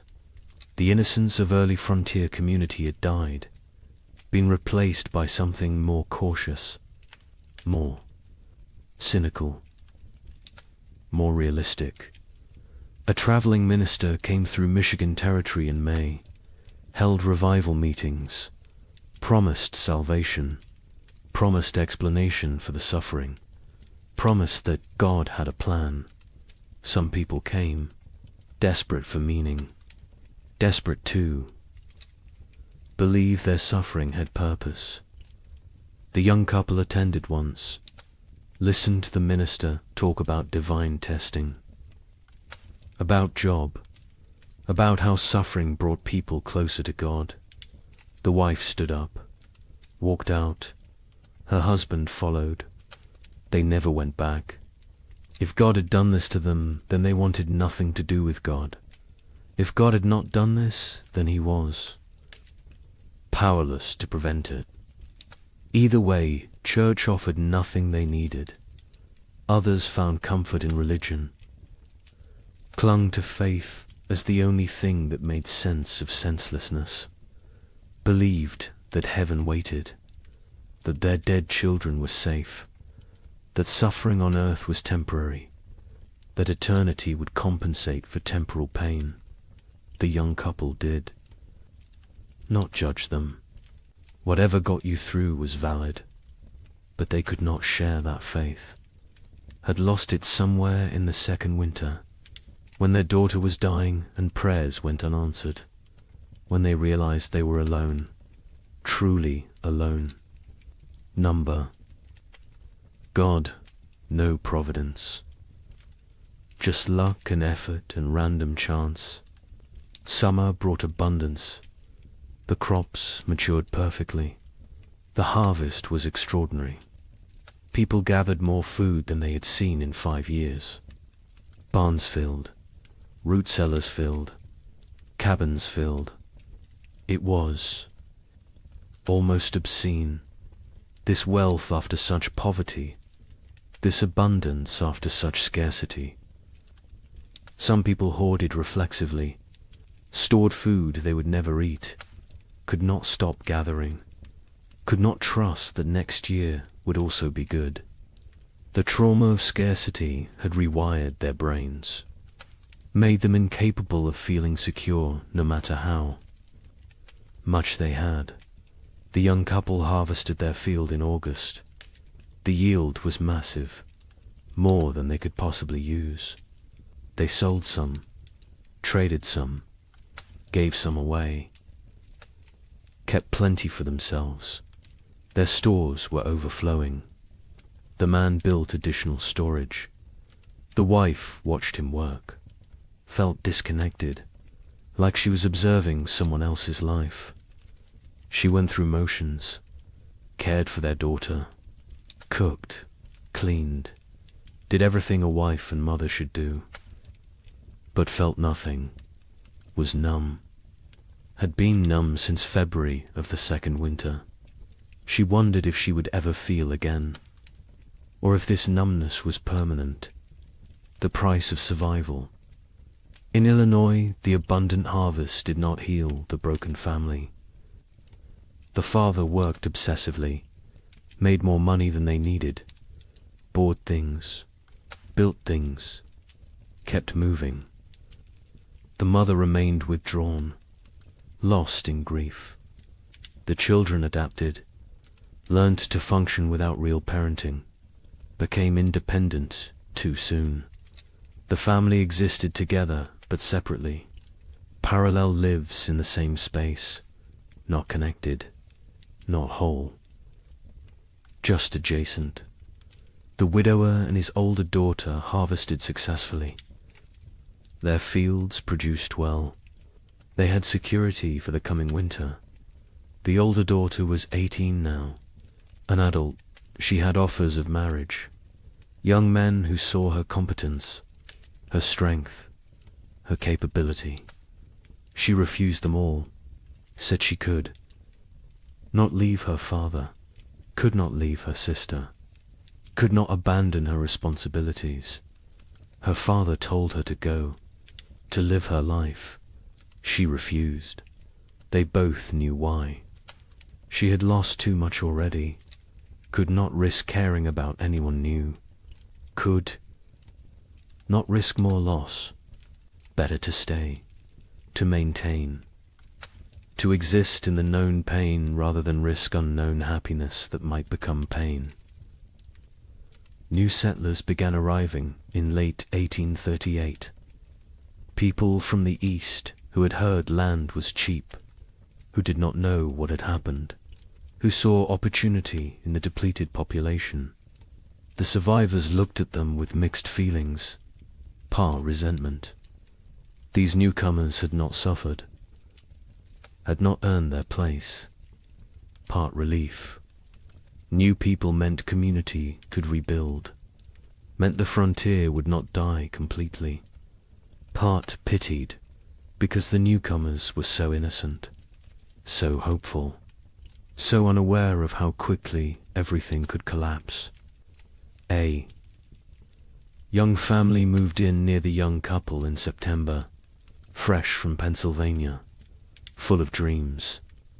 The man introduced himself, talked about his plans, about the farm he would build, about the future he saw. The young couple listened politely, said nothing about the previous years. What could they say? How could they explain? The newcomers would learn, or they would not. Either way, it was not the survivors' responsibility to shatter their illusions, let them have their hope, while it lasted. The physical scars were obvious. People were thinner, weaker. Many had lost teeth from malnutrition, had hair that had gone white or fallen out, had skin that showed the effects of vitamin deficiency, scurvy, rickets. Conditions that should have been rare were common. Some people recovered physically. Others carried permanent damage, weakened hearts, damaged lungs, bodies that had been pushed beyond sustainable limits and never fully healed. But the psychological scars went deeper. The young wife woke screaming. Sometimes nightmares of her daughter dying, of snow falling in July, of cold that would not end. Her husband held her, said nothing, because what could he say? He had his own nightmares, his own fears. They did not discuss them, did not process them, just carried them, separately, together. The weight never lessened, only became familiar, became part of who they were now. The Illinois mother never recovered. She existed but did not live, went through motions but found no joy, no peace, no release from grief. Her family tried to reach her. She was unreachable. Eventually, they stopped trying, accepted that she was gone even though her body remained. The father took over her duties, cooked, cleaned, cared for the children, worked the farm, did everything. She sat, stared, existed. It was slow death. Everyone knew it. No one could stop it. She would live another decade, empty, broken, a ghost. In her own life, some survivors found ways forward, created new lives from the ruins of the old. The widower eventually remarried, a widow from the next county. She had lost her husband and son in the first winter. They married not from love, but from practicality, from loneliness, from the need to not be alone. It was not romantic, but it worked. They built a life together, quiet, stable, functional. His older daughter never married, stayed home, cared for her sister, became essential to the household, found purpose in duty, in responsibility, in maintaining. She never seemed unhappy, but she never seemed happy either. Just existed in the middle, neither satisfied nor dissatisfied. Just present, the young couple stayed together, raised their daughter, had 2 more children in the years after, built a successful farm. From the outside they looked normal, prosperous even, but between them was distance, a gulf created by 3 years of shared trauma that they could never fully bridge. They cared for each other, were faithful, were good parents. But the passionate young couple who had claimed the land in 1835 was gone, replaced by 2 damaged people doing their best. It was enough, had to be enough. They did not expect happiness, did not seek joy, just sought stability, safety, security, found those things, made a life from them. By 1840, the population had stabilized. Some areas had recovered partially, others remained sparsely populated. The demographic impact was significant. Thousands had died. Thousands more had fled. The westward expansion had been set back years. Territories that should have achieved statehood remained territories. The ambitious growth projections of the early 1830s were abandoned. Reality had intruded, shown the limits of human ambition, of manifest destiny, of the belief that the frontier was there for the taking. Nature had reminded everyone who was really in control. The survivors aged rapidly. The young man in Michigan was 30 in 1840, looked 50. His body was worn out from the hard years. He would die at 45. Heart failure. His body simply gave out. Used up. Exhausted. His wife outlived him by 20 years. Raised their 3 children. Alone. Never remarried.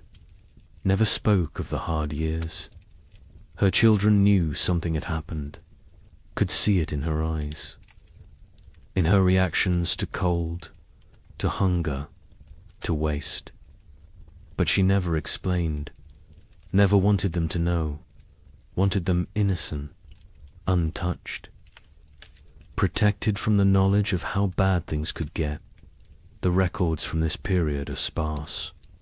Many families did not keep records, could not read or write, or chose not to document what had happened.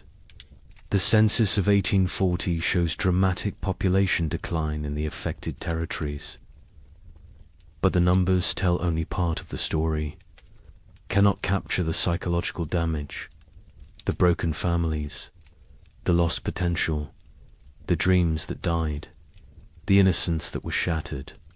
Those losses are not recorded, not documented, not preserved.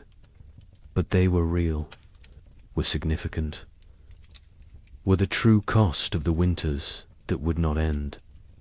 Some survivors tried to document what happened, wrote letters to relatives back east, kept journals, created records. But even as they wrote, they sensed their accounts would be doubted, would be dismissed as exaggeration, as hysteria, as the ramblings of traumatized minds. How could they explain what it felt like to watch your child starve? To burn your furniture for warmth? To consider actions that in normal times would be unthinkable? Words were inadequate. Experience was untranslatable. They wrote anyway, because someone needed to remember, someone needed to bear witness, even if no one believed them. The young man in Michigan wrote to his brother in Ohio in 1840, described what they had endured. His brother wrote back, said surely it had not been that bad, said the human mind exaggerated traumatic memories. The young man never wrote to him again, did not have energy to convince anyone, to defend his experience, to prove his suffering. He knew what had happened. His wife knew, their neighbor knew. That was enough. The rest of the world could believe what it wanted, and mostly, the world chose not to believe, chose to minimize, chose to forget. Because the story of the 3 winters did not fit the narrative America wanted to tell itself. The narrative of progress, of conquest, of manifest destiny, of inevitable triumph. The winters suggested that nature was more powerful than human. Will, that civilization was fragile, that confidence was dangerous. These were not popular messages, not messages the growing nation wanted to hear. So they were ignored, dismissed, forgotten, buried under more palatable stories of frontier heroism, of triumph over adversity, of the inevitable march of progress. But the survivors remembered, carried the memories until death. Some passed stories to their children. Most did not. Most wanted to protect the next generation, wanted them unburdened. The children sensed something anyway, saw the scars, the fears, the behaviors that made no sense unless you knew what came before. They asked questions, got vague answers, eventually stopped asking. The silence grew. The stories faded. The memories died with those who carried them. Wait until you hear how thoroughly this was erased. The forgetting began almost immediately, even while survivors still lived, even while the scars were fresh. The erasure was not accidental, it was not natural memory decay. It was deliberate, systematic, orchestrated by people who had very good reasons to want these winters forgotten. People with money, with power, with futures that depended on frontier land continuing to seem attractive, continuing to seem profitable, continuing to draw settlers and investment. Land speculators had the most to lose. They had purchased millions of acres across the affected territories, paid pennies per acre, expected to sell for dollars. Their entire business model depended on continued westward migration, on families believing the frontier offered opportunity, prosperity, future. Stories of 3 consecutive winters of mass death were bad for business, very bad. So the speculators acted, quickly, decisively, with coordinated purpose.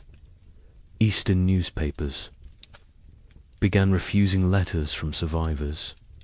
Editors received instructions, guidance, sometimes bribes.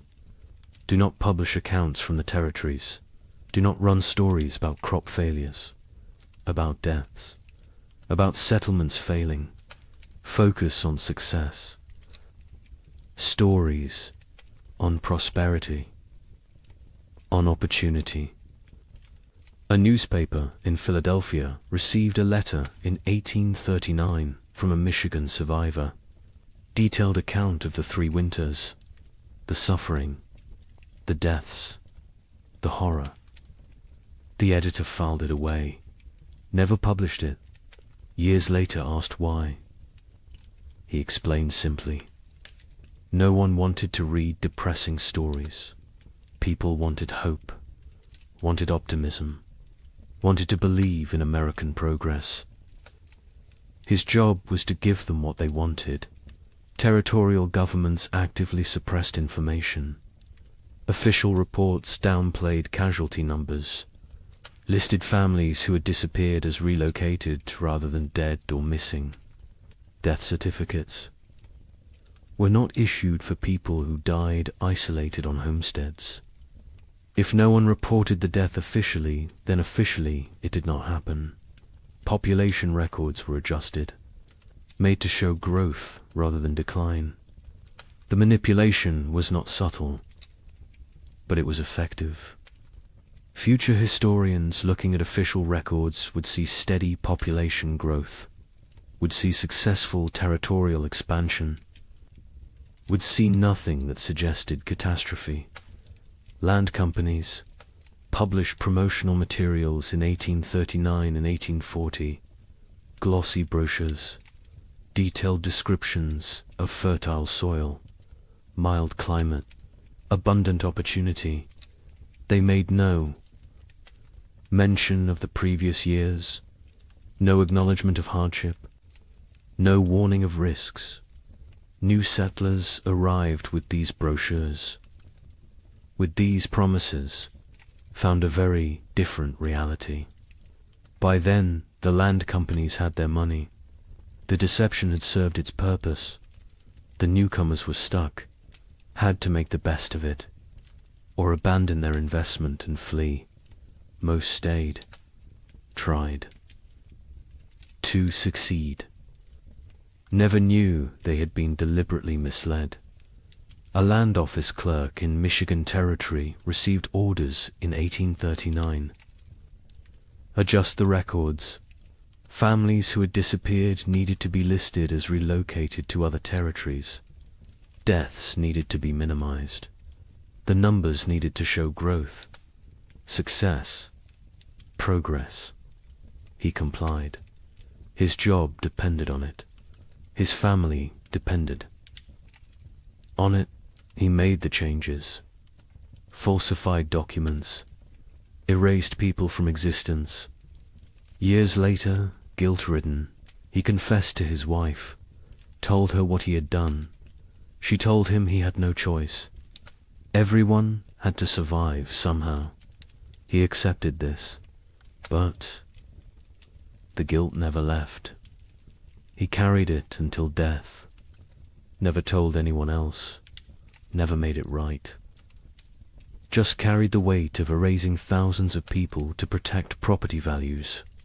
Railroad companies were equally invested in suppressing the truth.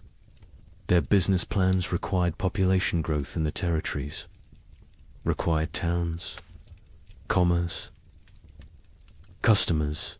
Empty land was worthless. They needed settlers, needed them desperately. Stories of mass death were obstacles, barriers to profit.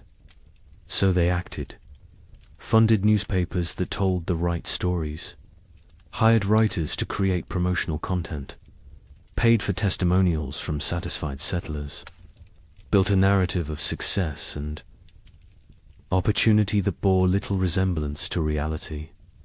The suppression extended to personal correspondence, letters from survivors to relatives.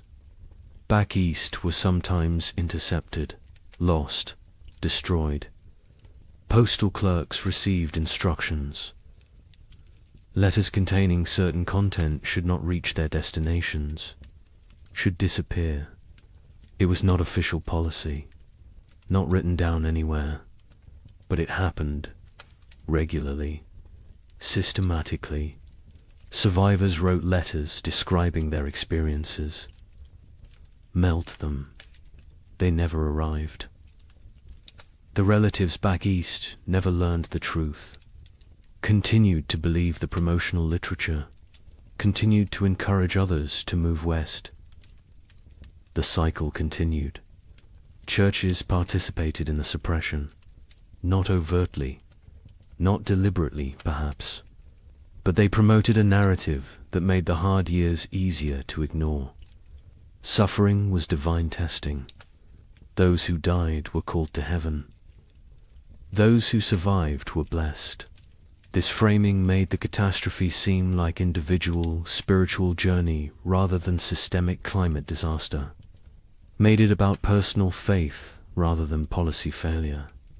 Made it easier to move forward without asking difficult questions, without assigning blame, without demanding accountability. The survivors themselves often did not speak about their experiences.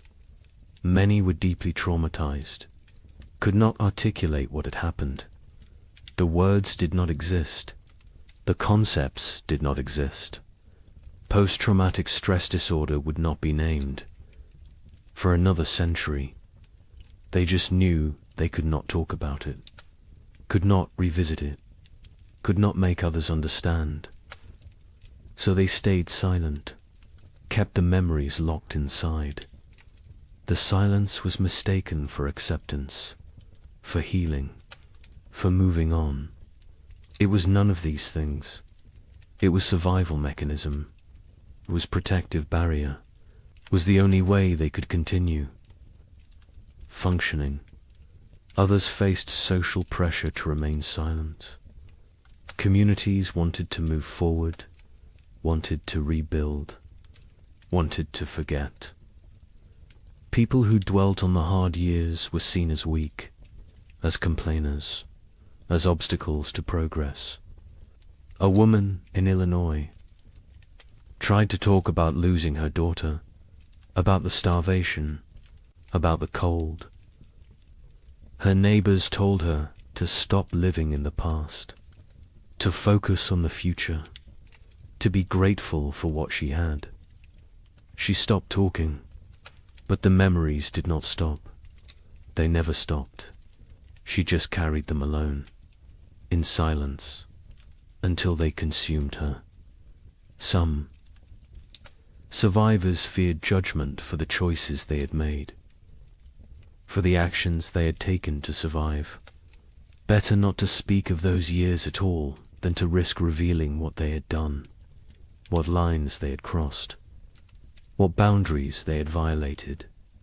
Silence protected them, protected their reputations, protected their ability to be seen as respectable members of society.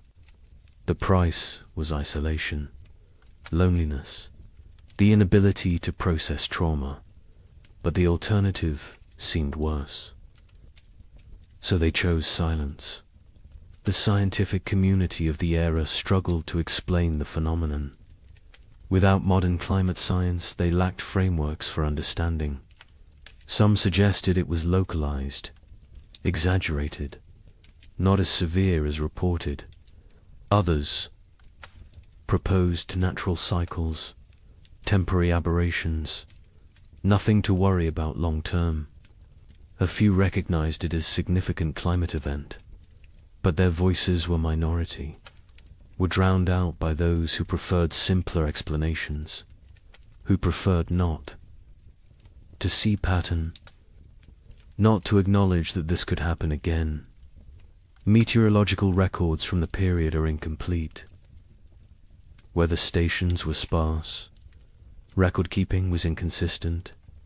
The data that exists shows temperature anomalies, shows unusual patterns, but gaps in the record allow for interpretation, allow for doubt, allow for dismissal. Later research, looking at the fragmentary data, could conclude it was not that bad, could argue the survivors exaggerated, could minimize the catastrophe. The incomplete record became excuse for incomplete acknowledgement. By 1850, just 12 years after the final winter ended, the 3 winters were rarely mentioned. Textbooks focused on westward expansion, on Oregon Trail, on Gold Rush. on the exciting narrative of American growth. The dark years from 1836 to 1838 were footnote at best. More often, they were completely absent. A generation of children learned American history without knowing thousands had died in the supposedly empty territories, without knowing their parents or grandparents had survived horror. The erasure was nearly complete. The Civil War cemented. The forgetting. After 1861, the nation had new trauma, new deaths, new catastrophe to process. The frontier winters seemed distant, irrelevant. Why dwell on old suffering when new suffering was everywhere? The few survivors who tried to tell their stories found no audience, found a nation consumed by present crisis. Unwilling to hear about past pain, they gave up, accepted that their experience would die with them, that no one would remember, that no one cared. The American mythology of the frontier required triumph, required success, required the narrative of bold pioneers conquering wilderness, building civilization, creating something from nothing. The three winters did not fit this mythology, could not be incorporated, so they were excluded. The myth was more important than history. The story was more important than truth. America needed heroes, needed victories, needed to believe in manifest destiny, needed to believe that will and work were enough, that nature could be tamed, that progress was inevitable. The erasure served another purpose. It protected those in power, politicians who had encouraged westward expansion, who had promoted territorial development, who had promised safety and opportunity. Acknowledging the winters meant acknowledging failure, meant admitting they had sent people into danger, had promised what they could not deliver, had prioritized expansion over safety. This admission was politically unacceptable, so the winters were forgotten. And the politicians continued promoting westward movement, continued making promises, continued prioritizing growth over caution. Survivors who tried to speak faced ridicule, disbelief, accusations of exaggeration, of hysteria, of attention-seeking. The young man in Michigan attempted to tell his story to a traveling writer in 1845. The writer listened politely, then suggested perhaps the cold had not been quite as severe as remembered. Perhaps trauma had distorted memory. Perhaps things had been difficult but not impossible. The young man stopped talking mid-sentence, realized there was no point. People would believe what they chose to believe. Truth was irrelevant. He never tried to tell his story again. The conspiracy of silence was not organized. No one coordinated. The suppression, no central authority dictated what could be said. But the incentives aligned perfectly. Land speculators needed silence. Railroads needed silence. Governments needed silence.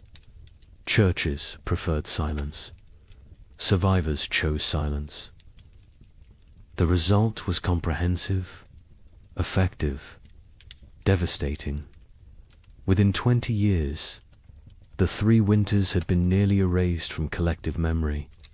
Within 50 years, they were completely forgotten. A climate catastrophe that killed thousands and destroyed. Hundreds of settlements simply disappeared from history, vanished, as if it never happened. But evidence remained, buried, hidden, waiting, in journals stuffed in attics, in letters preserved by accident, in graveyards with too many children's stones dated 1836 to 1838, In the population records that did not add up, in the archaeological evidence, in the tree rings, in the ice cores, in the gaps in genealogies where entire families simply ended. The evidence was there, scattered, fragmentary, ignored, but there, waiting for someone to look, someone to ask questions, someone to remember. Wait until you hear what we found.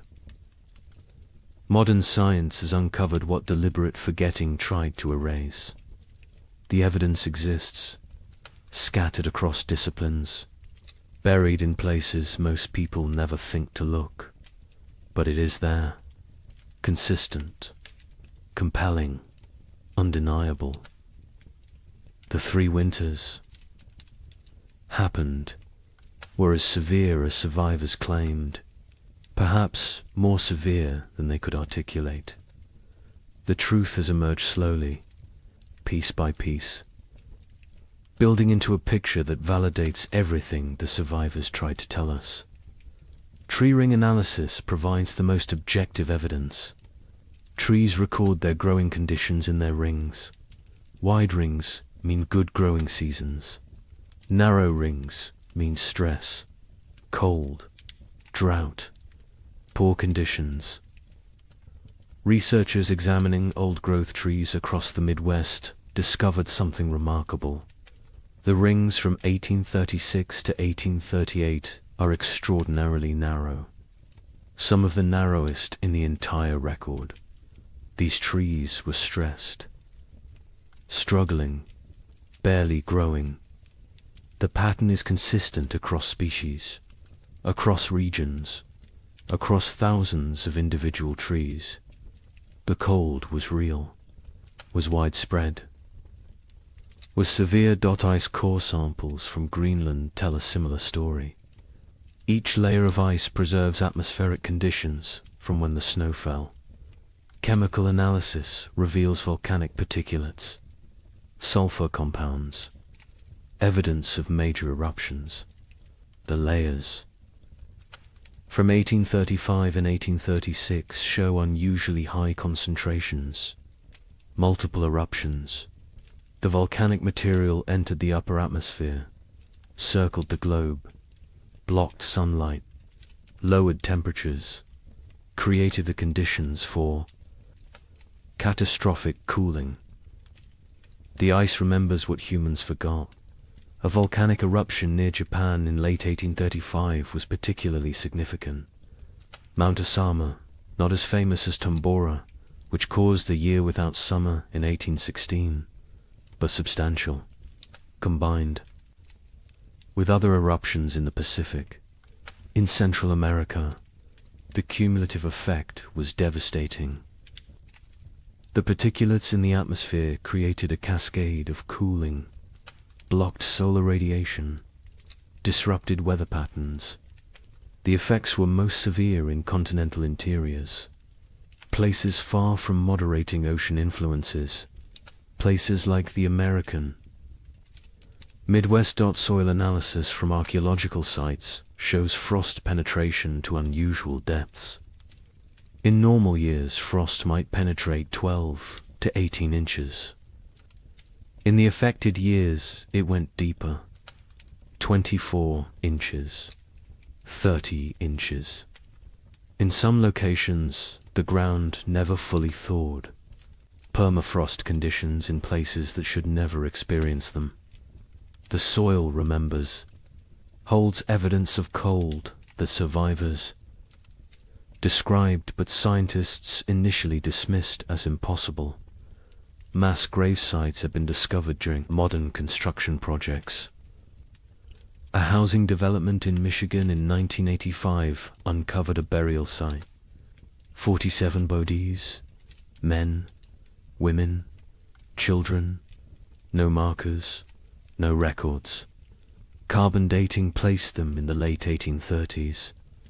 The bones showed signs of extreme malnutrition, scurvy, rickets, starvation. Some showed evidence of violent death. Circumstances no one wants to examine too closely. The site was quietly reburied, a small memorial placed. Most people who drive past have no idea what lies beneath. Cabin sites across the frontier show evidence of desperate measures. Archaeological excavations reveal layers that tell stories. Burned furniture, charred cabin walls, butchered animals that would normally never be eaten. Rats, squirrels. In one site in Indiana, researchers found evidence suggesting the inhabitants had eaten leather. Boot leather, harness leather, anything that might contain nutrition. The desperation is written in the debris, in what people consumed, in what they burned, in how they died. Historical Society archives contain survivor accounts, journals that sat ignored for over a century. A diary from a woman in Illinois was donated in 1923, filed away, not examined until 1998. It documented day-by-day survival through all 3 winters, the declining food stores, the deaths of neighbors, the choices she made to keep her family alive, the guilt she carried. The final entry was in March 1838. It said simply that spring had come, that they had survived, that she did not know if survival was blessing or curse. The journal was published in 2005. 90 academics read it. The general public remained unaware. More journals continued to surface, in estate sales, in attics, in old trunks, in historical societies. Each one adds detail, adds confirmation, adds validation to what survivors tried to tell anyone who would. Listen. A journal from Ohio described November 1836. The cold that went beyond anything imaginable. The wind that never stopped. The children asking when they could go outside again.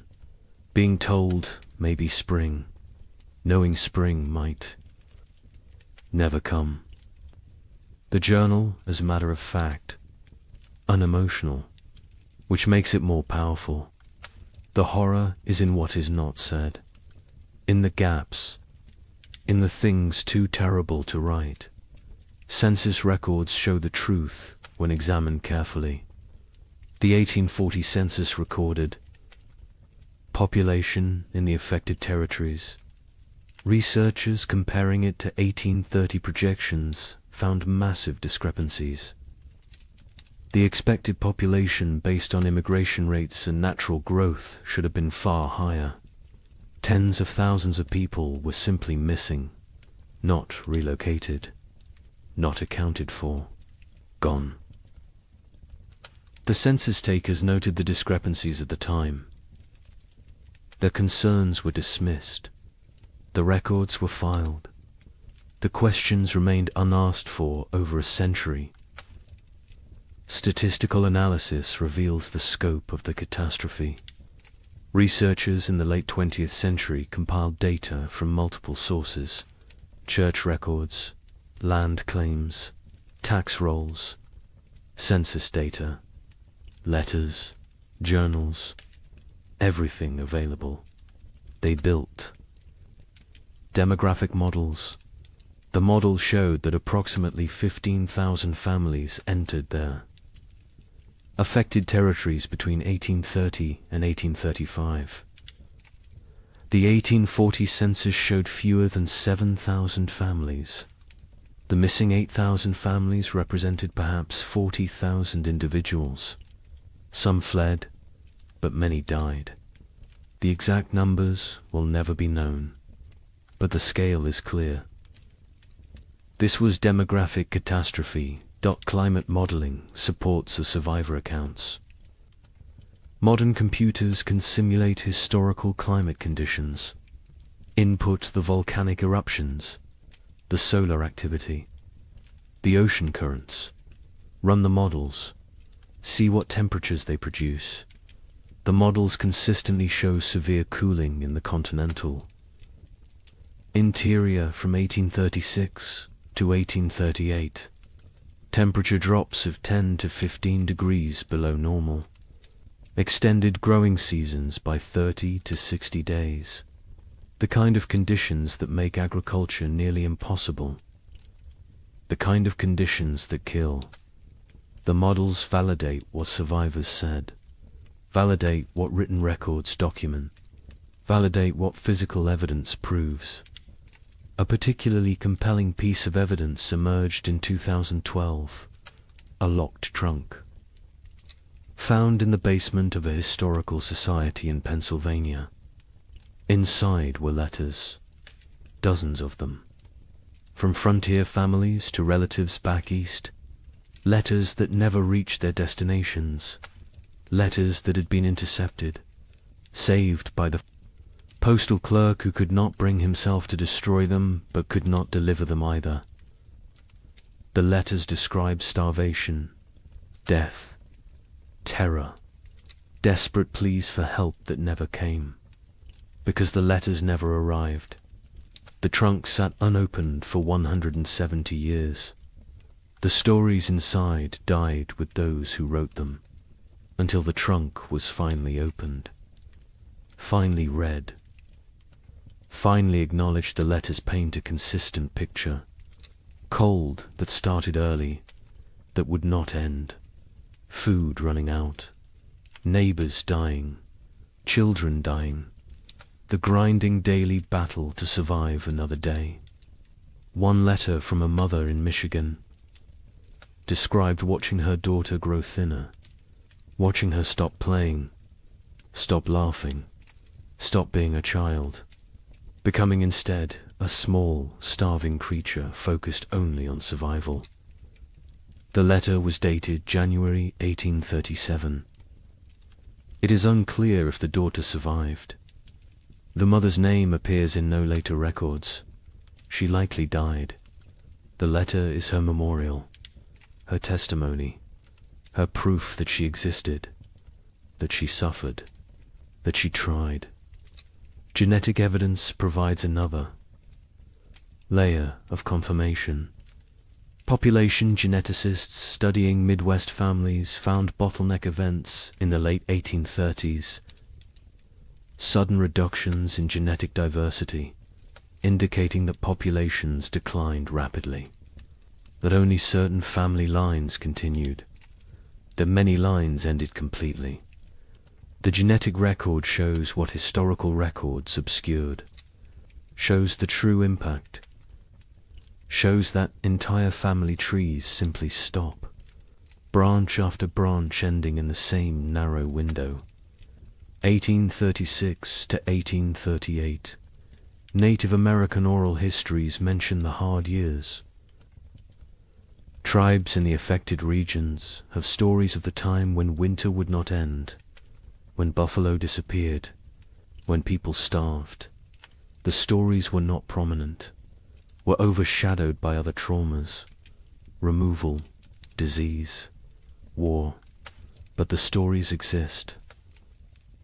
Another source of validation, another voice confirming what happened, confirming that the cold was real, was widespread, was catastrophic for everyone in its path. European records provide external confirmation.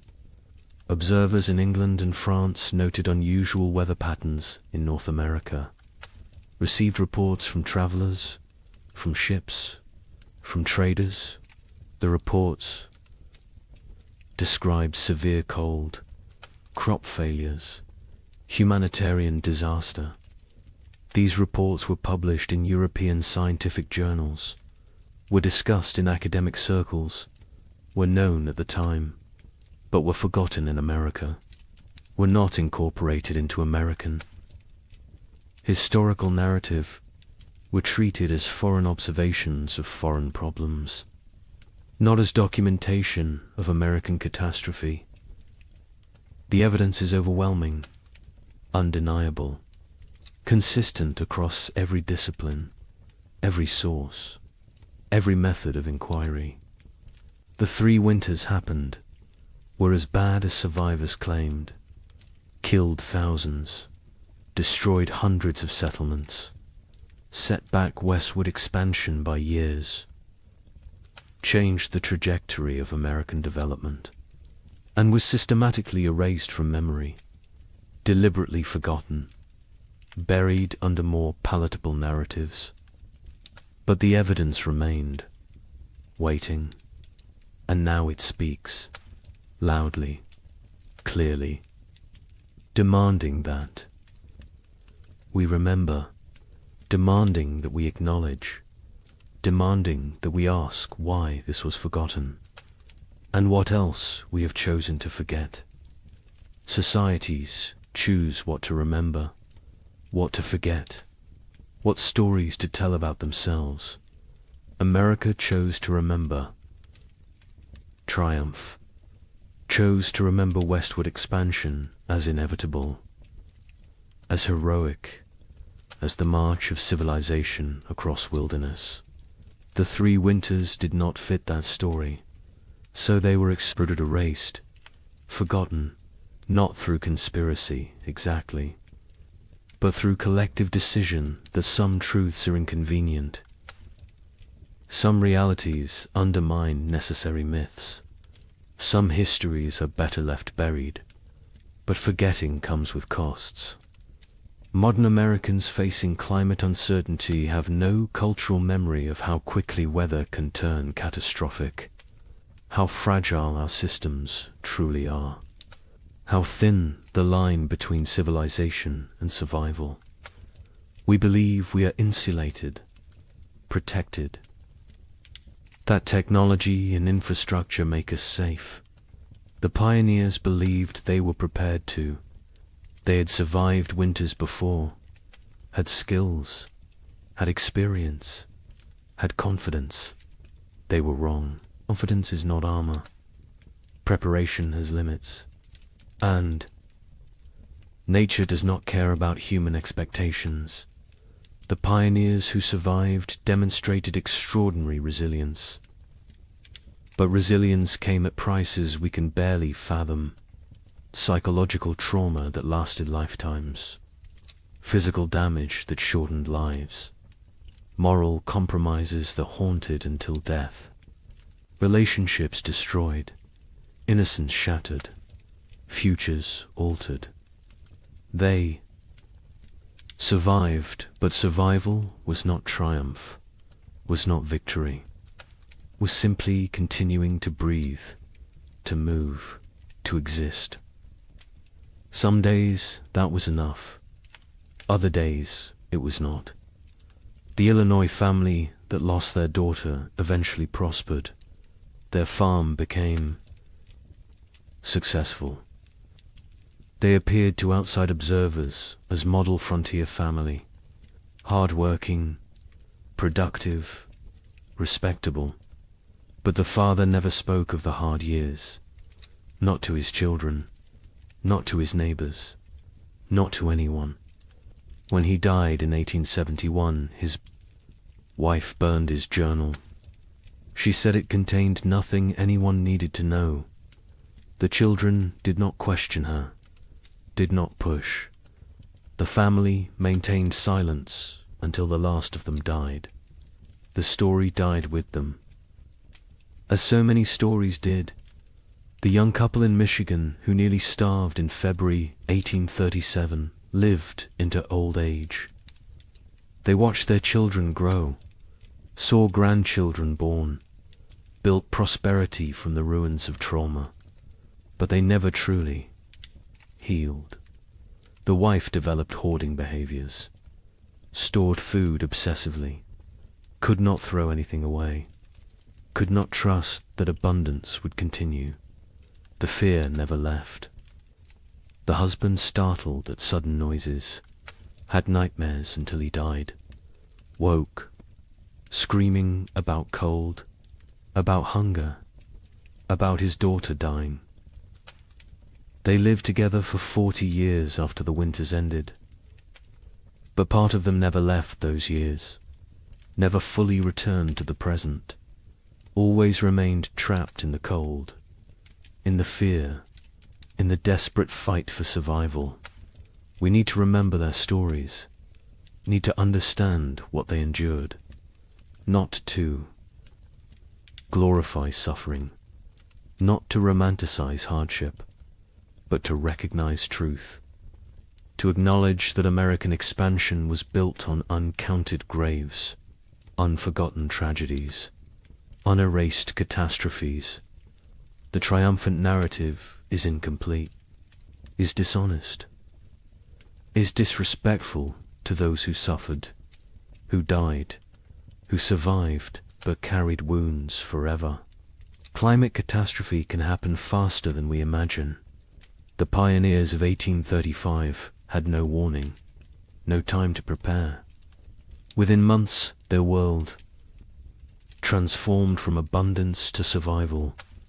They believed they were equipped for anything, believed their skills and determination were sufficient. They were wrong. Today, we believe similar things, believe our technology protects us, our infrastructure shields us, our wealth insulates us. We may be wrong too. The lesson is not despair, is not that preparation is futile, is that respect for nature's power is essential, that humility matters, that confidence without caution is dangerous, that systems can collapse rapidly, that we are more vulnerable than we pretend, that forgetting painful truths does not make us safer, makes us more vulnerable, because those who forget history are condemned to repeat it, and those who never learnt it are condemned to be surprised. The pioneers who lived through those years are all gone now. The last survivors died in the early 20th century.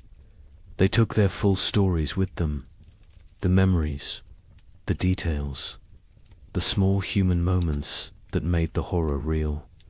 We have fragments, evidence, documentation, but we do not have them.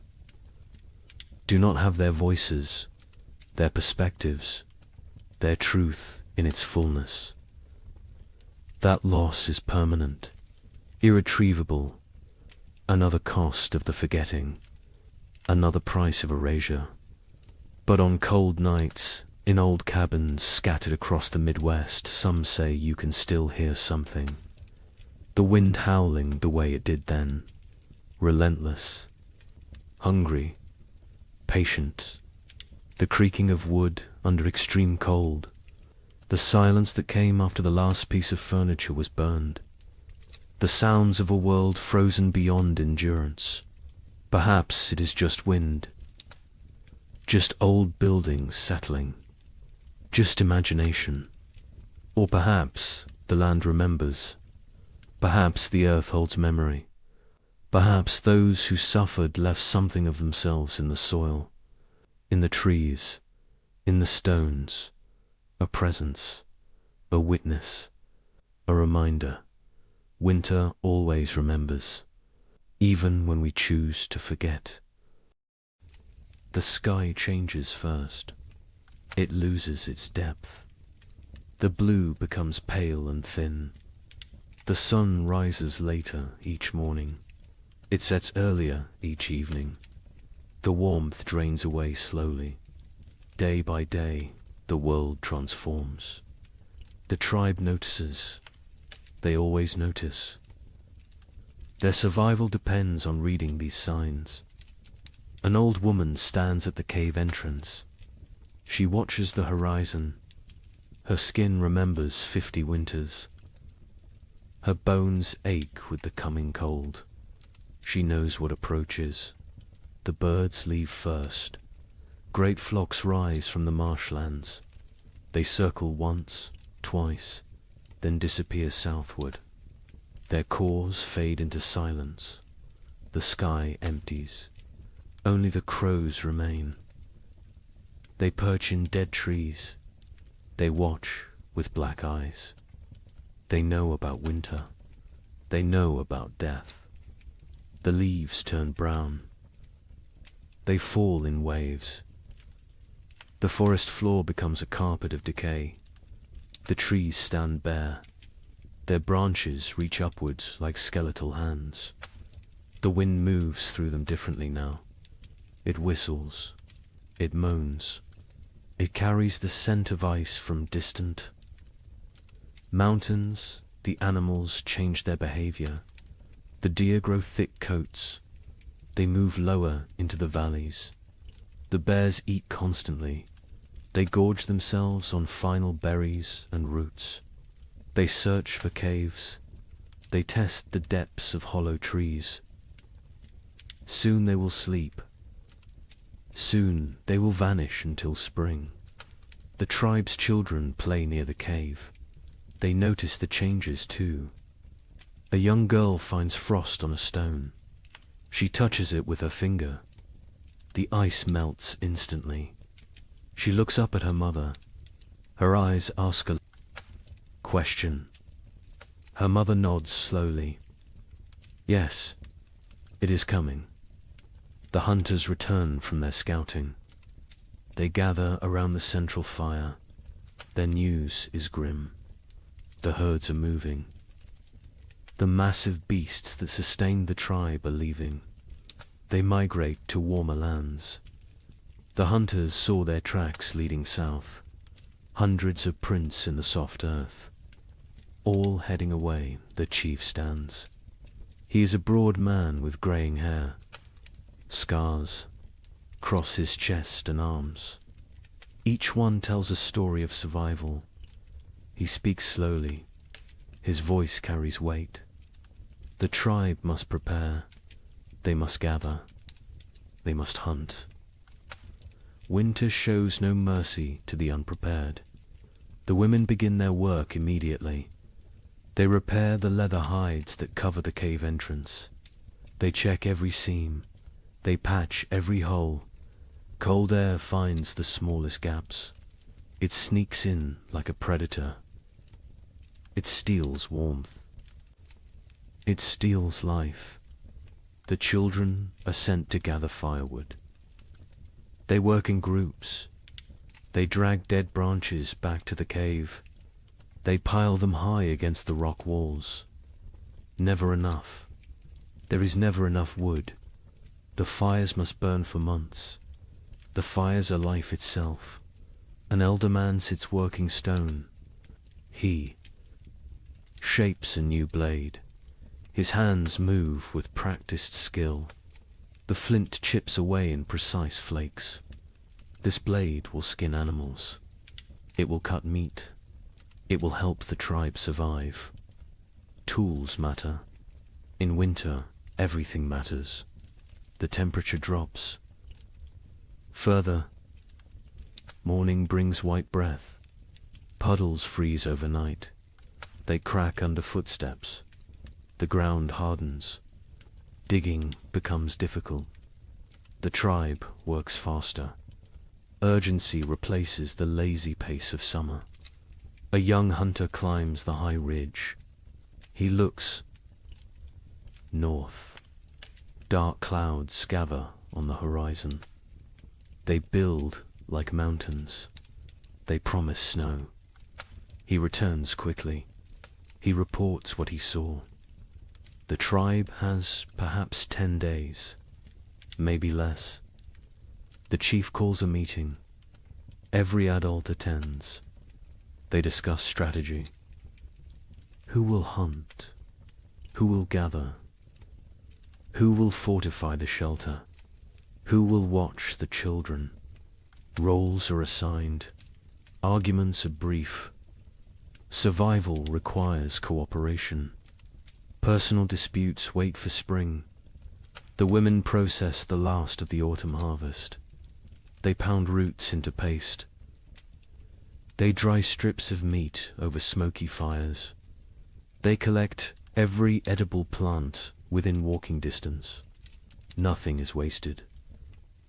A handful of seeds might mean the difference between hunger and starvation. Night falls earlier now. The darkness lasts longer. The tribe sits closer to the fire. They eat their evening meal in silence. They think about the months ahead. They remember previous winters. Some were mild, some were brutal. No one knows what this winter will bring. A baby cries. Its mother holds it close. She wraps it in soft rabbit fur. The infant is barely 2 months old. This will be its first winter. The mother's face shows worry. The other women gather around. They offer reassurance. They share wisdom. They have kept babies alive through cold before. The old woman who watches the sky speaks. She tells of a winter. From her youth, snow fell for 20 days without stopping. The drifts rose higher than a man. 3 members of the tribe died. They ran out of food. They grew weak. The cold took them in their sleep. She tells this story as warning, as motivation. As truth, the fire crackles. Sparks rise into the darkness. They dance like orange stars before fading. The tribe sits in a circle. They feel the bond between them. They are family. They are survival partners. They will face the cold together. They will endure together. Or they will perish together. The wind picks up. It blows from the north. It carries the smell of snow. It carries the promise of winter. The tribe feels it. Every man, woman, and child knows what approaches. The season of death has begun its descent. The time of testing is here. Tomorrow, the real work begins. The hunters wake before dawn. 6 men rise from their sleeping places. They move quietly. They do not wake the others. The air inside the cave is cold. Their breath makes small clouds. They gather their weapons in silence. The chief hunter is called Kra. He has seen 30 winters. His body is lean and strong. Scars mark his arms and legs. Each scar tells a story. Each one represents survival. He checks his spear. The stone point is sharp. The binding is tight. This weapon has killed. Many times before, the other hunters prepare. They wear thick furs. They tie leather wraps around their legs. They carry stone blades at their waists. They bring rope made from twisted plant fibers. They will need everything they carry. There are no second chances in winter. The sky begins to lighten. Grey replaces black. The hunters step outside. The cold hits them immediately. It takes their breath. Their eyes water. They blink away the moisture. Their bodies adjust slowly. Frost covers everything. The rocks glisten white. The sparse grass stands frozen and brittle. Each footstep crunches. The sound carries in the still air. They must move carefully. Sound travels far on cold mornings. Kraw leads them north. He knows where the herds gather. He has hunted these lands his entire life. His father taught him. His grandfather taught his father. Knowledge passes through generations. It keeps people alive. They walk for an hour. The sun rises behind them. It provides no warmth. It is a pale circle in the grey sky. The light reveals a changed landscape. Winter is transforming their world. Snow patches appear. Small drifts collect in shadows.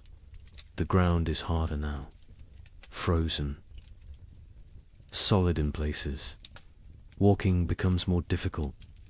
Legs tire faster. But they push forward. Kraw stops. He kneels. He examines the ground. Tracks. Large tracks. deep impressions in the half-frozen earth. Bison. A small herd passed through recently, perhaps during the night. The tracks are fresh. The hunters gather. Around they study the signs. Craw counts the tracks. Maybe 8 animals. Maybe 10. The herd is moving slowly. They are grazing as they travel. This is good. This means the hunters can catch them. They follow the trail. The tracks lead northeast, toward the river valley. Bison often shelter near water. The valley provides protection from wind. There is still grass there, brown and dry, but edible. The wind picks up. It blows from the north. It carries tiny ice crystals. They sting exposed skin. The hunters pull their furs tighter. They lower their heads. They keep moving. Another hunter named Dren speaks quietly. He points to the sky. More. Clouds are building, dark and heavy. They roll in from the mountains. A storm is coming. Everyone sees it. Everyone understands. They must hunt quickly. The tracks become fresher. The eddies are sharp. The animals are close now. Very close. Craw signals for silence. Hand gestures only. The hunters spread out. They form a loose line. They move like shadows. They crest a small rise. Below them, the river valley opens up. And there, near the frozen stream, the bison herd grazes. 9 massive animals, brown and shaggy. Their breath rises in great clouds. They paw at the snow. They search for grass beneath the hunters crouch low. They are downwind. The bison cannot smell them. This is crucial. Bison have poor eyesight but excellent noses. Scent betrays hunters more than sound. Craw studies the herd. He looks for weakness. Old animals. Young animals. Injured animals. His eyes settle on a large female. She stands at the edge of the group.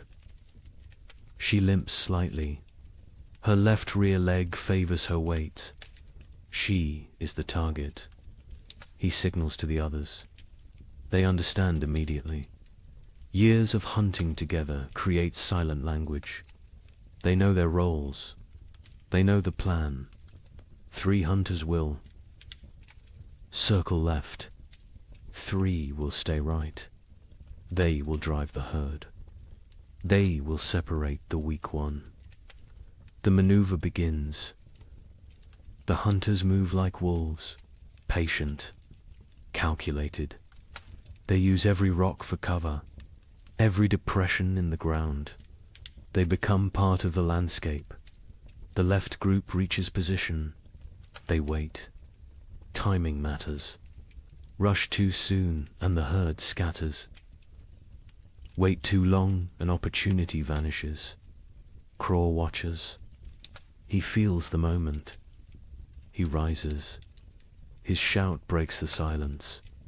The other hunters echo him. The bison startle. Their heads snap up. Panic floods through the herd. They bunch together. They begin to run. The injured female falls behind. She tries to keep pace. Her bad leg betrays her. The gap widens. The hunters close in. Their legs pump.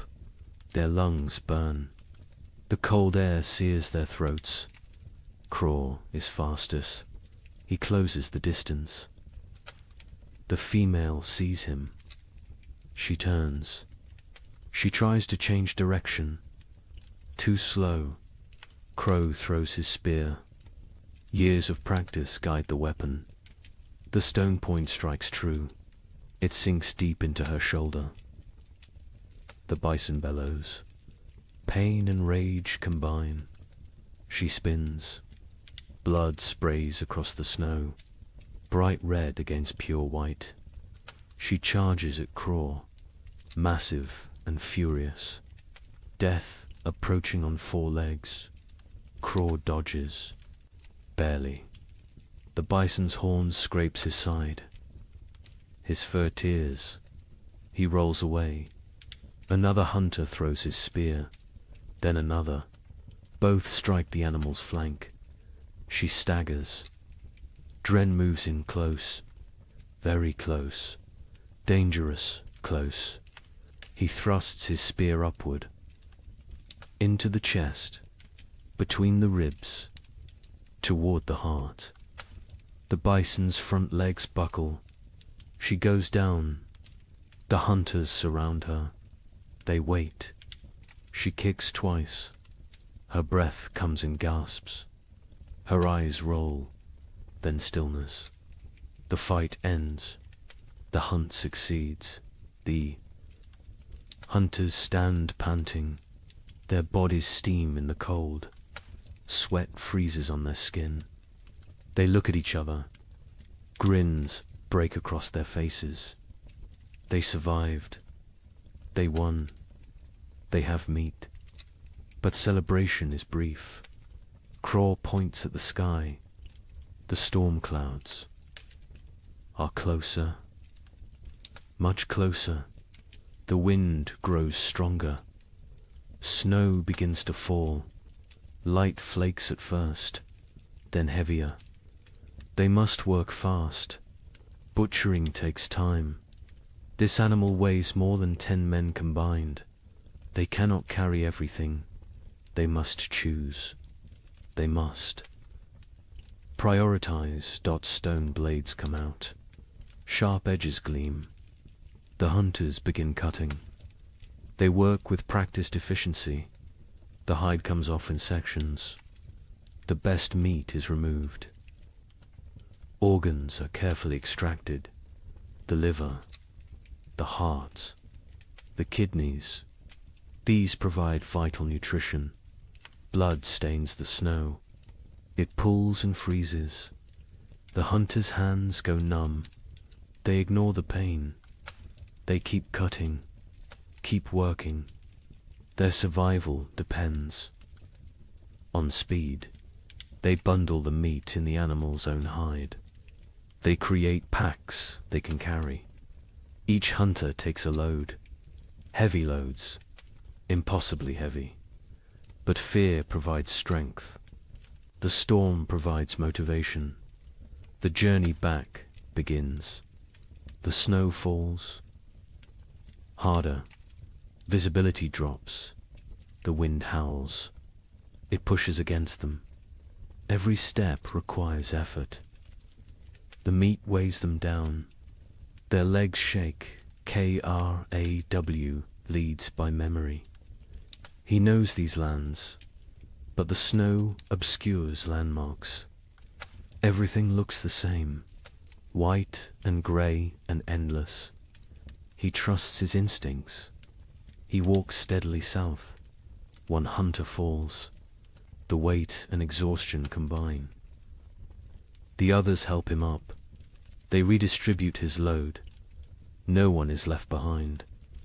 This is the unspoken rule, the absolute law. Hours pass. Terrible, grinding hours. Cold seeps through their furs. Their fingers lose feeling. Their faces go numb. Frostbite threatens, but stopping means death. They push forward. Dren sees it first. A dark shape in the swirling snow. The cave. Home. Relief floods through them. They stumble faster. The last 100 paces feel like miles. They enter the cave. Warmth hits them. The central fire burns bright. The tribe has kept it strong. Faces turn toward them. Eyes widen. They see the meat. They see success. The hunters drop their loads. They collapse. Their bodies give out. Women rush forward. Children crowd around. Everyone wants to see. Everyone wants to touch the meat. The chief comes forward. He examines the kill. He nods at Craw. Approval in that single gesture. Pride in that simple nod. The tribe will eat. The tribe will survive another week. Maybe two. The women take over. They hang the meat from the cave ceiling. Away from scavengers, they begin processing it. Some for immediate eating, some for preservation. Every part will be used. Nothing wasted. The hunters sit by the fire. They warm their frozen hands. They drink hot broth. The feeling returns too. Their fingers and toes. Pain comes with it. Sharp and burning. They endure it silently. Outside, the storm intensifies. Wind screams past the cave entrance. Snow piles against the rocks. The leather hide covering the entrance flaps and strains. But inside, there is warmth. There is food. There is safety. A child approaches Craw. A small boy. He stares with wide eyes. He touches Craw's torn fur. He sees the scrape from the bison's horn. His mouth forms an O of wonder. Craw smiles. He ruffles the boy's hair. This is why they hunt. This is why they risk death. For the children. For the old ones. For the tribe. Individual survival means nothing. The group is everything. The meat roasts over the fire. Fat drips and sizzles. The smell fills the cave. Mouths water. Stomachs growl. Soon they will feast. Soon they will celebrate. But first they rest. Craw closes his eyes. His body aches. Every muscle protests. But satisfaction fills him. They succeeded. They brought food home. They completed the last great hunt before the deep winter.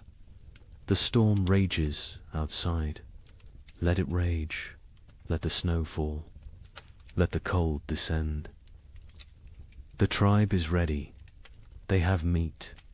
They have fire. They have each other. This hunt might sustain them for weeks. It might mean the difference between survival and starvation. No one knows what the winter will bring. No one can predict the future. But today they won. Today they live. And in the primitive world, today is all that matters. The storm passes after 3 days. The snow stops falling. The wind dies down. The tribe emerges cautiously. They squint against the brightness. Snow covers everything. The world looks different now. Transformed. Dangerous. The work begins immediately. Winter preparation cannot wait. Every day matters. Every hour counts. The tribe divides into groups. Each group has specific tasks. Organization means survival. The women examine the cave entrance. The leather hide covering took damage in the storm. Wind tore several seams. Snow forced its way through gaps. Cold air invaded their shelter. This cannot happen again. An older woman named Mira leads this work. She has repaired shelters for 20 winters. Her hands know the work. Her eyes spot every weakness. She directs the younger women. They listen carefully. They learn by doing. They take down the damaged hide. It is stiff with ice. They carry it to the fire. The heat makes the leather pliable again. They can work with it now. They can repair the tears bone needles come out. Thread made from animal sinew, the women sit in a circle. They stitch the tears closed. Their fingers move quickly. They push. Needles through tough leather. They pull thread tight. Each stitch must be perfect. Weak stitching means cold air. Cold air means death. While they work, others gather moss. They find it on the north side of rocks. They peel it away carefully. Moss provides insulation. They stuff it into cracks in the cave walls. Every tiny gap gets filled. The cave must become a sealed chamber. The men focus on firewood. They need mountains of it. What they have is not enough. It is never enough. They venture into the forest. They search for dead trees. Dead wood burns best. Green wood smokes and sputters. A young man named Torg swings a stone axe.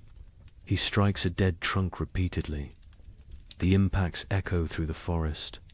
Chips of wood fly. His arms burn with effort. Sweat forms despite the cold. He ignores the discomfort. The work must continue. Other men drag fallen branches. They create trails through the snow. Long paths marked by dragged wood. Back and forth. Trip after trip. Their backs ache. Their hands blister. They keep working. Children help too. Even the smallest ones. They gather kindling, dry twigs and bark, pine cones that will catch fire easily. They fill baskets. They carry them back to the cave. Everyone contributes. Everyone has value. By afternoon, wood piles grow. They stack it along the cave walls, high stacks that reach toward the ceiling. The cave begins to shrink.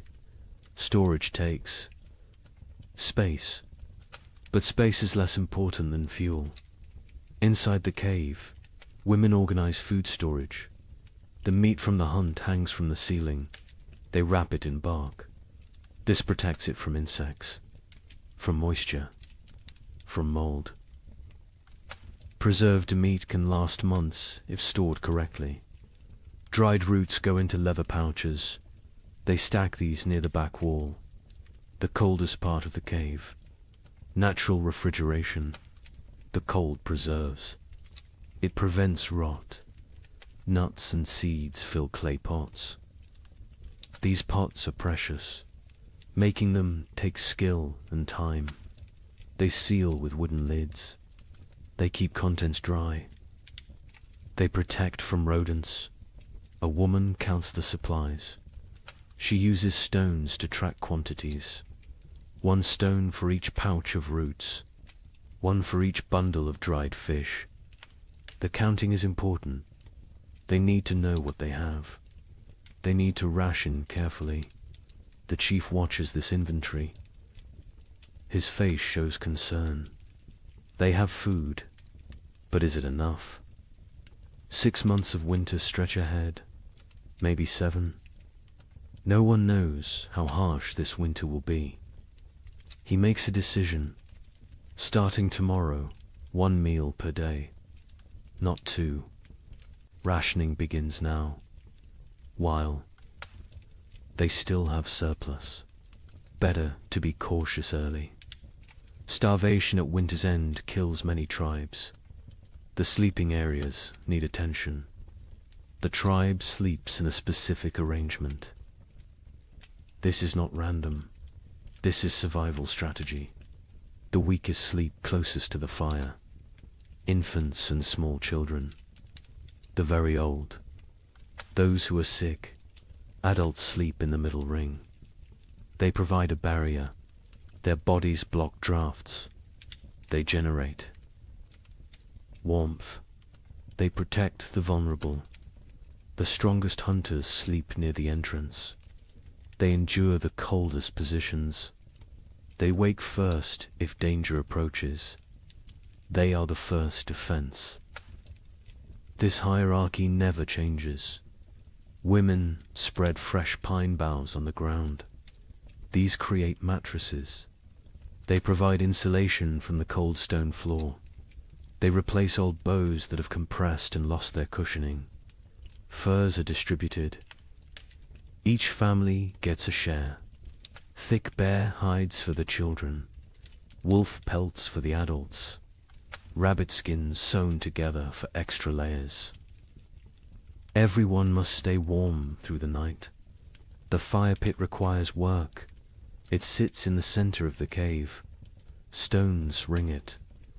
These stones were carefully chosen. They hold heat. They radiate warmth long after flames die down. But some stones have cracked. The extreme heat damages them over time. Cracked stones can explode, send sharp fragments flying, cause injuries. The men remove the damaged ones. They bring new stones from the river, smooth and solid. The warning comes at dawn. The air feels wrong, too still, too heavy. The pressure changes. Animals sense it first. Birds that remained through autumn flee. They rise in frantic groups. Their calls sound panicked. Even the crows abandon there. Perches, got KRAW, stands outside the cave. He tastes the air, metal on his tongue, the taste of coming snow. His joints ache. Old injuries throb. His body predicts weather better than his eyes. A massive storm approaches, perhaps the worst of the season. He returns to the cave quickly. He finds the chief. They speak in low tones. The chief's face hardens. He knows what this means. He has survived 40 winters. He recognizes the signs. This storm will trap them inside. For days, maybe a week. The chief raises his voice. Everyone stops. Everyone listens. The blizzard comes. They must secure everything. Now, immediately. No delays. The tribe erupts into controlled chaos. Everyone knows their emergency roles. They have practiced this, prepared for this moment. Speed matters now. Organization matters. Men rush to bring in final wood loads. They grab everything nearby. Dead branches, split logs, even greenwood. Anything that burns. They pile it inside until the cave floor disappears beneath fuel. Women grab the drying meat. Some pieces are not ready, still moist, still vulnerable to spoilage. But leaving them outside means losing them. Animals will steal them. Snow will ruin them. Everything comes inside. Children are sent to fill water containers. They run to the stream. They use hollowed gourds, clay pots, animal bladders, anything that holds liquid. Once the storm hits, leaving the cave becomes impossible. They need water for days. The wind begins gentle at first, a whisper through the trees. Then stronger, a moan, a howl. It builds like a living thing, like a predator circling. Temperature plummets. The drop is sudden, shocking.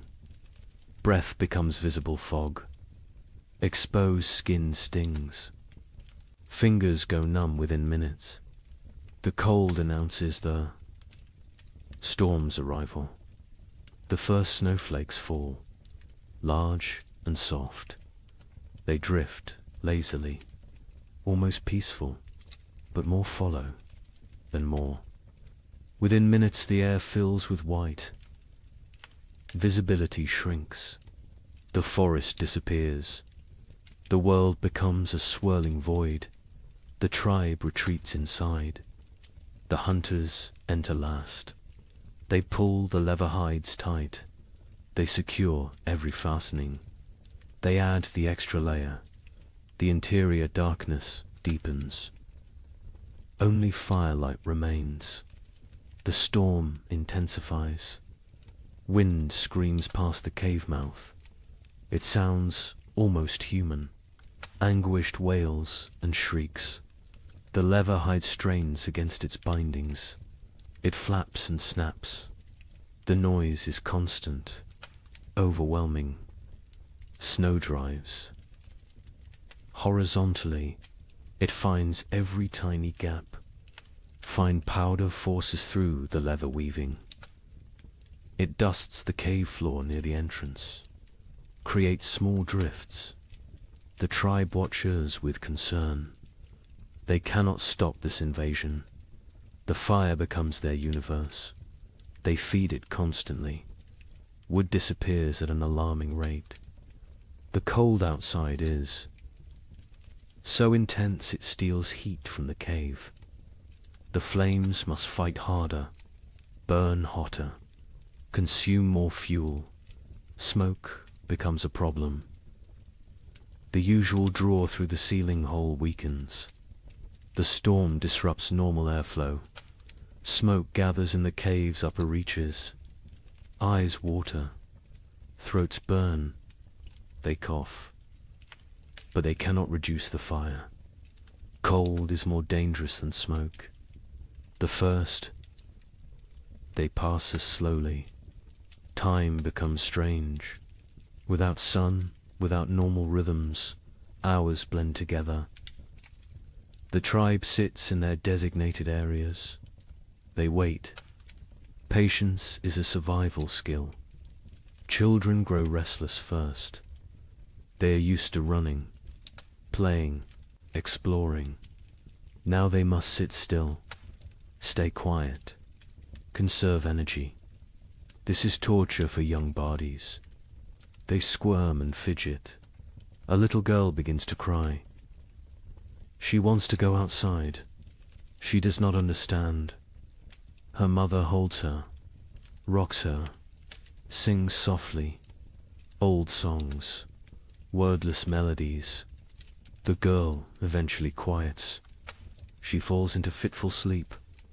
The adults fare better, but tension builds. Too many people. In too small a space, personal conflicts simmer. Old grievances resurface. A young hunter glares at another. Some past dispute, some imagined slight. The chief notices. He moves between them. His presence prevents escalation. Mira tells stories. Her voice cuts through the wind's howl. She speaks of ancient times, of the first people, of how they discovered fire, how they learned to speak, how they survived when the world was even colder.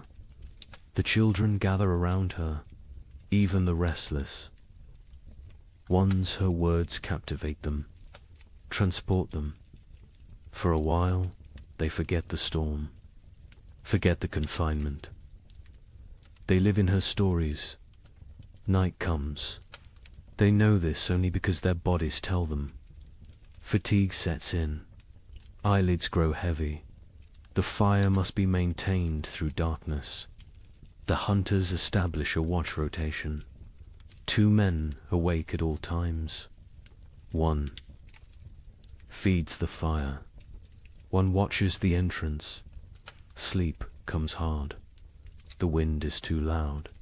The cold too present. The cave floor too hard despite the pine boughs. Bodies shift. Seeking comfort that does not exist. Seeking warmth that is scarce. The baby wakes crying. Hungry. Always hungry. Its mother nurses it. But her own hunger makes her milk weak. Thin. The baby feeds but does not satisfy. It cries again. Other children wake. The mother's face shows exhaustion, desperation. An older woman brings warm broth. made from bones and snow water. She encourages the mother to drink. Liquid helps produce milk. The mother drinks. The broth is barely warm, barely flavored, but it is something. The second day brings no relief. If anything, the storm worsens. The wind reaches new levels of fury. It sounds like raging beasts, like angry spirits. The entire cave vibrates. Small stones fall from the ceiling. Dust rains down. Fear creeps in. What if the storm never stops? What if they run out of wood? What if the cave collapses? These thoughts spread silently, visible in worried eyes, in tense shoulders, in clenched jaws. The chief sits straight. Projects. Confidence. But privately he worries. The woodpiles shrink rapidly. Too rapidly, he calculates. 3 more days, maybe 4. Then they burn sleeping firs. Then they face choices. Terrible choices. Food rationing becomes stricter. 1 small meal, barely enough to sustain. Stomachs growl constantly. Children whimper. Adults endure silently. Hunger is familiar. Hunger is survivable. For a while, Torg's hands have healed from the axe work. Now they crack from the dry cold. Blood seeps from split skin. He wraps them in leather strips. The bleeding stops, but the pain remains. He says nothing. Complaining helps no one. A hunter notices moisture on the cave walls, condensation from their breath, from their bodies. This moisture freezes, creates a thin layer of ice. The cave becomes a frozen chamber. Beauty and danger combined. Mira leads. The women in work. They cannot hunt, cannot gather, but they can prepare. They sort through supplies. They repair torn clothing. They sharpen stone blades. Idle hands create despair. Work provides purpose. The women sit together. They speak quietly. They share memories of other winters. Some worse than this, some better. They draw strength from survival stories. From knowing others endured. One woman speaks of losing her first child to cold 10 winters ago. The baby simply did not wake one morning, frozen in sleep. Her voice breaks. Others reach out, touch her shoulder, her arm. Physical. Connection matters. They grieve together. They heal together. The 3rd day breaks their spirits slightly. The storm continues unabated. White chaos outside. Grey despair inside. Hope becomes harder to maintain. Faith in survival wavers. A young child develops a cough, deep and wet. The sound echoes in the cave. His mother's face shows terror. Winter. Coughs kill. They start small. They grow. They steal breath. They take lives. The healer examines the child. An old woman with knowledge of plants, of remedies. She has dried herbs, stored carefully. She makes a tea, bitter and strong. The child refuses it. She forces him. He must drink. He must fight. The child drinks. He gags. He sputters. But the liquid enters his body. The healer wraps him in extra furs, keeps him near the fire. She monitors his breathing, his color. She has saved children before. She has lost children before. She does what she can. The fire burns lower. Fuel supplies deplete. The chief makes a decision. Smaller fire, colder cave, extended resources, survival over comfort. The tribe huddles closer. They share body heat. They become one organism, one survival unit. Stories continue, but energy for telling wanes. Voices grow hoarse. Throats hurt from smoke and dryness. Still they persist. Stories are medicine. Stories are hope. Stories are memory. Kraw dreams fitfully. He dreams of the hunt, of running through snow, of warm blood on cold ground, of meat and plenty. He wakes to cold and hunger. Reality disappoints. But reality is what they have. The fourth day brings a subtle change. The wind decreases slightly. Not much, but enough to notice. Enough to spark hope. Ears strain, listening for further improvement. Praying for silence. By afternoon, the wind drops to a steady roar instead of a scream. The leather hide stops its violent flapping. Stillness seems possible, seems real. The tribe exchanges glances. Cautious optimism. The chief crawls to the entrance. He carefully lifts the hide edge. A tiny gap. Snow immediately blows in, but he can see outside. Barely. The world is still white, still falling, but less violent, less deadly. He drops the hide. He turns to face the tribe. His expression gives them their answer before he speaks. The storm weakens, not over, but weakening. They will survive. They will see the end. Relief flows through the cave, visible, tangible. Shoulders relax. Faces soften. Tears form in some eyes.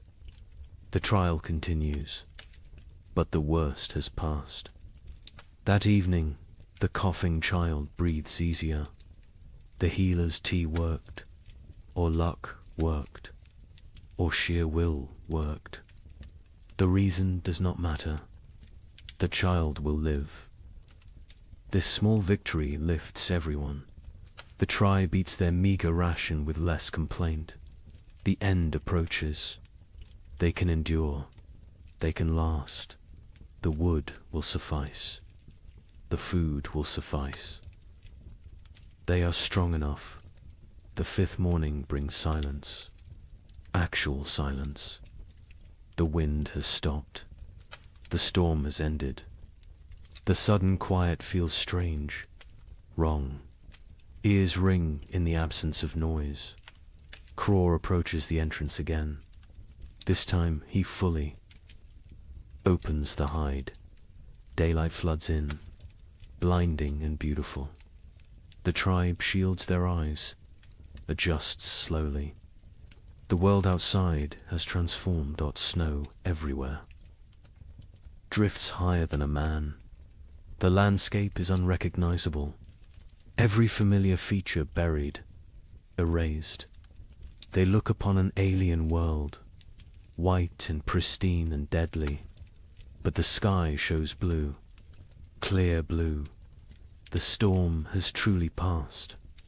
The tribe survived. Every member, every child, every elder. They made it through together. They do not celebrate loudly. They have no energy for celebration. But quiet satisfaction fills the cave. They endured.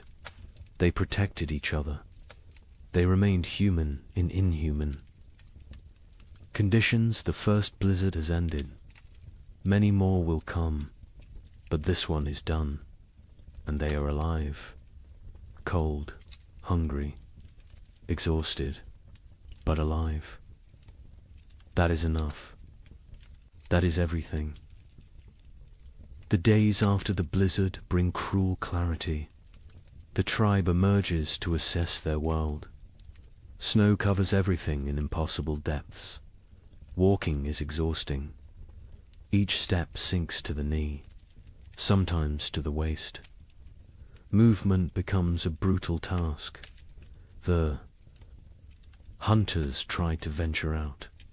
They search for game, for any sign of life. But the animals have vanished, gone deep into dens, hibernating, or dead, or fled to distant warmer lands. The forest stands empty, silent as a grave. They check their trap. Lines, the snares they set before winter. Snow has buried them all. Invisible, useless. Days of work erased by one storm. They dig frantically. They find 3 traps, all empty. All sprung by falling snow. The tribe returns to the cave. Their faces tell the story. No food, no prospects, only what they stored. Only what hangs from the ceiling. Only what sits in clay pots. They must make it last. They must ration carefully. The chief counts the supplies again. He uses his stones. He moves them slowly.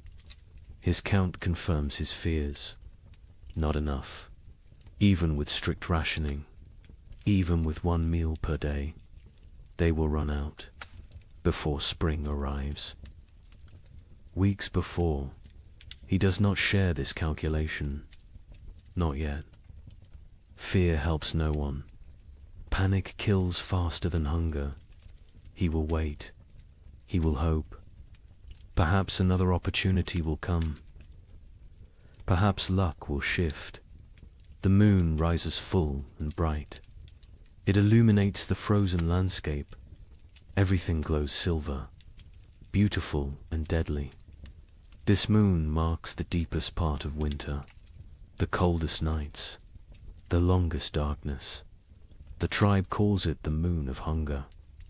Every winter it appears. Every winter it tests them. Food becomes an obsession. Stomachs growl constantly. Sleep brings dreams of feasting, of plenty, of meat dripping fat. People wake disappointed, wake to cold reality, wake to emptiness. The single daily meal shrinks. Further, what filled a palm now fits in fingers, barely enough to taste, never enough to satisfy. Children cry after eating, still hungry, always hungry. Mothers have nothing more to give. The baby suffers most. Its mother's milk dries up. Her body has nothing left to convert.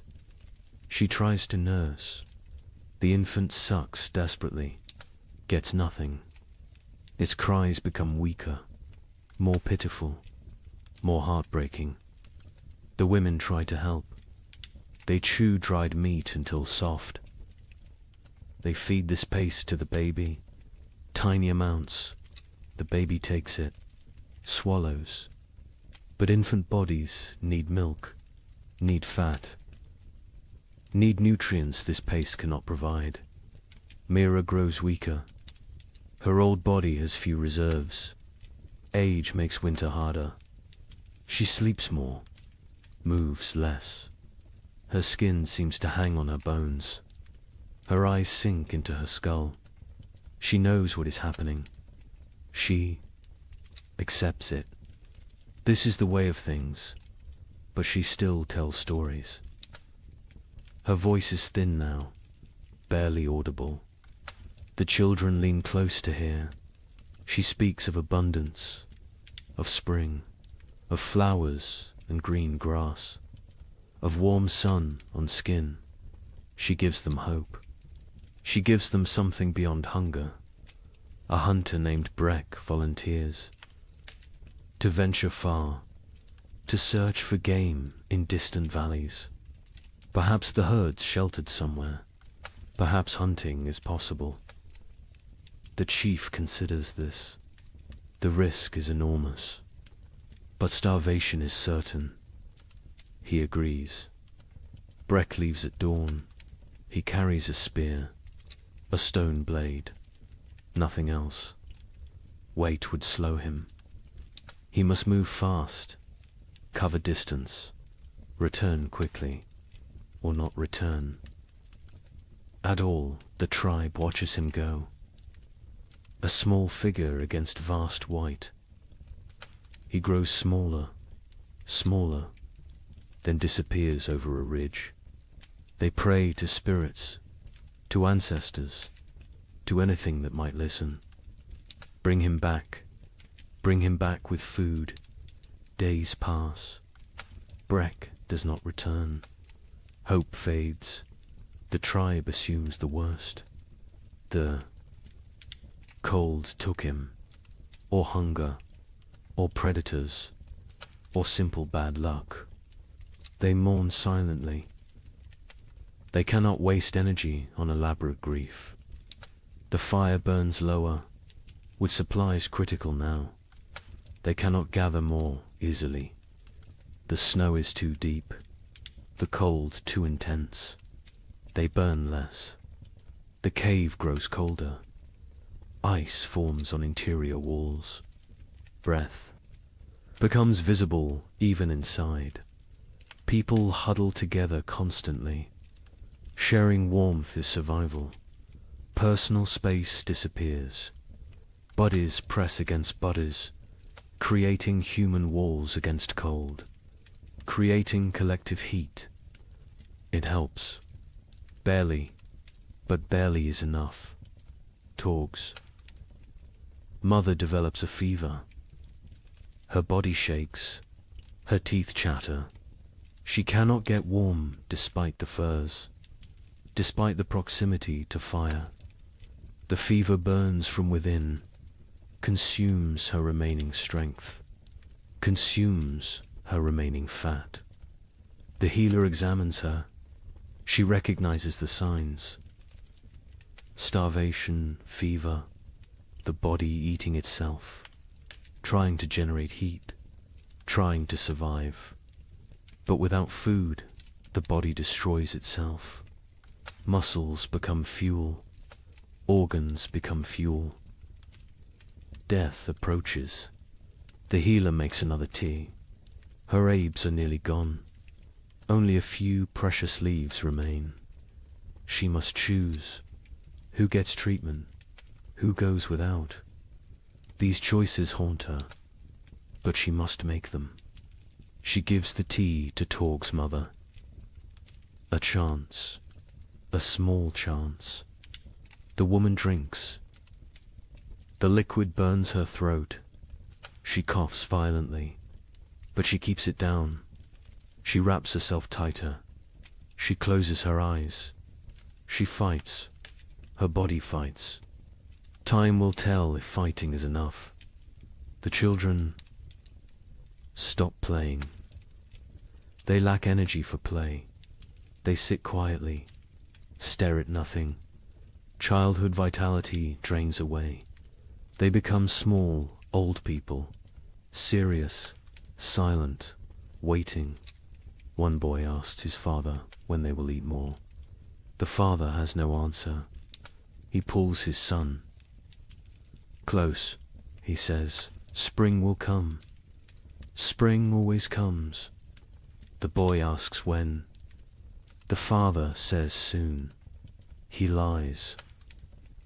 Spring is months away, but the lie is kindness. The tribe begins eating leather. They take old, worn pieces. They boil them. The leather softens slightly, becomes chewable. It provides almost no nutrition, but it fills the stomach, tricks the body temporarily, delays the inevitable. They scrape hide scraps, collect tiny bits of dried meat, particles that fell, that were missed. They gathered these with desperate care. Every crumb matters. Every fragment could mean another day.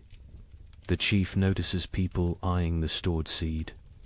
Small amounts save for spring planting. Eating that seed means no crops next year. Means starvation then instead of now. But now is very real, very present, very tempting. He moves the seed, hides it in a far corner, tells only 2 trusted hunters. They will guard it. Die before allowing it to be eaten. Future survival demands this sacrifice. Present suffering must be endured. On the 7th day of the moon of hunger, the baby dies. It simply stops breathing during the night. Its mother wakes to cold stillness. She does not scream. She has no energy for screaming. She holds the small body, rocks it, as if warmth could return life. The women come. They gently take the infant. They wrap it in soft rabbit fur. They place it near the cave entrance. The frozen section, it will keep there. When the ground thaws, they will bury it properly. For now, this is all they can do. The mother sits empty. Her arms feel wrong without the weight. Her chest aches with useless milk that finally came. Too late, always too late. Other women sit beside her. No words exist for this loss. Presence is enough. Mira's breathing becomes labored, wet and rattling. She lies on her furs. She does not complain, does not demand attention. She simply fades. Life seeping away like water into sand. The tribe knows. They have seen this before. Young. Ones are brought to her, one by one. She touches their faces, whispers blessings, passes final wisdom. Her hand trembles with the effort, but she completes this duty, this last gift to the future. That night, Mira stops breathing, peacefully, in sleep. Her face relaxes, tension disappears. She looks younger suddenly. The years fall away. She returns to some earlier self. The tribe covers her with respect, with gratitude. She gave them everything, even her final breath. 2 deaths in one day. The tribe feels the weight. They are fewer now, weaker now, more vulnerable now. But they must continue, must endure, must survive for those who did not. The 8th day brings a miracle. A shout from outside. The hunters rush to the entrance. They peer out. A figure approaches, limping, struggling, but alive. Breck has returned. He collapses at the cave entrance. His lips are blue, his face is white. Frostbite blackens his fingers, his toes, but he smiles. He gestures weakly behind him. There, in the snow, a shape. The hunters rush out. They find his kill, a mountain goat, not large, but fresh, real, actual meat. Breck tracked it for days, followed it to high cliffs, killed it with a desperate throw, then dragged it back. Somehow, against all odds, they bring the goat inside. They bring Breck inside. The tribe crowds around. They cannot believe it. Food, real food, hope made flesh. Tears flow freely. Relief, gratitude, joy. The women butcher immediately. They work with trembling hands. Blood flows. Precious blood. They catch it. Blood soup will feed many. Nothing wastes. Nothing spares. They roast small pieces. The smell fills the cave, mouths water, stomachs cramp with anticipation. The wait is agony, but the meat must cook. Raw meat brings sickness. Patience is required. Finally, the meat is ready. The chief distributes it. Tiny portions, barely a bite each. But that bite is everything. Rich, warm, nourishing. People chew slowly, savor every second. Some cry while eating. Breck receives his portion, receives gratitude, receives respect. He risked everything. He saved them, not permanently. This meat will last only days, but days matter. Days a lifetime when death looms close. The healer tends his frostbite. His blackened fingers will probably fall off. His toes are lost. He will be crippled, but he will live. He made the trade willingly, his pain for their survival. No one will forget this sacrifice. Torg's mother survives. The tea worked, or her will worked, or the tiny bit of meat worked. Perhaps all three. She is still weak, still fragile, but alive, improving. The fever breaks. She sleeps naturally. Healing sleep.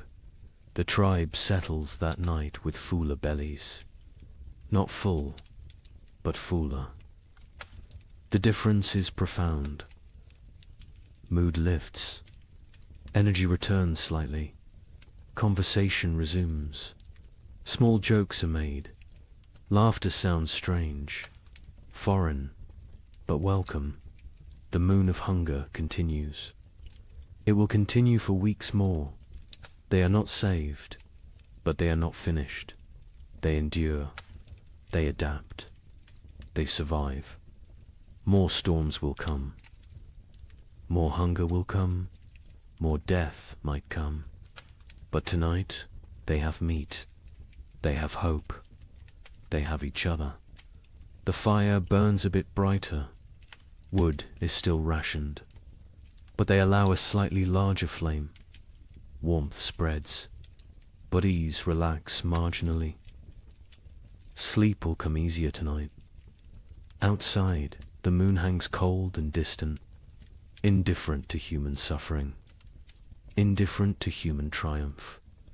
It simply shines, marking time, marking the season. The moon of hunger watches all, judges none. The tribe learned again what they already knew. Survival requires sacrifice, requires courage, requires the few to risk for the many.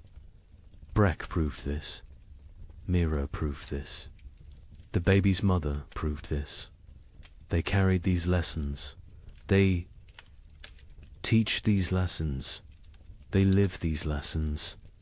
This is how humans persist. This is how they conquer impossible odds. Not through strength alone, but through sacrifice, through love, through unwillingness to surrender. The moon of hunger is not over, but they will face it together. They will face it standing.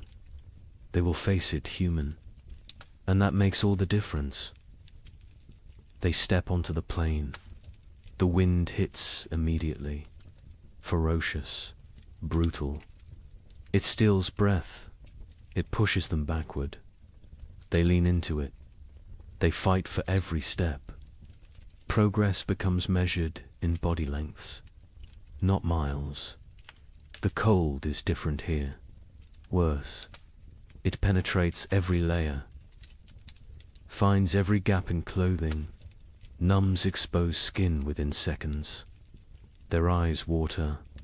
The tears freeze on their cheeks. Ice crystals form on their wrappings. They walk in a tight group, close together, sharing body heat, creating a mobile shelter. the strongest on the outside, taking the worst of the wind, rotating positions regularly, sharing the burden, sharing the pain. Hours pass. Time loses meaning. There is only the next step, the next breath, the next moment of survival. Nothing beyond that, nothing behind that. Just the eternal present of suffering. Sira stumbles. She catches herself. But barely. Her legs shake. Exhaustion shows. Others are the same. Everyone reaches their limits, but limits must be exceeded, must be pushed beyond reason. Survival demands the impossible. They come to a frozen river. Ice covers it completely. Thick. Ice. Strong ice. Probably safe. Probably. But ice is treacherous. Currents flow underneath. Weak spots form. One wrong step means freezing water, means death. Crawl tests the edge. He stamps hard. The ice holds. He ventures further, still solid.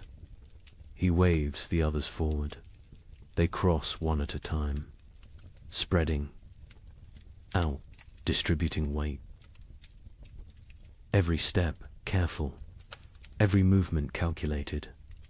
Halfway across, the ice groans. A deep, ominous sound. Everyone freezes. They wait. The groaning continues, but no cracking, no breaking. They breathe again. They continue, faster now. Urgency overcoming caution. They reach the far side. Relief is brief. More walking awaits. More suffering. The plain continues endlessly. Horizon meets horizon in white emptiness.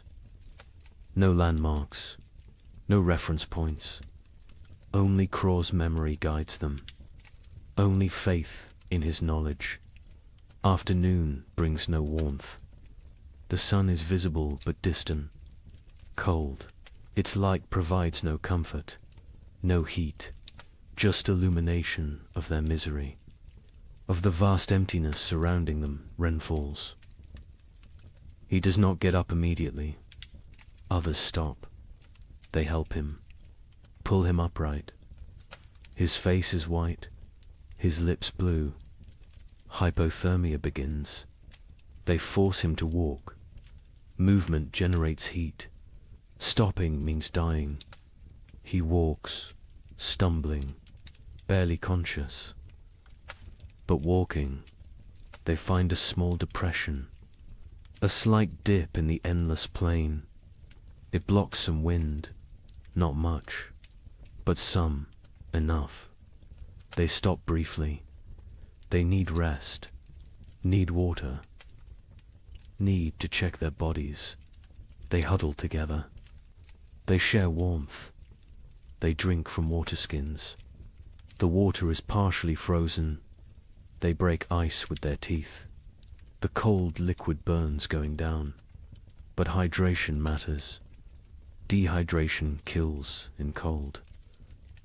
Silently, quickly, Sura checks everyone's extremities. Fingers, toes, noses, ears. Looking for white patches, for frozen flesh. She finds some on Ren. His fingers are too pale.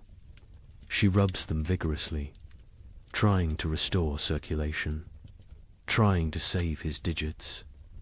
Pain shoots through Ren's hands as feeling returns.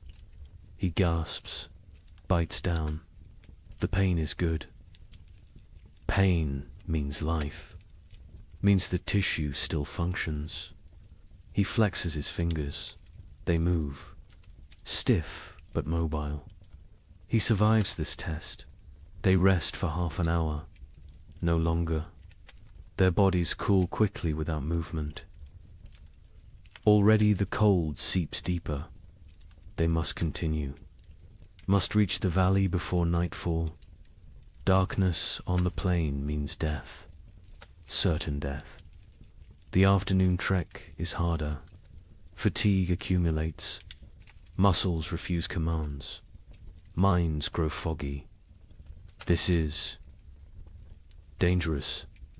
Clear thinking preserves life. Confusion kills. They focus on simple goals. Next 100 steps. Then next 100. Then next, they see shapes ahead. Dark forms against white.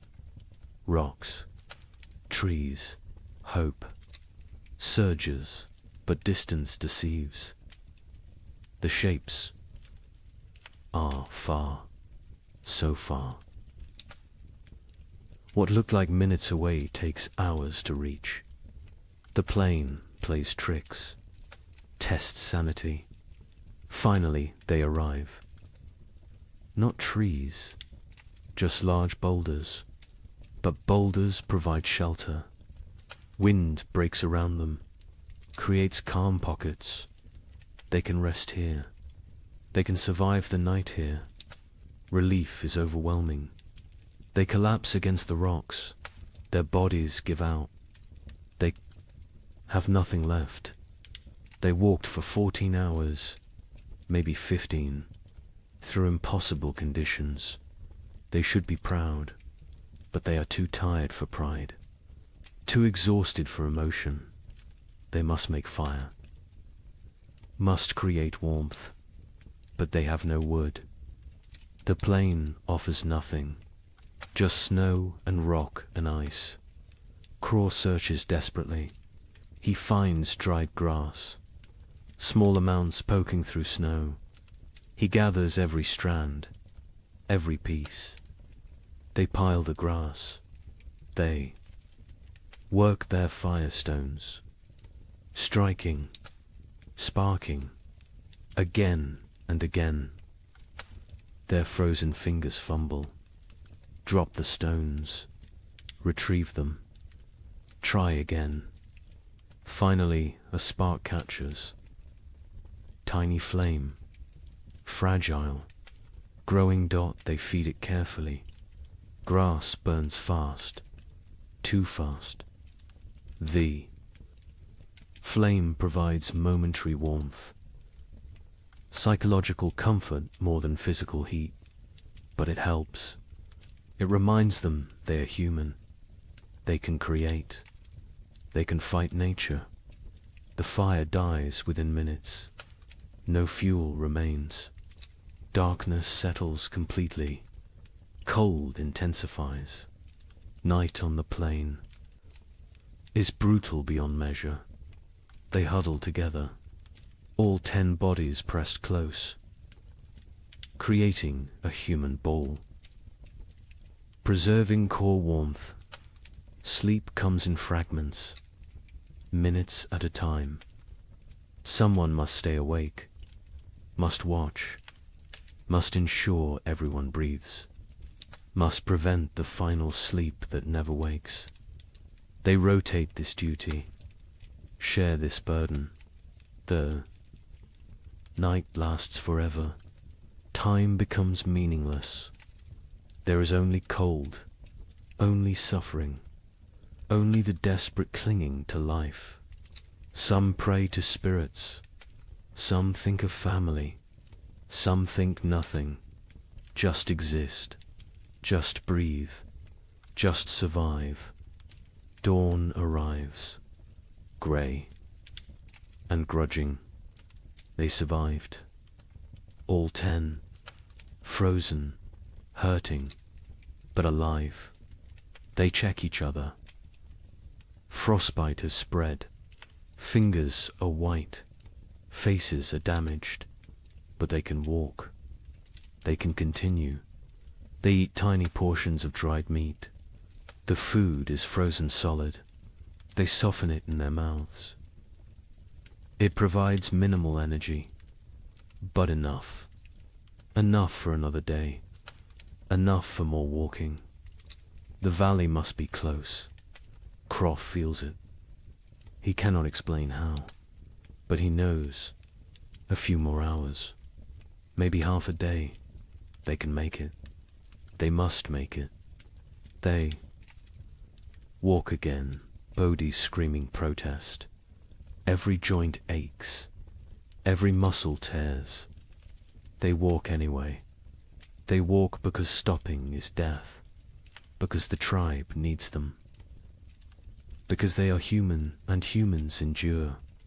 The terrain begins to change, subtle at first, a slight slope, a gentle descent, then more pronounced. Hills appear, the valley approaches, energy returns, hope fuels them. They increase pace. By midday, they see it. The valley spreads below, protected, sheltered. Trees grow there, dense forest. The sight is beautiful, salvation made visible. They almost run, almost forget their exhaustion. They enter the valley, wind stops, silence surrounds them. The temperature feels warmer immediately, still cold, still winter, but survivable, bearable. They made it.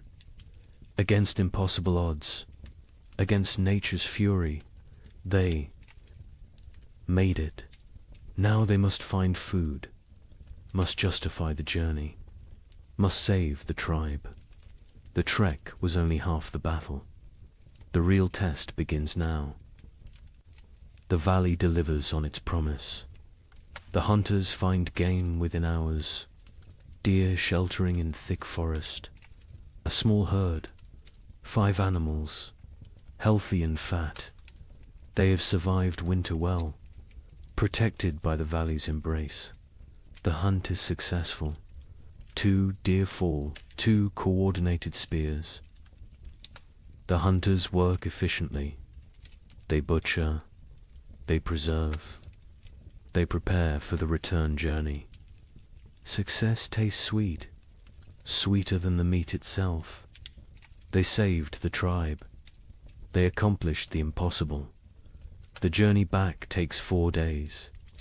They carry heavy loads, meat wrapped in hide, dragging it through snow.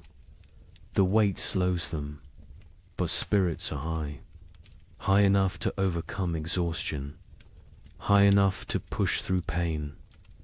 The tribe spots them from a distance, 10 figures approaching, all walking, all alive, and carrying something, carrying hope. The cave erupts in celebration, crying, shouting, relief pours out. They feast that night, controlled feasting, rationed celebration, but feast nonetheless. Meat fills bellies, strength returns to limbs, color returns to faces. The tribe steps back from death's edge, not far, but enough days pass into weeks. The meat lasts longer than expected. Careful rationing, careful preservation. The tribe survives, continues, endures. Then something changes, subtle at first, easy to miss, but Craw notices. He always notices. The air feels different, less sharp, less cutting. The quality of cold has shifted. He mentions it to the chief. The chief feels it too. Something is coming, something changing. They watch, they wait, they observe. The days grow longer, minutes at a time, barely noticeable, but cumulative. Dawn arrives earlier. Dusk comes later. Light increases, darkness retreats. The balance shifts. The sun rises higher in the sky. Its arc changes. It climbs further before descending. Its light hits at different angles, penetrates deeper into the cave. These are signs. Ancient signs, remembered signs. One morning, water drips. A single drop from the cave roof, then another. Ice is melting, slightly, temporarily, but melting. This has not happened in months, not since autumn. The tribe gathers to watch, to witness this miracle. Liquid water, life returning. The dripping stops when temperatures drop again. But the message was sent. Winter weakens. Its grip loosens. Imperceptibly, gradually, but definitely. Birds return. Not many, just a few scouts. Ravens first. Always ravens. They circle overhead. They call to each other. Their voices break the silence of months. The sound is jarring, almost forgotten, but welcome. So welcome. The snow begins to change. Its texture alters. Morning crust forms. The surface freezes hard overnight. Supports weight. Walking becomes easier.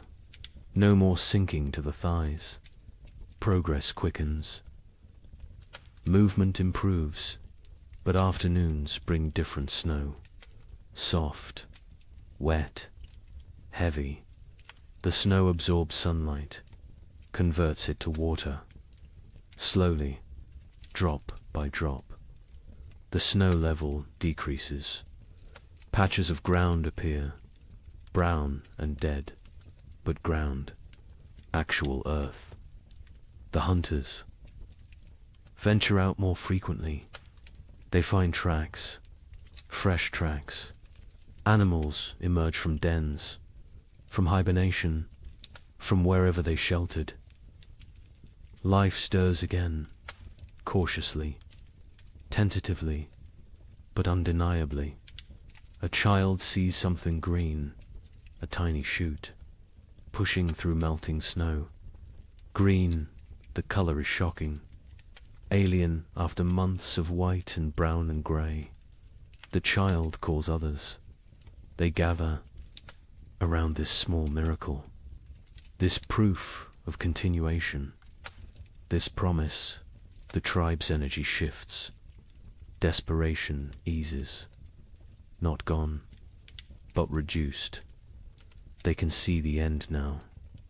Not tomorrow, not next week. But eventually, spring will come. They will survive. They endured the worst. They can endure the rest. Mira's death is honored properly now. The ground softens enough to dig. Not deep, but enough. They bury her with ceremony, with gratitude, with love. They mark her place with stones. She will rest among her people, among the land she knew. The baby is buried beside her, grandmother and infant. Together, the mother stands silent. She has no tears left, but she has survived. She will continue. She will have other children. This is not comfort, but it is truth. It is the way. The tribe expands their range. They explore further from the cave, finding what winter destroyed, what winter spared. They assess damage, plan repairs, think ahead. Survival mode shifts to recovery mode. They find a frozen stream beginning to flow. Ice breaks apart. Water moves underneath. Clear, cold, but flowing. They drink fresh water, not melted snow, not stale. Fresh, the taste is incredible. Pure, clean, alive. Fish will return soon. With flowing water comes fish. The tribe prepares nets, repairs traps, sharpened spears. The river will provide. It always has. It will again. The wind changes direction, no longer from the north, now from the south. Warmer air pushes in, not warm, but warmer. Relative warmth, comparative warmth, enough to matter. Ice on the cave walls melts. Water runs down stone faces. The cave becomes damp, almost humid. This creates new problems. Mold threatens. Furs must be dried, arid, maintained. But these are problems of living, not problems of dying. The tribe welcomes them. Sero spots deer tracks. Many tracks. A large herd pass nearby, moving north, following some ancient instinct.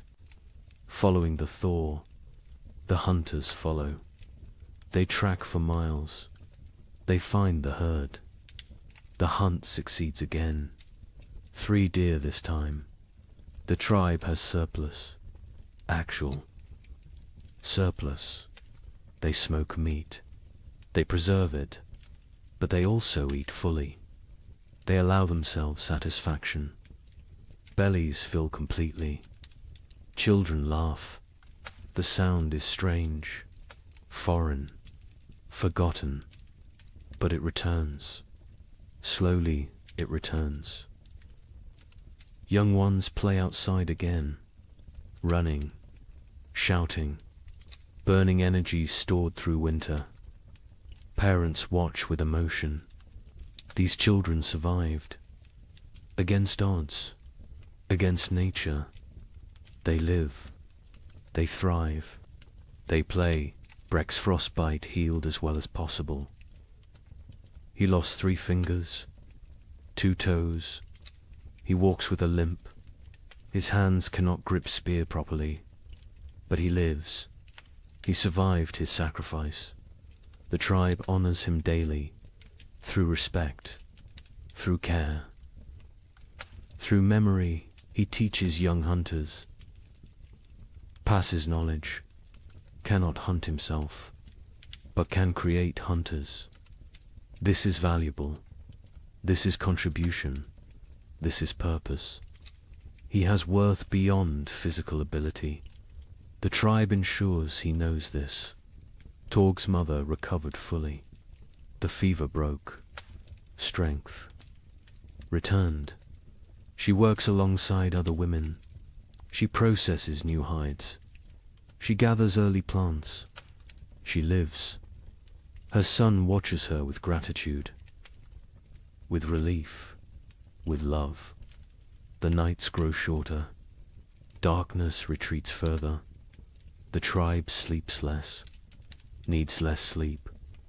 Energy returns with light, with warmth, with hope.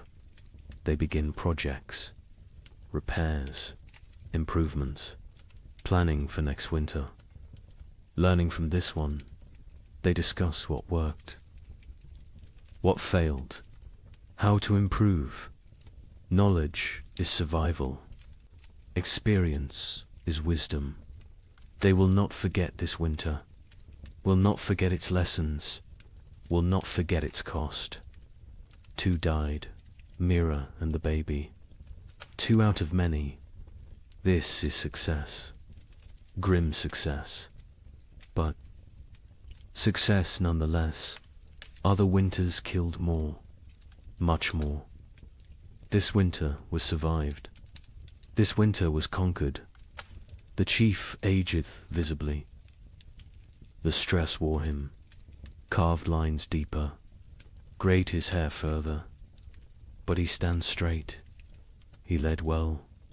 He made hard choices. He saved the tribe. Leadership exacted its price. He paid willingly.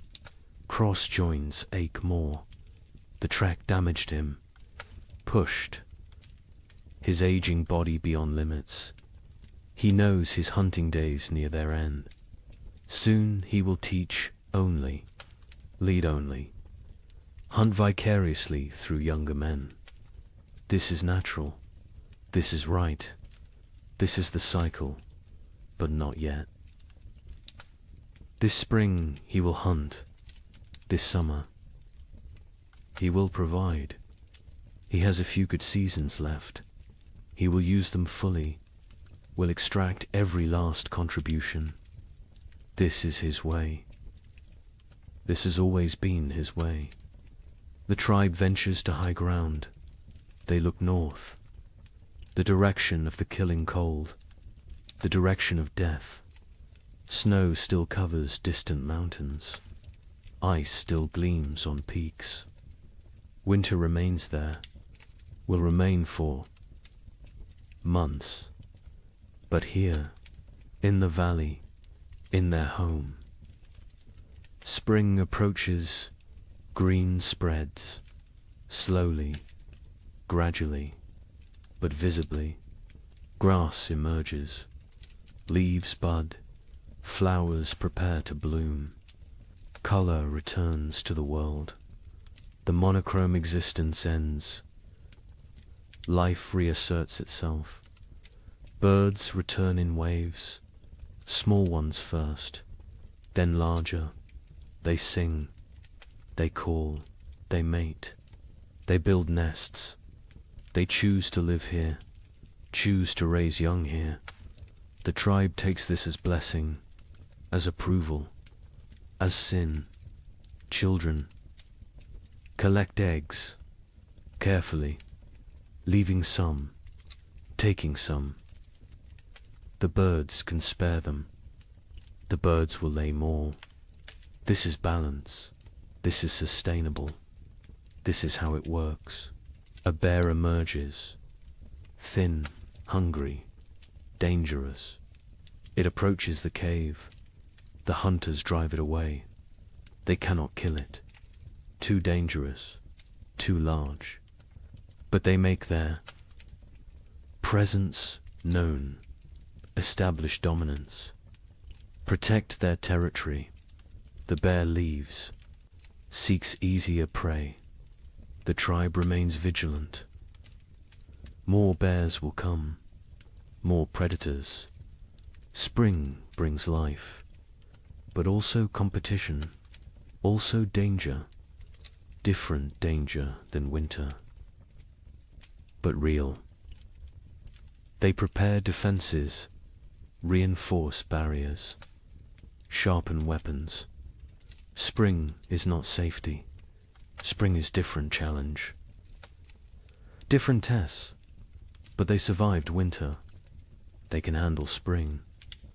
The elderly who remained in the cave through the trek are recovering. They endured. They kept fire burning. They maintained hope. They held the center. Their contribution was essential, unrecognized during the crisis, acknowledged now. The tribe holds council. All adults attend. They discuss summer plans. Where to hunt, where to gather, what to store, how to prepare for next winter. Always next winter. Winter always comes again. But between now and then, between this moment and that future threat, there is spring. There is summer. There is abundance. There is life. They will live fully, live completely, live gratefully. The thaw continues, accelerates, snow vanishes, rivers swell, the land transforms. The frozen death world becomes living green world.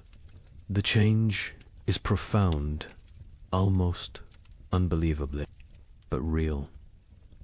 Witnessed, experienced. The tribe survived. All but two. They endured when winter meant death. They outlasted the brutal cold.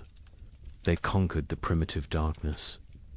They proved again what humans are, what humans do, what humans will always do. They survive. They adapt.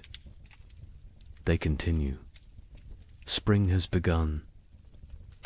The tribe gathers in evening light, not inside the cave, outside, under open sky. This gathering is ritual, sacred. It happens after every winter, after every survival. The time has come to speak, to remember, to learn. The chief sits at the center.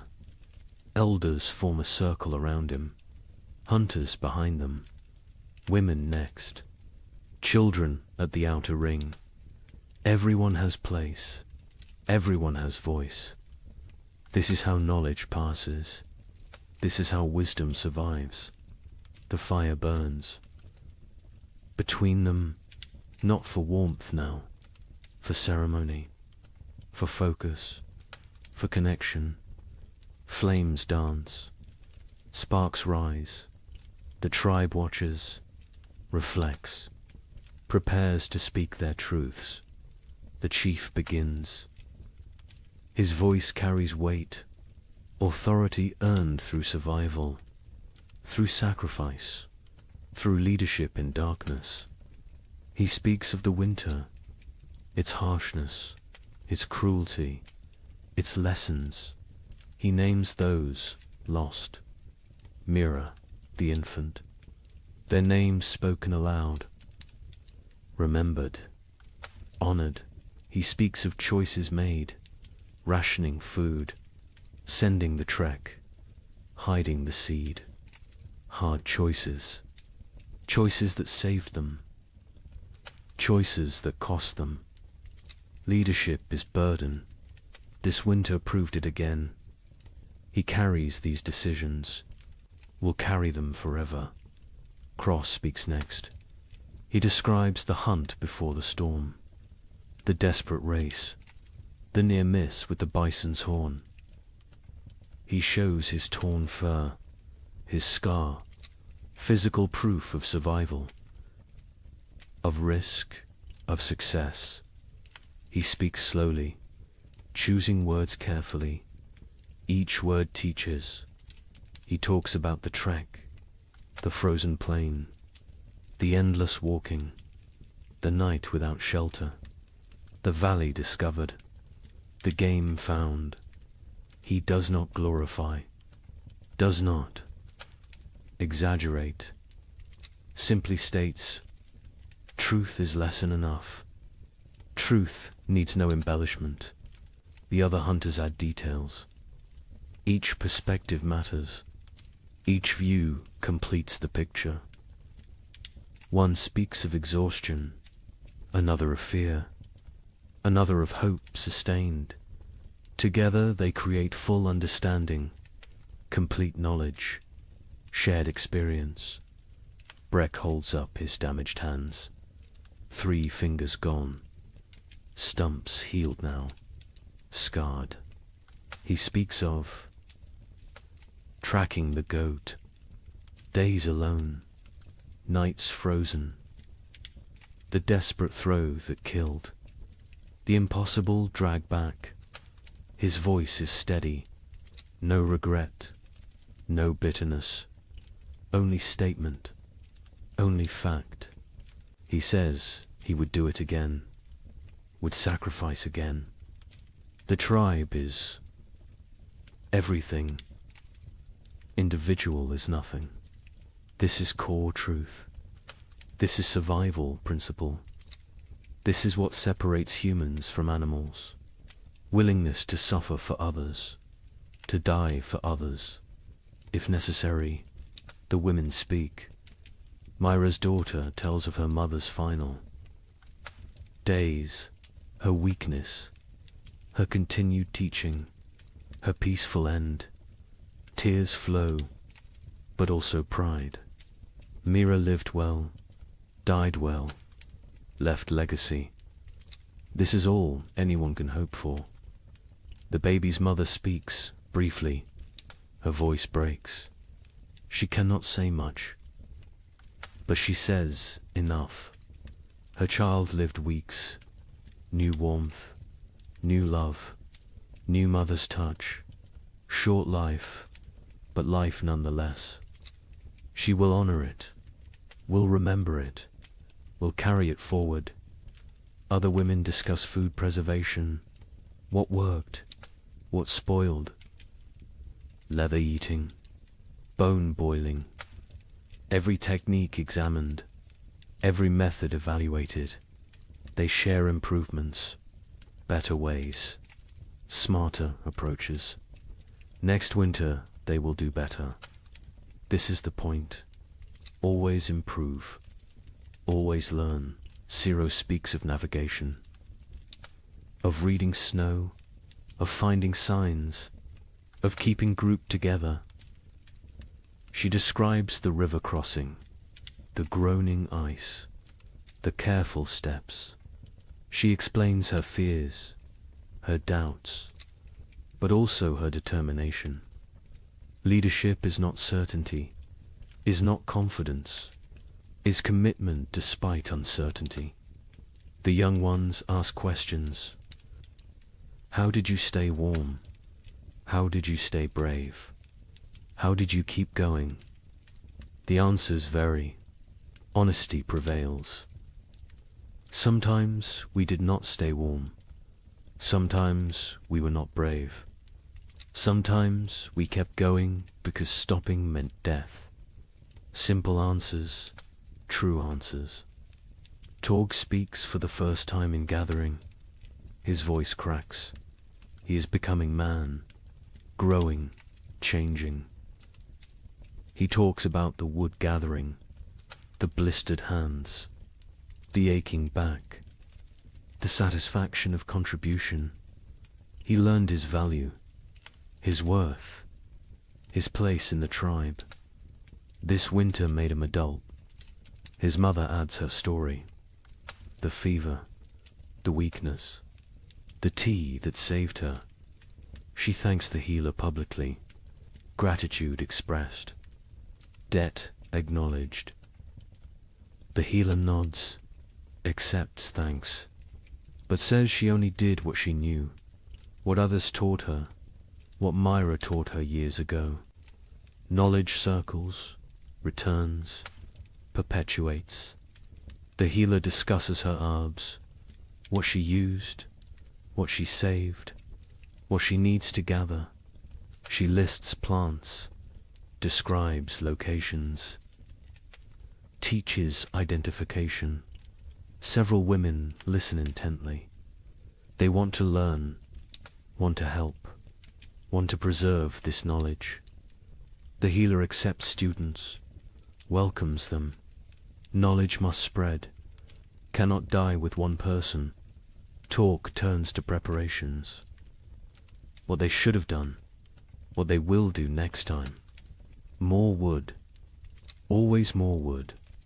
Better storage, improved insulation, stronger entrance barriers, backup supplies, hidden caches, distributed resources. They brainstorm, they plan, they commit. Someone suggests splitting the tribe, half in one cave, half in another. If one location fails, the other survives. Discussion follows, arguments for, arguments against. The chief listens, considers, makes no decision tonight. This needs thought, needs time. Will be decided before next winter. The feast day arrives with warmth, actual warmth. The sun climbs higher. It stays longer. Its rays penetrate winter's final defense. The cold retreats, step by step, day by day. Life returns. The tribe moves through mourning with purpose. Women prepare food, all the food, reserves brought out, smoked meat, dried fish, roots saved, seeds roasted. Nothing held back today. Today is abundance. Today is celebration. Today is life affirmed. Children run wild, energy unleashed. Months of confinement explode into motion. They chase, they climb, they shout. Their laughter echoes off rocks, off trees, off the sky itself. Parents watch with full hearts. This sound, this joy, this is why they fought, why they suffered, why they survived. The hunters bring fresh game, killed this morning, deer and rabbits. Prepared quickly, cooking now. The smell fills the valley, rich, savory, irresistible. Mouths water, anticipation builds. The feast approaches. By midday, everything is ready. Food covers flat rocks, arranged, displayed. More food than seen in months, more than anyone remembers. It looks impossible, looks like dream, but it is real, earned, deserved. The chief stands. He raises his hands, silence falls, even children quiet.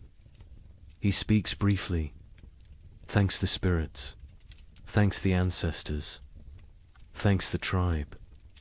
Each person contributed, each person matters, each person survives because all survived.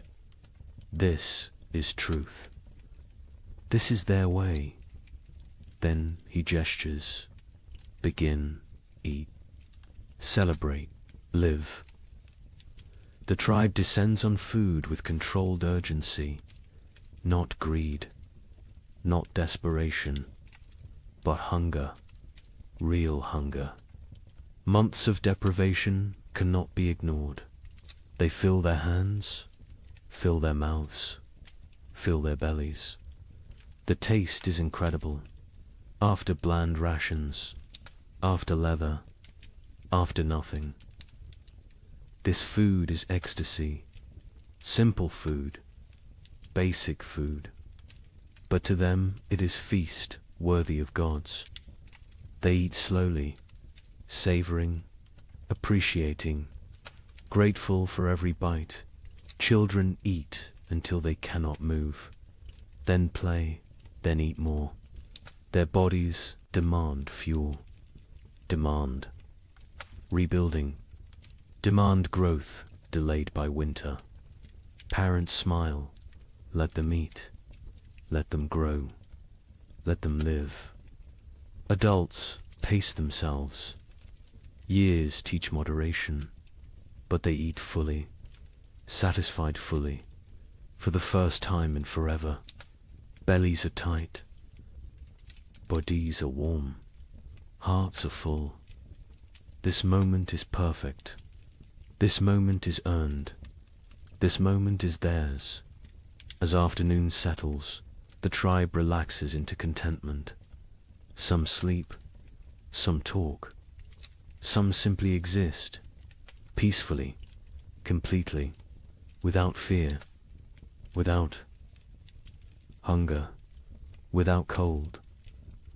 Present moment contains everything needed. Stories begin again. Different stories now, lighter stories, funny memories, embarrassing moments, gentle teasing. Laughter comes easily. Naturally, the tribe remembers how to be happy, how to be human beyond survival, how to live rather than merely exist. Brexits. With young hunters, he demonstrates techniques despite damaged hands, shows them tracking signs, explains animal behavior, shares decades of knowledge. His hunting days may be over, but his contribution continues. Different form, same value, same importance. The healer sits with her new students. They examine plants, learn properties, memorize uses. She teaches patiently, thoroughly. She knows she grows old. She must pass knowledge before she cannot, before it dies with her. The young women listen intently. They understand the gift. They accept the responsibility. Sira walks the valley's edge, exploring, mapping, planning. Her mind is always forward, always preparing. She finds new water sources, better hunting grounds, strategic locations. Information is survival. Knowledge is power. She gathers both constantly. Craw sits alone briefly, watching his tribe, his family. He feels his age, his exhaustion, his mortality, but also satisfaction, pride, purpose. He has lived well, provided well, protected well. If death comes tomorrow, he is ready. He is complete. He is content, but death does not come. Life continues. Spring unfolds. Days stretch longer. Warmth increases.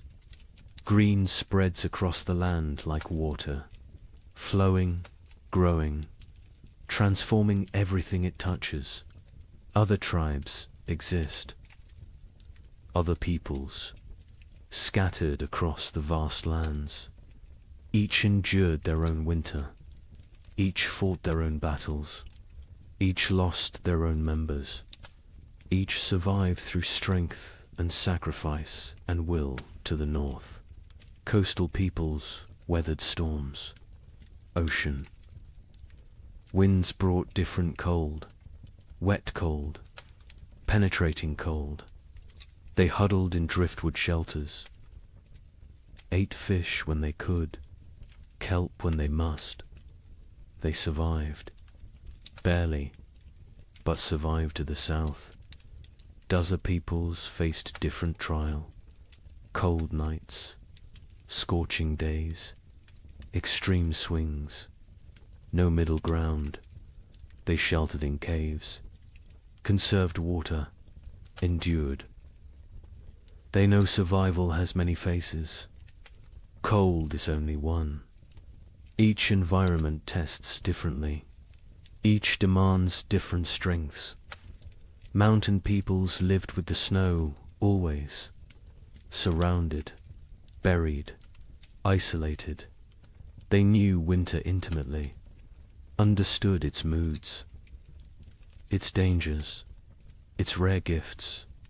They moved with the seasons, migrated, adapted, survived through flexibility. Through knowledge, through respect for nature's power, plains peoples tracked the herds, followed them south, followed them to survival. They lived nomadic, always moving, always hunting, always one step ahead of starvation. Their winter was journey, was constant motion, was different struggle, same stakes.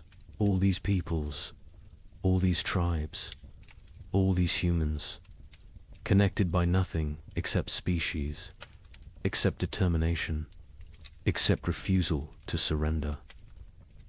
They do not know each other, will never meet, will never share stories, but they share experience, share struggle, share humanity. Winter tested all, cold respected none. It killed without preference, without mercy, without meaning. It simply was nature being nature, indifferent, eternal, unstoppable, but humans stopped it anyway. Not the winter itself, but its victory, its completeness, its total dominion. Humans survived through intelligence, through cooperation, through sheer stubborn will. They survive because they are human, because that is what humans do. The sun sets slowly, painting the sky orange, pink, purple, gold, colors absent all winter, colors forgotten, colors that seem unreal. The tribe watches silent, appreciative. Beauty matters, even to primitive peoples, especially to them. Beauty is life beyond survival. Beauty is hope made visible. The fire is lit, not necessity now. Tradition, comfort, connection. They gather around it. Not for warmth, for ritual, for togetherness, for continuation. Fire was life in winter. Fire is still center, still heart, still home. The night is gentle, soft, a caress rather than assault.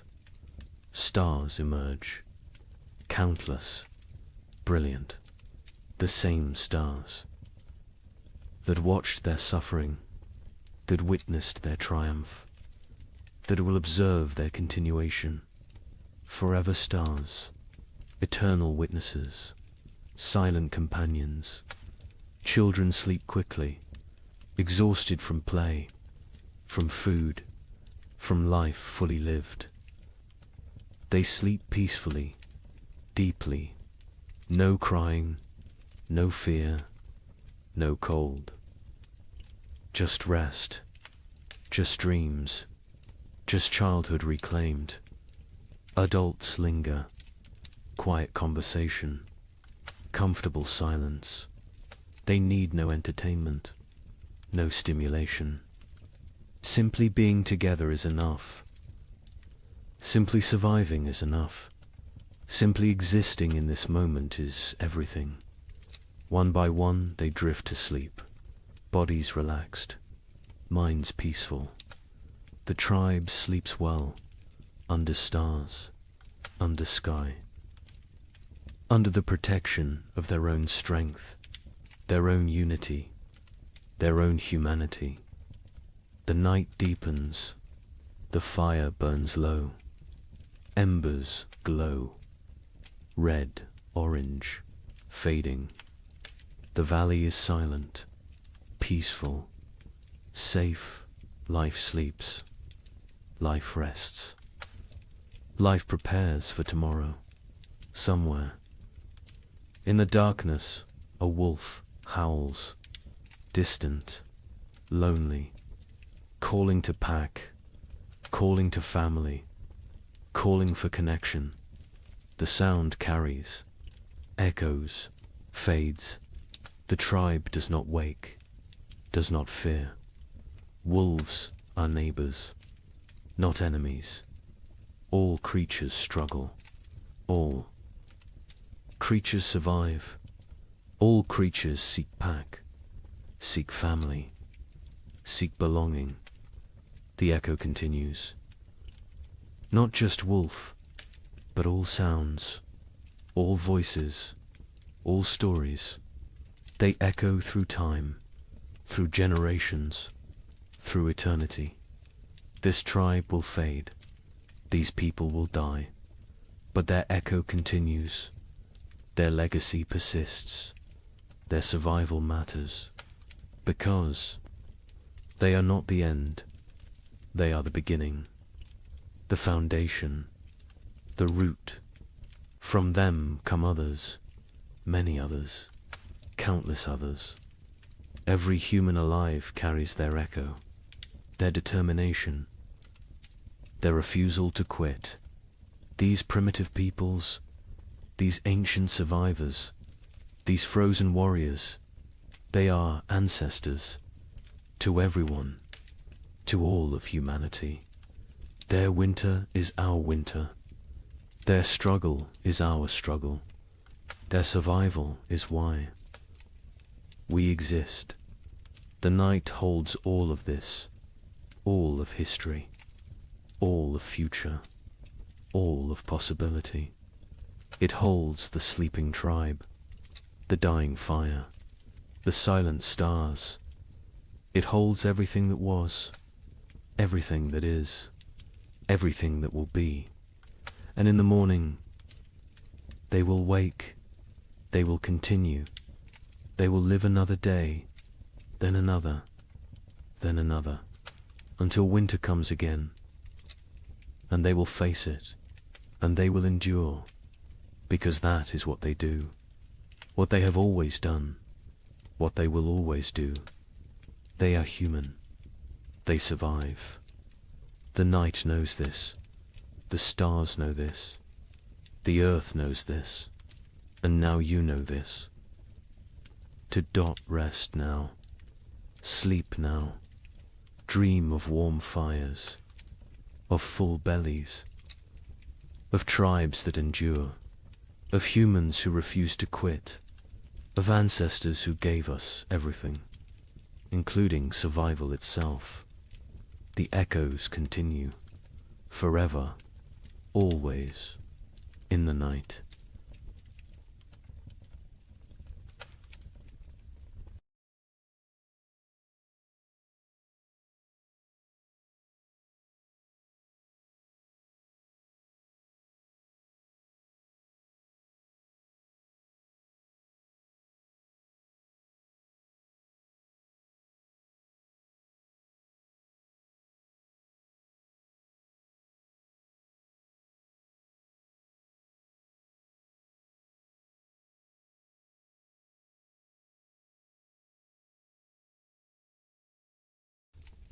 Good evening and welcome back, friends.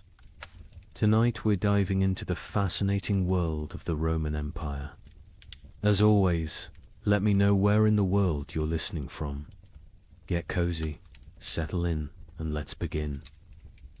The torches burned low against the marble walls of the Colosseum, their flames bending and snapping in the night wind. Smoke curled upward, painting the corridors in shifting shadows that seemed alive. Somewhere deep within those walls, cages rattled. The guttural growl of a lion broke the silence, followed by the shrill cry of a panther pacing its enclosure. The air was thick with the scent of straw, iron, and blood.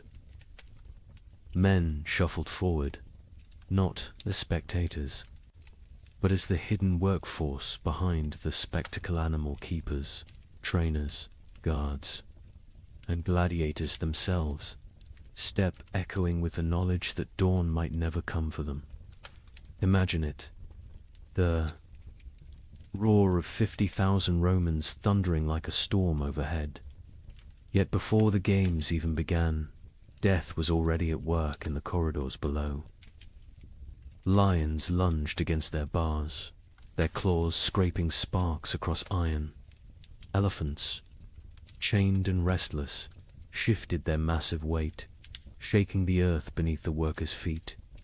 A single slip of a chain, a missed strike of the trainers. Staff and the arena would claim another victim before the audience ever saw the sand-stained red. Now, ask yourself, what would it feel like to wake each morning knowing that your job itself, the task you were paid or forced to perform, was a gamble with death? Not a soldier in battle, not a rebel hunted by Rome, but a worker, a laborer, a craftsman whose daily duties carried a sentence no law had to write. Would you sleep at night, or would your dreams be haunted by the growls from the cages, the weight of the stones above your head, or the smell of lead dust clinging to your breath? History books love to tell us about emperors, senators, and generals. They speak of triumphs, victories, and architectural marvels, but rarely do they dwell on the hands that bled to build those monuments, or the men and women whose very survival depended on risking their lives in silence. The invisible workforce of Rome lived not in marble villas, but in shadows, where the price of error was not a demotion or dismissal, but death itself. And here lies the heart of the story. Beneath the grandeur of Rome, beneath its arches, its mosaics, its golden halls were professions so perilous that to call them jobs is almost an insult. These were death sentences disguised as livelihoods. Jobs where poison lingered in the very air, where the swing of a sword was part of your morning routine, and where the applause of the crowd was sometimes the last sound you ever heard. Over the next hours, you will hear the untold accounts of these deadly professions, some spectacular, some hidden in the grime of Rome's underbelly, and others so strange they seem pulled from nightmares. From the men who faced wild beasts before breakfast, to the miners whose lungs filled with poison in the empire's dark tunnels. We will walk step by step into the shadows Rome tried to leave behind. But let this question guide you as we begin. If your job demanded your life as payment, would you accept the risk for glory, for survival, or simply because you had no choice? When most people picture ancient Rome, they imagine the shimmering surfaces of marble temples, the echo of sandals across polished floors, and the thunder of cenotes debating in the forum. They think of emperors draped in purple robes, feasts piled high with roasted boar and honey cakes, and gladiators striding into the arena beneath the roar of 50,000 voices.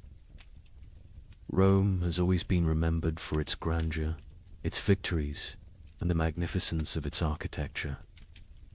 But what history books often gloss over is that the empire wasn't built on marble, it was built on blood, sweat, and the fragile bodies of millions of workers whose daily lives were defined by danger. Rome was not just emperors and generals. Behind every golden banquet, behind every aqueduct arching across the countryside, behind every amphitheater filled with spectacle, there were invisible laborers who risked everything to keep the empire alive. For every senator reclining in luxury, there were hundreds of slaves and freedmen hauling water, shaping stone, smelting iron, cleaning streets, or fighting beasts. Their names were rarely recorded. Their stories were rarely told. Yet without them, Rome's glittering facade would have crumbled into dust. Imagine the contrast. On one side, wealthy Romans lounged on couches, sipping wine sweetened with lead. Syrup, their servants, fanning them with peacock feathers while musicians played. On the other side, just beyond the villa walls, workers baked under the Mediterranean sun on dangerous scaffolds, hauling blocks of stone that could crush them in an instant. Inside, the laughter of banquets rang against walls lined with mosaics. Outside, miners descended into narrow shafts where air was poised with dust and metal fumes. Knowing they might not resurface alive, luxury was visible, risk was hidden. Rome was a stage, and the spotlight shone only on the powerful, while those who risked everything remained in shadow. Work in ancient Rome was more than a duty, was a matter of survival. For the enslaved, there was no choice at all. They labored until their bodies broke. For the poor, free citizens, dangerous work was often the only chance to feed a family. And even for skilled craftsmen, fortune was fragile.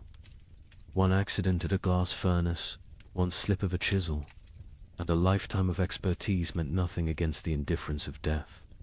Unlike today, there were no safety harnesses, no unions, no laws protecting the vulnerable.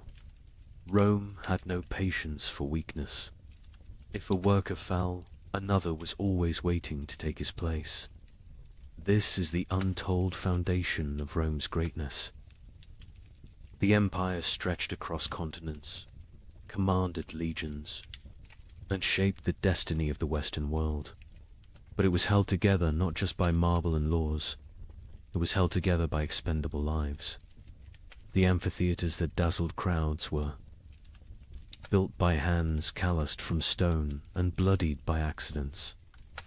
The shimmering purple robes of emperors were dyed by workers suffocating in vats of poisonous mollusk brine. The wine that filled silver goblets was poured by servants who would never share in the feast.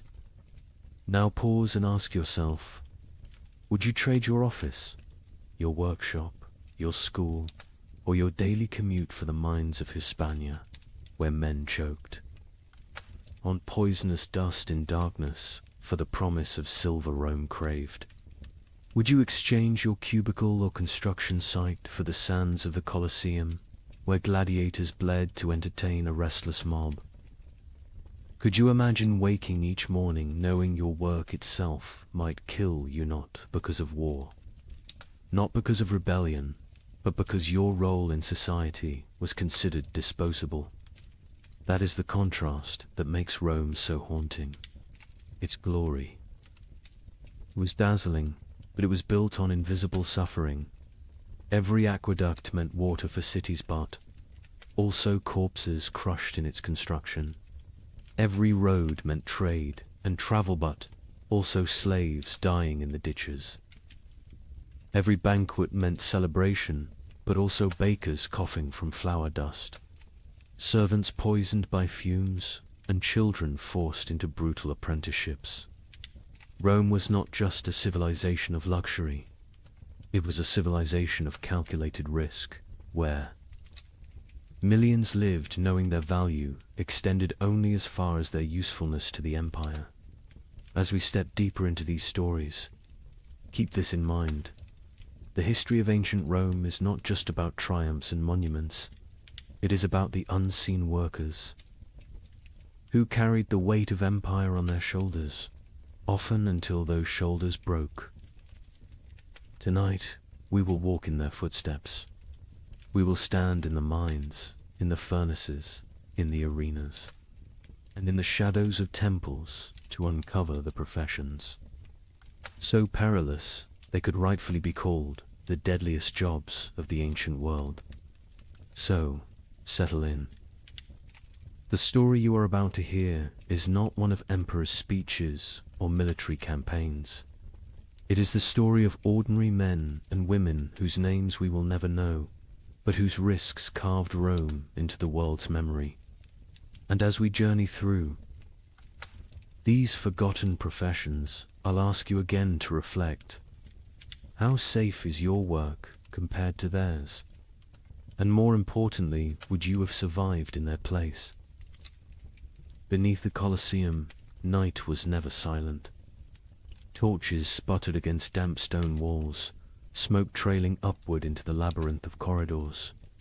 From the shadows came the sound that froze even hardened gladiators in their tracks, the rattling of iron bars, the scrape of claws against cage doors, the guttural growl of beasts that did not belong to Rome but had been dragged here from the farthest corners of the empire. Leopards shipped from the rocky coasts of North Africa, half-starved, to make them hungrier. Tigers, stolen from distant India, pacing in restless fury. Bears hauled from the frozen forests of Germania. Even elephants, towering and furious after months of brutal marshes, swayed on their chains, slamming tusks into wooden barriers that cracked under the strain.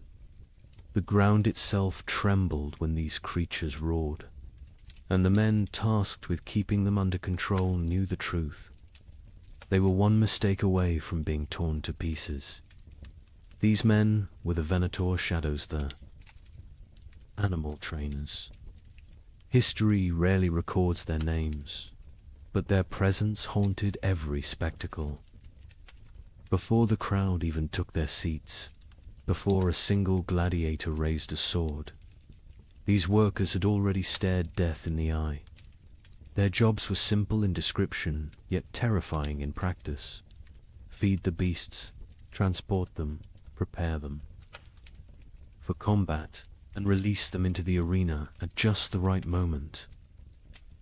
But simplicity on paper did not translate to safety in reality.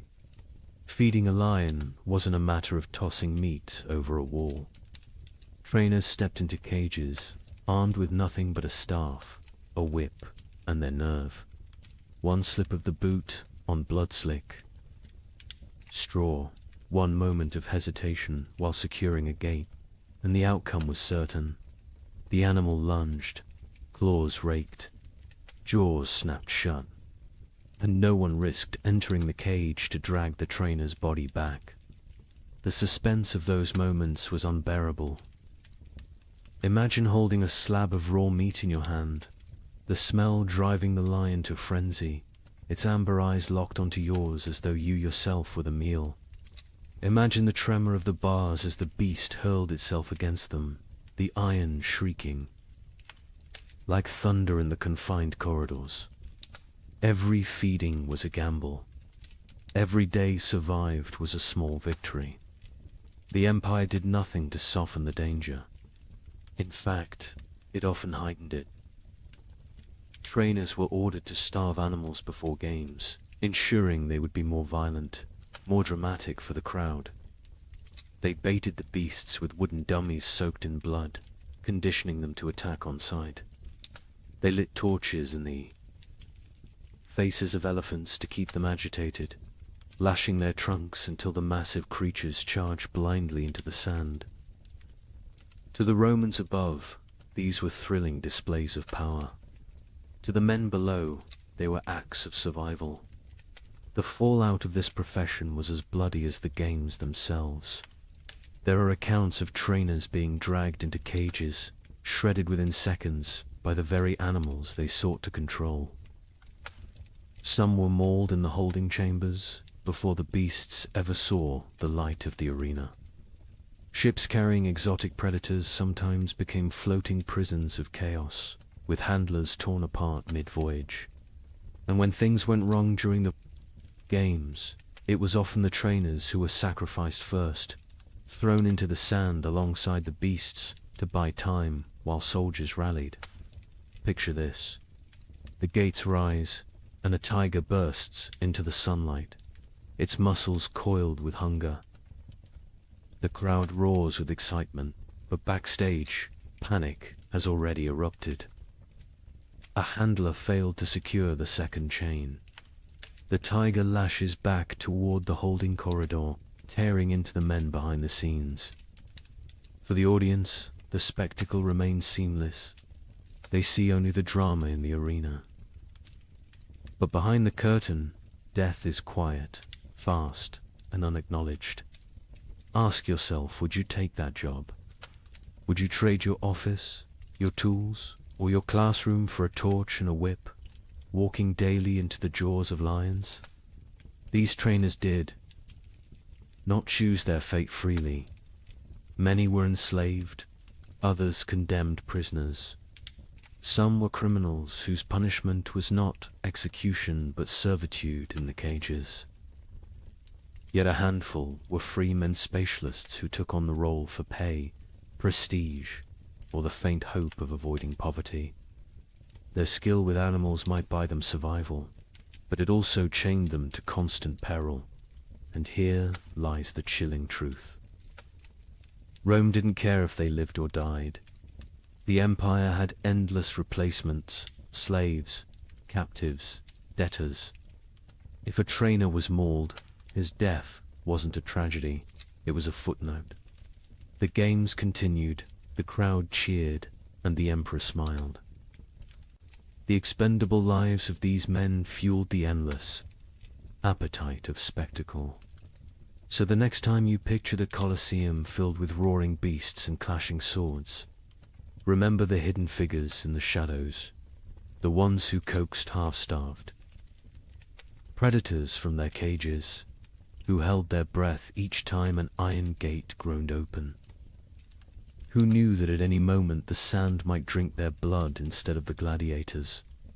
Their work was not honored. Their names were not recorded. Yet without them, Rome's greatest spectacles would never have existed. They lived every day, with death brushing at their heels, and more often than not, death caught up.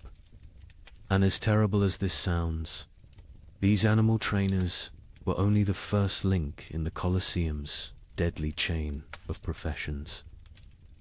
Others stood in workshops, hammering weapons that decided life or death. Others knelt in the sand, stitching wounds under the gaze of the emperor himself. If the cages were a place of constant suspense, the armories and infirmaries were no less haunted. And it is to those shadows that we turn next. Step away from the roaring cages of the beasts and follow the sound of hammer against iron. Deep within the Colosseum's hidden chambers lay another world entirely, one that smelled not of blood and straw, but of smoke, oil, and molten metal. This was the domain of the weapons masters, the unseen craftsmen whose work shaped the fate of every gladiator who walked onto the sand. Picture it, a forge glowing in the half-dark, the air heavy with heat, sparks flying like fireflies as iron is struck again and again on the anvil. Grindstones hiss as edges are sharpened, the rhythm of stone against blade echoing like a heartbeat through the chamber. The tension here was no less suffocating than in the animal pens above, for in this place, the smallest error did not simply ruin a weapon, it ruined a man's life. Every sword, every dagger, every spear carried into combat bore the silent touch of these craftsmen. Their responsibility was immense. A blade had to be balanced to the hand, sharp enough to slice in an instant, strong enough to withstand the crushing force of an opponent's strike. A dull edge could mean a wound that failed to stop an enemy. A brittle spine could snap on impact, leaving its wielder defenseless in front of 50,000 roaring spectators. For the gladiator, trust in his weapon was trust in his survival, and that trust lay entirely in the hands of someone working in the shadows. This was not artistry for beauty's sake. This was artistry for survival, and the stakes were cruel. If a blade bent or shattered in the arena, it was not only the gladiator who suffered. The weapons master's reputation, and often his life, stood trial alongside the man who wielded the steel. A mistake could mean flogging, imprisonment, or worse, condemnation to the sands themselves, forced to fight with the very weapons they had once forged. Imagine that reversal. One day you are sharpening a gladius, the next day you are thrust into the arena, clutching it desperately as the crowd demands your blood. The drama of their work was constant. Fire licked at their hands, sparks scarred their faces, blades slipped and cut through flesh with the same ease they were designed to cut through armor. The grindstone could seize a weapon, spinning it from their grip and into bone. Their lungs, filled with smoke and ash, slowly poisoning them over years of labor. Many weapons masters bore the permanent marks of their craft, missing fingers, burned arms, eyes clouded by accidents at the forge. But the danger was not only physical, it was psychological. Consider the weight of knowing that your grindstone may determine whether a man returns to his cell alive or is carried out on a stretcher. Consider the burden of every edge you failed to hone, every weapon that may falter when it matters most. These men lived with the knowledge that steel, once it left their hands, could carry another's soul with it. And here's the chilling thought. Gladiators had no choice but to place their lives in this trust.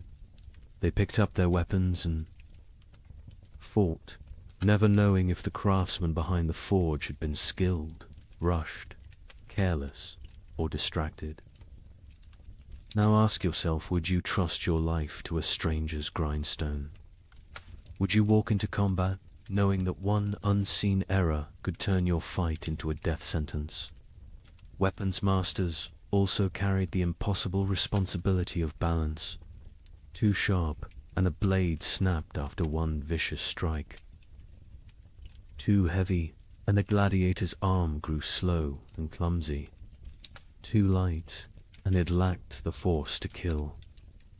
They worked with mathematical precision before mathematics had been codified, sculpting steel by instinct and experience, often under the watchful eyes of overseers demanding speed and perfection in equal measure. The irony was bitter. If they succeeded, no one noticed. The crowd cheered the gladiator's skill. The emperor judged the fight, and the craftsman remained invisible. If they failed, however, the consequences were immediate and catastrophic. The Colosseum was merciless, not only to fighters, but to those who supported them. And yet, despite the danger, some sought this path willingly. Freedmen and poor citizens took apprenticeships, learning to hammer steel in hopes of steady work. Others inherited the trade through family lines, fathers teaching sons to temper blades in the same fires that scarred their own hands. For them, the forge was not just survival, it was a way to carve meaning into their anonymity.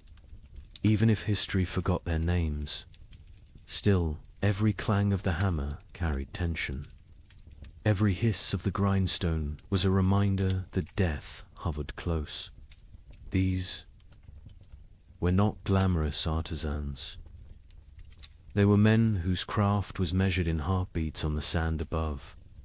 So as you imagine the gladiators locked in battle, their swords flashing in the sun, remember the unseen masters in the forge. Their sweat coated the blades. Their mistakes bled into the sand. Their unseen hands carried just as much responsibility for life and death as the fighters themselves. And this was only one profession in the Colosseum's deadly ecosystem. If weapons masters held life in their fire and steel, the next group, the arena's medics, held it in their bloodied hands. But were they healers, or accomplices to cruelty? That question waits just beyond the gates. The crowd roared like a storm, its thunder rolling through the Colosseum. A steel clashed and blood spattered the sand. Beneath the deafening cries of 50,000 spectators, another group of men waited in silence, tense and watchful. They carried no swords, no shields, no armor. Their tools were knives, clamps, bandages, and basins.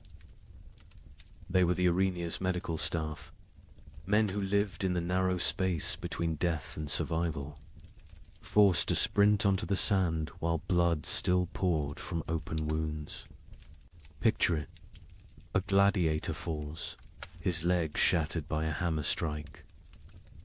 The crowd surges with excitement, some demanding mercy, others howling for death. The referee signals, and suddenly the medics rush forward, kneeling in the dust as the injured man writhes in agony. There are no sterile gloves, no antiseptics, no quiet chambers. Just torn flesh, sand sticking to the blood, and the jeers of thousands demanding the show go on. With crude tools, they splint bones, cauterize bleeding vessels, and stitch wounds. Right there on the arena floor. Every second is a battle against time, infection, and the chaos raging around them. The suspense of their work was constant. At any moment, a wounded fighter could lash out in delirium. An enraged beast might break free from its chain, charging not only the gladiators, but the men trying to patch them up. These medics operated with danger pressing in from all sides, never knowing if they themselves might leave the arena alive. But here lies the darker question.